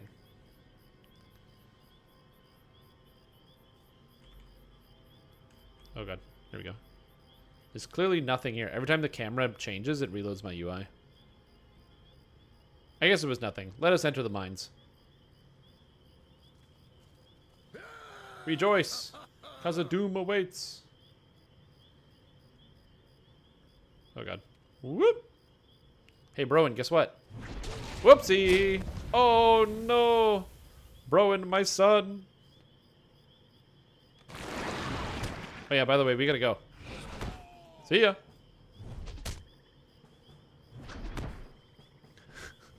Spoiler alert. I gotta go. What do I get for being aft? Minus 5% damage? Nice. Get out of there!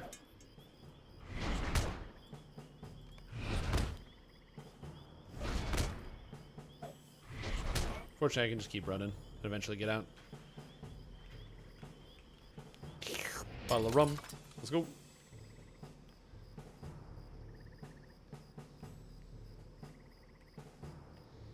Never really completely expected. Oh, I'm not interested in coming to raids just because I'm streaming this, but I appreciate the offer. I gotta get into the mine. I gotta get into the mines of Moria.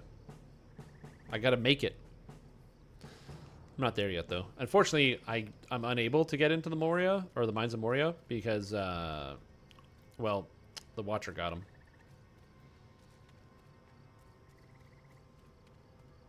Jack Jibbers, what's happening? We heard shouting. And then the rest of the dwarves come by. One or many, I don't know. Yeah, they didn't know what they were up against. Because you have to understand, the way the story goes is that the Fellowship traveled through the mines of Moria, and these guys have no idea. They don't know anything about the Fellowship. They don't know who these people are. So they have no idea that somebody, like, traveled through the mines. It's, like, complete lack of knowledge to them. Still hope. Mariner's Cutlass of Legends. Nice. 25 damage? Alright, let's go. I don't know if you get both the legendary items, but we'll see.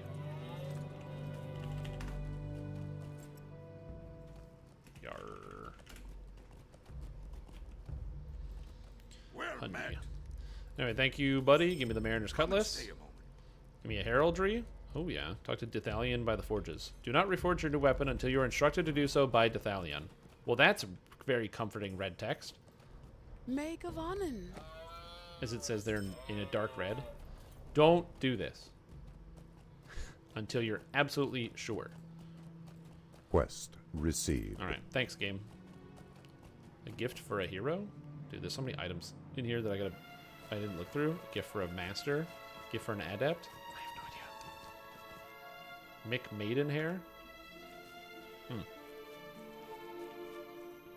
So I have my legendary weapon now. And they gave me a tracery. Sword play damage. Increase 9% damage of sword play skills. You know what? Honestly, sounds good.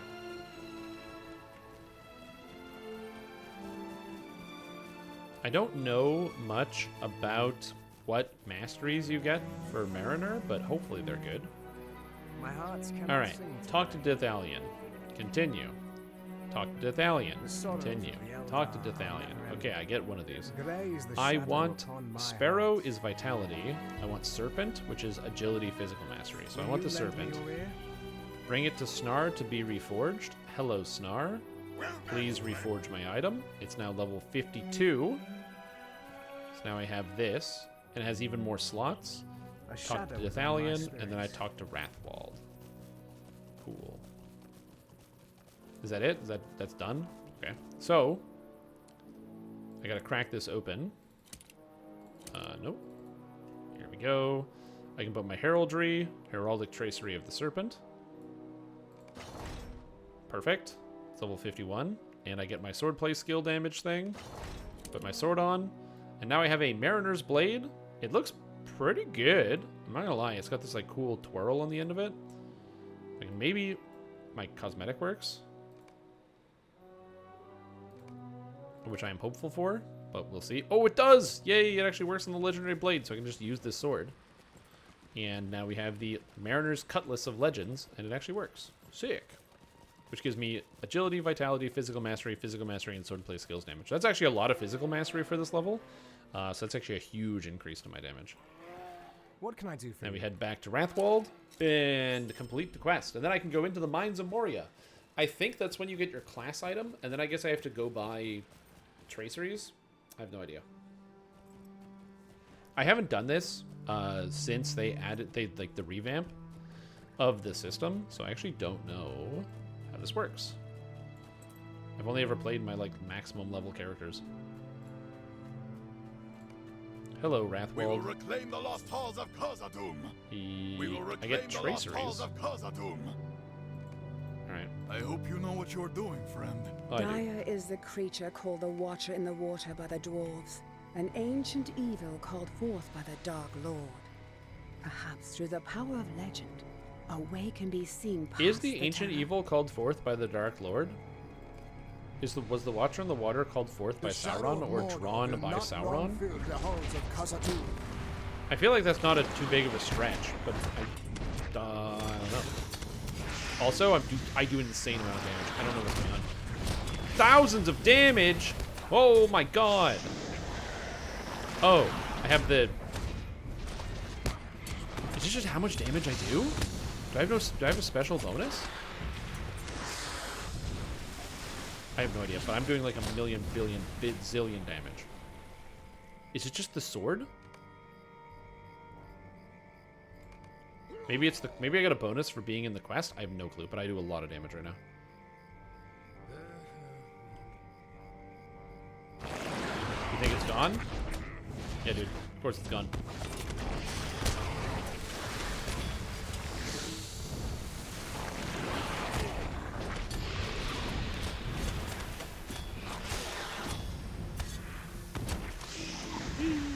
I think they just give you the extra... I don't know that this doesn't do that much more damage. Like, that's crazy. Okay, and they're dead. Nice. Quest is over. I killed the Watcher. Easy. Perhaps there is still hope. I have Dodger of the Watcher and Evader of the Watcher. The tank helmet or the DPS helmet. And honestly, the DPS helmet's surprisingly better than what I'm using, so I'll take it. Perhaps there is still hope. There it is. Mariner's Haversack. Cool. And so it was. Fuck, that's so loud. Sorry. That was really loud. I had to turn that off. Can you feel the scaling? Oh, for sure, but yeah. I have a Mariner Haversack. Cool.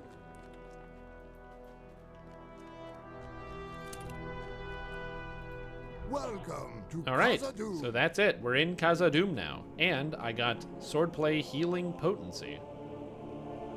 Actually, kind of good. So before I do the quest here, I have to go buy traceries and stuff. And fill up my traceries. I also think I need to reforge my Haversack, because it's level 50. So I need a Rivendell. Yep, then we're going to start doing the quest, but I gotta go Rivendell first. So I can get my character set up. And then we will explore the Mines of Moria. Like my favorite questing zone in the entire game.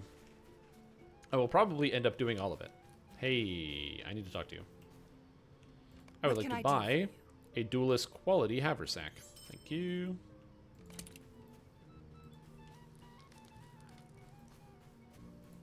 So I have two haversacks. Apparently I have the duelist quality haversack and I have the mariner's haversack. What can I do for you? So many haversacks. I'm just having sacks, you know? That's what the kids say.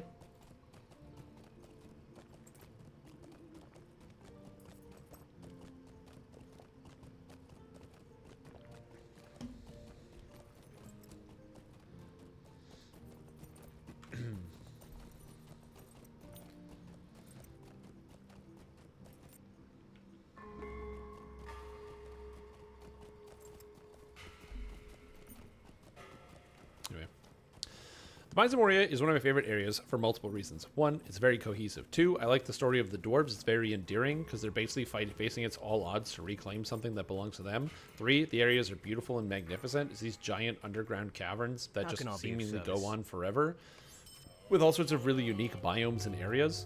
The Flaming Deeps as one of my favorites, personally, in terms of visual quality. Where you have like the Flaming Deeps, which is amazing. The Waterworks is fantastic. The Foundations of Stone, which is some nightmarish, Lovecraftian hellscape. So there's a lot of really cool areas. Nod Melek is probably one of the most boring areas of the whole game, but in the sense that like it's just this is just one big room, but it's a very cool big room, and it kind of gives you the sense of scale of like the entire place. So I don't hate it.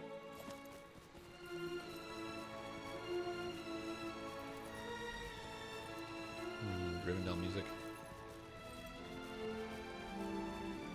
Can't wait till I get to level 50 and I get my upgrade or my title.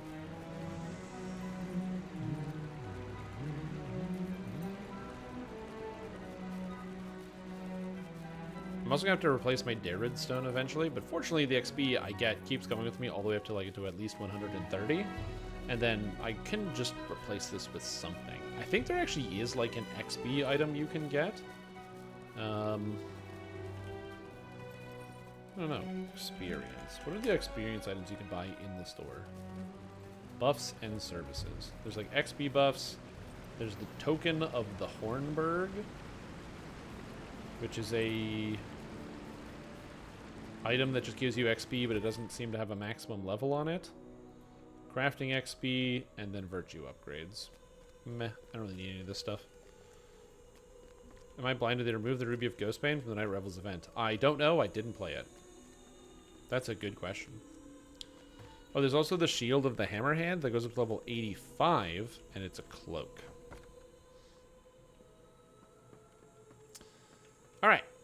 Mariner Traceries. First, you go here.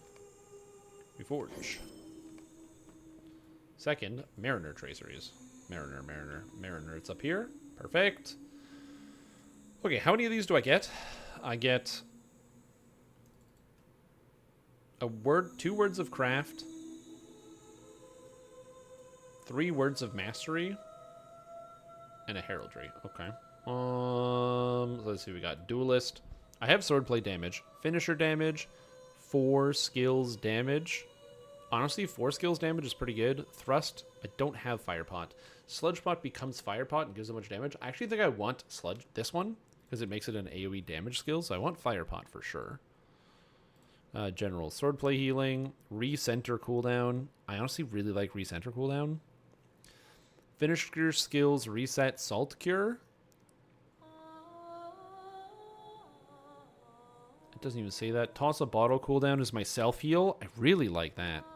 Salt Sea Blade debuff duration, I also like that. I think I'm going to go with Toss a Bottle cooldown so I can heal more frequently. And I think I'm going to take 4 skills damage, which applies to pretty much everything, except for finishers. Well, it applies to the finishers as well, but I think that's the play here.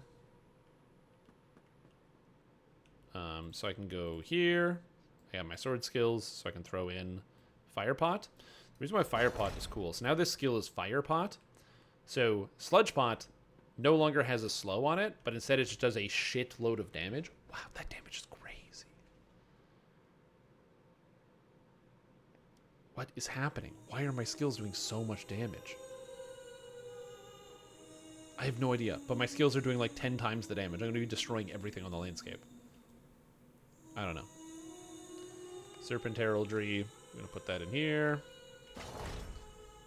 And put my Words of Mastery in here. It's also possible the Firepot was a bad idea, because now I don't have the debuff for enemies. But also at the end of the day, I think it's cool. And then Word of Craft, level 50. I'm going to get Perfect or Heroic Precision, which gives me crit and crit. It's either that or Heroic Alacrity, which gives me Finesse, and attack duration. I think I have enough Finesse. Yeah, so we're going to go with the crit, Heroic Precision. 2 of these. 1 goes in the weapon, and 1 goes in the Haversack, which gives me an extra 3% flat critical chance, which is pretty good. And now I have the set. Take everything off and put it back on, because you have to do that when you add anything new to it. And bingo. So now I got 27.2% crit. Oh my god, that's a lot of crit. Cool. Is this another Mariner? Master of Swordplay? Oh, hey, look. It's somebody who didn't level their character. They just used a box to get the title Master of Swordplay. Sick. They just used the box to level up and get their title. I hate that. Again, I have to imagine the only reason they didn't disable that is so that way they didn't have to deal with, like... Oh, am I too low level for Tulk's quest? We have seen naught of Durin's bane. Be wary if you journey into Moria. If only the elves were not so stiff. Maybe he has a slightly lower... We might make a swift victory of this endeavor. If also, only the elves were not so stiff-necked, we might make a swift victory of this endeavor. If only the elves were not so stiff-necked, they might make a swift victory of this endeavor. The orcs of Moria have much to account for. I love that line. If only the elves were not so stiff-necked. I don't even know exactly what being stiff-necked means, but fantastic.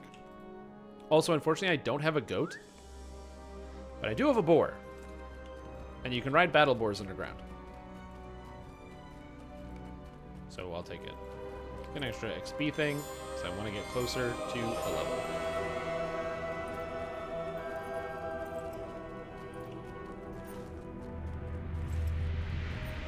Haughty and stubborn. If the elves were not so stiff-necked, that's really the problem.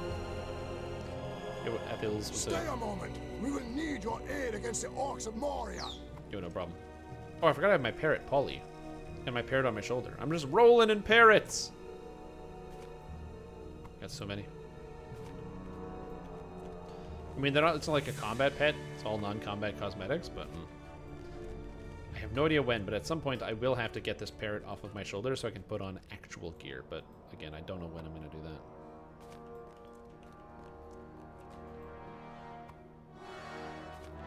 Okay, use the forge to sharpen the blades. No problem. I'm smithing, dude. Tink. Why do I have to do this so many times? Because you do.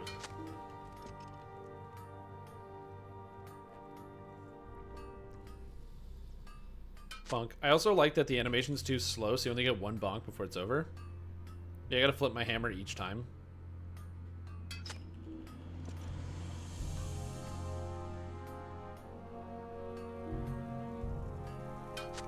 It's almost done. One more.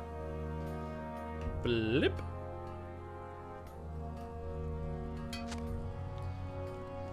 Also, I like that this guy is banging on this, and this guy is banging on nails into nothing. And then this guy is just like banging the metal or the wood handle of a pickaxe off of the iron. Just beautiful. Beautiful stuff. Azog's folk have not yet fully repaid for the crimes against us. No, they have not. Okay. I should be able to just whip myself over this cliff and not die. Maybe I can't do that. Ouch. No problem.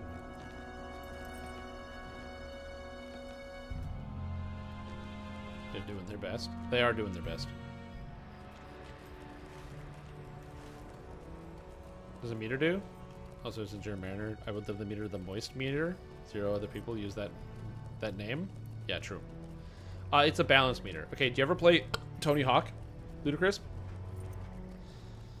So in Tony Hawk, when you're grinding, you gotta stay balanced, or else if you like fall down and slam your face into concrete, and then your guy goes, ugh, and then gets back up. In this game, it's the same thing. To the right is the fore, to the left is aft, so fore and aft, and going more fore increases my damage, but going too far decreases my damage and causes me to become stunned. And going aft increases my defense, but going too far reduces my defense and also causes me to become stunned. So I constantly need to sway my balance back and forth with my abilities, which is not as easy as it might seem. Moria have much to account for. The shadow of Mordor will not long fill the Find Tubby Thickfist at the top of the stairs. We have Tubby seen Thickfist naught of is Durin atop the Bane. stairway. You should climb the stairs and find Tubby journey to Thickfist. Moria. That's right. Gotta find Tubby Thickfist. Coming to Steam soon? Might convince me to get a Steam Deck. Oh, they are? Oh, sick. Wanted to play the Tony Hawk Remaster. So you talked to Tubby Thickfist. If it were not for the prospect of finding Now he's called Tubby Thickfist because look at those hands, dude. Look at those hands. They're gigantic. Compare that to the regular dwarves. Like, they have pretty big hands, but his hands are just massive. Absolutely huge. I don't know why he's claw gripping like so, but, you know, it was just an older time. Nameless things we face in Moria, I know not. Many foul things Also, for doing this quest, you can get Thick Fists, the least of our troubles. which is one of the best items in the game. And also, Tubby claims to have knocked out 5 orcs with these gloves.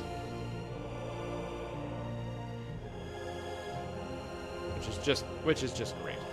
Again, fantastic video game. Dwarf Axe, give me a quest, please.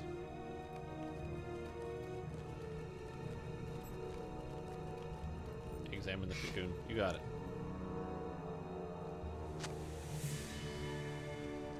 What was that noise? Uh-oh. Oh, the skulking glass spider? Not even close, baby. Not even close. I should use Fire Pod. I gotta remember to use that. This is a huge damage over time. Talk to Tubby. Now I could take his Thick Fists, but I think I'm gonna take the armor box. Although I should have checked if his armor was comically large.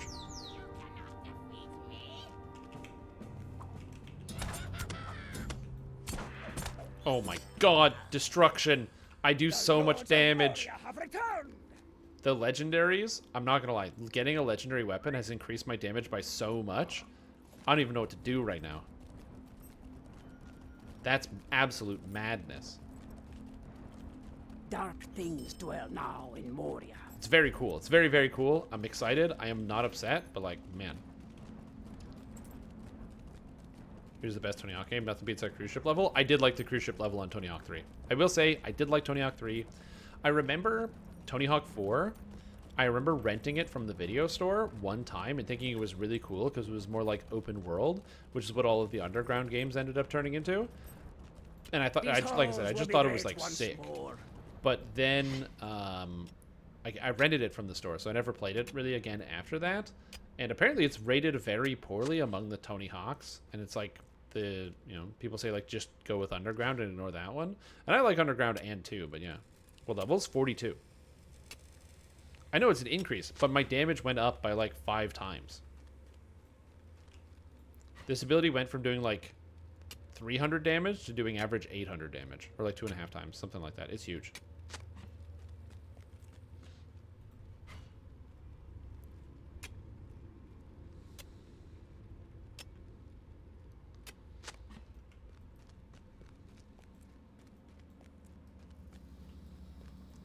Promising debris.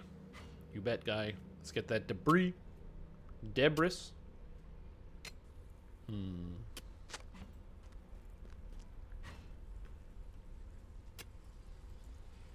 I think my plan is to do quests in each area until I complete the questing deed for that area, and then move on to the next one through Moria so I get all the questing deeds done. My least favorite area in Moria is the waterworks, not because I don't think it looks cool. I think it actually looks amazing. Dwarves must fight for However, sadly, even though it looks amazing, it's so tedious to get through. If only there was something like the Argonian race or something in this game where you could swim at twice the speed.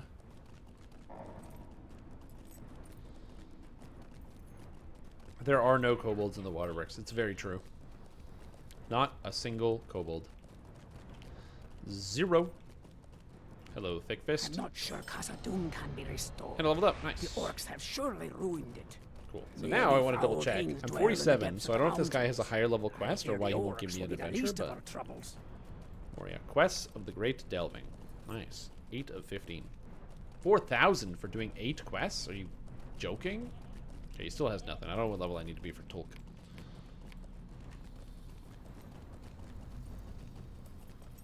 It's probably best that they don't remember because of the murder. Okay, so now Lunge has a bleed on it inherently. 65 every second for 5 seconds? That's... what? An extra 330 damage on that? That's pretty good.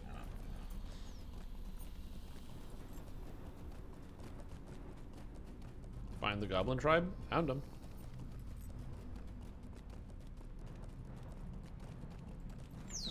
This is also where the monsters are all marked based on the type of damage that they deal.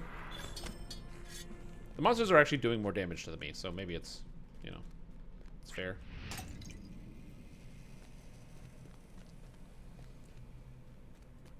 Oh, Ludicrous, did you finish off the story? The Destiny 2 story?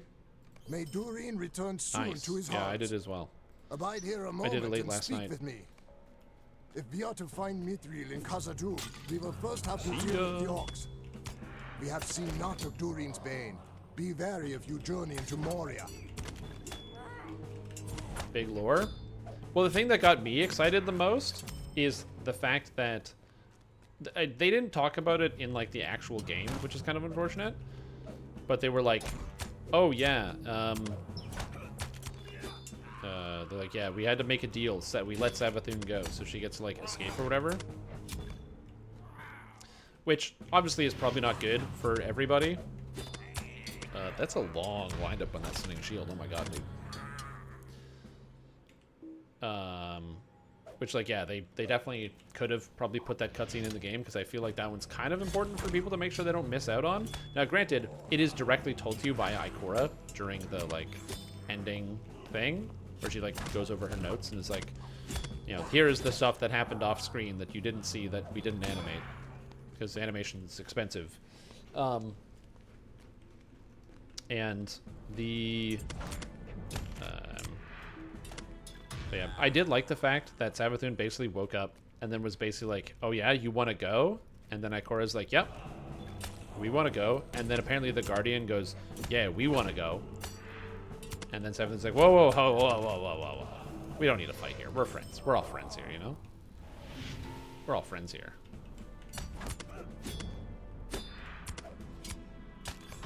Which is a good call. And still solidifies in my mind the idea that Savathûn is going to become an ally come whatever comes in the future. Because you have to understand, right before Savathûn dies in the Witch Queen campaign, there's a stealth goblin chasing me. Right before Savathûn dies in the Witch Queen campaign, or like before you kill her, you get to tell her the truth that she was lied to by like the belief that she has about her entire people, about the witness, everything was entirely a lie. And it's not necessary that to say like, I have to go through the other side of this. Whoops. And it's not necessarily like, oh, the Guardians are definitely the good guys, but it's more so the witness is definitely the enemy. Like the witness is 100% the bad guy who's manipulating her. And you know, could make like a team against it. Anyway, I just thought that was like kind of interesting that they're like, yeah, we let Savathûn get away and she'll come back and who knows, maybe she'll change her tune or something. You know Exo Stranger lore? Yeah, I did. That she was like, she saw the alternate future with Eris Morn becoming like the ultimate evil. The shadow of Mordor will not long fill the holes of I like that Eris's story ended with her basically saying no thanks, which is Peter Pipega's thing, and then turning away the power and basically being like, I don't want this, I don't need it, we are to find and it's not important. We will first I like have to that. deal with the orcs. I think I have to go over here. I don't think I go down. I'm pretty sure I go up. So on the wiki is a reward. I don't know why they would have removed it. Maybe it's an error. There were also apparently a bunch of things that were missing from the event, so I don't know. I did hear that from other people that there were items missing. Yep, but all Eris had to say was no thanks.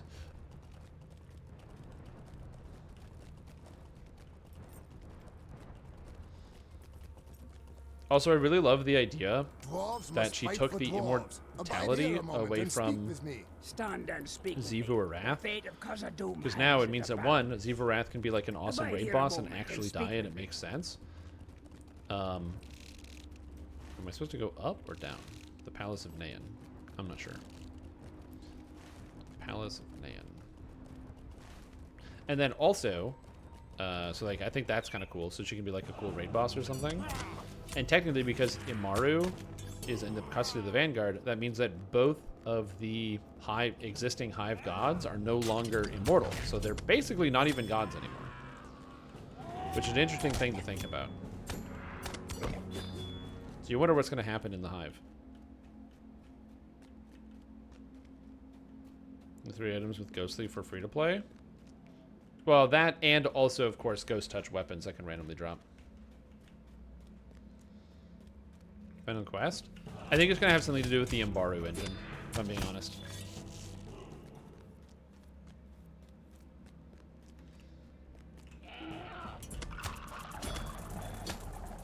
I think the Imbaru engine is going to key into all of it by the end of the season. Or there's going to be like some extra information. Or maybe this was all like a super trap by Savathun. Where she like 8D chest everybody.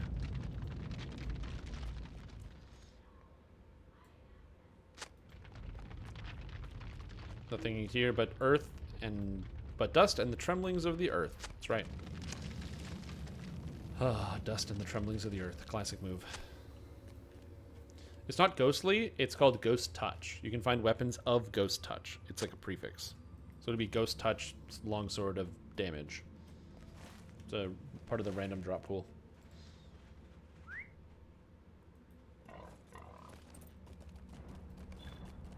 Oh yeah, all the new rep items, I forgot.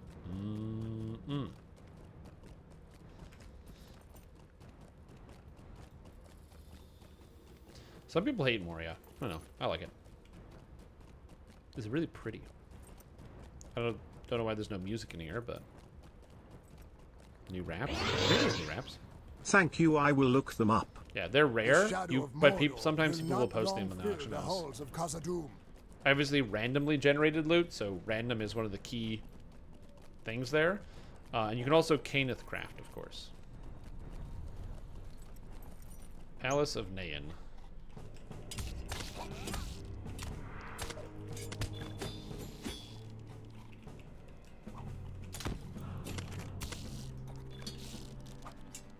Whoop.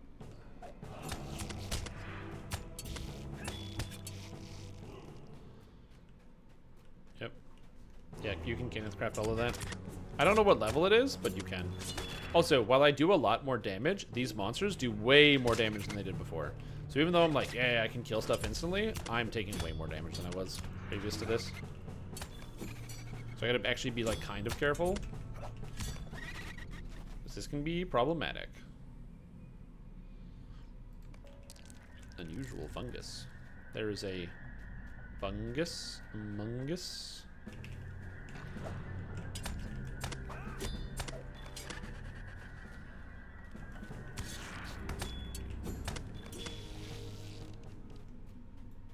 This applies a bleed, right? Compound attack to lunge. Does it mean that I get 2 bleeds? I shall attend to it in a I have no trice. idea. Happy 8-month stream, Tom. I do Our get 2 stream bleeds. baby is almost here. Equals P. Yo, late night Jeremy, thank you so much for the resub, dude. I hope you're doing very well. Thank you so much. I hope everything is going well for you. Welcome back to the stream team for 8 months. That's right. The baby's almost here. We're prepping it. We got everything ready, you know. We've got the baby's room all set up. We got the crib. Everything's all painted.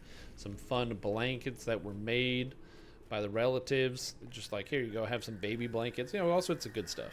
Isn't it exciting? Welcome back for 8 months. Hope you're doing very, very well. What's up? Trying it up this weekend. It's sick. It's so cool. Nothing in the game plays like it. It's awesome. This balancing mechanic makes you have to think constantly. Which, the one downside is you can't, like, space out that hard when you're playing this. Do you use a custom skin? No, I don't use a custom skin. They exist, but I don't have them. Dwarves must fight for dwarves. Here we go. Give me the XP, Shadow please. of Mordor will not long fill the halls of Khazad-dûm. I don't need to look at weapons anymore. Dwarves must Because I fight have a legendary for weapon. dwarves. Nice. We have seen naught of Durin's Bane.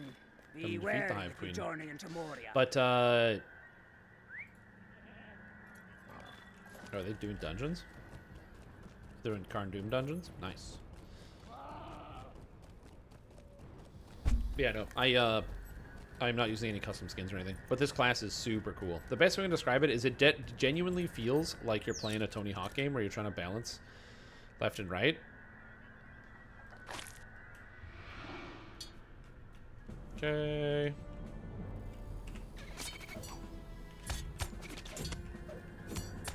And that is Salt Cure. Goodbye. Where you have like this kind of balance meter, and it heavily changes up how you actually play on a moment-to-moment basis. Because if you're using too many abilities going either aft or fore, it means that your character is going to become unbalanced and you can stun yourself. Also, you want to be constantly dipping into and out of the either aft or fore sides for the buffs. So yeah, it's actually kind of interesting. I think the way you can do it is when you get to a high enough level, you can kind of phone it in, where you get these abilities here called Shanty Steady Aft or Shanty Steady Fore. And these abilities kind of force you to start to like just go one of the two directions constantly. And so what you can do is just click Shanty Steady Aft, so it's always pushing you left, and then use all your fore skills, which are all the damage skills. And you can kind of like not pay any attention. The problem is then you're not using any of the actual aft skills, which are quite powerful. So, you know, your mileage may vary. And so it's interesting. As I said, I'm really, really, really enjoying playing this character so far. It just does something totally different. That's just what it does. The orcs of Moria have much to account for. We will not retreat before anyone. Clear the roads, kill these guys, kill people, murder people. You got it. Plant a banner, talk to Slagby. How bad's the stun? It's like 2 seconds. I fear the orcs will be the least of our troubles. It's not so much that the stun is really bad, and it's more so that getting stunned means your character isn't doing anything, and not doing anything is bad. If that makes sense. Okay. Did I talk to the stable guy? I don't remember if I talked to the stable guy. I'm just gonna double check. Stable guy. Nice. These halls will be great once more. There used to be vendors around here that would give you... That's why this area is empty. There used to be vendors that would give you legendary weapons, and they're all gone. So now this hall just looks empty. It's kind of funny. But yeah, the stun is very short term. It's not like you get stunned and your character can't do anything for 10 days or something like that. It's minor, but every time you get stunned is a good step closer to death. And if you're actually doing like real dungeon content, it's going to become a problem. And also, just if you're generally progressing through the game, like you're just questing, and you're constantly getting stunned, like that would be really annoying. So, yeah, having to actually pay attention to what you do is cool. Some people have likened it to Warden. As a Warden player myself, I think that there definitely are some similarities, but it has some key differences from Warden directly. One of the main differences is that it's not really a combo system where you have like these memorizable combos. Like you can do that, you can kind of plan around it, but it's not like that's built into the game. It's more so that there are every ability kind of combos with every other ability in the entire game. What? Where did this guy come from?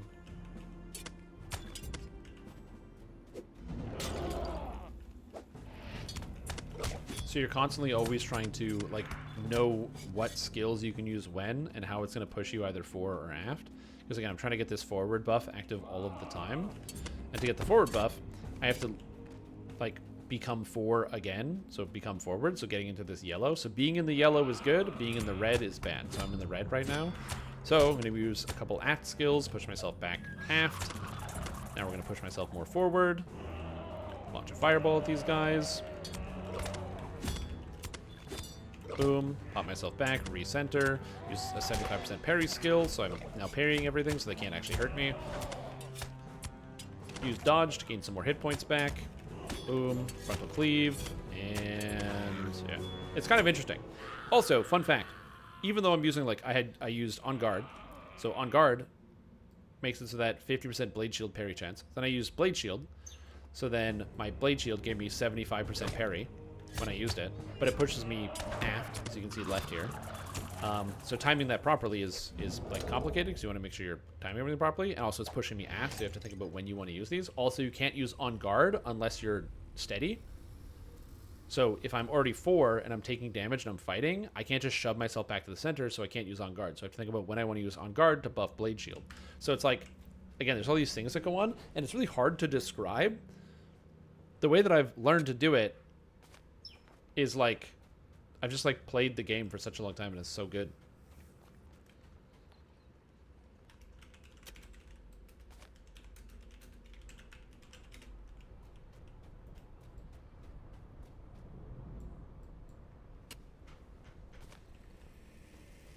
Yeah, so I'm enjoying myself.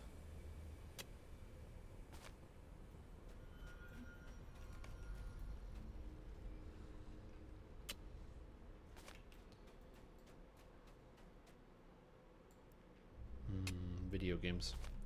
Now we come down here. Got to plant the banner of the dwarves. Like it's just like it just does something so different. I don't know how else to describe it.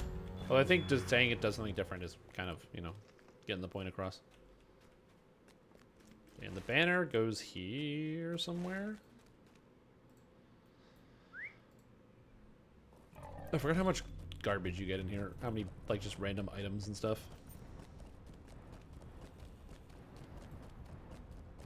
Also, then you find the Lonely Span. God, this area is so cool. Which is this giant bridge. On one side, it's guarded by these huge faces that lead into another pit. And then what's over here in the Lonely Span? Endless Cavern. And in the other way, Endless Cavern. But what is down there? That direction, if you go look all the way down there, leads to Flaming Deeps.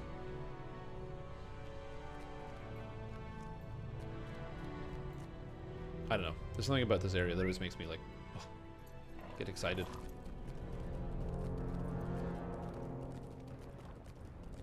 So yeah. I know that Cruiser Zero said that he was going to try it out and see if he liked it or not. And then he also said he was going to lie to his wife about the fact that the Mariner is the Marinator. Blue has a stun. Use Riposte.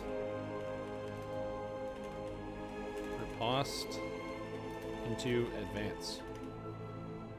Causes stun. Unless you trait sweeping advance.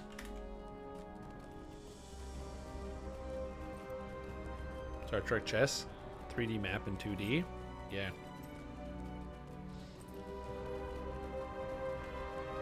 Why is my nose so itchy? I don't know why. It's like been the whole day. You're like, but if you keep touching your nose and scratching, it's going to stay being itchy. Well, you know what? It is what it is. Yeah, this is the music I want. Those big sweeping themes, the dwarvish chants. Yeah. It is said that Durin's Bane dwells here, though we have not seen it. If it were not for the prospect of finding Mithril, I would not have come here. Wigfast. Wigfast is down here. Many foulings dwell in the depths of the mountains. I fear the orcs will be the least of our troubles. Also, all the orc voices are so great. Or not the orc, the dwarf voices, because they're so gravelly. I don't think I can full clear Moria without overcapping an XP, but maybe I want to. The time has come to drive forth the Stay orcs from our out, destroy kingdom. food stores in If we are to find Gazatmer, Mithril in Khazad-dûr, and defeat we will goblins first in have to deal with the orcs. Gazatmer. No problem. We have seen You want me to naught kill of these Durin's guys? You Bane. got it, boss. Be wary if you journey into Moria.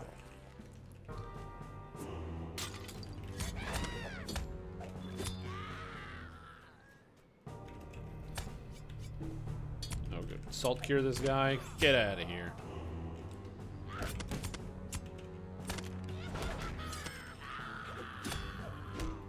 god. As I said, I enjoy the combos. So sometimes if I stop talking, it's because I'm just focusing on the combos. I will say it does take a little bit more focus. So maybe this character class is not as good if you want to play like the space out and watch TV type Marin or type character. Defeat the White Hand Lieutenant. That's this guy. Good. I came to the right place.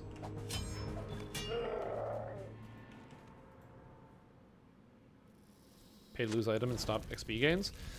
You know, that's actually not a terrible idea.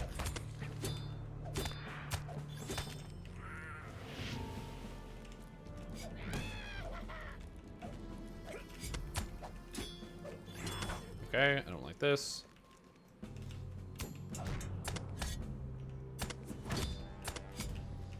So many monsters.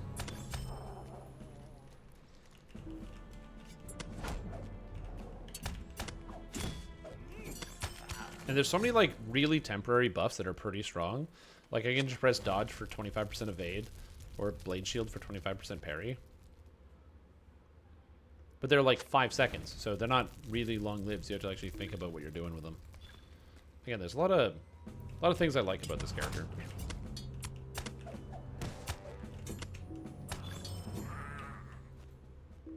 I know that a lot of people don't like the short-term buffs, but one of the issues I have with Elder Scrolls Online system of short-term buffs is not that, in my opinion, short-term buffs are bad. It's more so that the short-term buffs are the skills that you use. So you use like the skills in order to apply all the buffs. Whereas like, and you're constantly swapping between these two weapon styles. Isn't guaranteed stun. It's a low chance, but you can trade yellow to get it 100%. But yeah, the kind of like short-term buffs, they kind of tie it where they're like, oh yeah, you can have 2 different weapon styles in Elder Scrolls Online. So you have 2 different complete play styles, which sounds really good. Sounds. In reality, you don't actually get 2 different entire play styles.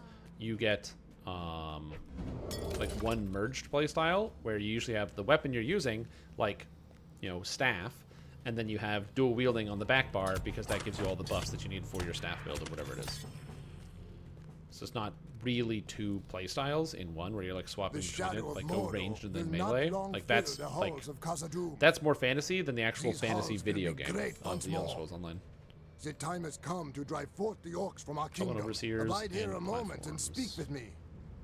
If we are to find Mithril in Khazad-dûm, we will first have to deal with the orcs. Yeah, the Oaken Soul is cool, but again, it's, you know, exactly what I was saying. It's not the system we were talking about.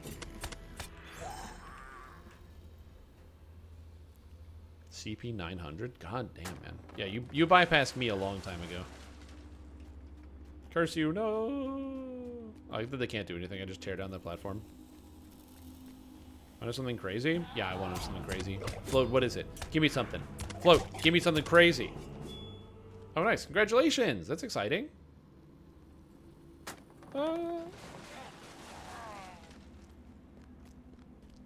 That's very exciting. Congratulations to them. I hope they are excited as well.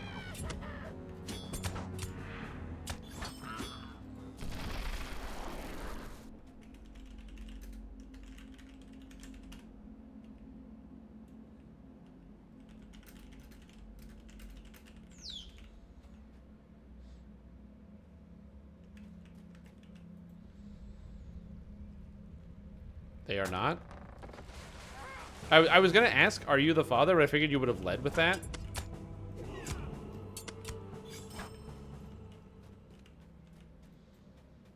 Yeah.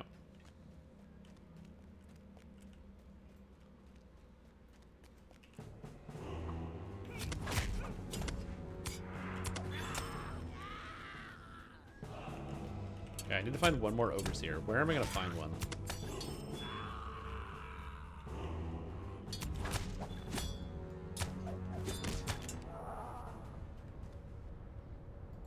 With all dense padding.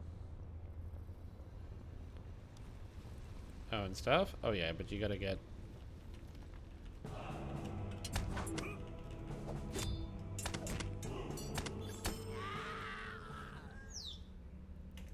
The north wind healing reduction is for PvP.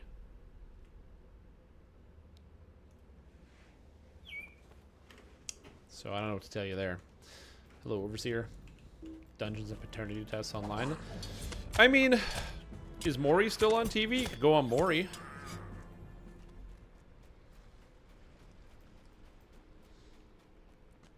So that, yeah, it could work. Then you get like a free paternity test, and you get to get on TV. I don't know if it's free, but yeah.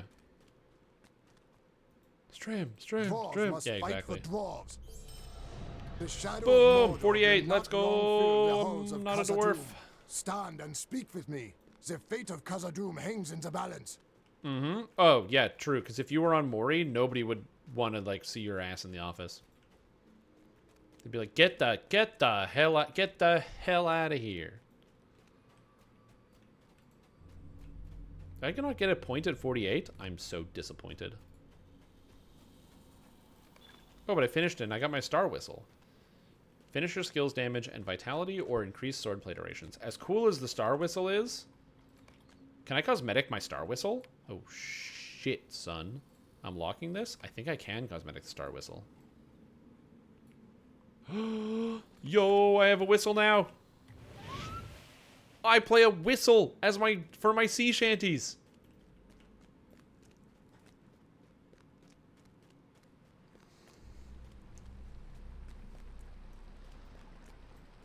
That's amazing.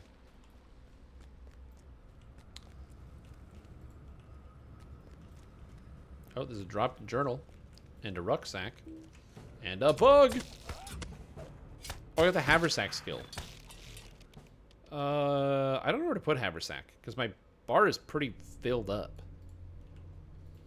I did just get the good one though. So this heals a fair amount, so I can just go and rummage to heal myself. And I gotta rummage again. Where do you put rummage, eh? Where do you put the rummage? I guess I can put that somewhere here and then do my stun break somewhere else.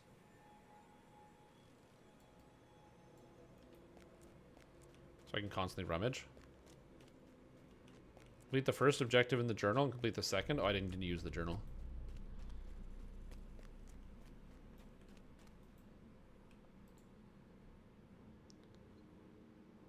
Park for season pass ornaments. Oh, yeah. I collected all the ornaments already on all 3 of my characters. Throw the levers and do something else. Yeah, I already collected the all the ornaments and stuff. Season pass 100 and whatever. And so it works well for me. Can I just say, I'm really enjoying playing this character.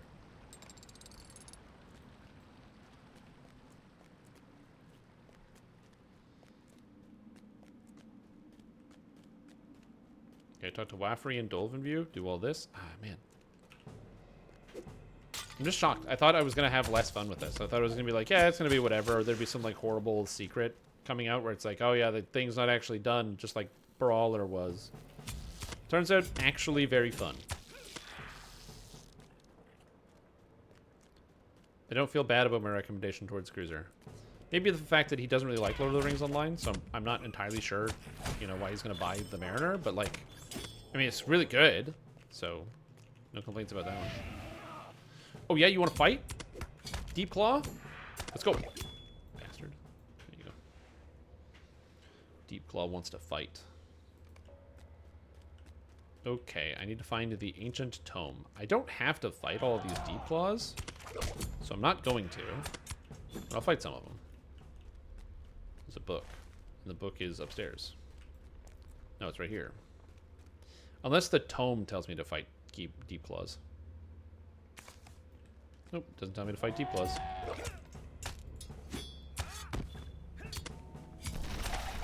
Oh! Oh! That was not a good place to be.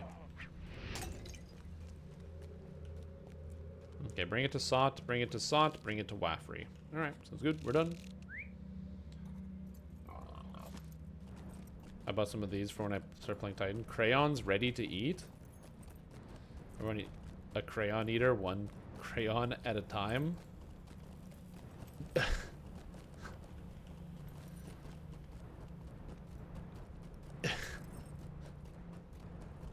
Instead of an MRE, it's a CRE. There's no way they actually sell this product. That's hilarious.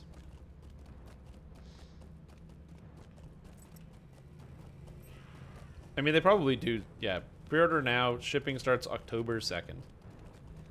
So I've been playing on my Titan a little bit because I wanted to check out the Banner of War aspect because I keep seeing Titans around with it.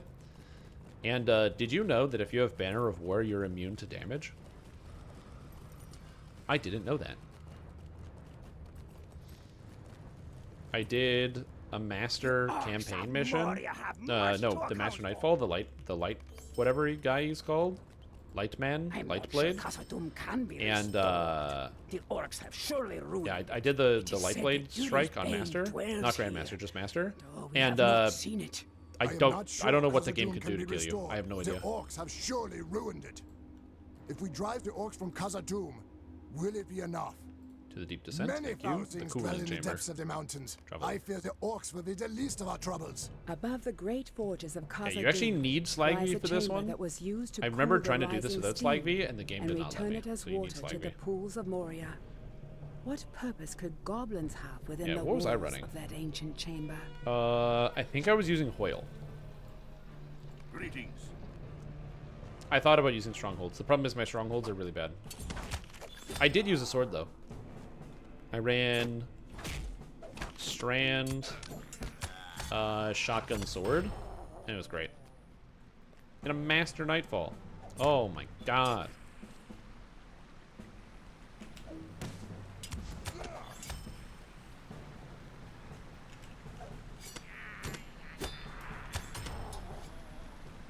I believe...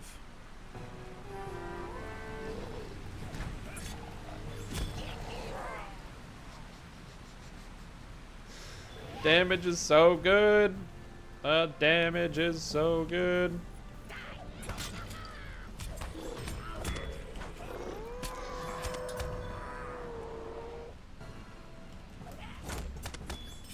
Banner of War kept dying, so it's possible. Oh yeah, GMs probably. But in the Master, I just couldn't die to anything. Like, I'm sure it is physically possible to die, but I don't know. I couldn't figure it out. It's from the Mariner or from the LI? It's from the LI. The legendary weapon gives such a huge increase in your base damage that it's just scaling everything up by such a dramatic margin from the level up. I think it's also because the weapon is level 51 or 52, and I'm equipping it at like 48 or whatever. So it feels like I'm doing a lot more damage than I actually probably should be.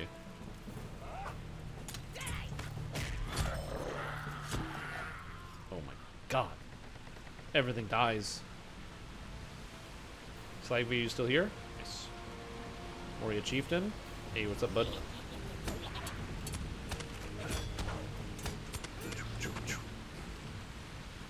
Because these monsters have as much health as the monsters did in Angmar, but my damage is dramatically higher.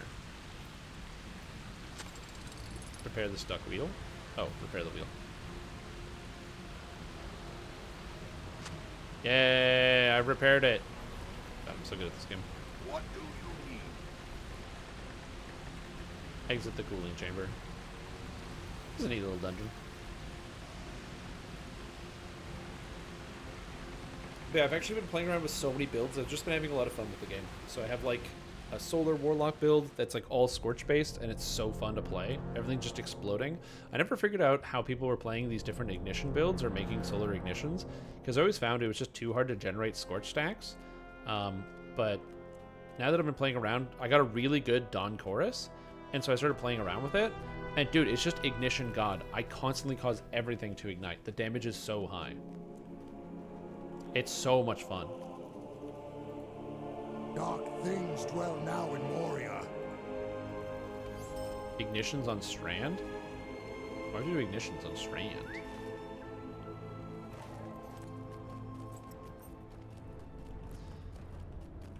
I mean, I do use incandescents fairly regularly. Oh, stream. Oh, wait, what was this? Yes, stream, because I don't know. In the beginning, I was having serious power issues on the dummies. I think I can survive with the ads around me. It doesn't seem to be much in real time, though. Yeah, temp. I don't know much about the endgame power stuff, because on the preview, they had, like, infinite power. So, I don't know. I actually don't know how you regenerate power on Mariner. There's a combo that gives you power back. I just don't know which one it is.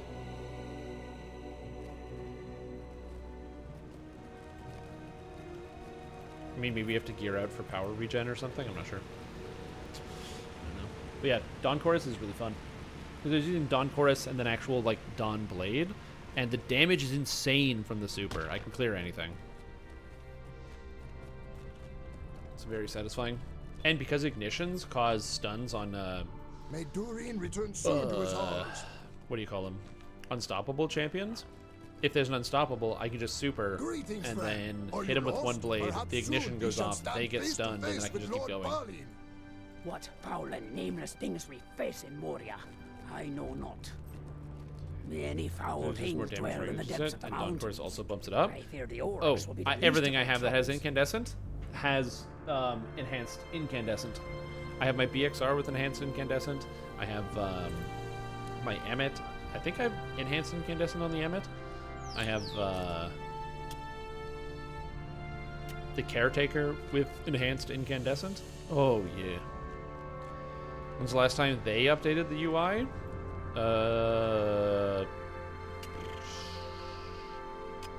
They added the legendary rewards track.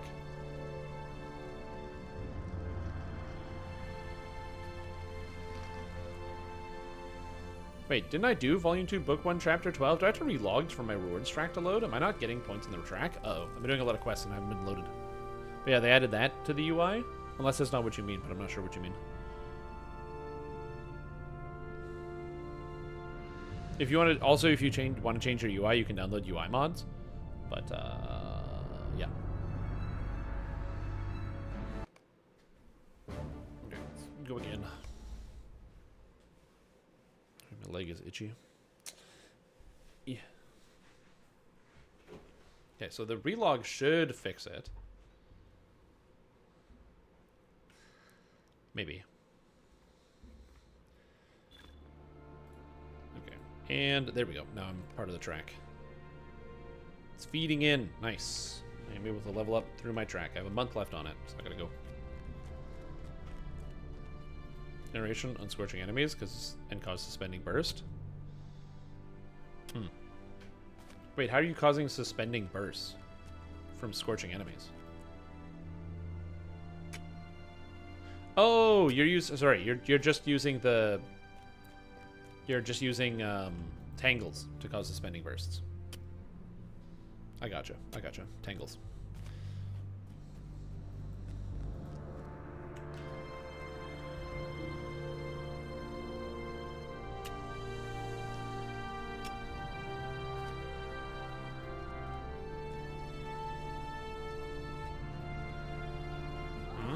I'm not sure what I understand then. Oh, the shackle grenade. Ew. Oh, so it's like taking the long way around to getting, or it's like the Osteostriga, where you consume the shackle grenade and you just start shooting stuff and everything with the necrotic grips, and then everything is up. Except instead, you're just doing it with the yeah. I got what you're saying. Folk will defy Durin's bane. Stay a moment. We will need your That's aid interesting. I hadn't thought about against the Moria. That sounds like it would be a lot of fun. We will need your aid against the orcs of Moria. I said I was just enjoying Dawn Chorus with everything having incandescent and blowing up the planet. Very, very satisfying.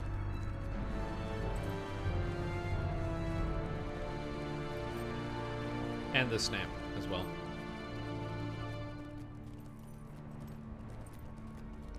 Yo, what's up, horse? How are you doing? How are you? It is said that Durin's bane dwells here, though we have not seen it. Did you hear that? It is said that Durin's bane dwells here, but we have not seen it. Spooky, huh? Lightning blade. Use the skill flick. Oh. Why are you linking that to horse? He doesn't need that. Actually, you know what? Horse can buy whatever he wants. Maybe he does need it. I don't know. It's a free country.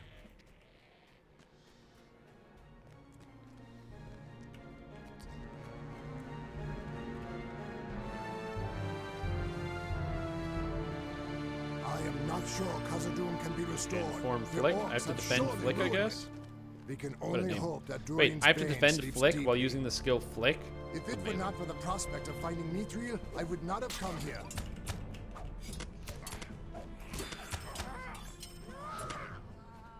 Damn, that's so much damage.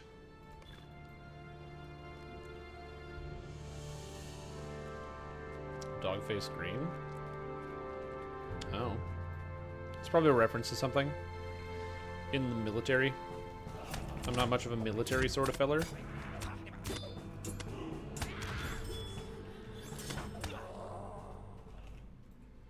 Could be related to it. Oh boy, oh.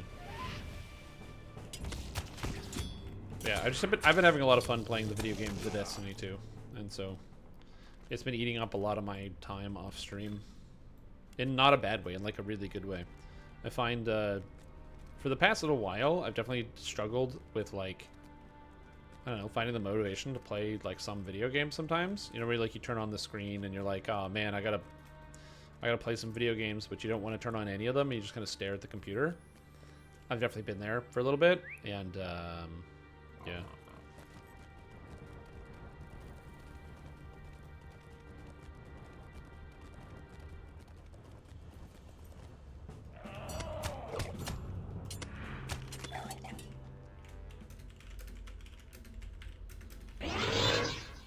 Has Destiny 2 eaten up your time like how I have been eating crayons? Yes, like how you've been eating crayons.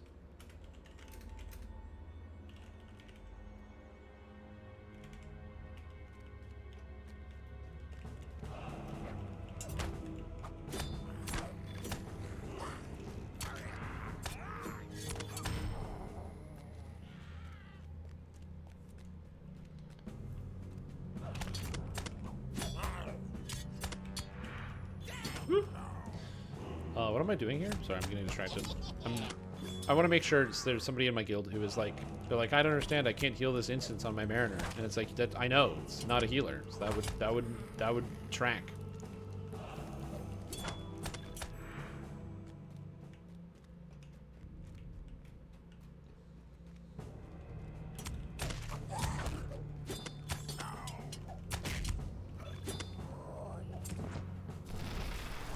Oh god, I'm actually in a lot of trouble here. Don't stop killing me, please. Thank you. Get out of this. Oh god. Bootleg golems? No, they're just underground goblins, so they have less color on them. There's you making edible crayons. Can I just eat regular crayons?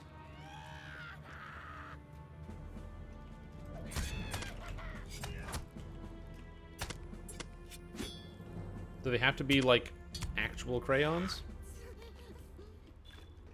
I feel like that would be like more fun. Just like, you know, it'll feel good. It's crayons are made of what? Wax? You can eat wax. Homer did it in The Simpsons.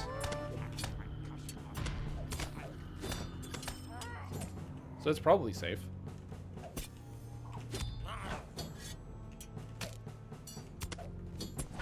I'm blind. I can't do anything.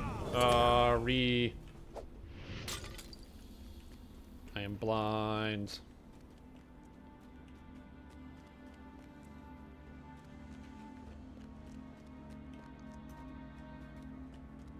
All right.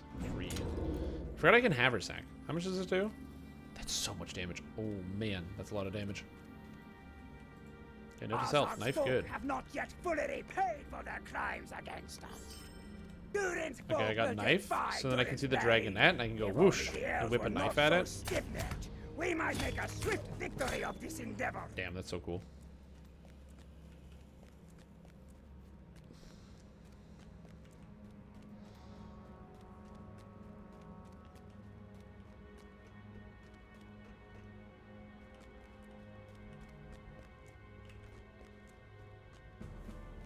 But yeah. I don't know about the whole Titans eating crayons thing. It's probably accurate, given the fact that you can resurrect, or Guardians can resurrect themselves from the dead. And, you know, Titans are kind of dumb. So that makes sense.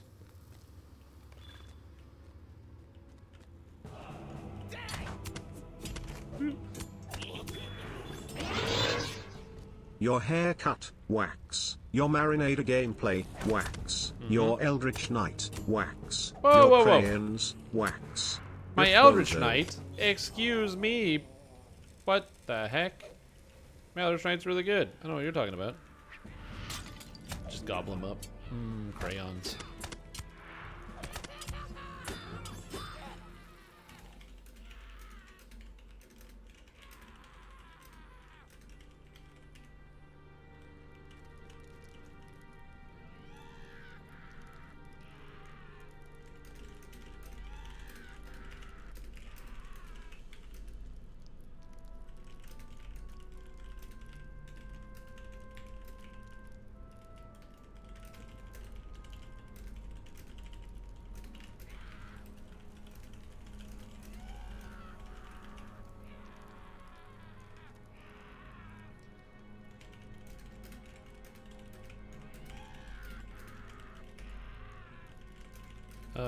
One second.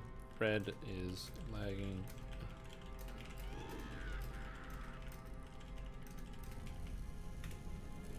Okay, how do I... So use a hidden passage. Oh, use a hidden passage. Use... Oh, I have to use the passage. Fuck, I do this every time, dude. Every time. I always know where to go, so instead of using the passage next to the guy, I always walk down here and fight all the monsters. Then I get stuck because you actually have to use the passage next to the guy and not just come here.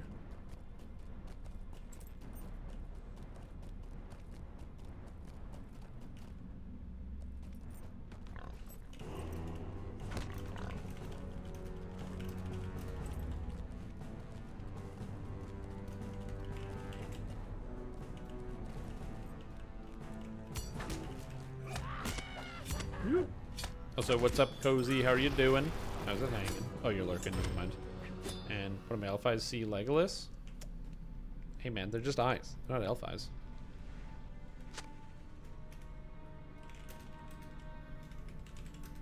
Could be people needing practice. Yeah. Okay, so I took that, and then I have to come over here and arm the trap. Perfect. So I arm the trap. So it's done. Trap has been set, and now I gotta lure Pooklore. So I go, hey Pooklore, come here. Come here, Pooklore, come here. Come here, Pooklore. Oh no, Pooklore. Oh, poor guy. He died. Got him.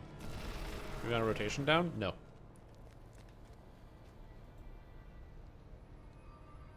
I have not figured out a rotation for this character. Nothing lasts long enough for me to need a rotation.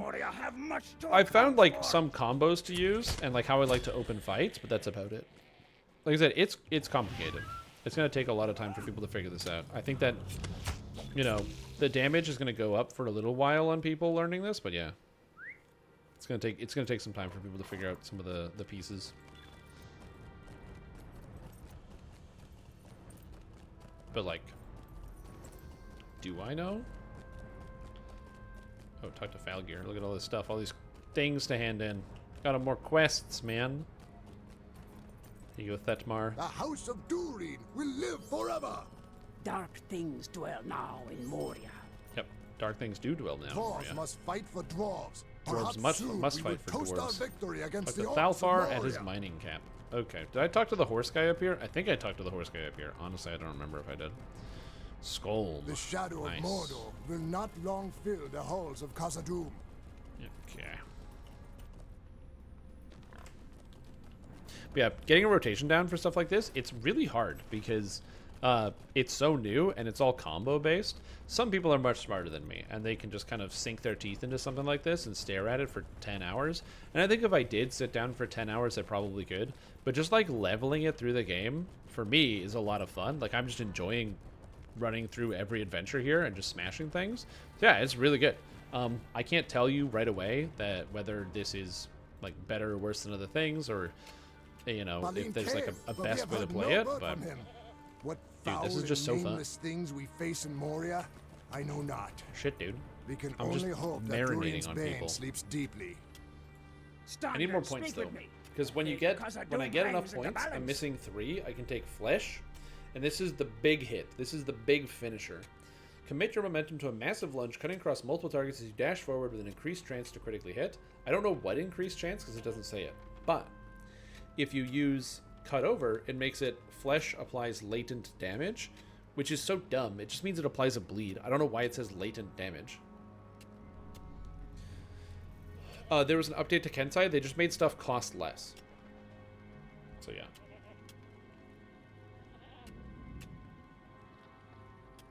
Just finished a Weaver raid, varied between 12 to 15 spiders. That's a lot of spiders, dude. I hate that.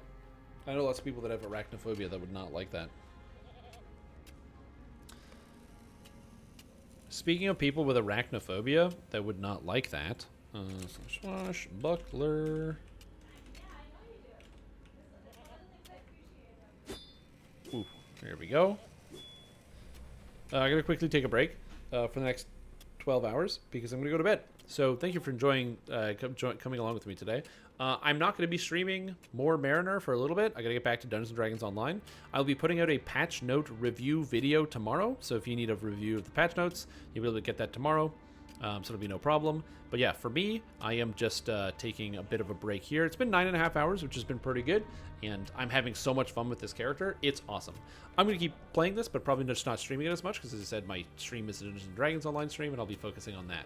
Tomorrow, you're going to get a video, as I said, about the new patch, what it is all about, kind of breaking it down and trying my best to explain it, which is fun.